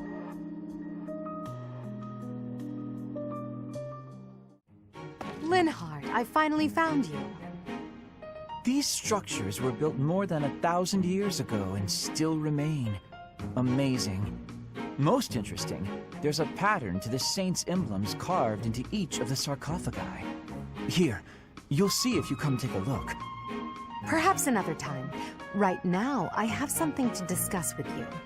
You've said before that you don't care about the usefulness of your research. After giving it some thought, I decided that I'd like to create an institution for Creston Relic research, and I'd like for you to lead it. All you would need to do is carry out whatever research you like. Somebody else will decide how to make use of your findings. What do you think? I imagine such an environment would suit you quite well. Let's be clear that I have my reservations, but I suppose I'll take you up on your offer, if you insist. Although I'm unsure if it's a good idea. If my research dries up, you'll be stuck with a worthless institute. I do hope you understand that, Your Majesty. Why are you skeptical about my proposal? It's because all I've ever cared about is following my own curiosity, wherever it takes me. Being head of some institution and researching as part of an organized team sounds like no fun at all. At that point, it's not research, it's just a job, and one I've been practically forced into at that. However, since I know you've put a lot of effort into preparing this opportunity for me, and since I like you well enough, I will, begrudgingly, take you up on the offer. Well then, I suppose I should be grateful. But I'll be honest, I see little point in bringing you on board if you're so troubled by the idea. Let's put this idea on hold for the moment. I'll figure something out for you by war's end. I have great respect for your talent, Linhardt, I'm certain I can find a way to make use of it that's to your liking. If you don't have any business here, go away. You're bothering me. Finally spotted me, did you? What do you want? They say you're the best. I wanted to see your training with my own eyes. Spying on people. Is that a hobby of yours? I hope you got your fill. Enough to see how to beat you, at least. You think you can beat me? That's right. See, I was trained by... Gerald, yes. So you know. I heard he was your teacher. Perhaps we should test you. See how much of your training sank in. I'm ready if you are. Okay, I'll give you a chance. Sounds good. When? I'll let you know. In the meantime, practice. I won't go easy on you. Oh, don't worry. I'll be ready. This will be fun.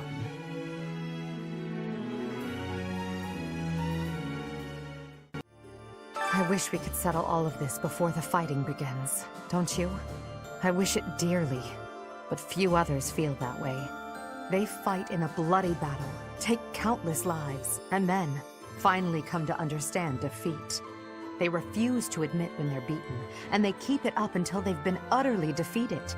Of course, I understand that sacrifice is inevitable. But if they're going to surrender after being defeated anyway, why raise a weapon in the first place? So we've somehow managed to take the Great Bridge of Myrden. That means House Gloucester should now be ready to join the fold more formally. We've blown a major hole in Claude's plan to preserve the Alliance. We should press on to Deirdre before he has the opportunity to adjust his strategy. Lately, the Kingdom and the Knights of Seros haven't made any significant moves. I don't suppose they're going to stand by and watch while we attack Deirdre, though. That's why I've doubled our guard and instructed them to be extra vigilant. I will keep Garreg Mach safe.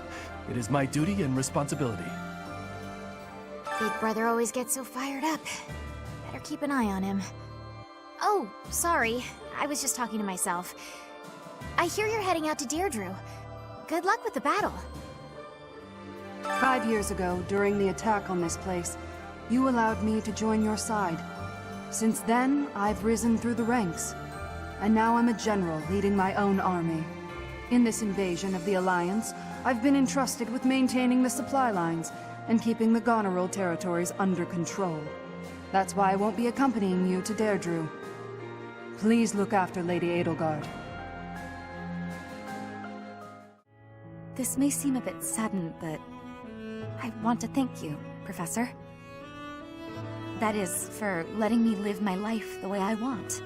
I've noticed you've been giving me fewer of those soul-revealing gazes lately. I appreciate you making an effort to not trouble yourself over who I spend my time with.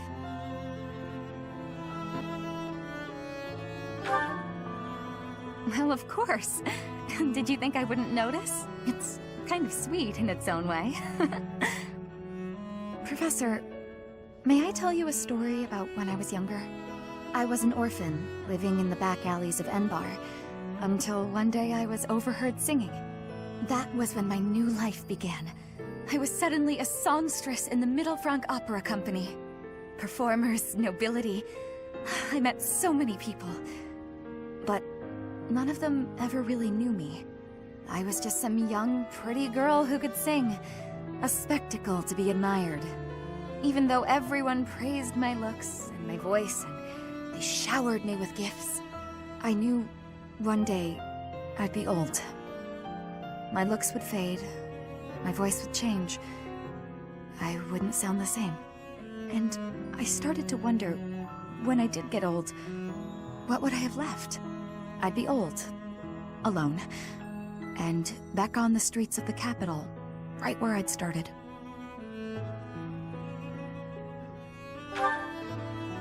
You can never be certain about what the future will bring. I never had much to begin with in life, and I worry that one day I'll be that way again.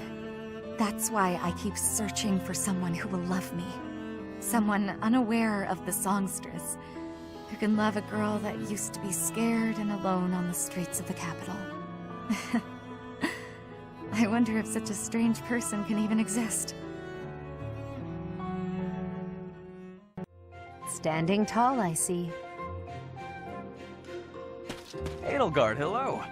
What do you think of this horse? An equine marvel, no? Look how intelligent he is. You can see it in his face. Certainly much smarter than your horse.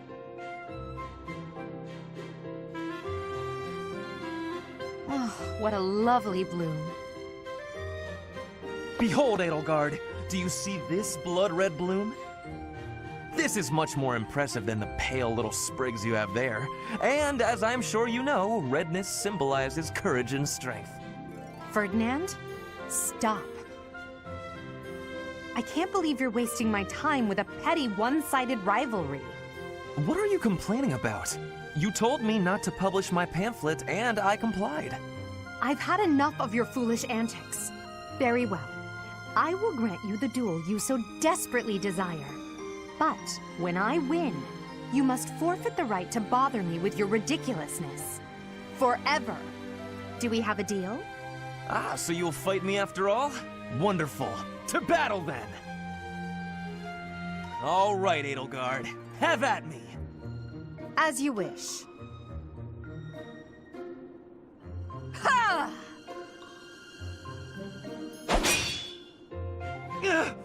It only took you one blow?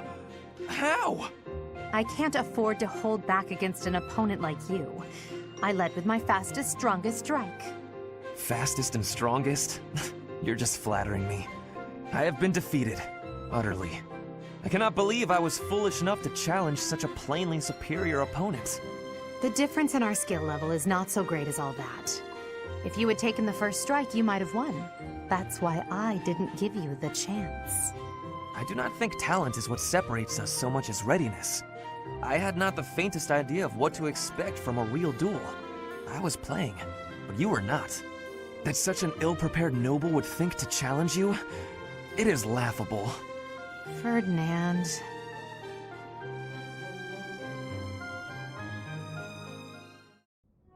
There he is. Okay, Bernie, you can do this. Oh, Bernadetta! Sorry, just passing through. Didn't mean to scare you again. No, it's all right. Actually, I came to talk to you. I owe you an apology.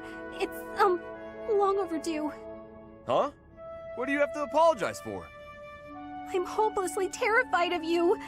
So every time I see you, I kinda lose my mind. But once you're gone and I get time to calm down, I realize I'm making a big deal out of nothing. I'm sorry I couldn't tell you before. I feel awful. I hope you can forgive me. Come on now. It's alright. I wasn't really that bothered by it. Promise. I should have been more careful not to scare you. I'm a big guy, and my muscles can be intimidating. No, you did nothing wrong. It's all my fault. How about this? Let's say it's both our fault, and call it even. But you know, I've been thinking. You really are scared of everything. Is there something we can do to fix that? You mean like a cure? Something like that. I think we can figure this out. Your biggest fear is talking to people, right? If that's the case, you need to change the way you think about talking. Right now, you think it's bad, so you're afraid to do it. I figure if you talk to more people, then you'll think talking is good. It might be hard to suddenly start talking to people, though. You're gonna need to take it slow.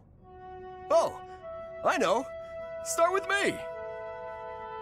With you? That'll be, tough. Maybe if you turn around, face the other way. I guess if that's what you need. How's this?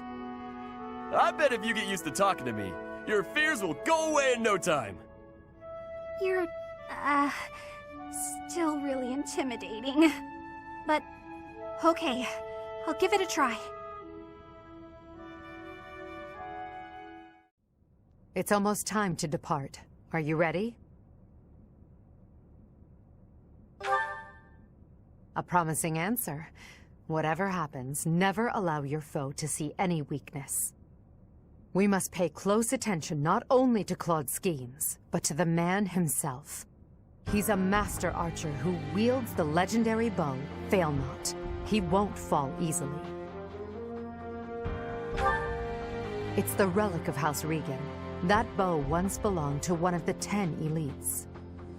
Professor, do you know the true story behind the legend? The relics were created by the hands of mankind.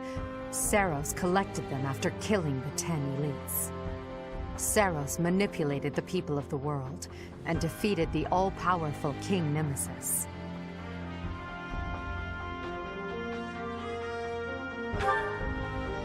That's the history the Church of Seiros maintains. In reality, it was little more than a simple dispute. Should the one leading the people of the world be someone with humanity, or a creature that can merely masquerade as a human at will? In the end, Seiros was victorious. The Immaculate One and her family then took control of Fodlan. I know this because that knowledge is passed down from Emperor to Emperor. And that is because the first Emperor is the human who cooperated with Seiros, allowing humanity to be controlled in secret. Perhaps it's fate that you can wield the sword of the Creator, just like Nemesis, the King of Liberation. And that very fate will lead you to use that sword to stand against those who would distort history.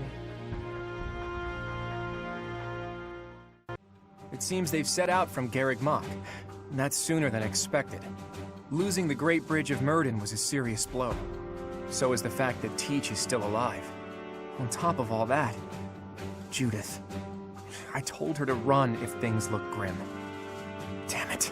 So many people will die, and by my call. And what of it? Would you rather turn tail and run back home?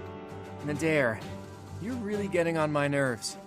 Do you have any idea how much of the Alliance adores me and believes in me? Well, I suppose it's quite a lot. Does that mean that... Yes, the plan is a go. I'm counting on you, Nadir. We'll make a good show taking down those who would assault Deirdre. People say our kind may not always win, but we never lose. Let's teach them the real meaning of those words. Now then, let's see what you're made of, Teach. Here she comes, at long last. I've done all I can to prepare. Let the cards fall where they may. It'll be a true test of strength. It seems Claude has blockaded the city and occupied the naval port. If that is the case, he will have no choice but to engage us from there. Yes, though putting myself in Claude's place leaves me with an unpleasant feeling. If we take over the port and close the entry to the city, Deirdre will be under our control. Each soldier should bear that in mind as they advance. Now it's our turn, Almyra's elite. Strike the flanks of the Imperial Army.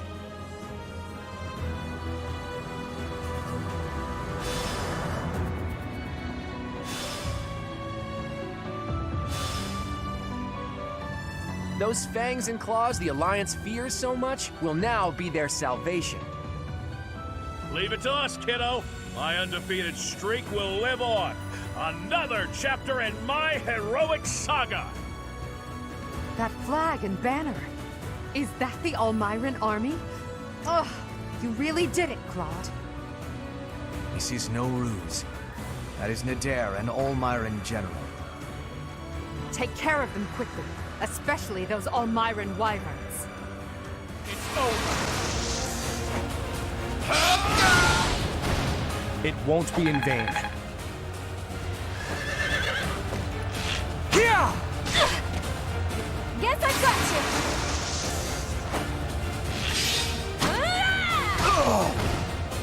Pretty good, huh?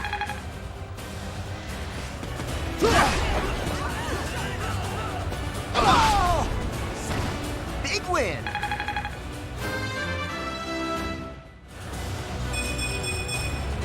That's a win for everyone.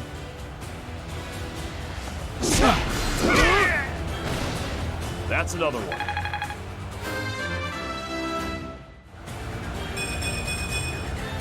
Am I getting closer?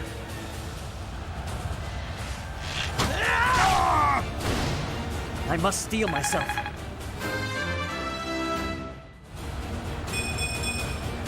I'll keep moving forward. It's been 30-odd years since I first set foot on a field of battle. Here's a taste of my undefeated strength.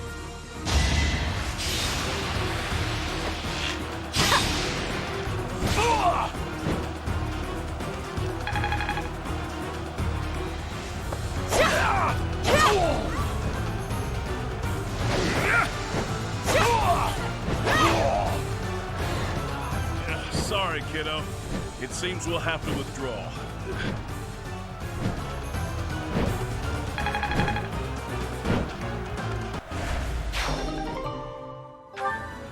You've done enough, Nadir. Just stay alive. We'll meet again one day. We have forced the Almyran forces to flee. I doubt they're expecting more reinforcements. You didn't forget about me, did you? Maybe you should just let me go.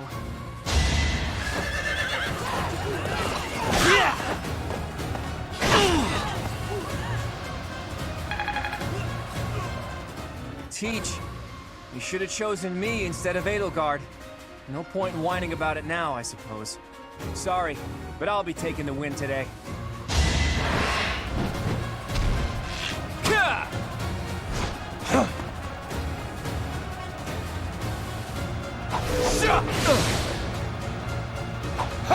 Too easy. We haven't seen each other since Garrick Mach. You've grown lovelier than ever, Edelgard. You're not so unfortunate yourself. And as usual, you're here at a most inopportune moment. Well, I'm sure we have much to talk about. But how about we settle things first? No objections here. Prepare yourself, Claude.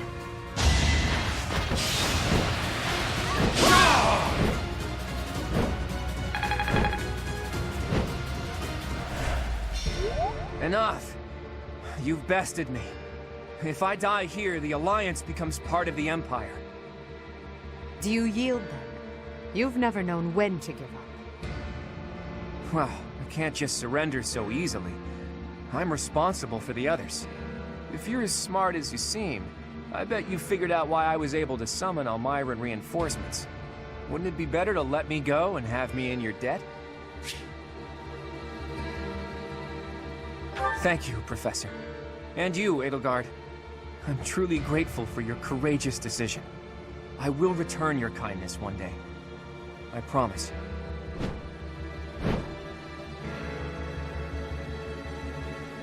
Everybody, raise your voices in a victory cheer!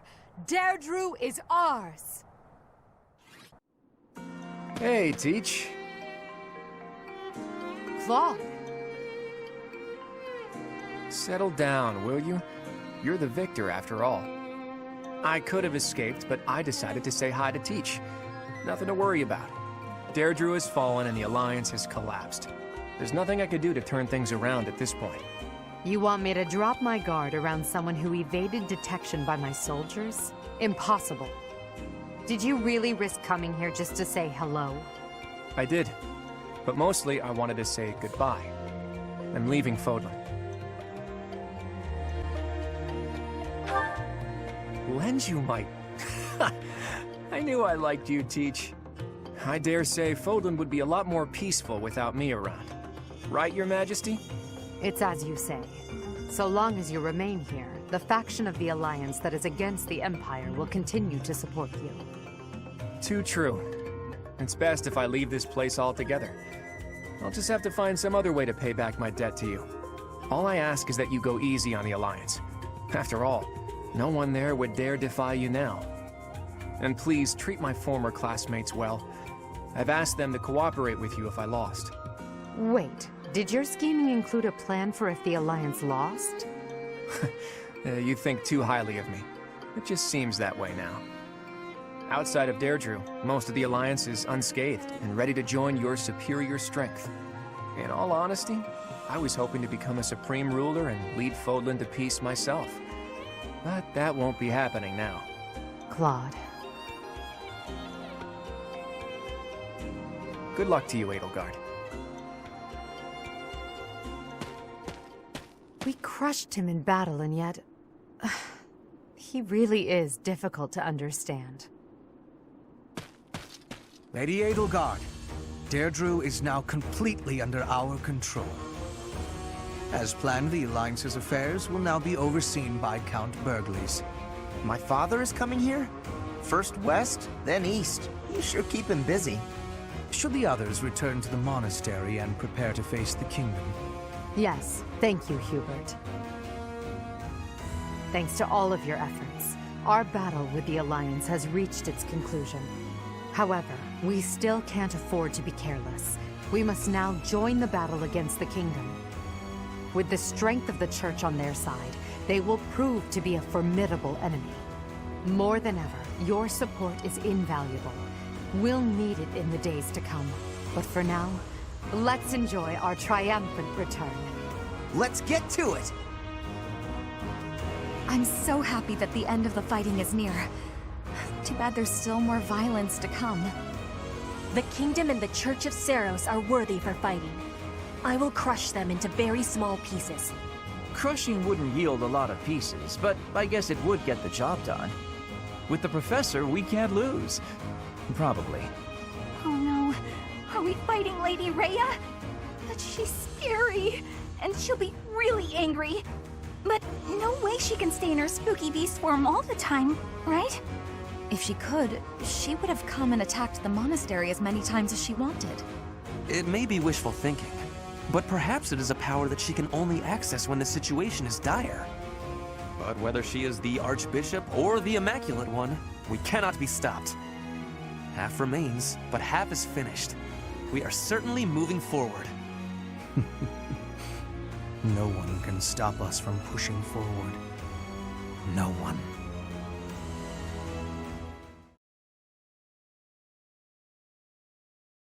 Part 2. Crimson Flower. Pegasus Moon. Tempest of Swords and Shields.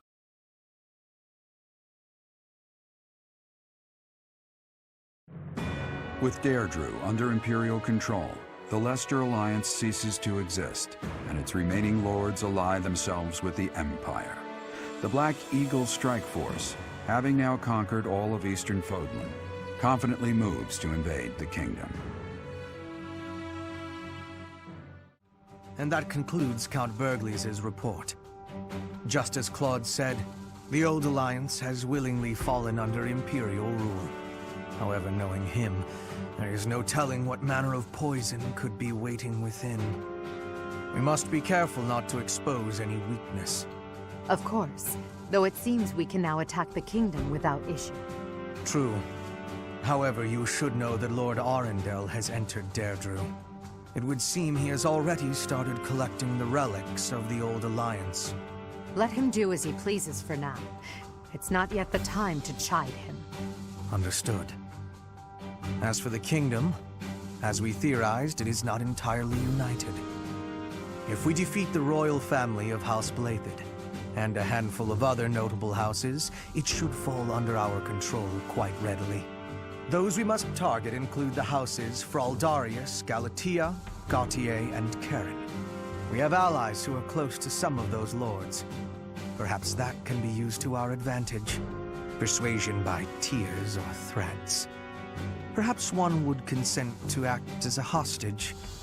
We must make good use of the tools given to us. What about House Rowe in Aryan Road, the fortress city? Will they not side with us? The head of House Fraldarius, Lord Rodrigue, has entered the city. It is possible that he has seized it. I see. Then it might prove too difficult to strike Ferdiad right away. Either way, when preparations are complete, we can begin our deployment into the kingdom. That part of the plan remains unchanged. Professor, is something wrong?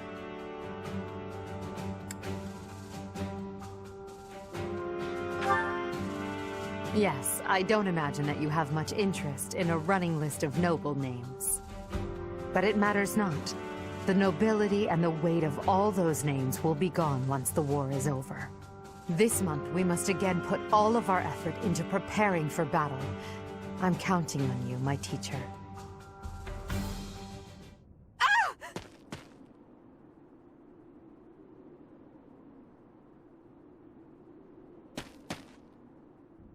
Professor, you didn't hear anything just now, did you? Of course I am. It's nothing. Nothing at all.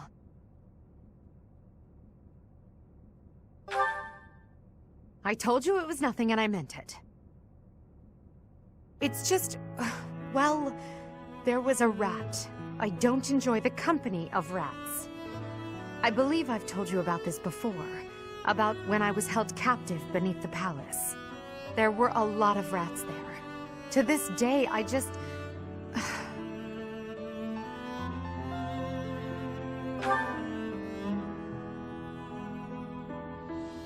What? Oh, Professor, leave here at once. I recall now that Hubert needs to speak with me. I must change my clothes. Now! Whatever you do, don't look this way.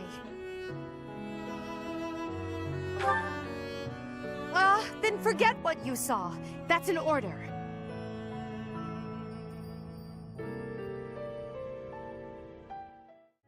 And that concludes my report. Hubert, I can't shake the feeling that you're keeping more secrets from me. I have told you before. There are secrets even I am unwilling to share. I remember. However, I am the Emperor now. If the Minister of the Imperial Household does not obey his orders, I have the right to execute him. I fear you have misunderstood me, Your Majesty. It is true that I am officially your minister, but such titles are of little significance to me. I serve you purely out of personal devotion. Perhaps there was a time when I served the Imperial line due to my duty as a member of House Vestra. But since you returned from the kingdom, my loyalty has been to you alone. I see.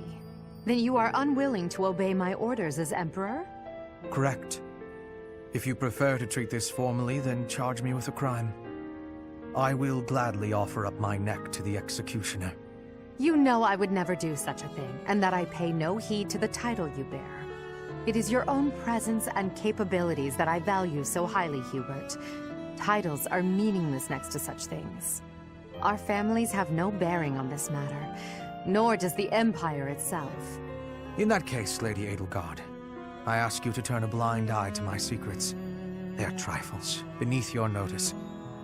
Best I handle them alone. You should focus on the path ahead of you. The scarlet path I have carefully prepared. Whether that path is red with blood is not something you need trouble yourself over. As Emperor, I'm obliged to accept that answer. However, as your friend, it irritates me to no end. You speak often of painting the path I walk, yet you do so in secret. I am the one you serve, but you refuse to let me in. I trust you, Hubert, and that is precisely why I want to know everything. Your secret hopes and burdens, all of it. If I'm truly the center of your world, then I wish you would trust me as well as I trust you.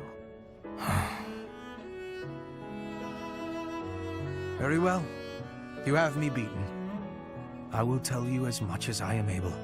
From the assassins I've eliminated, to the gold I've spent on bribes, to the identity of the one I love. Wait a moment. Are you saying you have romantic feelings for someone? Yes. That is the one secret I had particularly hoped to keep from you. Well, that's utter nonsense. You can't possibly keep something so fascinating from me. Who is it? It is you, Lady Edelgard. Did you ever really doubt? Hubert, you never cease to surprise me.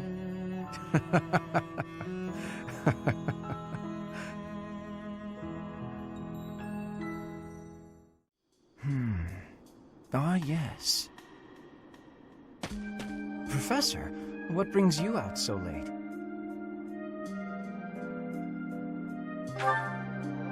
I've been worrying about something. I asked you once to help me achieve my goal of being a person who can simply nap all day. Then I thought, if the world becomes a peaceful place, all my crest research might be for naught. Well, I don't see how crests have much use in times of peace. Certainly there are crests that make you stronger and could be used in engineering. And I suppose crests that increase magical abilities might help doctors heal injuries. Still, the possibilities seem limited. It's as if crests were designed to be used only in times of war. Their power meant to bring about death and destruction.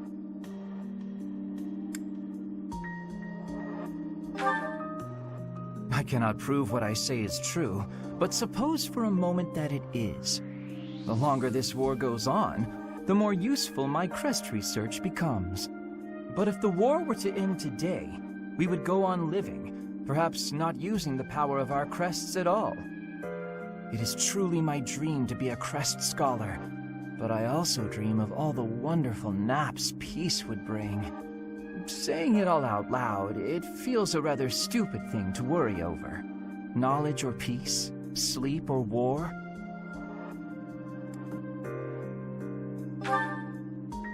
Thank you, Professor. I appreciate the sentiment. Although if I stop researching crests, I'll have one less excuse to spend time with you. Professor, don't make faces like that. People like you, who listen to my blathering and then nod and smile as though what I say matters, people like you are very precious to me.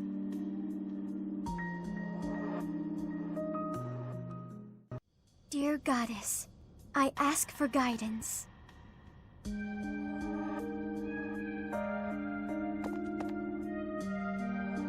Professor, you're always watching over me, aren't you? I've spent my entire life avoiding people. Speaking to others was so difficult for me, so I made a point to always be alone. Animals and the goddess were the only ones I could really open up to. Do you remember the time you asked what it was I prayed for?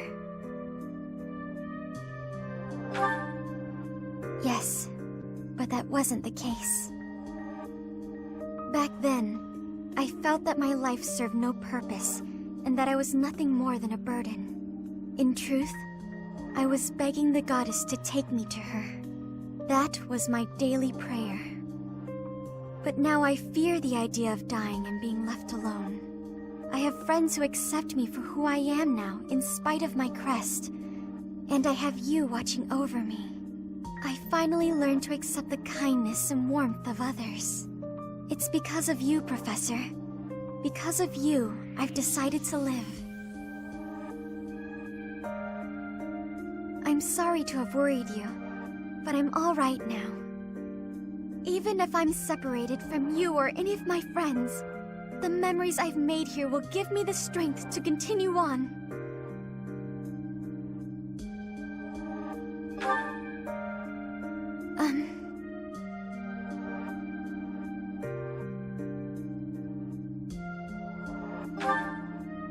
Oh, I'm sure I'll have the strength to move forward if we're together. Huh? What's wrong, Edelgard? Why do you ask? You always look at me funny, but right now you're looking at me more normal. You can seem rather oblivious, but then you go and shock me with your keen insight. Whoa, it's a little harsh. Is it? You only have yourself to blame for the reputation. As for me, I've always thought of you as something of a victim. What is that supposed to mean? I mean, you're a victim of Fodlan's antiquated system of nobility. You're skilled and you work hard, yet you still play second fiddle to your less capable older brother. Even still, you fight on, not allowing yourself to be discouraged by it all. People like you help to fuel my fire. If I can only smash this rotten system, I could save you. You've always got a whole lot to say about your grand plans for the future. Just hear me out. I've realized that I was wrong about you. I can now see that you've found a way to live the life you want to live. Simply put, you love working hard, and you love training. You don't know the meaning of surrender. I never thought such a genuine person could really exist. That's a lot to take in. You're not too far off, though. I try to live life the way I want to. I wasn't that way when we first met, but I've changed since then. Nowadays, what you see is what you get. It doesn't matter that you have burdens to bear. Despite that, you never stray from your path. You don't let anything tie you down. I can hardly imagine a life like that. To be honest, I'm a bit jealous. Well, I don't think I could live the way you do, but I admire you for sticking to it. You never let your burdens get you down. You try to push through them instead. If I'm being honest, I changed my mind about you a while back. Is that so? You can be real critical of yourself, and you admit it when you make a mistake. That's true. I certainly make mistakes, but I feel it's important to own up to them. I probably make twice as many mistakes as you, but I don't notice half of them. This is no laughing matter, Caspar. Then again, that's part of how you choose to live as well, isn't it? That it is. But it doesn't change what I promised before. I'm gonna keep fighting for you, Edelgard. Even if we don't live our lives the same way, I'll help cut a path through so you can follow safely behind.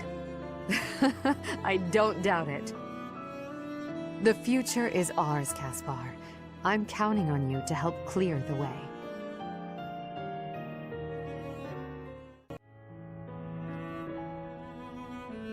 Gardening with you is a lot of fun, Lady Edelgard. I feel the same. You know so much about it, Bernadetta. I looked after flowers a lot back home. I like them. They don't talk, they don't get angry, they don't hit you. And they're sweet. They are sweet. Unlike people, they can all be trusted on sight. You're sweet too, Lady Edelgard.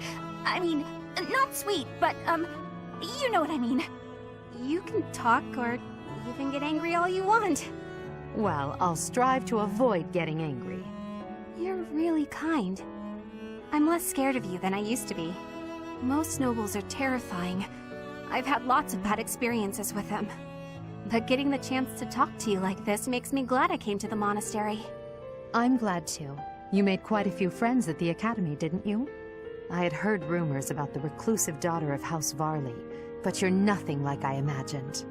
Rumors? About me? Just pretend you didn't hear anything. There's no need to be embarrassed. Rumors are meaningless. All that matters is the truth. You're right. I'm not really a recluse now anyway. Not since I came to the monastery. I won't let the rumors bother me. I'm happy to hear it. Actually, I should thank you. Thank me? What for? Wait, do you mean you need to thank me for all the times I've made you mad? You do, don't you? That mind of yours, no, I mean the grateful sort of thanks. Before I met you, I was more prone to anger, but now I've changed in that regard. So, thank you for that. Oh, I suppose you're not listening. Oh, I'm done for!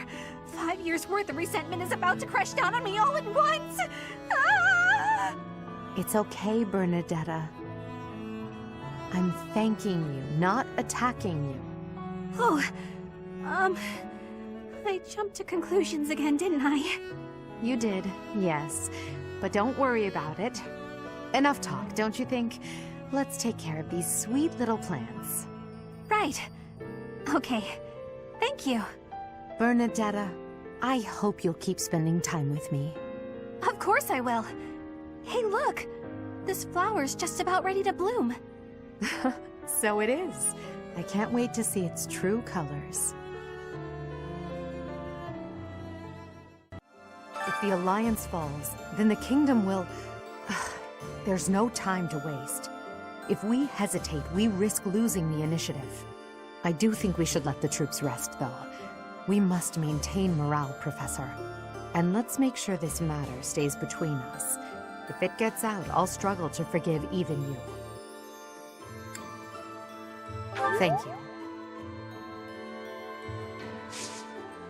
The battle ended without House Ordelia getting involved. Although, I've no desire to continue on with my family. So from here on out, it's up to Edelgard. I have Claude to thank. Ultimately, this ended without the Alliance being entirely consumed by this war. It's all thanks to Claude. I wonder...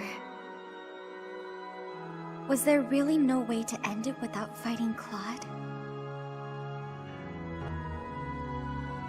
I hope you're right. I suppose the only thing I can do for him now is pray that he may live the rest of his life in happiness. The worst part about going into battle is knowing you might have a friend fighting for the other side. You were a mercenary, Professor. Were you always prepared for that? That's reassuring. I don't think I'll ever get used to it. Fighting old friends, there's nothing worse.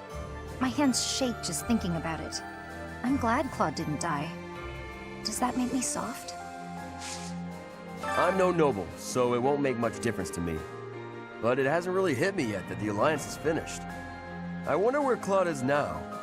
What he's getting up to. I just wanted to help out my brother Randolph, so I aspire to be a soldier.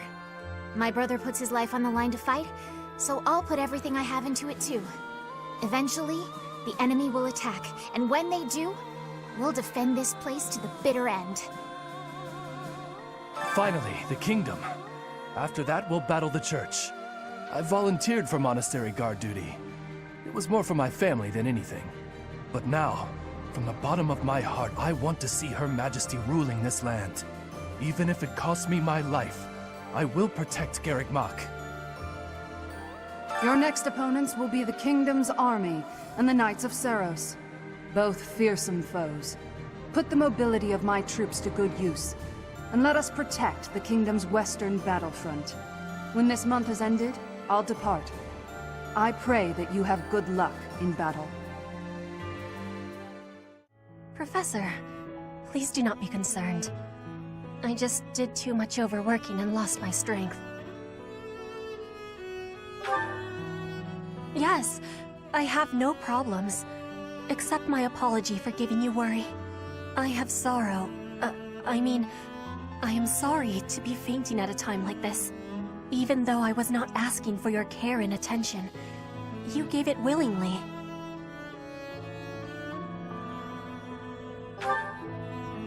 I am thinking that is incorrect. Will you have a listen to me? There is something that I must be saying. I am thinking you already have knowledge of why I came to Fodlan. Not for studying, but as a hostage for the Empire. So that Bridget would not be rebelling anymore. It feels like a knife against my throat. That I am making my grandfather obey the Empire. Because I am a hostage, it is not an option to be giving up. I must be fighting, and winning, and staying alive. I must do anything to be making life better for Bridget. To be making Bridget and the Empire stand as equals. That is what my people are wanting from me. And what my grandfather, the King of Bridget, is wanting. My want? I am not knowing of that. The wants of my people are something I have power to achieve. Their wants are my own.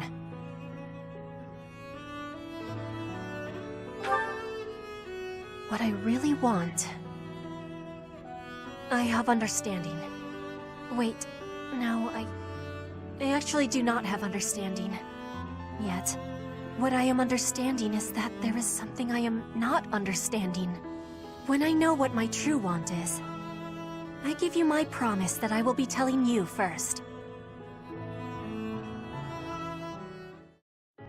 Oh, hey, Professor.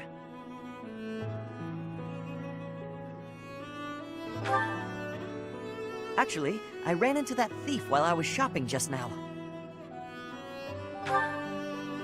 Maybe you don't remember. It's been quite a while.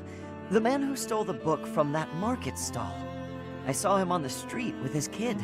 They were both so grateful. It's a really nice feeling.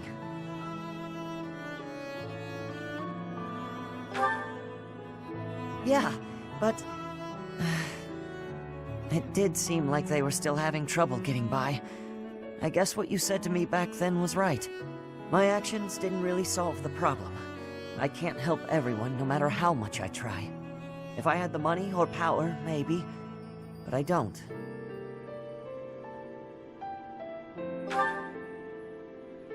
You know, a long time ago, Leonardo said nearly the same thing to me. I think it was when I tried to look after the horses all on my own. I really messed that up. He said, "You're not quite ready for this yet, but there's no need to rush."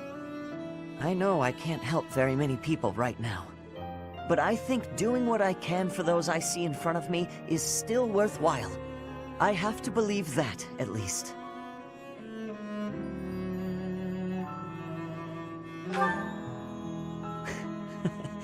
Thanks. That's reassuring to hear. What about you, Professor? Has anything been troubling you lately? I'd be happy to help, as long as it's not looking after horses. You might not want to trust me with that.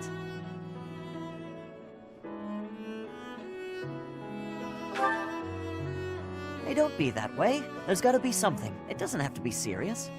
I genuinely enjoy helping people. It's a great feeling making someone smile. So if there's anything I can do for you, I want to do it, because I care about you.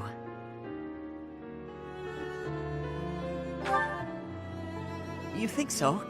It's just what anyone would do, really. So what'll it be? How can I help?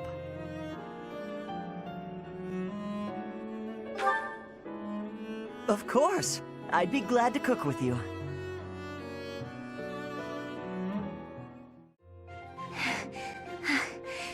Thank you for helping me with my training again today, Professor. I'm gonna keep at it for a while longer, so you go on ahead.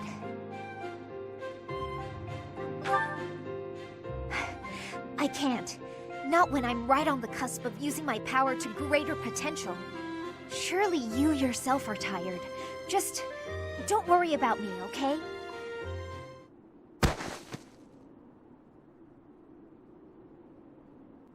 I'm sorry, Professor. It was careless of me to continue, despite how fatigued I clearly was. I probably should have listened to you. Now I've made a mess of things. I can't help but feel the need to rush in all things constantly. You get that way when you realize you haven't got much time.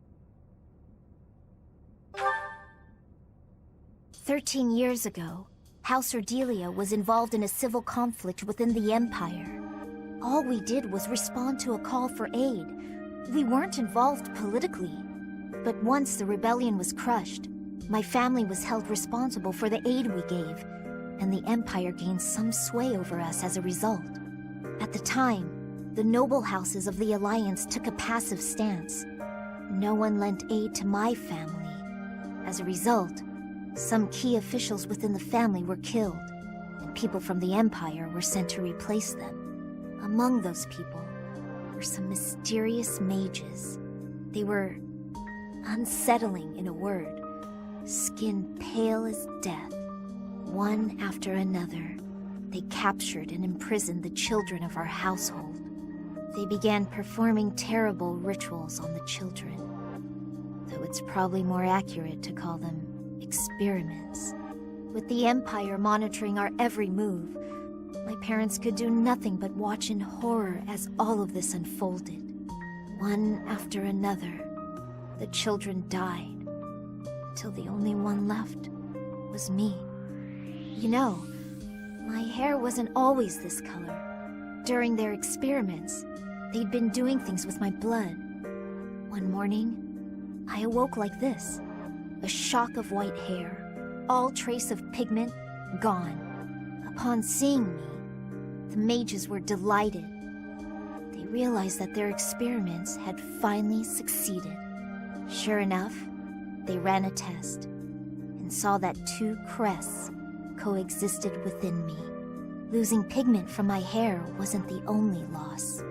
The mages informed me that my lifespan was now greatly shortened. 5 more years at most, perhaps less.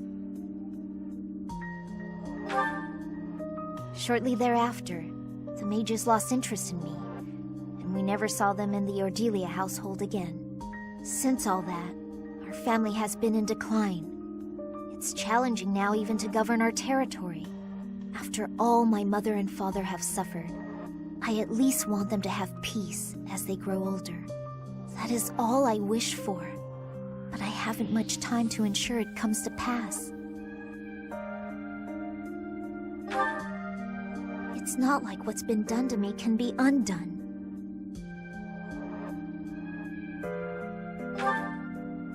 Professor. The only way I can conceive of would be to remove my crest somehow.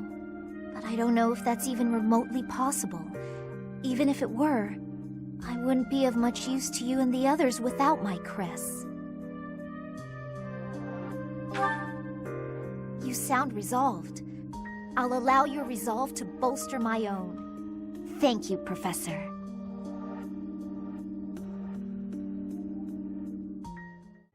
Hey, Professor. I think you've been working too much lately. The battle's gonna keep going with or without you, but you're the one doing the most out there. It's real impressive how you can focus on giving orders and fighting. I don't think I could do both in the same battle. I see you running all over the place, even after the battle's over. I just don't want you to wear yourself out. Oh yeah? As soon as you say you're fine, that's when it hits you. No offense, Professor, but don't you think some folks might be taking advantage of you? Like when you gave that speech to the troops. That didn't seem like something you wanted to do. I know you gotta follow orders on the battlefield, but you shouldn't have to do things off the battlefield if you don't wanna.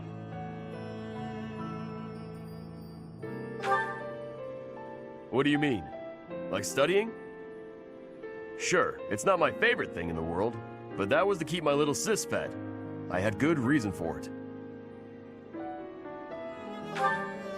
The same, huh? I think I get what you mean. You do things you don't want to do for the sake of everyone else. That's real noble of you, Professor. I guess I can't get in your way if you're doing it for the right reasons. Okay then. I'm gonna keep trying to do my best. But now, I'm gonna do it for you. My little sis is important to me. But you're real important too. I always work hard for the people who matter to me. And having more of them in my life just means I gotta work even harder. What do you think?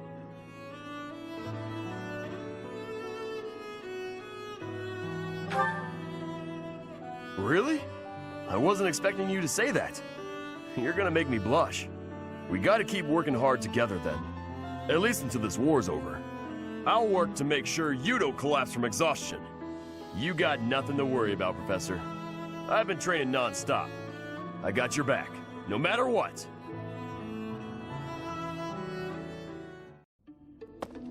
Professor, you're here. No.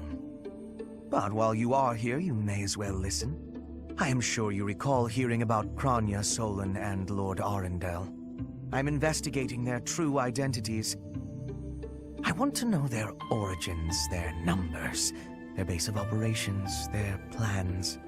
I want to know where they acquired their dark powers, how they disguise themselves. Many intriguing mysteries surround these people. Wouldn't you agree? I have a name for them. Those who slither in the dark. Lord Hubert, pardon me, but Lord Arundel is at the monastery. He says he wants to discuss something with you and is waiting in the reception hall. Speaking of, Professor, would you come along? Hubert, I have something I must request of you. Request? That is an unusual word choice. A request by definition can be refused. But if you have orders, Regent, I will follow them. Such a reaction before you even hear me out. Very well. One of my subordinates was conducting experiments in the sealed forest. The demonic beast he was using ran wild and has created something of a situation. Take care of it. Experiments, you say? Very well. I will set out at once. Professor, will you assist? Thank you for your support. It is a great help. My! Looks like this forest became infested with demonic beasts while we weren't looking. I suppose we've not a moment to lose. Not that I'm concerned for any of these people, but since there may be a reward in it for us, we may as well do what we can to rescue them. Now then, let's split up and move in to assist. It may be worth focusing your attention on those being targeted by multiple demonic beasts.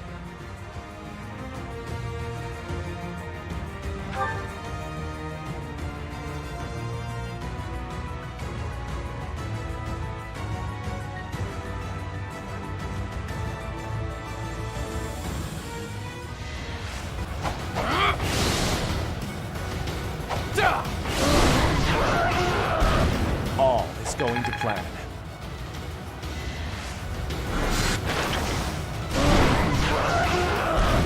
Hardly worth the effort.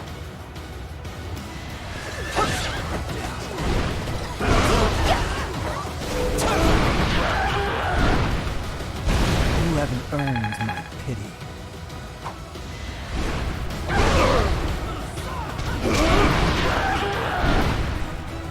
No chance.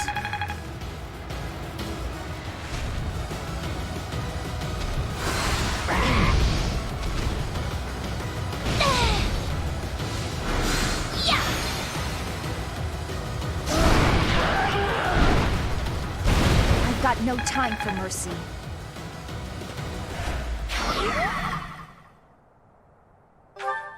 What a disgrace to be saved by those fools. Enough. These certainly proved useful. Go ahead and take them. Your tools, I gather. Yes, I suppose we will take them off your hands, since you asked so nicely.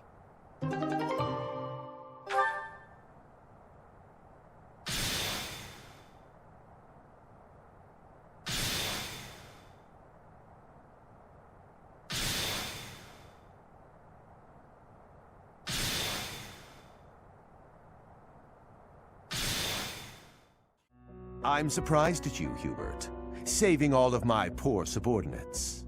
It seems gratitude is in order. Let us meet again soon. Good riddance. What a nuisance that man is. He and his ilk must be aware of my investigation. No doubt this was all an attempt to make us believe we are powerless against them. It has only achieved the opposite effect. They are looking down on us. They think we cannot touch them, but the closer we get to them, the less true that becomes. Just look at this weaponry we received as a token of their appreciation. It would be impossible for us to manufacture such a piece with our current tools and knowledge. It is not as powerful as a relic, but it is nearly so. We will keep them close for now, while we still need their strength to rule Fodlan. Once Fodlan is united, however, the focus of this war will shift. Rather than swords clashing on the battlefield, it will be knives cutting in the darkness. Lady Edelgard's war will be over, and House Vestra's will begin. We who rule the shadows will eradicate those who slither in the dark. When that time comes, Professor, you will be quite useful to us.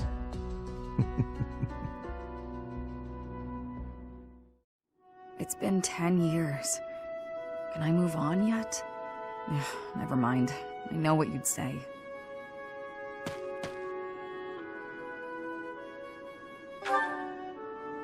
In a sense, someone who's long since passed. Another mercenary I fought alongside. They were killed 10 years ago when Dagda was in conflict with the Empire. It's all I can focus on lately.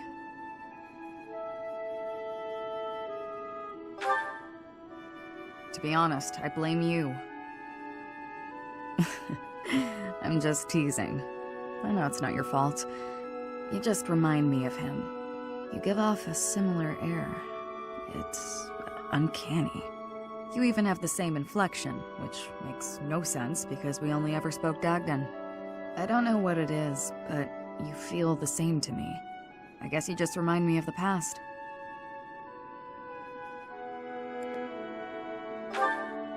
Please, It's not your fault. It's my fault for getting caught up in memories. Still, you always remember your first love, right? That's enough of that. There are more relevant topics to discuss.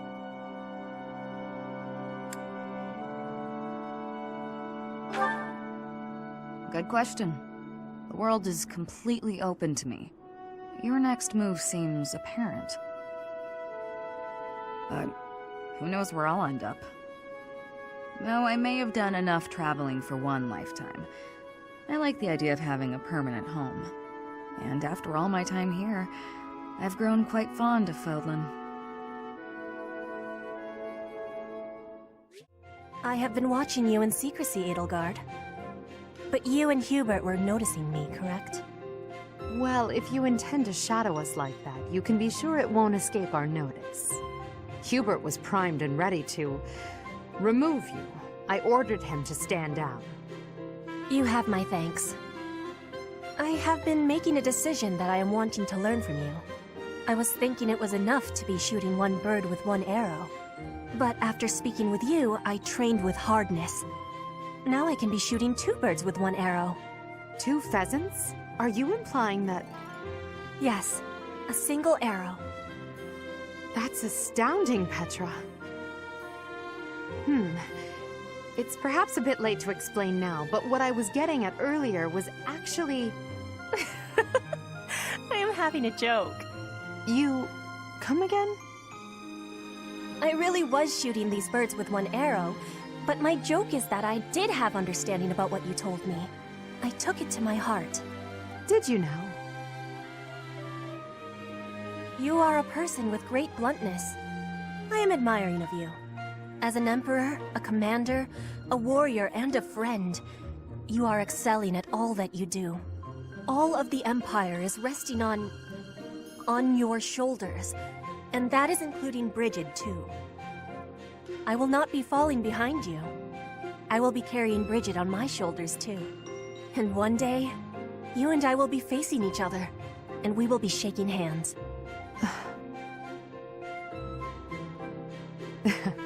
Yes, that much is certain. I can see that you no longer need me to look out for you. You and I are much the same. We dutifully shoulder our burdens and stand tall no matter what. It would be foolish of me to deny it. Your words give me great joy. And it also gave me joy to see you being flustered when I was showing you the birds. A cheap trick, to be sure, but inarguably funny. To think that you went to all the trouble of shooting 2 pheasants at once for the sake of a joke. Well played, Petra. We both are growing every day. I hope we will keep doing so.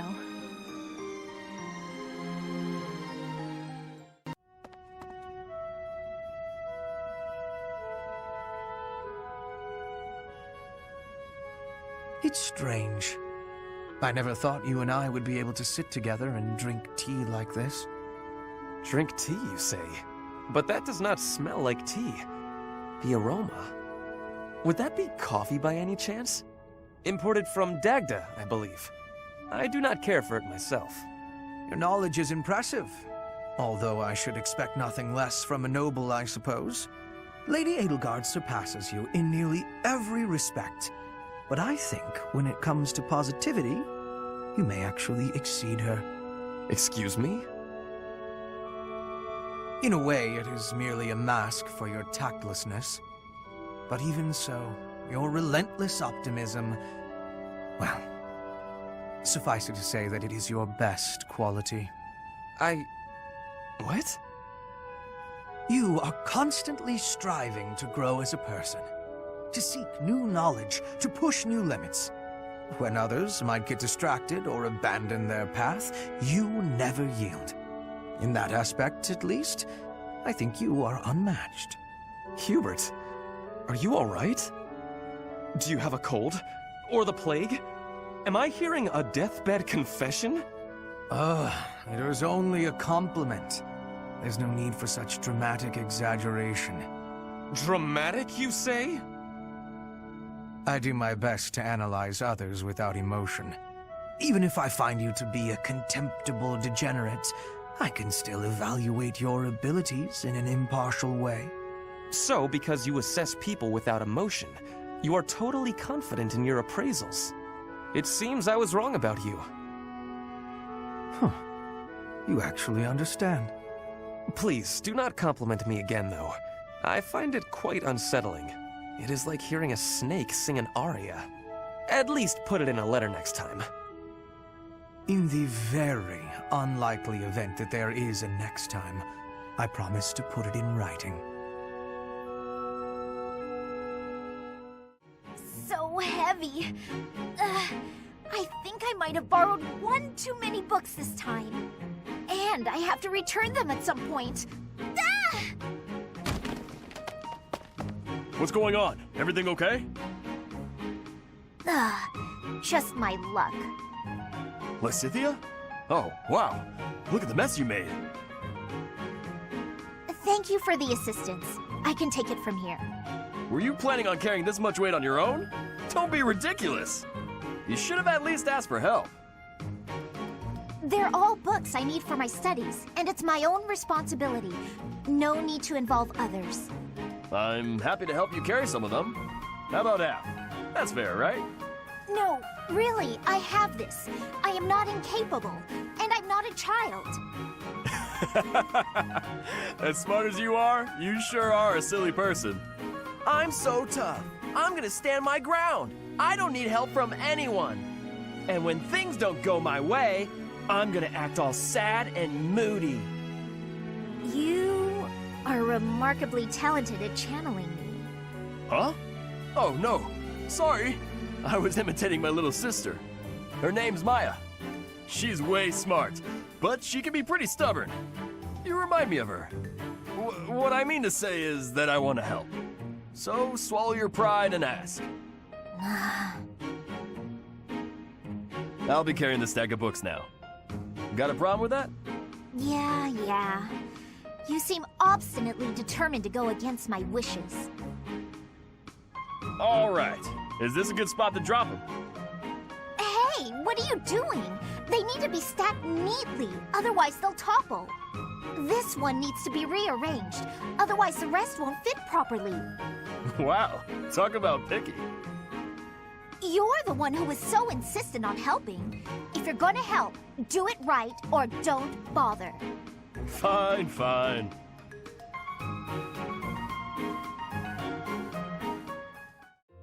Sorry to keep you waiting. How long did you expect me to stand here? I did just say sorry, but I could say the same to you. You were pretty slow to settle on a time. I can't help having a busy schedule. Plus, I thought you could use the extra time to prepare. We could go back and forth like this all day. Or we could get started. You were the one who kept me waiting. Let's begin. On my signal? Hurry up. That's better. Okay, go! Let's see what you...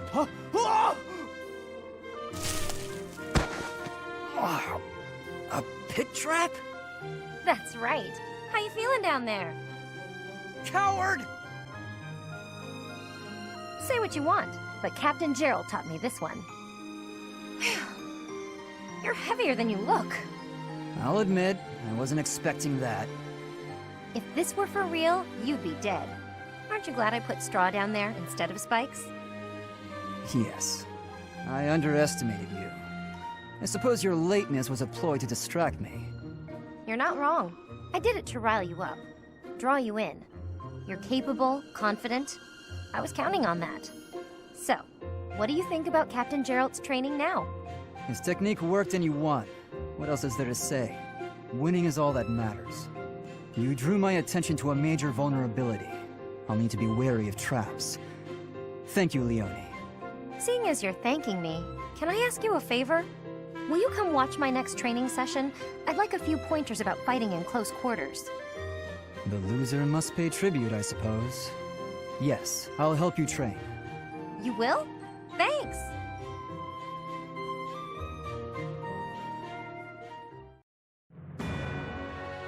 Following the Alliance's defeat, the Black Eagle Strike Force prepares to invade the kingdom. But the kingdom's new allies rise, the Knights of Seiros begin to make an advance of their own. After appearing in Aelel, the Valley of Torment, and following the border south, the Knights of Seiros openly march to recapture the monastery at Garreg Mach.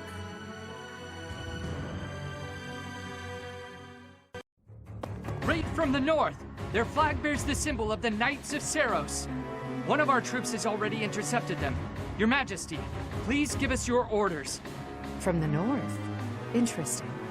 Could it be they journeyed through Aelel, the Valley of Torment? Is the Archbishop among the enemy ranks? If so, focus our attacks on her first. Understood. Our enemy knows Garreg Mach inside and out. They can come and go as they please.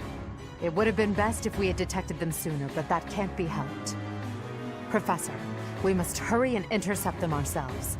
I'll leave the preparations to you. Huh. The battle looks to be rather cumbersome. We are still guarding all of Garreg Mach, but there are undoubtedly numerous secret passages and magic traps. There is still much about this place that we do not know. It is quite possible they will attack from a location we cannot anticipate. I must head out first to give my orders. I'll meet up with you soon. Call for General Randolph and General Ladislava. Hurry!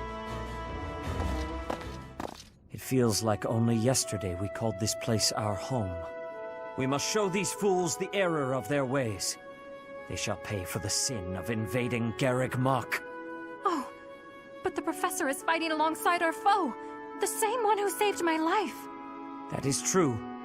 Though I find forgiveness difficult, we do owe that wayward soul a debt. However, the fact remains that because of the professor, Rhea has long been tormented. To think that the vessel of the goddess, entrusted with the sword of the Creator, could go on to... it angers me to even think of it. All that has happened has changed Rhea. I imagine it has changed the professor as well. Even if we prevail, I doubt that the Church can ever fully return to the way it once was. Brother? Dear Flame, I only brought you with me because you were so insistent. Still, no matter what happens, you must not go near the front lines. If something were to happen to you, it would utterly destroy me. You are my reason for breathing. Do you understand? I understand. If something were to happen to you, it would break my heart. I could not go on either. I cannot help but wonder if there is a way to end this without fighting the professor. We were successful in sneaking up on Garreg Mach. All that's left is to break through past this point. Lady Rhea and Catherine are holding back most of the Empire's army, thereby leaving us, the Expeditionary Force, free to recapture the monastery. Our enemies have followed us even here. How unfortunate. Your Majesty, the enemy's movement is suspicious. They may have some tactic in mind.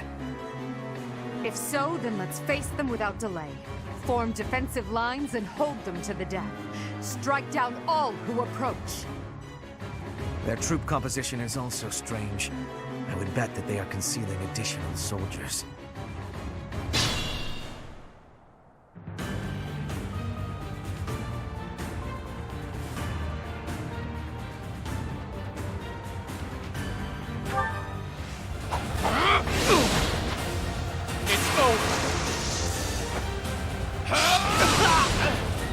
Another victory. Prepare to die! A waste of time.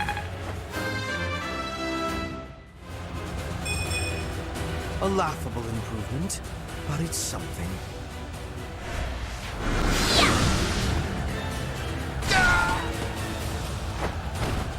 I will not die yet.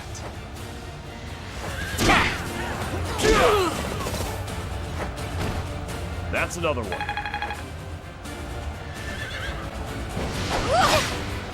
I'm sorry.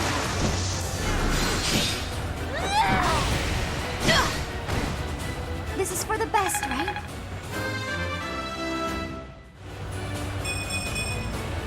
want to learn even more. The enemy is transporting large quantities of flammable material into the woods. They clearly intend to attack us with fire. We should do all we can to prevent it.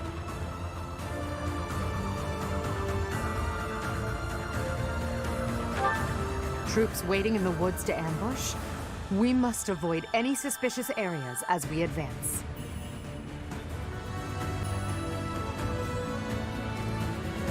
The time is now. As long as we stand here, you shall not pass. Come at me, so that I may put you out of your misery. I can't believe you would try to kill Lady Rhea. Gerald must be turning in his grave. I can't protect you like I promised. I have to kill you and bury you with my own hands.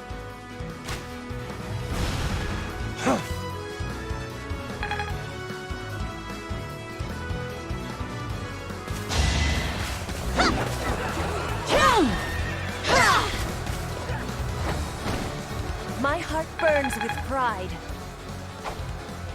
When I heard you were alive, Professor, I was so happy. But now this? How can it be that you fight on that side? I cannot take your life, for I owe you mine, even now. And yet I cannot back away from this fight. When this is over, my brother and I will go into hiding. It is the only way.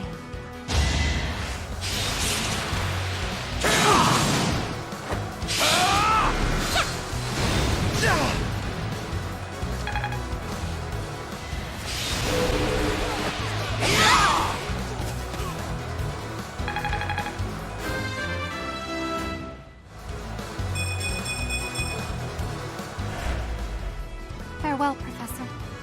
I do not imagine we shall ever meet again. Prepare yourself.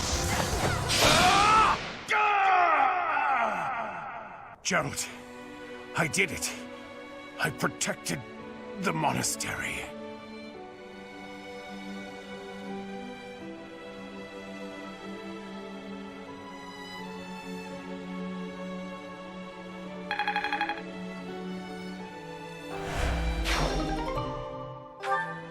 Our enemy's plan is in ruins. Still, we must tread carefully. I will not hold back! I will see this war through.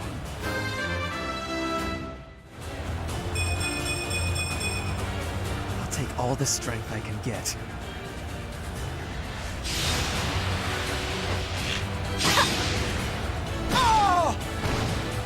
Pretty good, huh? Trespassing on holy ground is a grave sin indeed.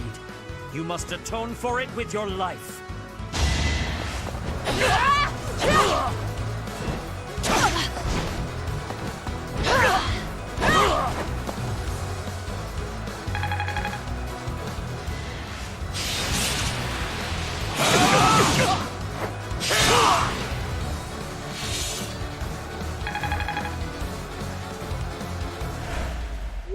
I'm sorry, Rhea. For Flame's sake, I must take my leave to retreat. We fought them off. Good work, everyone. We've repelled the principal force of the Knights and defended Garreg Mach. Lady Rhea, the unit that invaded the monastery has been completely driven away. We were able to make a clean sweep of those who came to attack us. However, I fear we can do nothing but retreat for now.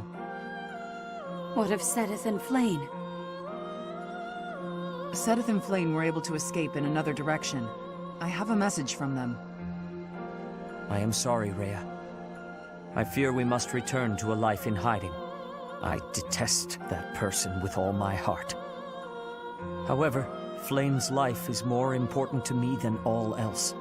I pray that you will one day be free from the burden of your work. I see. As expected, I am the only one left. Mother, please wait for me. I promise that I will save you. The filthy thief who stole you from the Holy Tomb. I will crush them with my bare hands! Edelgard, Your Majesty, I am so sorry. Silence. We must tend to your wounds. It will do no good. I can't be saved. You must know that. Ladislava has also passed. The enemy has withdrawn. You are safe now. Understood. Good work. Another loss on my watch. As more blood wets my feet, they grow heavier with each step. Remorse, resentment, despair. I have dispensed with all such things to come this far. And we must keep moving forward. Hubert, tell me the status of the enemy. The battle has ended in a draw with severe injuries on both sides. Some known commanders have been slain. With the death of Alois, the Knights of Seros have taken a huge blow as well. Garreg Mach has not taken much damage, and so it would not be out of line to claim it as a victory for us. Yes, we'll call that a victory. Although, I'm sure they will say the same. Yes, Your Majesty. Oh, what a terrible opponent that was! Why is the church always like this? How am I supposed to train for that? It was way too scary. When I saw the enemy enter Garreg Mach, I prepared myself mentally for death. I thought it would be a fine time to die, but I suppose it wasn't quite the time after all. Our luck was good to have grabbed victory. The church has great strength. We must not have grief, but must keep fighting. Can we be fighting now? This was certainly a momentous victory. We lost a lot, but we also gained a lot. Certain lords in the kingdom have examined the situation again and decided to join our cause, changing their fealty based on just one battle. They are all a disgrace to the nobility. Today, our enemy held many faces I knew well. If we must fight to the death with that kind of opponent, what will become of this world? There's no stopping me. I'm ready to go strike the kingdom here and now. Everyone must see that we can easily unite Fodlan, don't you think? Excellent job, everyone. The battle is over now. While we have sustained heavy losses, our foe has suffered far more. Although not exactly as planned, a win is a win. It may be safe to say that there will be no more obstacles on our way to the next battle. We will break through the Tailteen Plains and then set course for Ferdiad, the kingdom capital. The final chapter of our fight with the kingdom and the church is close at hand.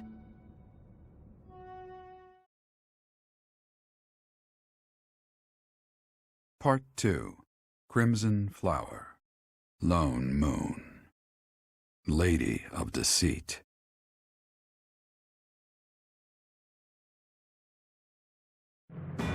After a narrow victory over the Knights of Seros at Garreg Mach, the Black Eagle Strike Force hopes to secure a route to Ferdiad, the kingdom capital. The time has finally come to invade the kingdom capital. Or so I declared. In truth, we'll be advancing to a different location. Only you and the rest of the Black Eagle Strike Force can know. Please bear that in mind. There is another location we must take before moving on to Ferdiad. South of the capital, there is a fortress city on the border of the Empire and the Kingdom. It is called Aryan Road, and we must take control of it at once. There are many mages within Aryan Road. We will also face Cornelia, a general of the kingdom. We must also contend with Rodrigue, the head of House Fraldarius, as well as his troops. Once we defeat them, Aryan Road will be ours. I hear Cornelia has a suspicious magic weapon at her disposal. We must attack before the enemy can respond with defensive measures. That is why we are preparing an assault before even our allies are aware. Even within our ranks, there is no way to know with certainty that there is not a rat among us who would leak such information. When Aryan Road falls, we'll focus on striking Ferdiad from both the south and the east. The deeper we carve our way into kingdom and church territory, the more favorable our position. As ever, I'm counting on you, my teacher. Ah, the smell, the texture, the smooth finish. This region's tea is the finest in the world. Hello, Ferdinand. You seem to be in a good mood. What is that supposed to mean? Perhaps you expected me to hold a grudge against you after our duel. In fact, I have moved on. Have you now? Well, I'm glad to hear it. I took it hard at the time, I will confess. I always thought that I equaled you in skill, or even surpassed you. But you showed me that I do not come close to matching your talents. Yet a true noble does not give up in the face of defeat. I will continue my training, and one day I will be an elite warrior. That is the path I must take, as a noble and a man of honor. You really are in a good mood. Your determination is admirable. Yes, one day I will surpass your abilities, and I will defeat you in combat. Ferdinand, there's something I've been meaning to say to you for a while now. Honestly, I couldn't care less that you are of noble birth. Your fierce determination doesn't come from your bloodline. It's your own doing. The reason I value you and want to be friends with you is because of who you are, not who your family is. I have something I would like to say to you, too. Certainly we must recognize the common folk who strive for greatness and attain it. But for those of us born into nobility, things are more complicated. From birth, nobles must excel. If we do not, we will be forced out of our houses. This environment breeds superior individuals, and they in turn recreate the rigorous environment for their own children. Without that cycle, there would be no political elite guiding the world towards prosperity. So you're saying that the kind of world I'm striving to create is wrong? I would not go so far as to say your way is wrong, just that another way might be better. If you insist upon undoing the nobility, then we must build something in its place. We can provide free education for all, and then select the highest performing students for more intensive training and tutoring. I truly believe that people are products of their environment. Finding a way to educate the people. Interesting. I'm impressed by how much thought you've given this. No matter what shape the world takes, I'm sure I'll always need people like you by my side. People with strong principles who will argue with me and force me to consider ideas that are contrary to my own. Yes, exactly! Finally, Edelgard, you appreciate how important I am to your cause. I've always thought of you as a valued friend, Ferdinand. That's nothing new. Edelgard, I have to tell you something. I think now is the right time. Do you know what my ancestor Derek von Eyre said after your ancestor defeated him? He said, "You are an imperial beauty. Please, accept me as your husband." Halt, Ferdinand. There's a time and a place for everything. But that time is not now. Hey, Adi, take a look at this. I received it as a gift. It was sent from... I don't remember. Anyway, the point is... Dorothea, when you receive a gift, don't you think you should try to remember who it's from? You're right. That's a little thoughtless of me. What's gotten into you lately? You seem mostly uninterested in the various suitors throwing themselves at you. Is something on your mind? Oh, don't worry about me. Everything's fine. I'm just not that interested in certain men. Do you have any idea why? Well, I do have an inkling. You seem reluctant to tell me. Is it somehow my fault? No, nothing like that. Okay, I suppose you're not completely wrong, but... How do you mean? Please, just say what's on your mind. When the two of us are together, talking like this, somehow I don't feel like I care about my troubles with love anymore. So it's fine. There's nothing wrong with that, of course. But it seems we should get to the bottom of such a drastic change. Maybe we can figure it out if we just... Adi, I'm telling you, I'm fine. If you push me any further, I'll write an opera about you. I'll do it right here and now. And then I'll sing it in your face. Settle down, Dorothea. I can take a hint. If you insist, I'll drop the subject. Whatever you do, don't write more opera lines about me. My cheeks are probably still red from your last performance. Well, I can't promise anything. But if I try real hard, by the time the war is over, I might just have an opera written, starring you. No need to worry though, Adie. I'll be fabulous as you. A performance they'll rave about for years. The frightening part is that I don't know whether you're joking or not. But I do regret to inform you that you won't be playing the role of Edelgard. Why's that? Don't you see? No story about me would be complete without the character of Dorothea. It would be ridiculous for you to play me instead of yourself. Adie, you really are something special, aren't you?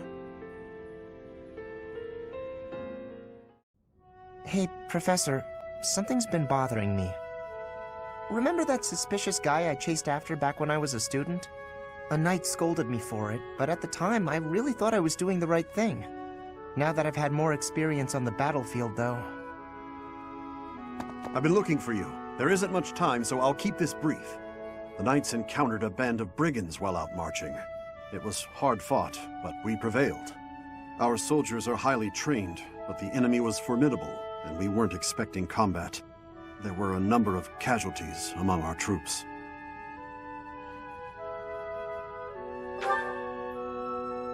Much appreciated, but there's a reason I need to bring this to your attention. The brigands all bore identical tattoos of a scorpion on their arms. Please keep an eye out for that mark in the future. Oh no.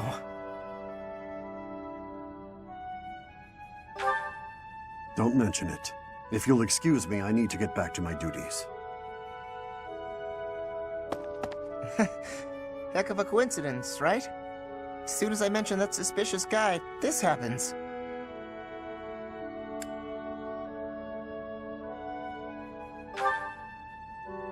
But some of the knights died in combat. They died because of what I did 5 years ago. This is my fault. If I'd stayed quiet and tracked the guy down like you said, we would have stopped those brigands sooner, and I wouldn't have blood on my hands.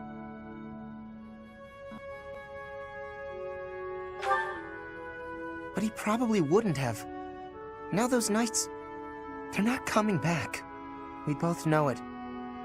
This is all my fault. I can't believe how long it's been since I left home. Since I was dragged out of the house, I mean. 5 whole years. It's weird to think about.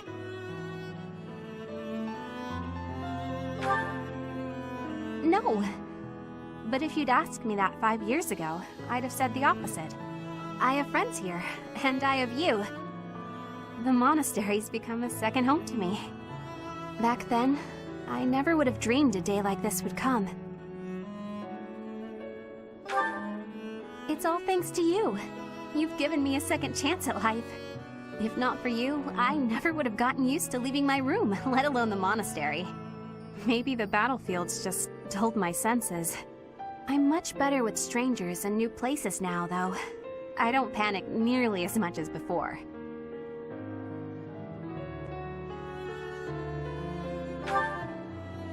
A new place? All on my own?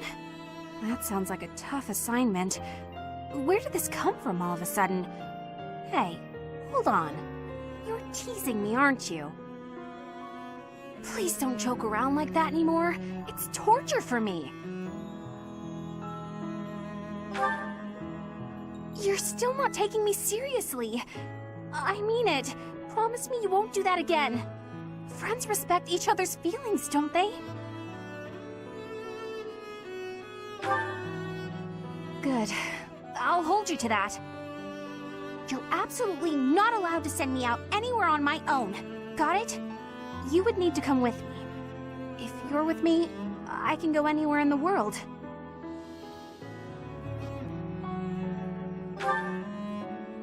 No, that defeats the purpose. Why can't you get what I'm saying? I thought we were finally getting close. Guess I'm not good enough for that, though, am I? I'll let you have this one, but you better be ready for next time. Professor, halt! Don't come in here. I thought I told you to forget about that. There's something I don't want you to see. So, you know about it. Yes, it's a portrait of you. I painted it myself. It's, quite disgraceful. I did a terrible job with it, and it looks nothing like you. I'm happy that you appreciate my efforts, but please don't touch that door. This was a trying month, but we did manage to hold Garrig Mach. If only just. Honestly, I did not expect such strident supporters of the Archbishop as setteth in flame to flee. But with this victory, we have all but cornered the Church of Seros and its knights. The goddess above shall give way to the darkness that has long dwelled below.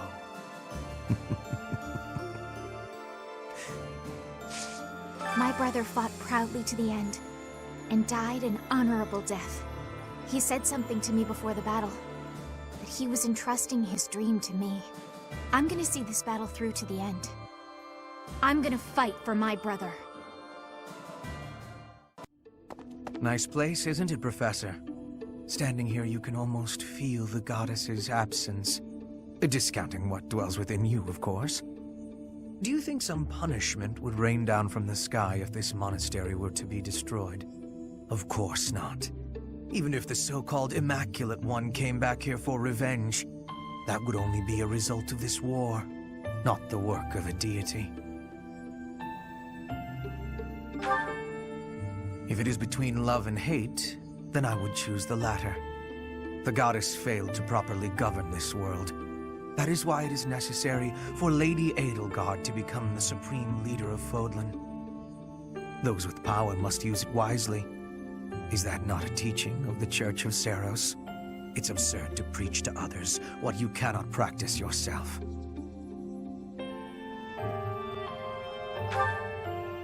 That is logical, but I am afraid your logic is informed by your humanity.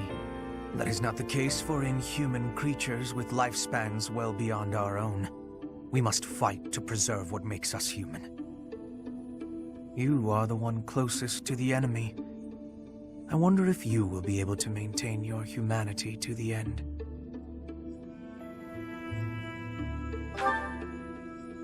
Does that mean you know I will do what must be done? You must trust me a great deal. I've already dedicated my life to Lady Edelgard.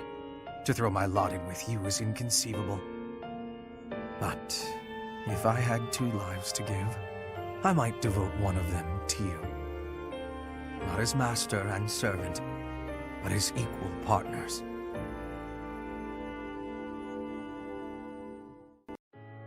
Come on, Bernadetta, open up. Why are you so mad at me? I have no clue what this is about, but I'm sorry. You have no clue? Don't you remember what you did to me? No. I didn't do anything. Yes, you did. You did all kinds of things. But the worst thing was carrying me off. Twice! I thought I might die. What are you even talking about? Don't act like you never took me to that place. What place? Why won't you... Oh! The place with the pretty view. Why are you mad about that? Because you hauled me around like a piece of luggage. Again, why are you mad about that? Don't act all surprised. How would you feel to be yanked around like that? I'm sorry. I didn't realize I was just excited to show it to you. Maybe I went a little overboard. I'm real sorry about that. You are? Well, I hope you understand now. I definitely do, and I feel awful about it. What can I do to make it up to you?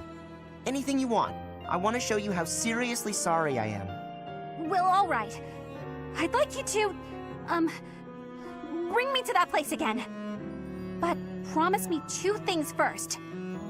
anything. No carrying, no pulling around. Treat me gently. Sure, of course. No problem. But that was 3 things, not 2. That was 1 thing.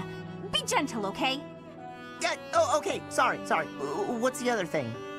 I want you to promise not to take anyone else there.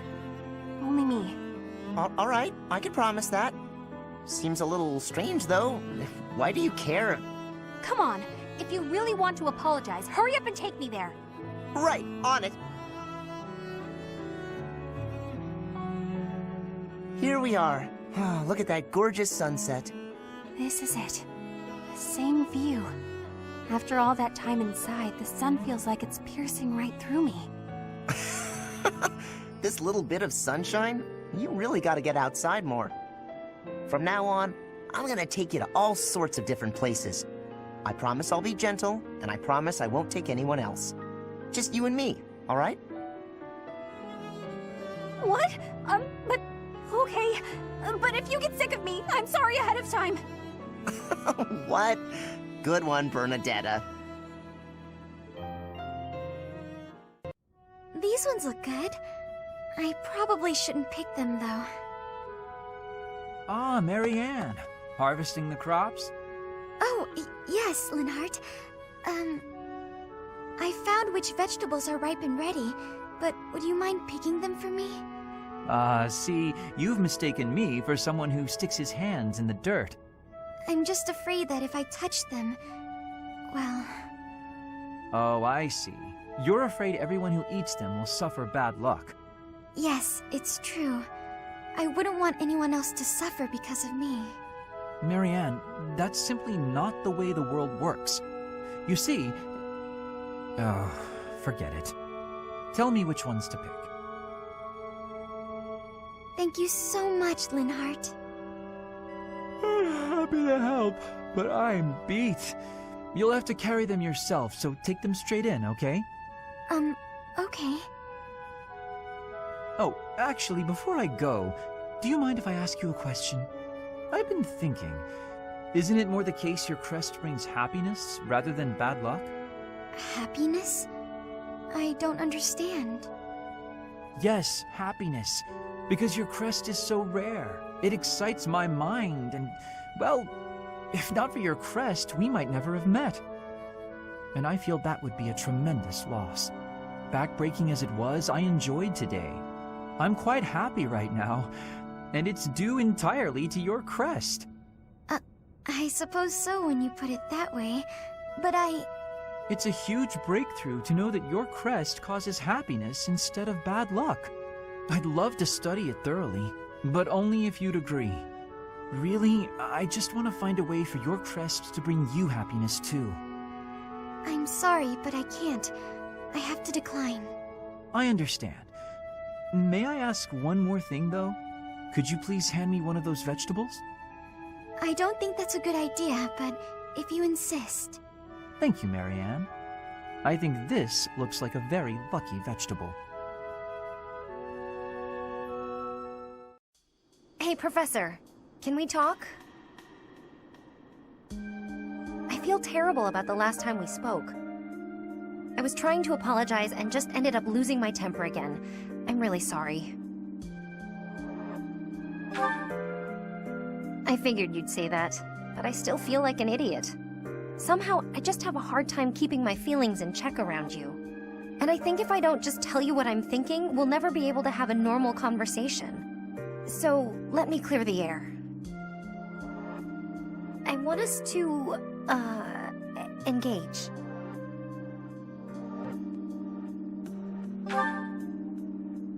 Yeah, exactly. I know it's a sudden thing to ask, but I'm not going to feel settled until I know where I stand. Would you do that for me?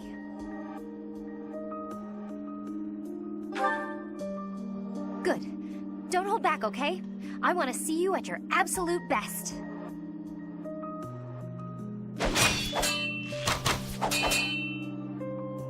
Phew. You got me. I'm completely outmatched.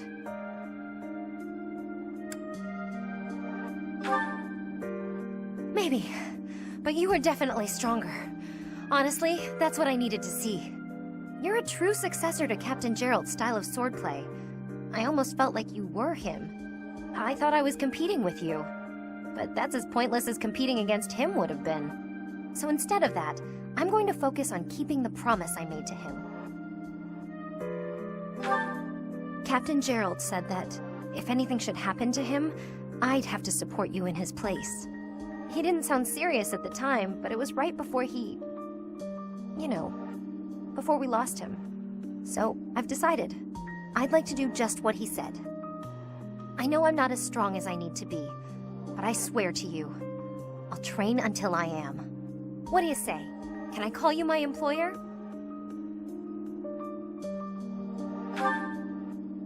Yes, it's official. I'll protect you no matter what. Finally, I notched a win against you.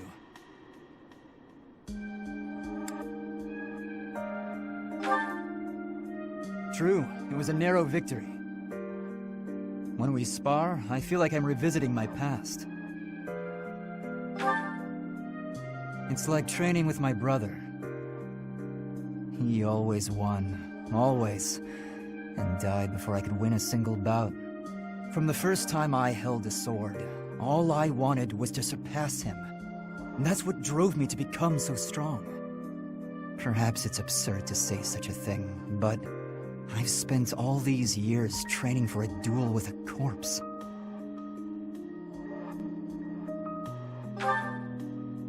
Yes, I suppose I did. I can never again spar with my brother, not unless he climbs out of his grave. Still, I continue my endless pursuit of strength. Maybe because I have a new opponent to measure myself against. You, obviously. I beat you this time, but when we next cross swords, who knows what might happen. It was a close match, not a crushing victory. I know that I can do better. I will surpass you in strength, and then I'll become stronger still.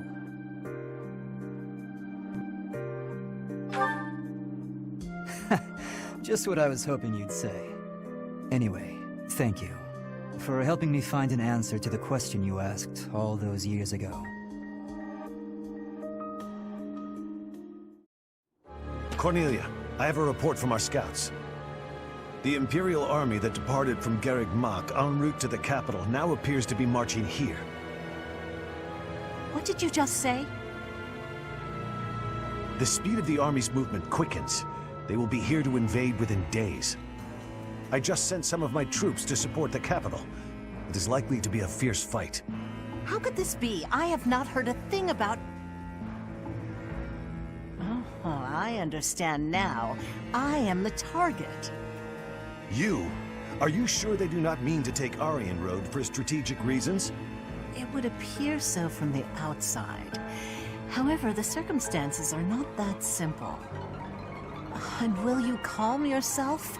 It will not be a fierce fight whatsoever. The sweet children I have prepared will protect Aryan Road well. Cornelia.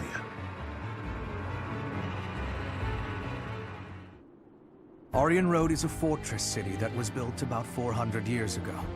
Originally a base on the front lines of the battle against the Kingdom, it was built using Imperial money and technology.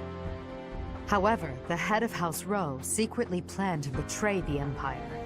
As the fortress neared completion, it was rebuilt as a base to defend against the Empire. When the fortress was completed, House Rowe declared its vassalage to the Kingdom. Since then, Aryan Road has never fallen. Not once. The beautiful white walls that protect it against its enemies have earned it the nickname, the Silver Maiden. In the end, that is all it is to the Empire. The Silver Maiden stands as a bitter memory. We will now be destroying that memory. The past is the past. Now is now. A fortress that has never fallen. I can't wait to make it fall. How savage of you. And yet, I must say I agree with the sentiment. Let us take the sturdy Aryan Road and continue our march against the Kingdom.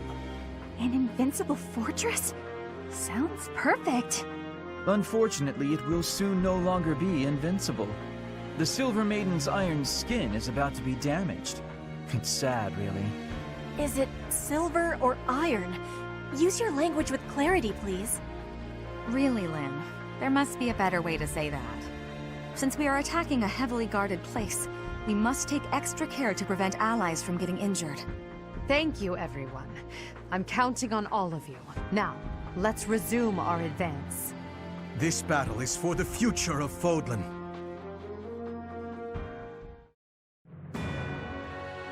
In order to secure a successful invasion of Ferdiad, Edelgard launches a raid on the fortress city of Arianrode, which occupies a key position on the border.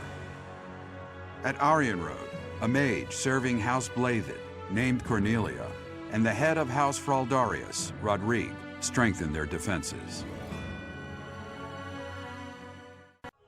How could they deceive me and close in on Arianrode?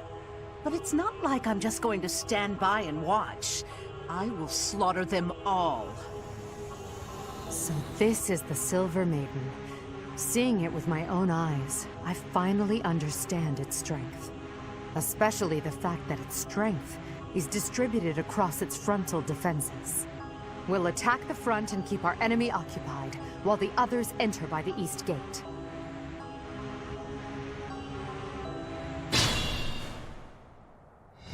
Titanus, my lovely dolls. Seek out the enemy and destroy them.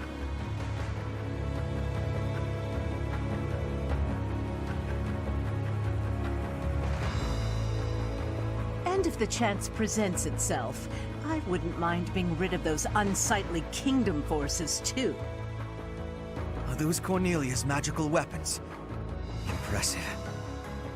We all choose our paths, and I've chosen mine. I fight for my lord, to the death. I am the King's shield, devoted to protecting the kingdom, as well as the King's lance, who kills his foes. In the name of House Fraldarius, I will defeat you all!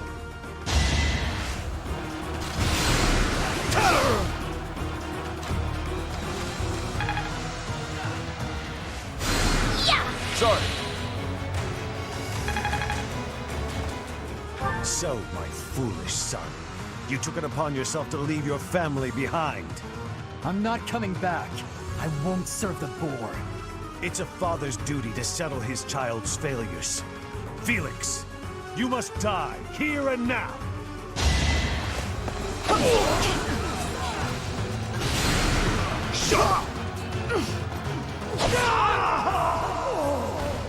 So this is it. Your Majesty, please bring us victory.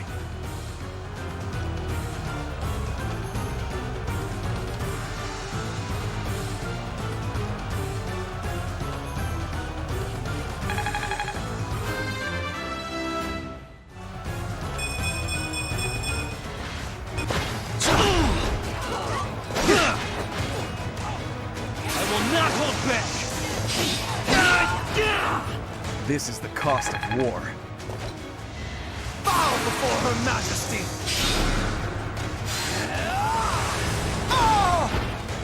Hardly worth the effort.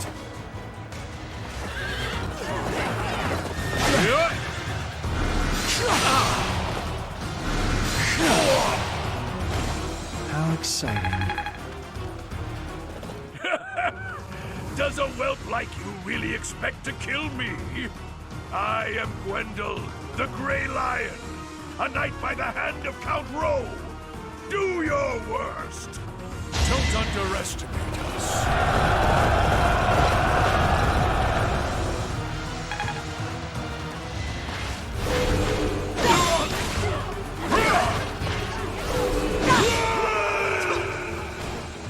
So this is where I meet my end.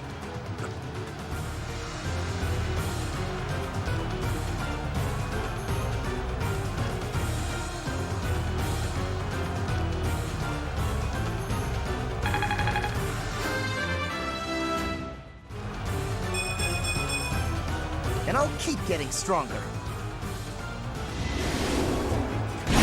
predictable.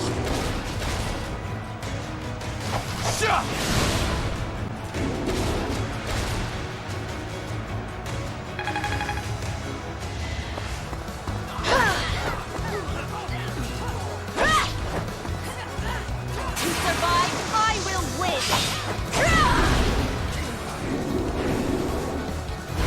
I fight for justice's name. One step before the next step. You have chosen to assist the Empire, even while knowing of their deeds. I am truly disappointed in you, Professor. Prepare yourself, heel of the Empire. A wretch like you will never be qualified to rule over Fodlan.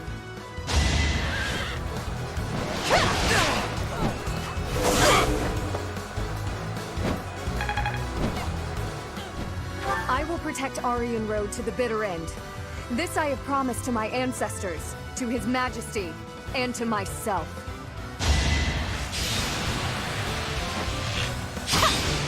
Nice try!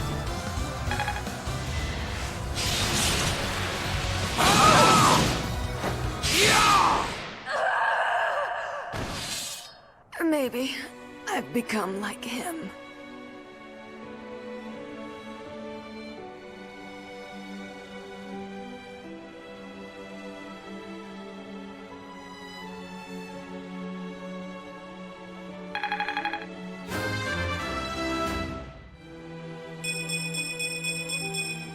Oh my, what a charming guest.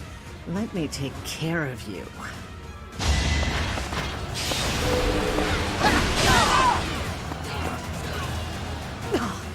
So this is as far as I could get.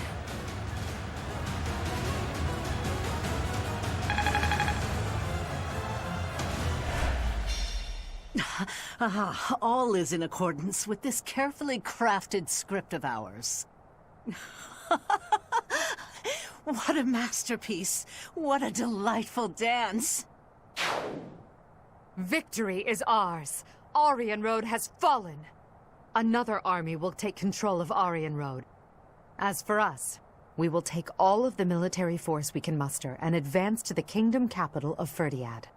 It won't be long before all of Fodlan is unified. Everyone, this is our last push. Our goal is within reach. What turn of events has brought you so suddenly to Garreg Mach, Uncle? Well, my business in the old Alliance territory had roughly finished. I wanted to see the face of my niece, who so bravely took Aryan Road. I have heard that it was done with truly magnificent tact, and that you even deceived some of your allies. I'm happy to have earned your praise. However, to say that I deceived my allies is a bit misleading. I despise leaks of information, and there may have been a church rat hiding amongst our ranks. Ah, I see. However, there are some unfortunate consequences. Cornelia surely planned to betray them, but she has been struck down. Truly wasteful meddling. Unless... was it your intention to kill her?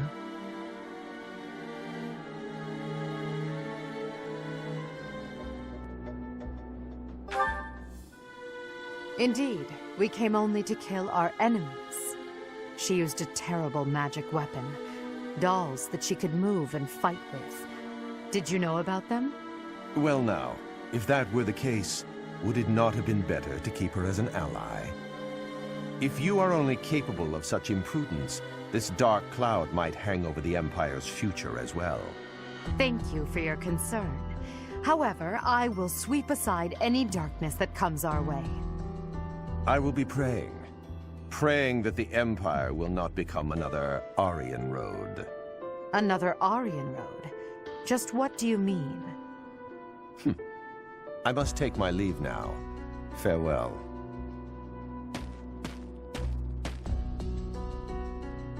Lady Edelgard, there you are. We just received some truly shocking news. It is said that pillars of light have rained from the heavens and disintegrated Aryan Road. Disintegrated?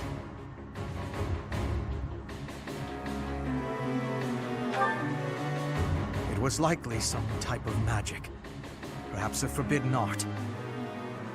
Hubert, give me the full report. My apologies. I, of all people, should be able to control my discomposure. The pillars of light descended and exploded, resulting in the complete destruction of the main building and the north wall. It is believed that all key people within House Row, including its leader, were killed. Of the Imperial officers and men we kept at Aryan Road, about a third are unaccounted for. It can't be true. So, this is my uncle's trump card. In exchange for striking down Cornelia, he has destroyed Aryan Road. Perhaps we acted too soon in our disposal of Cornelia. No. If we'll be fighting them soon, there's no disadvantage to weakening their forces. It's also extremely valuable that we forced them to show their hand. Hubert, the investigation you made into the legend of Aela, the Valley of Torment, this is likely what took place back then as well. Yes. The probability is high.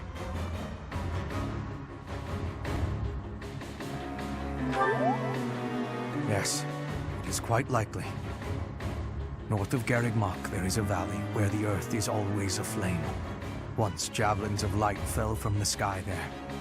He pierced the earth and set the forest ablaze, creating a land of torment. We believed it may have been the work of the goddess. But it was actually an attack by those who slither in the dark. That sums up all that we know. By gifting us that knowledge, those who died at Aryan Road will not have died in vain. Indeed. It would be good to control the flow of this information. True. We'll conceal this from everyone as best we can. I trust you, my teacher. I'm sure everyone has heard about what transpired at Aryan Road. The Church has displayed their cowardice by indiscriminately using forbidden practices to kill the residents there. Their victims also include members of House Row, the Imperial Army, and many, many more. According to our investigation, the forbidden attack that destroyed Aryan Road cannot be used again so quickly. Even so, we cannot delay our efforts. We must put a stop to all of this by the end of next month. The leader of one of the Imperial factions has already initiated an attack on the Fraldarius territory lost by Rodrigue. Soon, all obstacles blocking our path to Ferdiad will have vanished. A cornered animal is at its most deadly. We must move quickly. Next, we march through the Tailtean Plains. After that, we destroy Ferdiad. At that time, complete Imperial control over Fodlan will finally be a reality. Oh, I'm shaking with excitement! Bring on the battle! I understand that a confrontation is inevitable. Still, I wonder if there's some path we could take that would cause less suffering. This is the only path for the goal we are reaching for. And so we must keep walking on it. We are walking down the path to a better tomorrow. A cornered church? Well, count me out from any forbidden sorcery that can destroy whole cities. If only there was an easier way to get more information on crests and relics. You are as negative as usual, Linhardt. We have but one order: to emerge victorious. We're going to win this. We really are. After all, if we lose, everything will be terrible forever. Oh, no way! We can't let that happen. There's a lot to worry about, but I'm sure it will all work out. We'll win no matter what!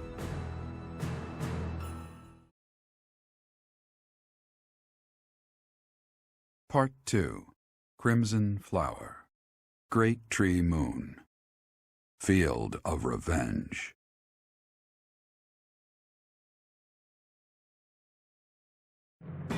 With the capture of Aryan Road complete, the Imperial Army moves to invade the kingdom capital. They plot to send troops toward now vulnerable House Fraldarius territory and plan to attack Ferdiad from two sides. So, Aryan Road has fallen. Rodrigue, I swear that I will not allow your death to be in vain. The scouts have just now returned. Seems the Imperial army is marching toward the kingdom capital. Are you certain about this, Dimitri? As king, do you think it wise to intercept them yourself? No need to worry yourself. Even if I am defeated, the Blathed bloodline will live on. And the kingdom's territory has never been rich in resources. If the castle falls under siege, our loss is inevitable. I will deploy my army onto the plains and wait for the enemy. Please, position your forces so that they can flank the Imperial army. Yes. Given the present situation, making the plains our battlefield is a logical choice. I have no objection. However... There is only one person I am after. I have no interest in any other prey. I will take you at your word. Erasing the other child's existence is my task, and mine alone. I will get you back, Mother. I promise. What do you think, Lady Edelgard? Will they shut themselves inside of Ferdiad? They will try to intercept us. Of course, Ferdiad will not fall so easily. Even so, if we were to cut off their supply line with a large army, it would eventually fall. It makes much more sense for them to wager everything on a victory at the Tailtean Plains. The same plains where the so-called divine Seros defeated Nemesis, the King of Liberation, in a comeback victory over 1,000 years ago. And about 400 years ago, the hero Lug created the kingdom by defeating the Emperor of the time on those very plains. Their goal must be to recreate that scene. Yes, I suppose so. Although the Imperial army is powerful, if we were to compare the strength of our best to the best of the Knights of Seros, we would likely come up short.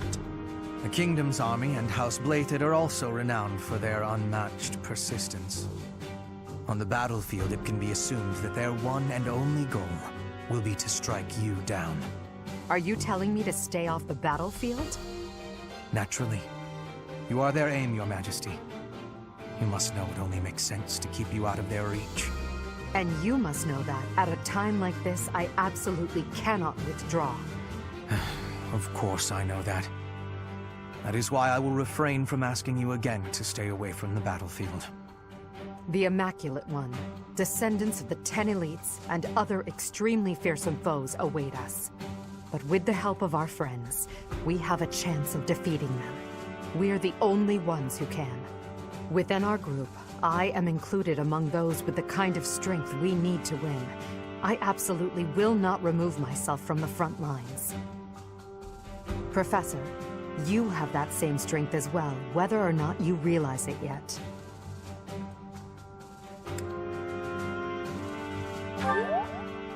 Please, don't get yourself killed trying to protect me. Until the very end, we'll survive this trial together. Understood?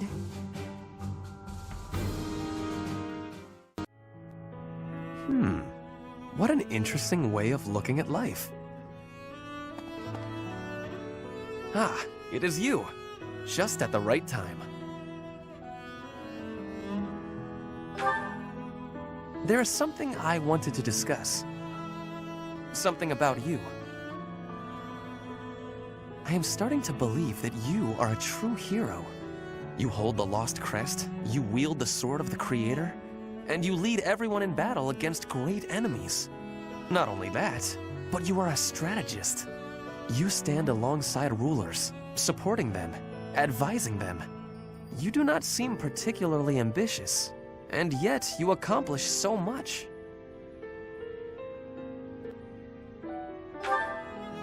I am not exaggerating. Everything I said is true. I have been reading about the history of Fargus, you know. The kingdom's founder, Lug, the king of lions, had 2 advisors. One of them was Pan, the undesiring strategist. According to historical records, Pan wanted nothing for himself. He devoted himself entirely to Lug. He had tremendous power, but he never seemed concerned about his legacy. So in the old chronicles, there is hardly any mention of Pan's deeds. All that we know is that he helped Lug, his friend and leader.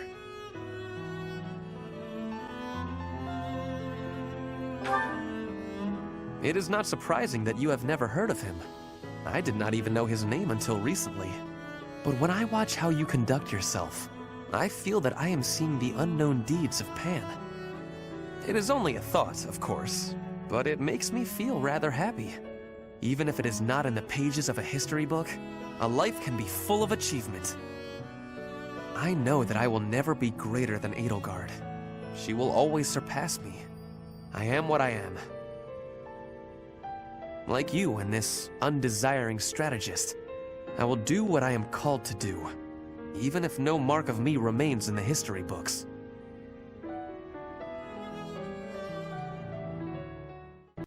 Here again, I see.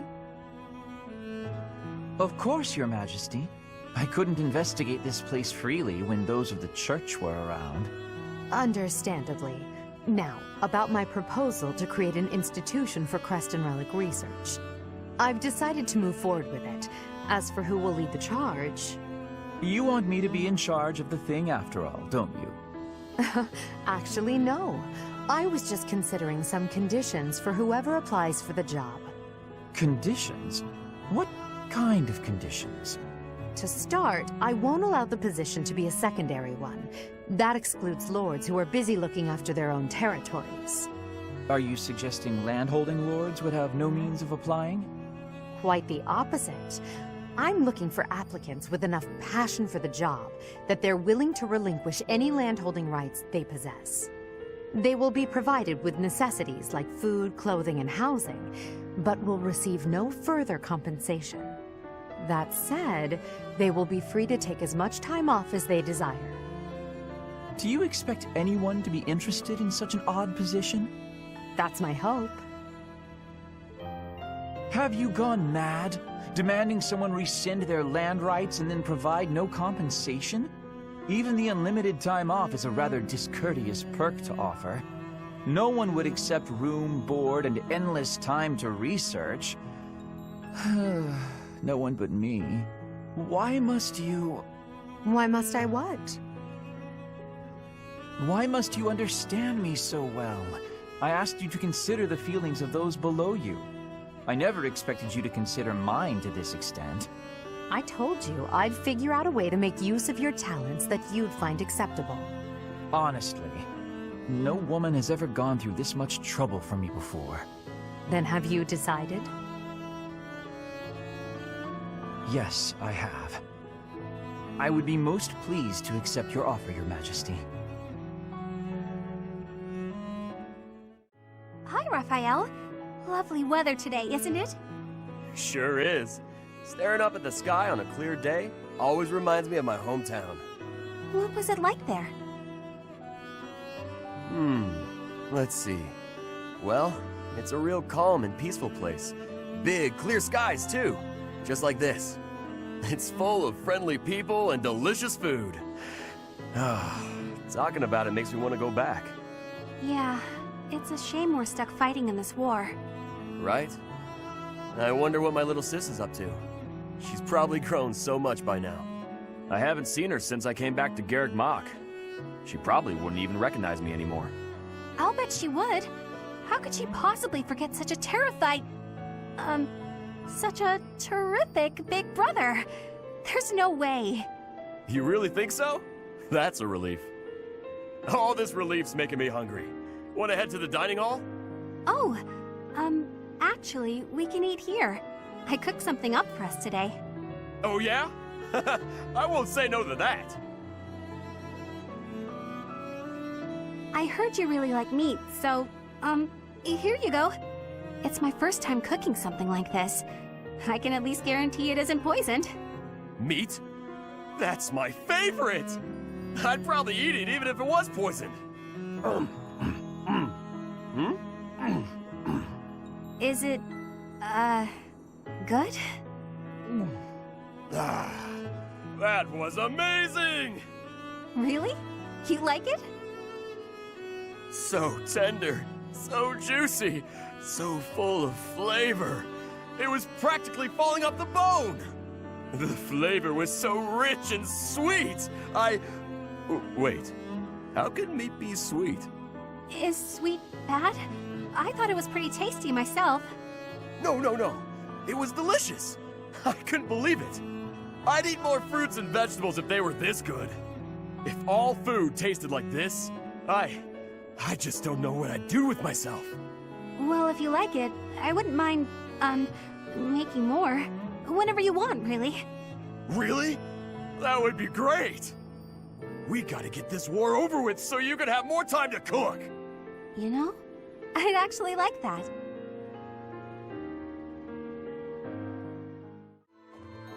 This month, we will take all of the military force we can muster and advance to the kingdom capital of Ferdiad. I have no intention of retreating to Garreg Mach after we've come this far. We will only return after we've conquered Ferdiad and put an end to this war. Be sure to steel your heart and ready yourself for the battle ahead. Are you certain? If so, please help me raise the morale of our allies. Lord Arundel. As long as he exists, Lady Edelgard will... I believe I have explained before that he is the one who commanded the likes of Solon and Kranya. Cornelia, whom we defeated at Aryan Road, was also one of his. An irksome sort. We must not fail to be rid of him. He is a maggot, crawling in the filth of the world, feeding off the Empire like a parasite. When you think of it, as one approaches the end of a war, the sacrifices only grow larger, don't they? The winning side musters their forces and attempts to strike a decisive blow, while those of the losing side make desperate attempts to turn the war in their favor. Neither side will give. I only wish we'd consider those who lose their lives in that struggle. Yes, exactly my point. Let's be careful to ensure we don't lose our own lives, Professor. Looks like we're finally getting to the end of this thing. Don't go dying on us now, all right? Not planning on it.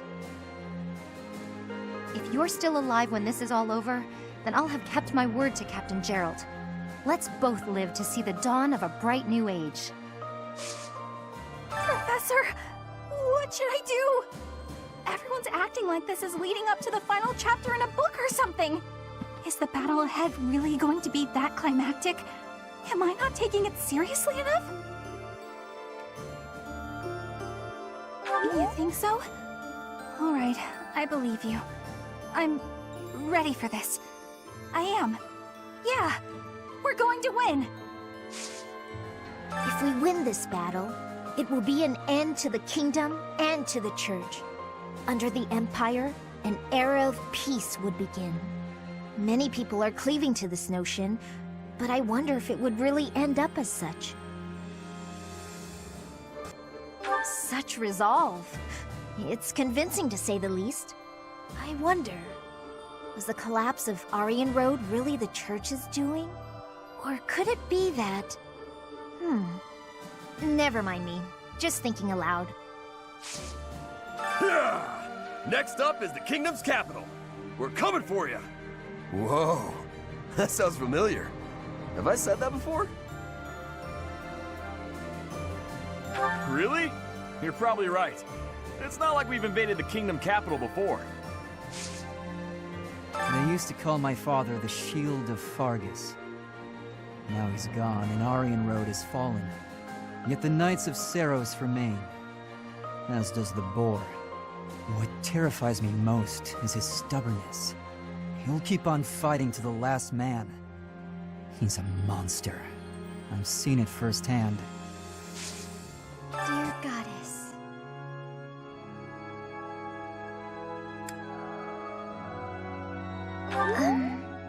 For your safety, I'll do all I can to survive. But please, please don't die out there, Professor. We're almost to the kingdom capital of Ferdiad. Just imagine, the war might almost be over. But is it true that Aryan Road was annihilated? What in the world happened? What is the Seros Church, really? I always have, and I always will. Ferdiad, the kingdom capital. From the Empire's perspective, it seems like the northernmost edge of the world. I have come a long way following you and Edelgard. To think, what if I had succeeded Duke Ire as Prime Minister?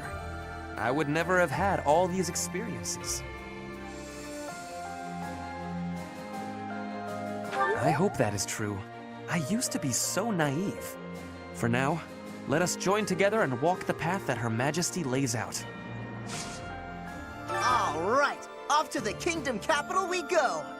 Huh. I feel like I've said that before. My imagination, eh? You usually know what you're talking about. Still, this is gonna bug me. I have worries. What have I been achieving? When the war is ended, I will be returning to Bridget with much new potential. But have I had enough growth to become the ruler? I have gratitude. I will take your words into my heart. Bridget pride, techniques, and culture. I will be showing all of the world who we are. The idea of defeating Rhea is beginning to feel more like a reality. Some may say that I'm returning her goodwill with betrayal, but I believe I've worked off my debt.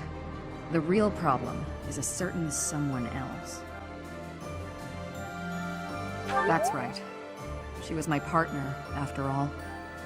I haven't seen her since leaving the Knights. I can see her coming to slaughter me, driven by her mixed emotions of love and hate.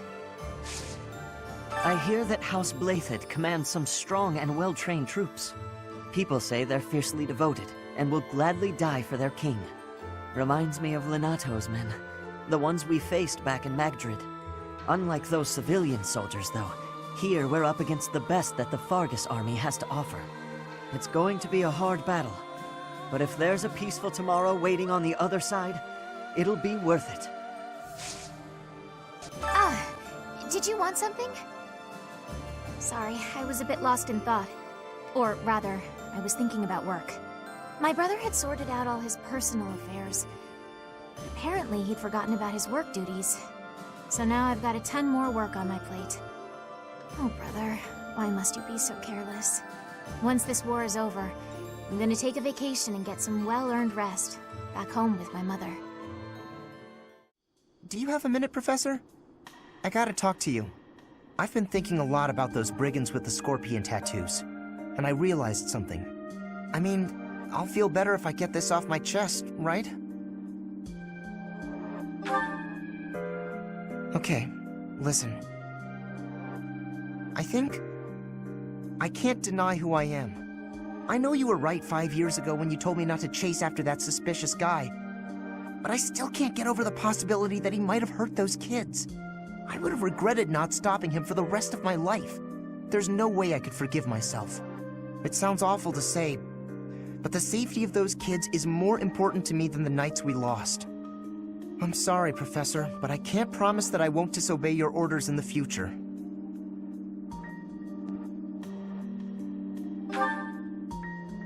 I know. It's too big a risk to keep me around. I won't cause a fuss. I'll just pack my bags and... Wait, what? I guess so. You're really okay with me sticking around?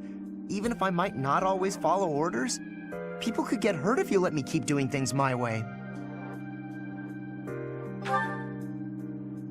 Just like that? I almost can't believe it. I really struggled to come to this decision, you know? I want to stand by your side, but I won't stop standing up for what I believe in. I know I might cause trouble for everyone, but I just... You know, I give up. I've got nothing else to say. I should have just kept my mouth shut. Yeah, I know. Thanks, Professor. Thanks for accepting me for who I am. I'm glad I get to keep fighting by your side.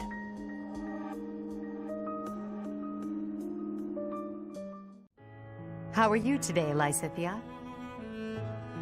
Fine, thank you. And yourself? Quite well, thank you. I overheard something recently. Something pertaining to you and your vision for the future. Is it really true that you intend to create a world in which crests no longer exist? It's true. My aim is to dismantle the current system of aristocracy. The only reason nobles enjoy the status they do is because their bloodlines carry crests. If crests lose their value, so will titles of nobility. I really agree with your thinking. My parents have suffered throughout their lives due to their nobility. Due to my own crests, I've never been able to live a normal life. I'm sick of nobility and crests, of all of it. It sounds as if it's truly your mission to change things. I'll pledge my life to your cause, however short it may be. Lysithea. Has your hair always been that color, by the way? Huh? I ask because mine wasn't always this color. I lost all pigment after receiving my 2 crests. Edelgard, I want a world where people like you and I are no longer victimized. I want you to bring that world into being. If it's within me to help that come to pass, then I'll do whatever it takes. Understood. I promise to do all I can to see this goal to fruition. And I want you to promise something in return. That you will never stop fighting for your life. Whatever terrible fate awaits us, we can fight it and prevail. I need you to trust me on that. Do you promise? I promise. I will try my best to believe that. Good girl. Now then, would you care for a sweet cake? Please do not call me that. But, yes. Yes, I would. Ah, here you are. What's up, Lynn? Come to invite me to dinner? Well, that too, but first there is something I wish to say. I believe I previously implied that it's okay to live out your days by running away from what troubles you. And I think that I was unkind to you. What are you talking about? To be honest, while I try to be easygoing, I currently feel a bit uneasy about something. One of the effects of running away constantly is that eventually one runs out of places to, well, run. Because I avoid memories I find unpleasant, the number of things I avoid is forever increasing. I've never learned to deal with the pain of my past, so I can never increase my tolerance toward new pains. And? That's all. But there are some nights where it really worries me. That's what you wanted to say? It'd be the same if you weren't avoiding things. You'd just be up at night wondering what was coming next. Thank you, Lynn. I appreciate you showing me a glimpse of your real self for the first time. For the first time? Each time I speak, I show my real self. So, what about that conversation we had? Which conversation? When you said I was a great woman, was that true? Of course. You have too low an opinion of yourself. I thought you were just trying to make me feel better. I didn't really think you looked at me that way, Lynn. Why? Is it so strange? You seemed rather happy about it at the time. It's not weird. Okay, it's kind of weird. You're weird, Lynn. You know, I'm hungry all of a sudden. Maybe I laughed too much. Good. I was going to invite you to dinner. You were? When I walked in, you asked if I'd come to invite you to dinner. I said yes, but I can't be bothered to walk into town. Shall we visit the dining hall? What? Oh, fine. Show me this easygoing way of yours. And that's how it's done. Good to know. There are so many differences between bows and blades. Yes, you're a quick learner, Leonie, and quite a good teacher as well. Must be Captain Gerald's influence. The weather, the terrain, the enemy's feelings. You have to find ways to make it all work for you. I agree. A warrior can't stick too closely to predefined tactics. That's quite shrewd. You're impressive for a girl. For a girl?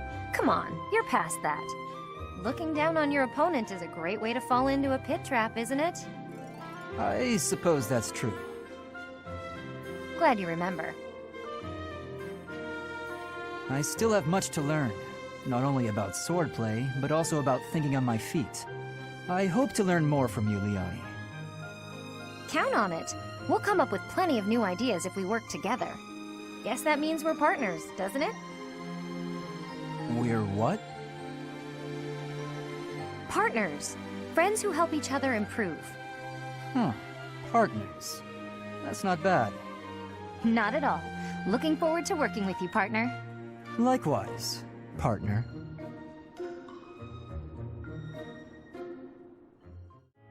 There. We must rethink the supply route now that the battle lines have moved. This one will be Hubert, and Count Burgleys will oversee this force here. Ah, Professor, is something wrong? Sorry, I thought I had a bit more time before the council meeting. True, though ideally I'd like to hand off anything I can to my subordinates. But while we're on the front lines, I can't help but worry about every little thing. Now, let's see. Pardon, Your Majesty. An urgent matter. What's happened? There is an army from Elmira at Fodlan's throat. Reports indicate it is of appreciable size. A steep mountain range runs along the border between Fodland and Elmira. That mountain range is called Fodlan's Throat. The sturdy fortress built within those mountains is called Fodlan's Locket. It occupies the sole path through. The Church and the Alliance nobles built the locket to safeguard against Elmiran invasion. Normally, House Goneril watches over the fortress. In times of trouble, the lords join together to protect it. But I assume it would be too difficult to defend against this incursion with only the troops of Goneril. The situation has been precarious for House Goneril since Holst fell ill. The heir to House Goneril, renowned for his bravery. He is Hilda's elder brother. Holst is a formidable commander. It's only logical that House Goneril would struggle in his absence. The Alliance is shattered. They can't request soldiers from the surrounding lords. And the Imperial troops stationed there can't be relocated so easily. The best course of action is for us to go out there and deal with this ourselves. It's critical for us to protect that location. This is our chance to prove that we won't allow it to fall. Yes, it is to the benefit of our future governance not to abandon it. It seems this must be done. Will you assist us? We'll depart after you finish making preparations. Move swiftly. We must move before the Elmiran army crosses the throat. It seems we made it in time. Let's help the soldiers of House Goneril withdraw. The Black Eagle Strike Force will protect Fodlan's Locket. Support! We're saved!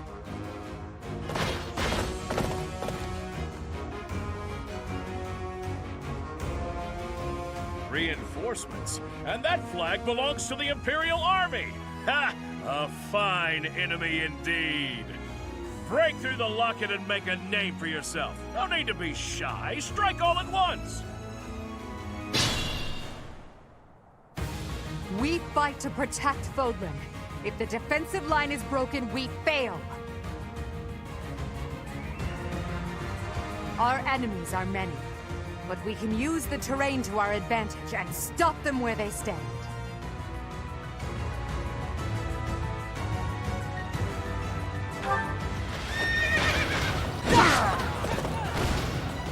For the fate of Fodlan.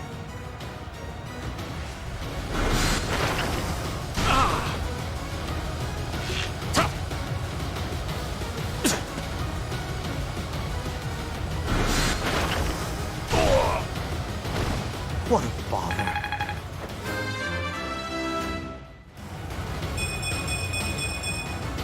To kill is to grow stronger.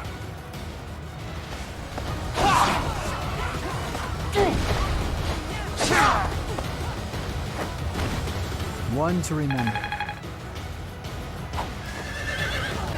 I will destroy you! How about about a curtsy?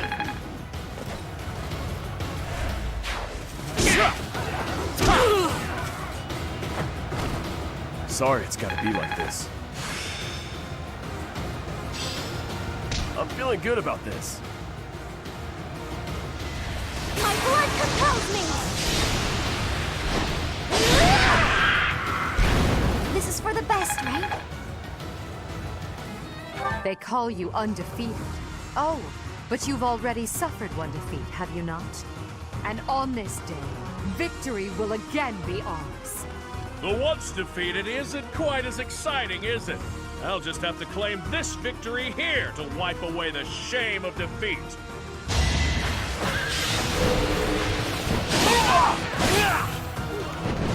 Watch this!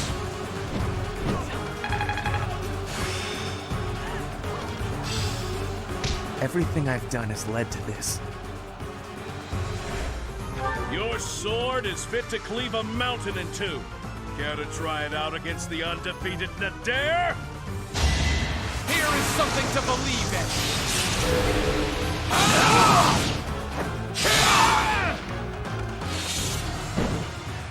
So this is how far I go. Unbelievable. What a scary woman.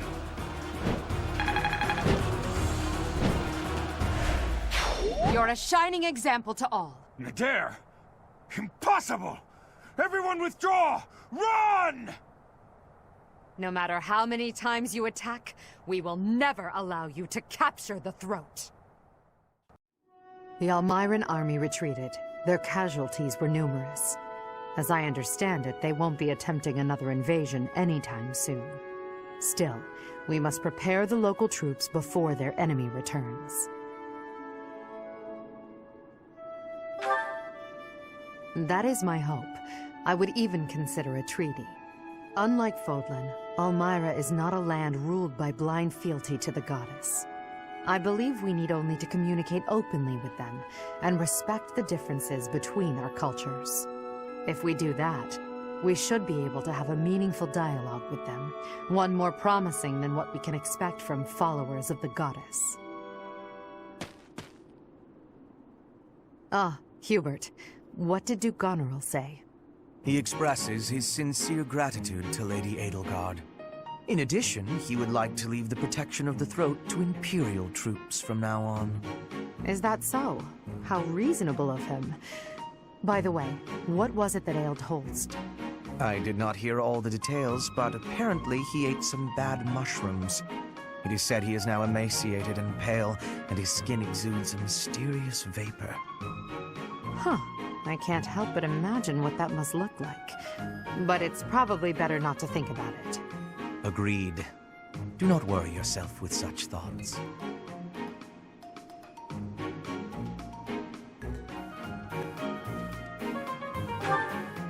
There's only one option, then. I must pay a visit on my own and see this ailment with my own eyes.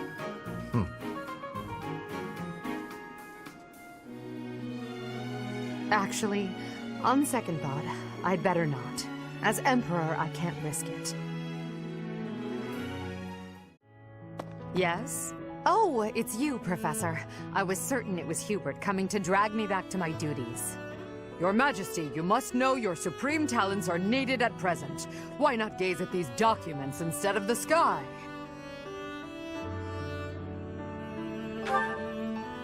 Doesn't it?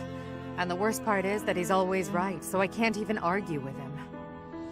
But that's enough about Hubert for the moment. While I have your attention, I'd like to thank you for your help in that last battle. As you well know, I'm perfectly capable of commanding the army by myself. However, when you're around, it's somehow different. I'm not sure I can properly explain it. I suppose your perspective on the battlefield is simply sharper than mine. When you're devising tactics and tricks for us, it's almost as though you can read the enemy's mind. There's no getting around it. Your talent for strategy far exceeds my own. I'm quite jealous, in all honesty.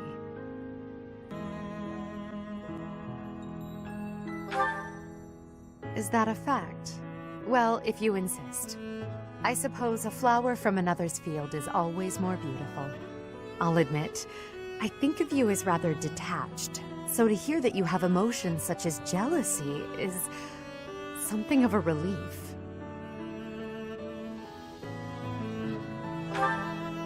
I can't deny it. Ever since I underwent those procedures, I have certainly distanced myself from the ordinary world.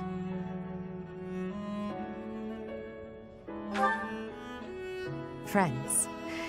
That word somehow doesn't seem adequate. Besides, we've been friends for a long time, you and I.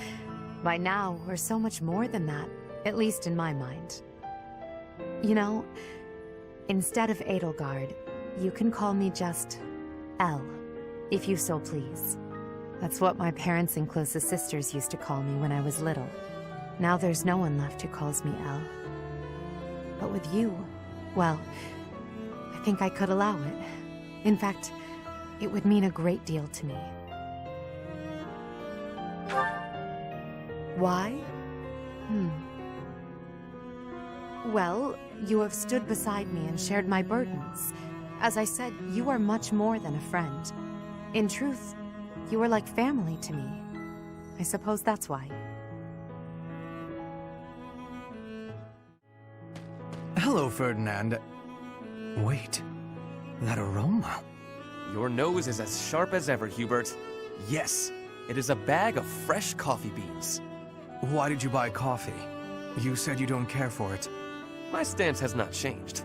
Drab, bitter, with that muddy texture. If I have even a sip, my hands start to tremble. Rather harsh. What are you doing with it then? Well, you see, but wait a moment. What is that? Is that an imported tea from the East? It is indeed. Keen eyes. Flaunting my favorite drink right in front of me. And you do not even drink tea. Fiendish. It is for Edelgard, I assume. Before I answer that, I would like to know what you are doing with the coffee. Well, Is it a gift? Perhaps for someone you fancy? A gift, yes. For you. Who is the unlucky... Did you say for me? This coffee is a gift for me. Have I heard you correctly? Yes, that is what I said. A noble does not go back on his word. Just take it. I should decline. Why? The thought of receiving a gift from you, unbidden and unreciprocated, fills me with revulsion. Therefore, accept this tea as a gift from me. From me? Are you certain? I would hate to deprive the intended recipient of such a fine tea. That would be difficult to do, since I bought it with you in mind. Oh, in that case, thank you. What? You were planning to give this to me all along? That is what I said.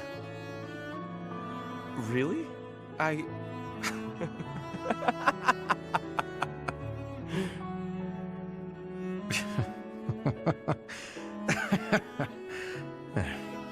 Only one thing to do. We must take a tea break. Very well. But tea is not what I will be drinking. Of course. I will make you some coffee. Then I will prepare the tea.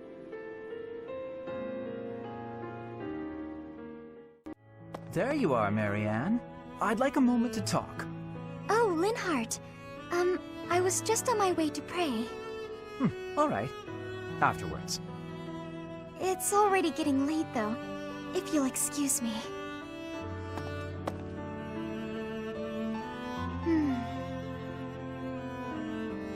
So then, you're done?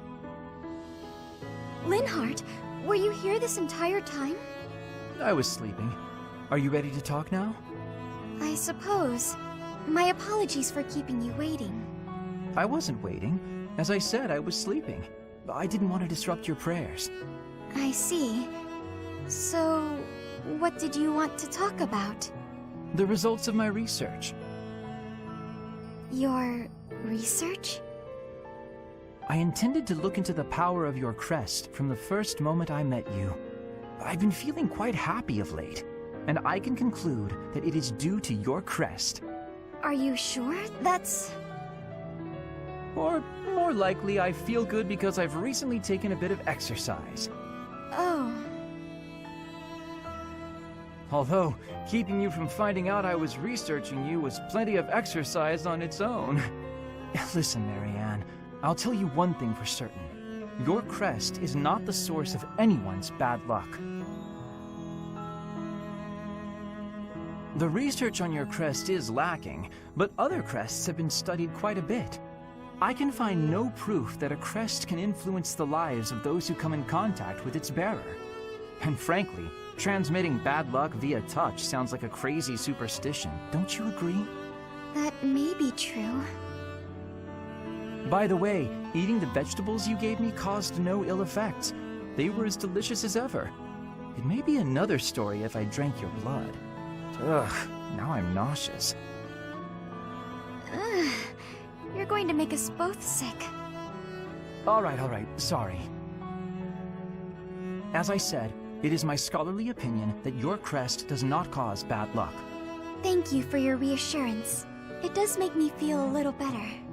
It's probably just that you and the people around you have had some bad days. It happens. I'm going to watch over you from now on, and if either of us has bad luck, well, I'll look into whether it's just chance or if it's your crest. In fact, I'll dedicate my life to it. Your life? For me? Especially for you, Marianne. Don't make me spell it out. What is it, Petra? Something catch your eye? Yes. The architecture of this cathedral is very grand. Fodlan craftsmanship always makes me astounded. I have been hearing that all of its adornments have meaning, and are all honoring the goddess. I heard that too. I'm not sure of the details, though. That reminds me, I've been wondering, do you worship the goddess in Brigid? The goddess does not reside in Brigid. There are, however, many spirits there. Earth spirits, water spirits, wind spirits. Spirits dwell in all things. The ocean, for an example. The spirit of the ocean is with two faces. Its kind face is bestowing bountiful blessings, but its terrifying face is bringing disaster. I guess it's natural for the ocean to have spiritual significance to you when you're surrounded by it. Since Brigid's made up of islands, your people must have a lot of experience with boats, too. Yes, I have great skill at sailing. However, to be swimming is what I really love. Swimming in the ocean? I've never had the chance. What's it like? The ocean can feel shallow or deep, bright or dark, and it is filled with many creatures. There are always new things for discovery. On sunny days, I like to be diving under the clear surface of the ocean, and to be looking up at the sky from below. Those moments are my favorite. The sun shining through the blue water. It can be making even the water sparkle like gems. That sounds amazing. I can't even imagine it. You must really love it, though. Your description just now was very poetic. It makes my time swimming in rivers and lakes feel pretty small in comparison. I am having an idea.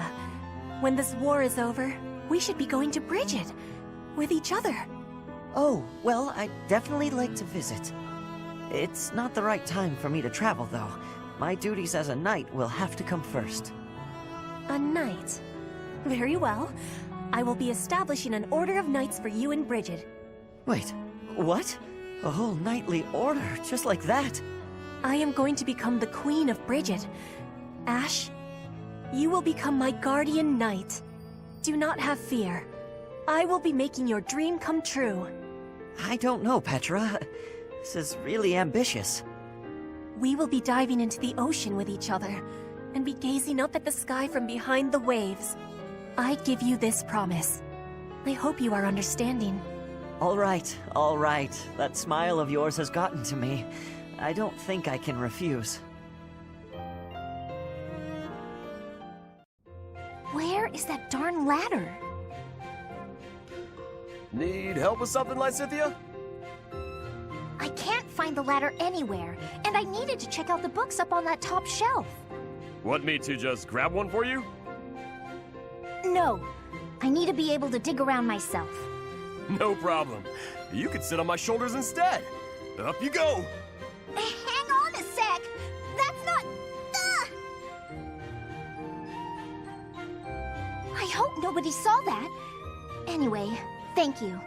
That was helpful. I can't believe how many fantastic books were hidden just out of reach up there. Thanks for being so patient while I rummaged. No problem at all. It was my pleasure. Hey, Raphael. You're always extra nice to me. Is it because I remind you of your sister Maya? Yeah, I can't help but think about her whenever I see you around. We lost our parents when she was still real little, so she never had adults around to do stuff for her. That's probably why she grew up to be the kind of kid who wants to do everything on her own. That's certainly something I can relate to. I keep telling her that it's okay to rely on her big bro a little bit. Like, when there's stuff she can't do because she's too small. She just needs to ask someone bigger to do it. I told her that she could help me when I'm having trouble with stuff too. Then we would be even. Young or old, we can all help one another out. We each have our strengths and weaknesses. Receiving help and providing help in return. It sounds so simple, really. It is simple! I knew you'd get it. I do. And I hope you understand that you can come to me for help too, Raphael. I can't be the only one receiving aid. It makes me feel incompetent and like a kid. I hate that. Alright then. You could help me clean up my room. I bet it's a disaster knowing you. I'll help you on that front, but I've got some rules on how to keep things tidy. You'll need to listen up. If you could help with the actual tidying, that would probably be better. No need to bother with rules. I don't really do so good with remembering the complicated stuff. Oh! I got an idea! It would be even better if you could just come by and tidy up from now on! If you keep helping me, then I can help you whenever you need it. No guilt. Whenever I need it, huh? How long does that offer hold? From now on. Like for always. I don't know what's so difficult to understand. For always sounds nice. I'm fine with that.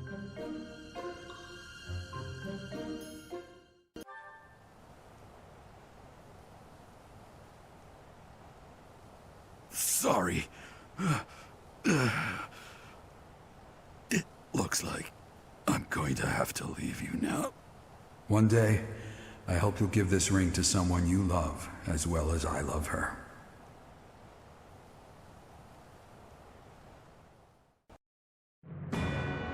With Aryan Road behind them, the Black Eagle Strike Force marches north to Ferdiad. They plan for the Imperial Army, stationed in former Alliance territory, to take over Fraldarius land, so they are able to attack Ferdiad from 2 directions. King Dimitri anticipates the Imperial Army's strategy, leading the Kingdom Army and Rhea's Knights of Seros out of Ferdiad, and prepares to intercept the Imperial Army at the Tailtean Plains. Mother. Oddly, the rain has come to fall yet again. At this place. Once again. I will fight to take you back. The one who keeps me from seeing you again. I will be sure to return them to the earth from whence they came. The foolish descendant of Hresvelg, who bears her fangs at me, will suffer the same fate. Lady Rhea. Call me Seros now. I am no longer the Archbishop, but rather a warrior. Yes, Lady Seros. Because of the rain, we have not yet confirmed the position of our enemy, or of the Kingdom Army. Search the route to Ferdiad. It is unlikely that they have strayed far from it. When you discover the Imperial Army's main force, commence the attack. If the Kingdom's army has already engaged, flank the enemy as planned. As you wish. Wait for me, dear child. I will be paying you a visit soon. When this sword has been plunged into your chest, yes, that is the very moment I long for. I was hoping they would strike the church first. We must have miscalculated the rate of their advance. Reorganize the formation. We have no choice but to buy time until the church arrives. It will be a long battle. Are you afraid to do? No. So long as I am at your side, there is nothing to fear. I can always rely on you. Just watch, my friend. We will prevail. I will not fail to get revenge for all who have fallen. I would follow you anywhere, Your Majesty. Good luck out there. You as well, Dedue. You as well. Your Majesty. For you, I will. A flag of blue is flapping in the rain. It must be the Kingdom army. Yes. It seems that King Dimitri is leading the troops himself. However, the Knights of Seiros have yet to be seen. Perhaps they have split up. I can't imagine that Dimitri would leave the capital to the church and face us with the Kingdom army alone. He must be planning to use the church to gain the upper hand in battle. With the rain, that must be difficult to coordinate. Still, the Knights of Seiros must be around here somewhere. And we should be on alert for attacks from the side and rear as well. Inform the entire army. Yes, sir. Now that I think about it, the Kingdom's army is quite different than it once was. They have taken a position of interception. In the past, the king would have introduced himself before beginning a fair fight. A fair fight. The words alone remind me of how he once was. Don't you agree, Professor? Yes. He often spoke of such things back at the monastery. Well, at the present, the words fair fight do not seem to suit Dimitri anymore. He dislikes making victims of his friends.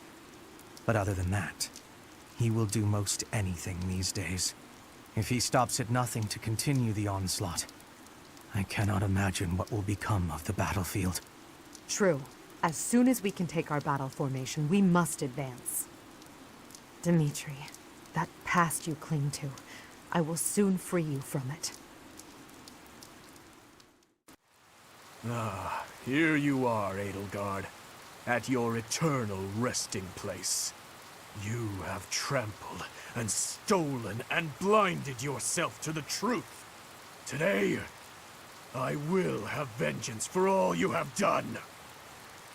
With this battle, the main force of the kingdom will be annihilated. Leave no enemy general alive, least of all King Dimitri. We are uncertain of the enemy's plans, so let us advance our troops with caution. The Knights of Seiros have yet to show themselves. They will join the battle at some point. Be ready. Don't let this chance for vengeance go to waste. Glory to the flag of the Knights! Good fortune to His Majesty! Fortune to Vargas!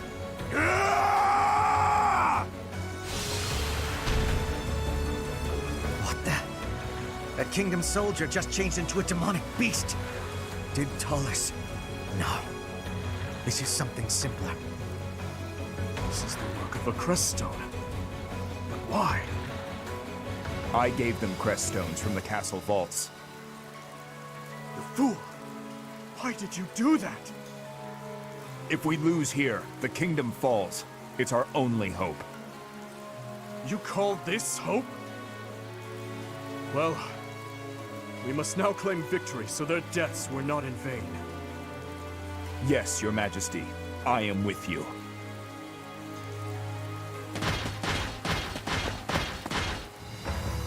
Don't worry, everyone. The reinforcements have arrived. Reinforcements. We're in danger. We must defeat the enemy's generals before we're overwhelmed.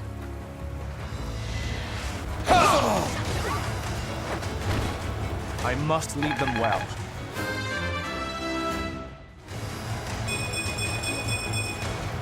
I'll use this power for the greater good. So what are you waiting for? Let's finish this today.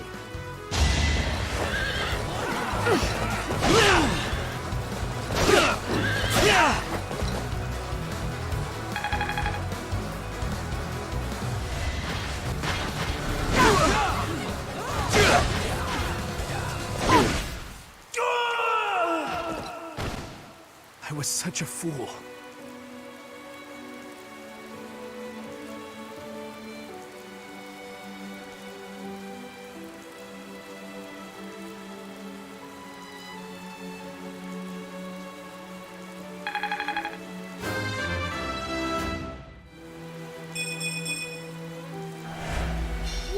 So, this is how it ends.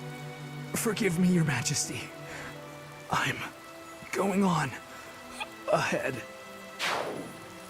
Thank you, Sylvain. Until we meet again on the other side. Hope you're ready!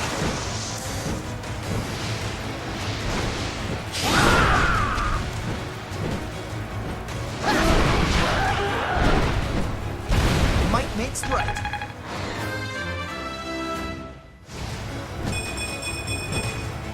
And I'll keep getting stronger.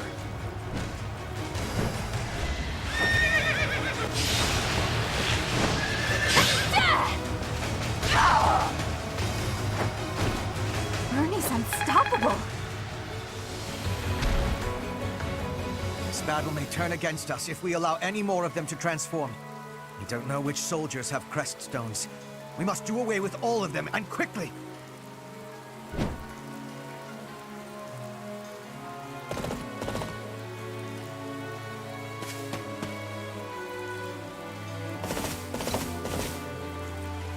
How could I be late when I finally have the opportunity to destroy the Fallen One?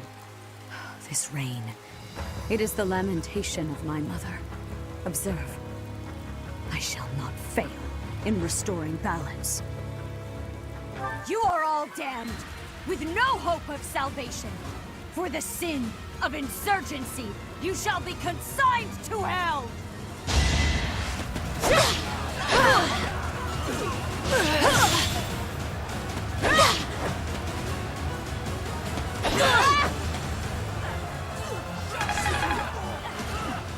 I once walked this world as Seros, the warrior, and defeated the fell king Nemesis. Now, here I stand, facing one who wields the same sword as he. The fate you have chosen is also the same as his. To die in torment upon my sword, as the very lifeblood you have forsaken spills onto the earth.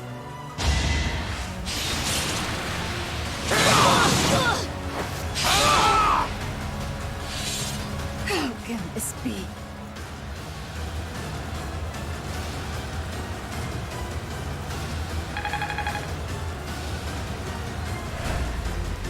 I lost to that thief? Unacceptable! Watch out, Lady Rhea! Please retreat! The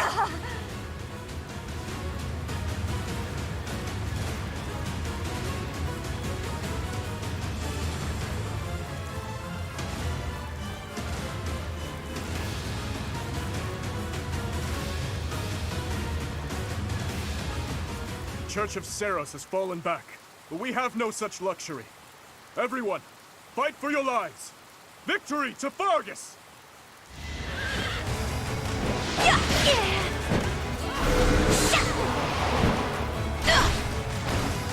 No time to slow down.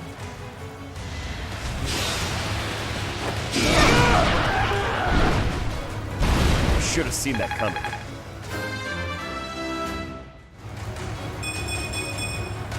Am I getting closer? It makes me so sad to fight against you.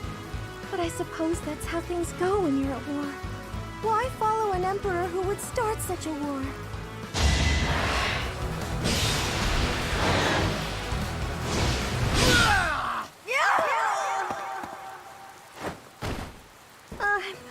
I'm sorry, Dimitri. I can't seem to stay on my feet.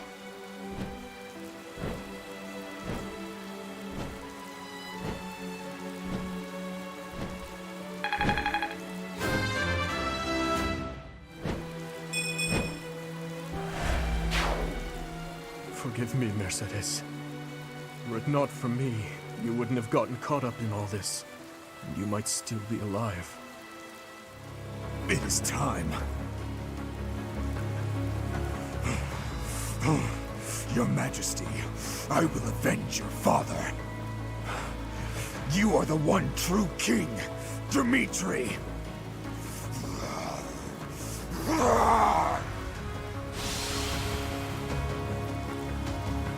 Dedu, I will fight by your side until the bitter end. As long as I am with you, this lance of mine will know nothing of defeat. Incoming! Now's our chance.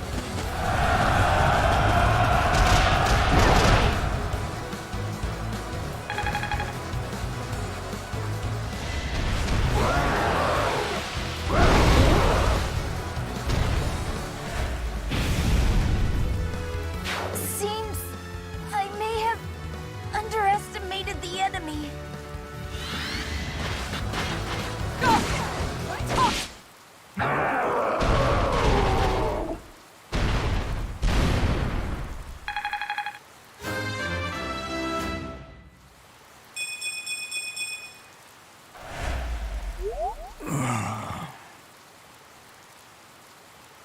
Dedu, you fool. Must you continue to conquer? Continue to kill? Must you continue to reconquer? Continue to kill in retaliation? I will not stop. There is nothing I would not sacrifice to cut a path to Fodlan's new dawn. Enough of this madness! This future of yours is built on a foundation of corpses and tears!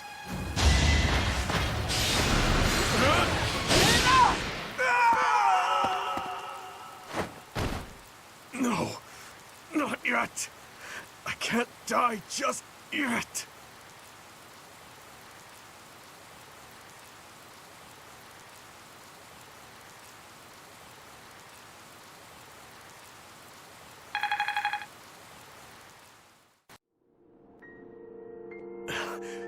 Edelgard,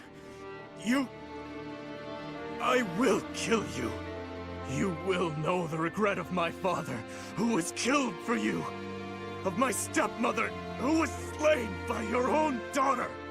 You will bow your head before all of the lives you trampled for your ideals.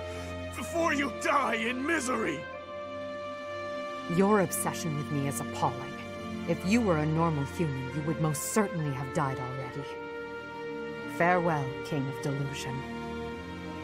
If only we were born in a time of peace, you might have lived a joyful life as a benevolent ruler.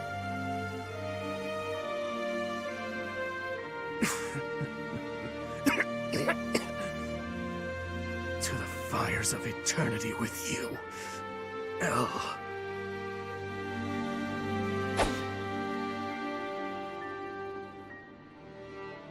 Lady Rhea, King Dimitri has fallen in battle. The kingdom's army has retreated. It is impossible to preserve the front line. Everyone withdraw immediately. Fall back to Ferdiad. The goddess is watching over us. If we hold strong, we will surely be saved. Understood. Retreat! Why do you insist on being such a loathsome obstacle? You stole my mother's heart and wield the sword of the Creator, just like that savage King Nemesis. I swear, with these very hands, I will take her back. Until then, wait for me, dear mother.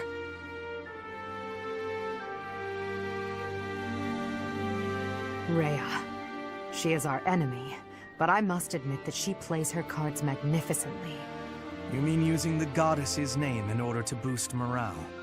That's true, but she also shows great skill in devising her tactics. Using the bewildered Kingdom army as a shield, while she and the knights retreated. If they ran all the way back to Ferdiad, it will be very difficult to pursue them.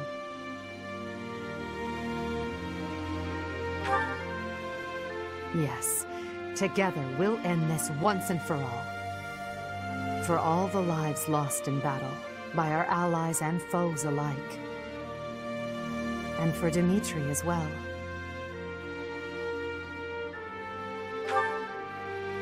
Yes, the thirst for revenge that imprisoned him was the result of my uncle's strategy. He believed that I was the cause of everything, and he lost sight of his path as king. There was nothing I could do to save him, and so, the very least I could do was...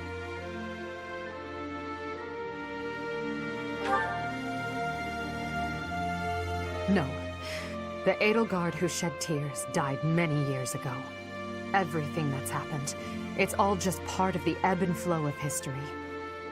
The tragedy of Duskur, our days at the Academy, Father's death, and the 5 years you were gone. After all of that, at long last, we're here, at this point in time. I hope you'll stay by my side until the very end. It's time for humanity to take this world back.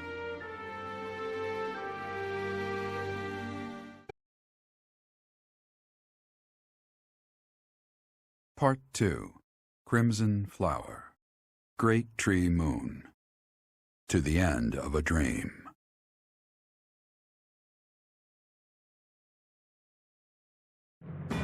After defeating the Kingdom army and King Dimitri on the Tailtean Plains, Imperial forces set their sights on Ferdiad, the Kingdom capital.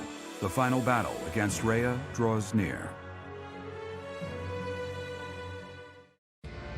So, we have finally arrived. It has been a very, very long road. Why are you here, Uncle? We haven't prevailed just yet. Even better.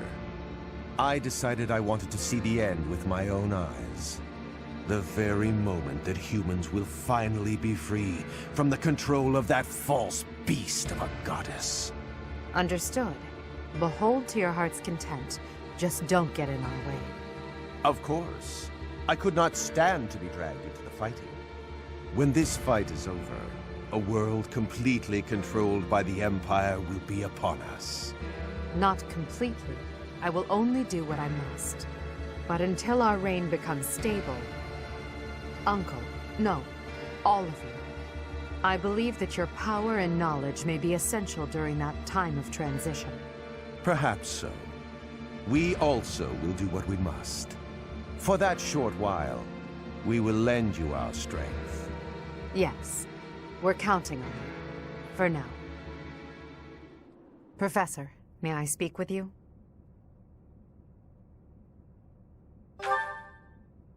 I know the timing is less than ideal, but there's something I need to tell you.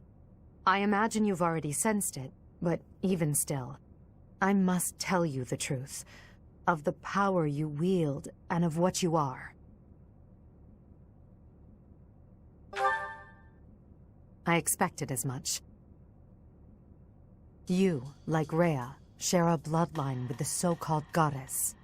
Your mother likely had some connection to the goddess, whose power has always been sleeping within you. 5 years ago, when your power awakened, I was afraid you would choose to join with Rhea.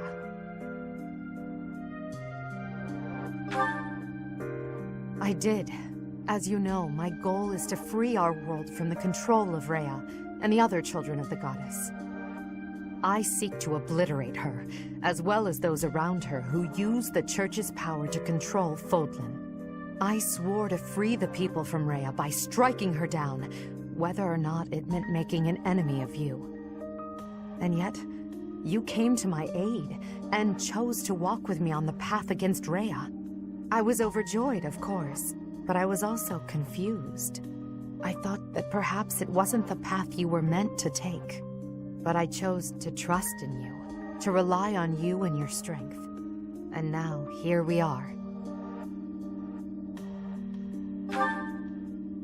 Thank you for listening, my teacher. I'm glad I finally had the chance to talk to you about it. After Rhea is gone from this world, I don't know what will become of you. But whatever happens, I hope you know that you're very special to me. You are the one person in this world who can share the heavy burden I must carry. Someone without equal, who I can always speak my mind to. It's time. Let's go, Professor.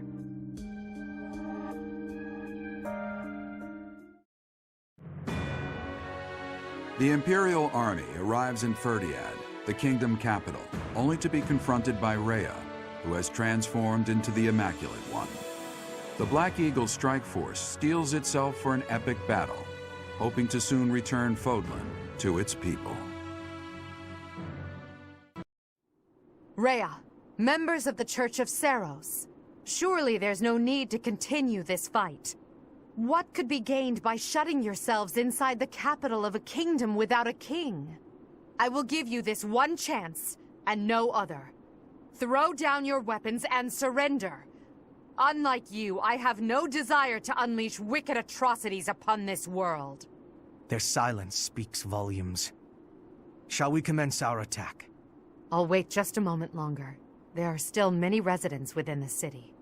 Unlike my attack on Garrick Mach 5 years ago, the Church will not allow the inhabitants to evacuate. What the hell are they planning? Lady Rhea, or rather, Lady Seros, the Imperial Army is calling for our surrender. Is it wise to ignore them? Perhaps we could leave Fodlan and devise another plan. We shall not surrender. We must not lose. Even if it must split the heavens, we shall not yield to the wicked ones. Understood. I will do as you command. You have my fealty no matter what, until my last moment of life. I'll stay by your side too, forever. Now, Catherine, set fire to the city. The Imperial Army will burn in the flames of eternal torment. What? No, you can't do that! Catherine, now. As you wish. But is there truly no other way? I have no patience for foolish questions. I shall sacrifice as many lives as it takes. That apostate who insists on taking everything from me will be crushed by my own hands!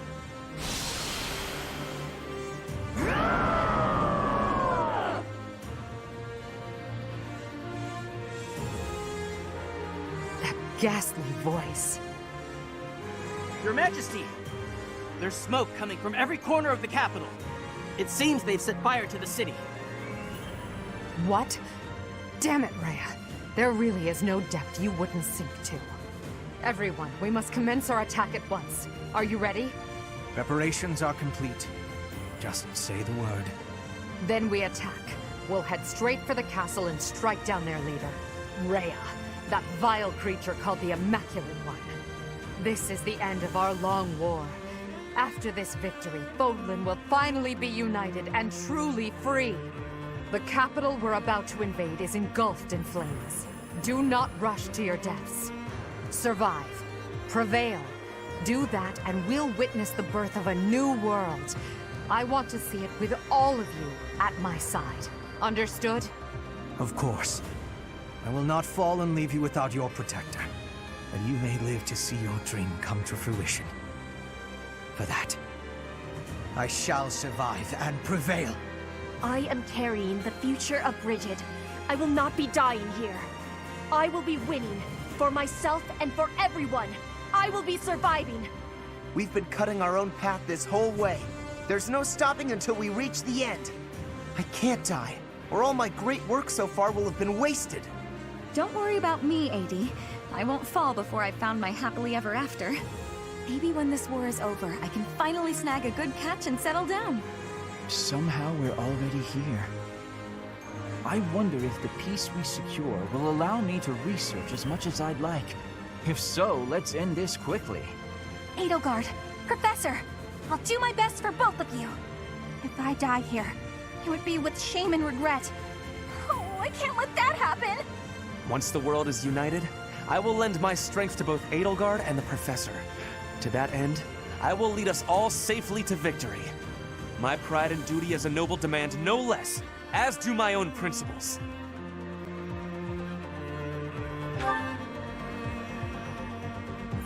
Imperial Army, Black Eagle Strike Force, move out! It's so awful to see the kingdom capital go up in flames. But at least we made it this far. We finally stand before the palace. These flames will kill our friends and foes alike. Those who stand in our way will perish with the flames. Immaculate One, your reign ends, here and now. With fire raging all over the city, our enemies won't be able to advance in large numbers. Instead, they may try to defeat us with small squads of elite warriors. Indeed. I suspect as much. And at their head is the one who stole my mother from me, and likely that mutinous whelp, Edelgard. The whole city's burning! Oh, this isn't good. I'm flammable, you know? If possible, we must be avoiding the flame and be careful of strong enemies. If we want to minimize our losses, we will need to be flexible in our approach. Here is something to believe in! Another victory.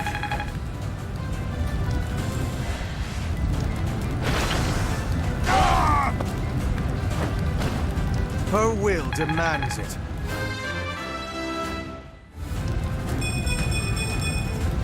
Not my goal, but a means to an end.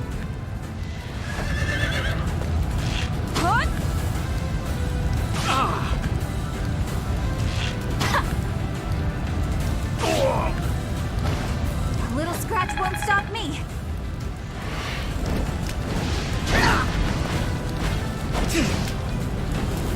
I'll have your head!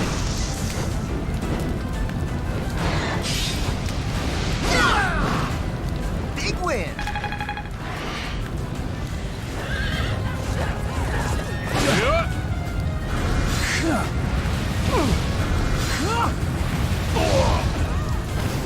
How exciting.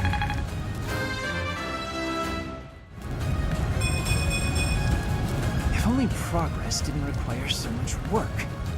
Open your hearts and accept your fate. The Immaculate War saves only the righteous!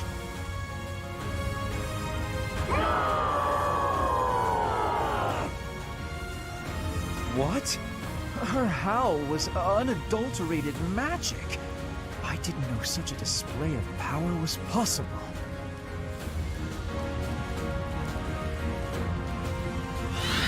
That roar seems to have affected the doll's movements. Such power resides in the Immaculate One's roar. We must destroy those golems, and quickly.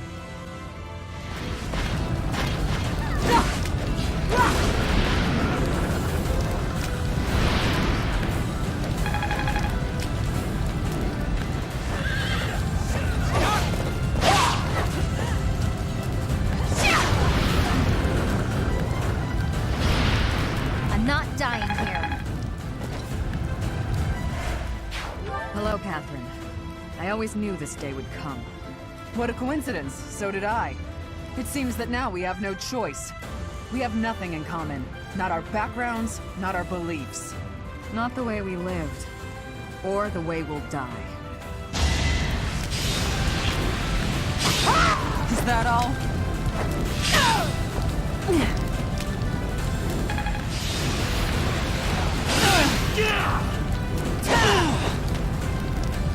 Stay down! I cannot die here. For now, I must retreat.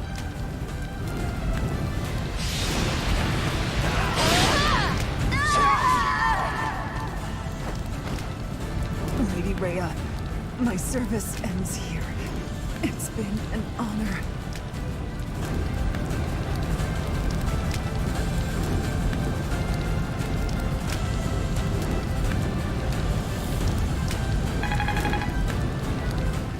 I won't let you take Ferdiad. I'll defend this place with my very life.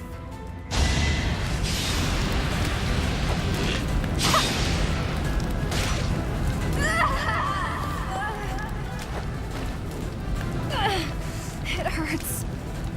Help me, Father.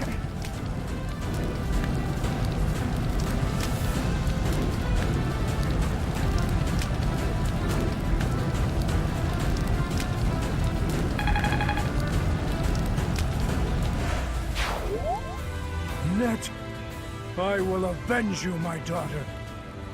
You made Lady Rhea hurt. I'll never forgive you. Let's try something special.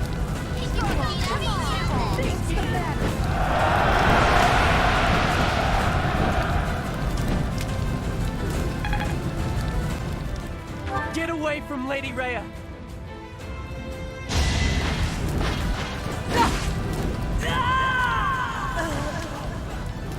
Lady Rhea, thank you for everything.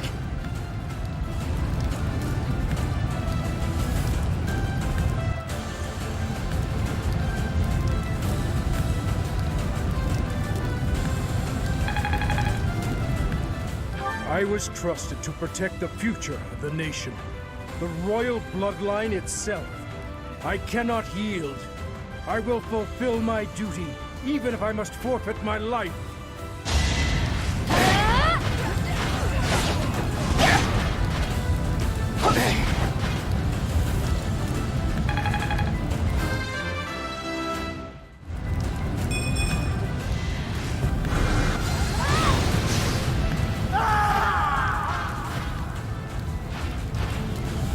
Majesty, I beg forgiveness. My promise to you, I could not.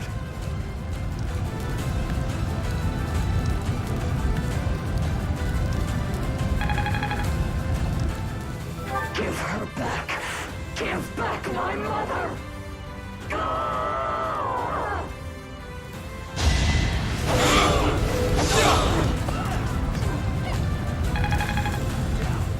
I see that the years have not cured humanity of its folly.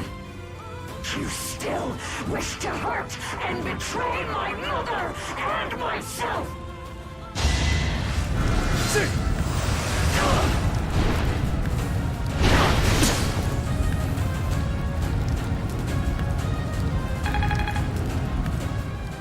So it's true.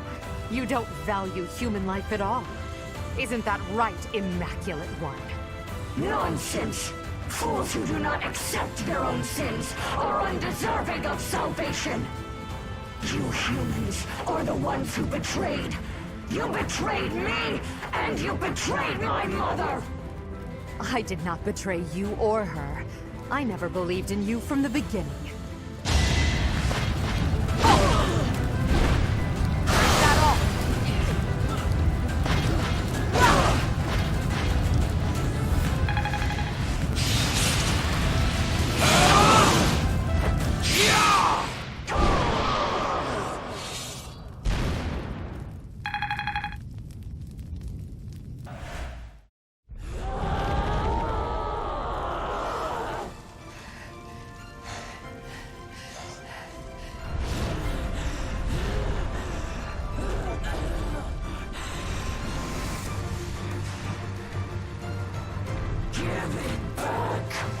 When humanity stands strong, and people reach out for each other, there's no need for gods.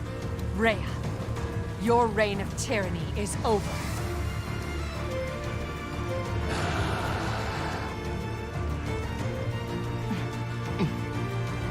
The time has come.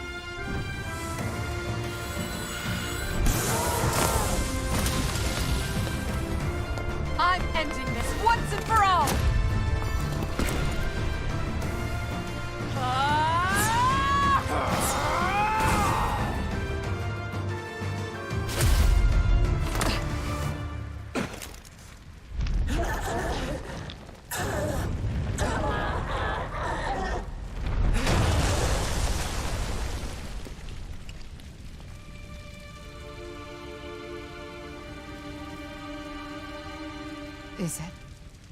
Is it over?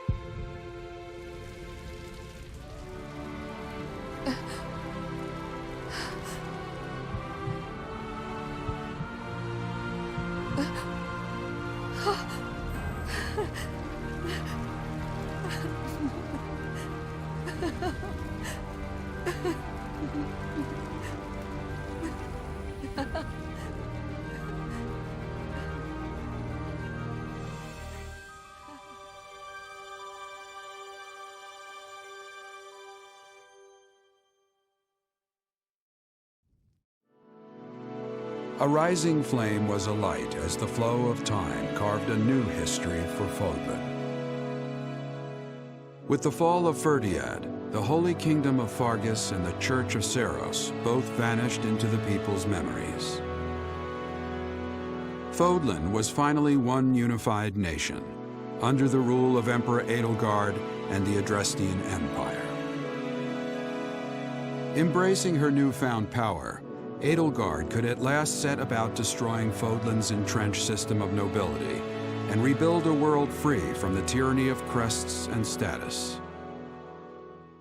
Yet, beneath the surface, an unseen and silent struggle began to take shape. From her seat of power, Edelgard could at last wage war on those who slither in the dark.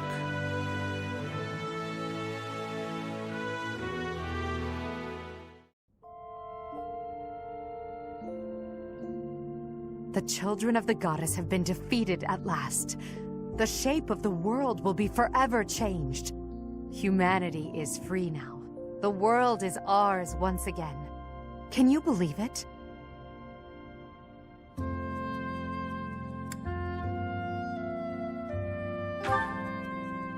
True. There is still much to be done. We can't ignore the possibility that our enemies will resurface one day. In the end, the fate of this world depends on the choices we make. I don't know what the future holds, but come what may, will you stay by my side? You chose to protect me at the Holy Tomb. Will you choose me again? What I'm trying to say is, I need you.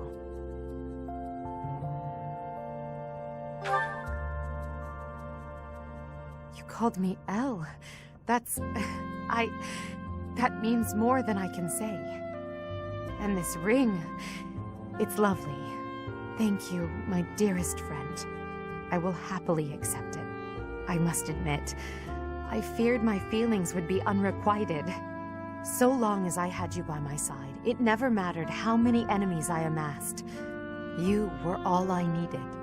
All this time, I longed to share my feelings with you. And it seems you wished for the same. Now, our wishes have come true. This feeling, it's overwhelming.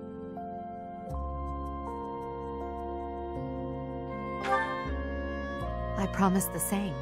Together we can achieve anything. We will crush those who slither in the dark, and restore peace and order to Fodlan. I will then find a suitable successor, and hand over the reins of the Empire. When all that is done, it will be just the two of us. I look forward to starting our life together in the light of a glorious new dawn.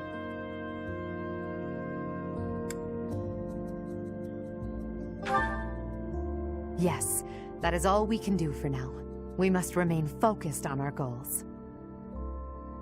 To think that I may truly call you my partner and equal now. The solitary reign of Edelgard has come to an end. From now on, we walk this path together. With time and care, the darkness shrouding this world will be lifted. You and I will become the light that shines over Fodlan, just as you have shined upon my life.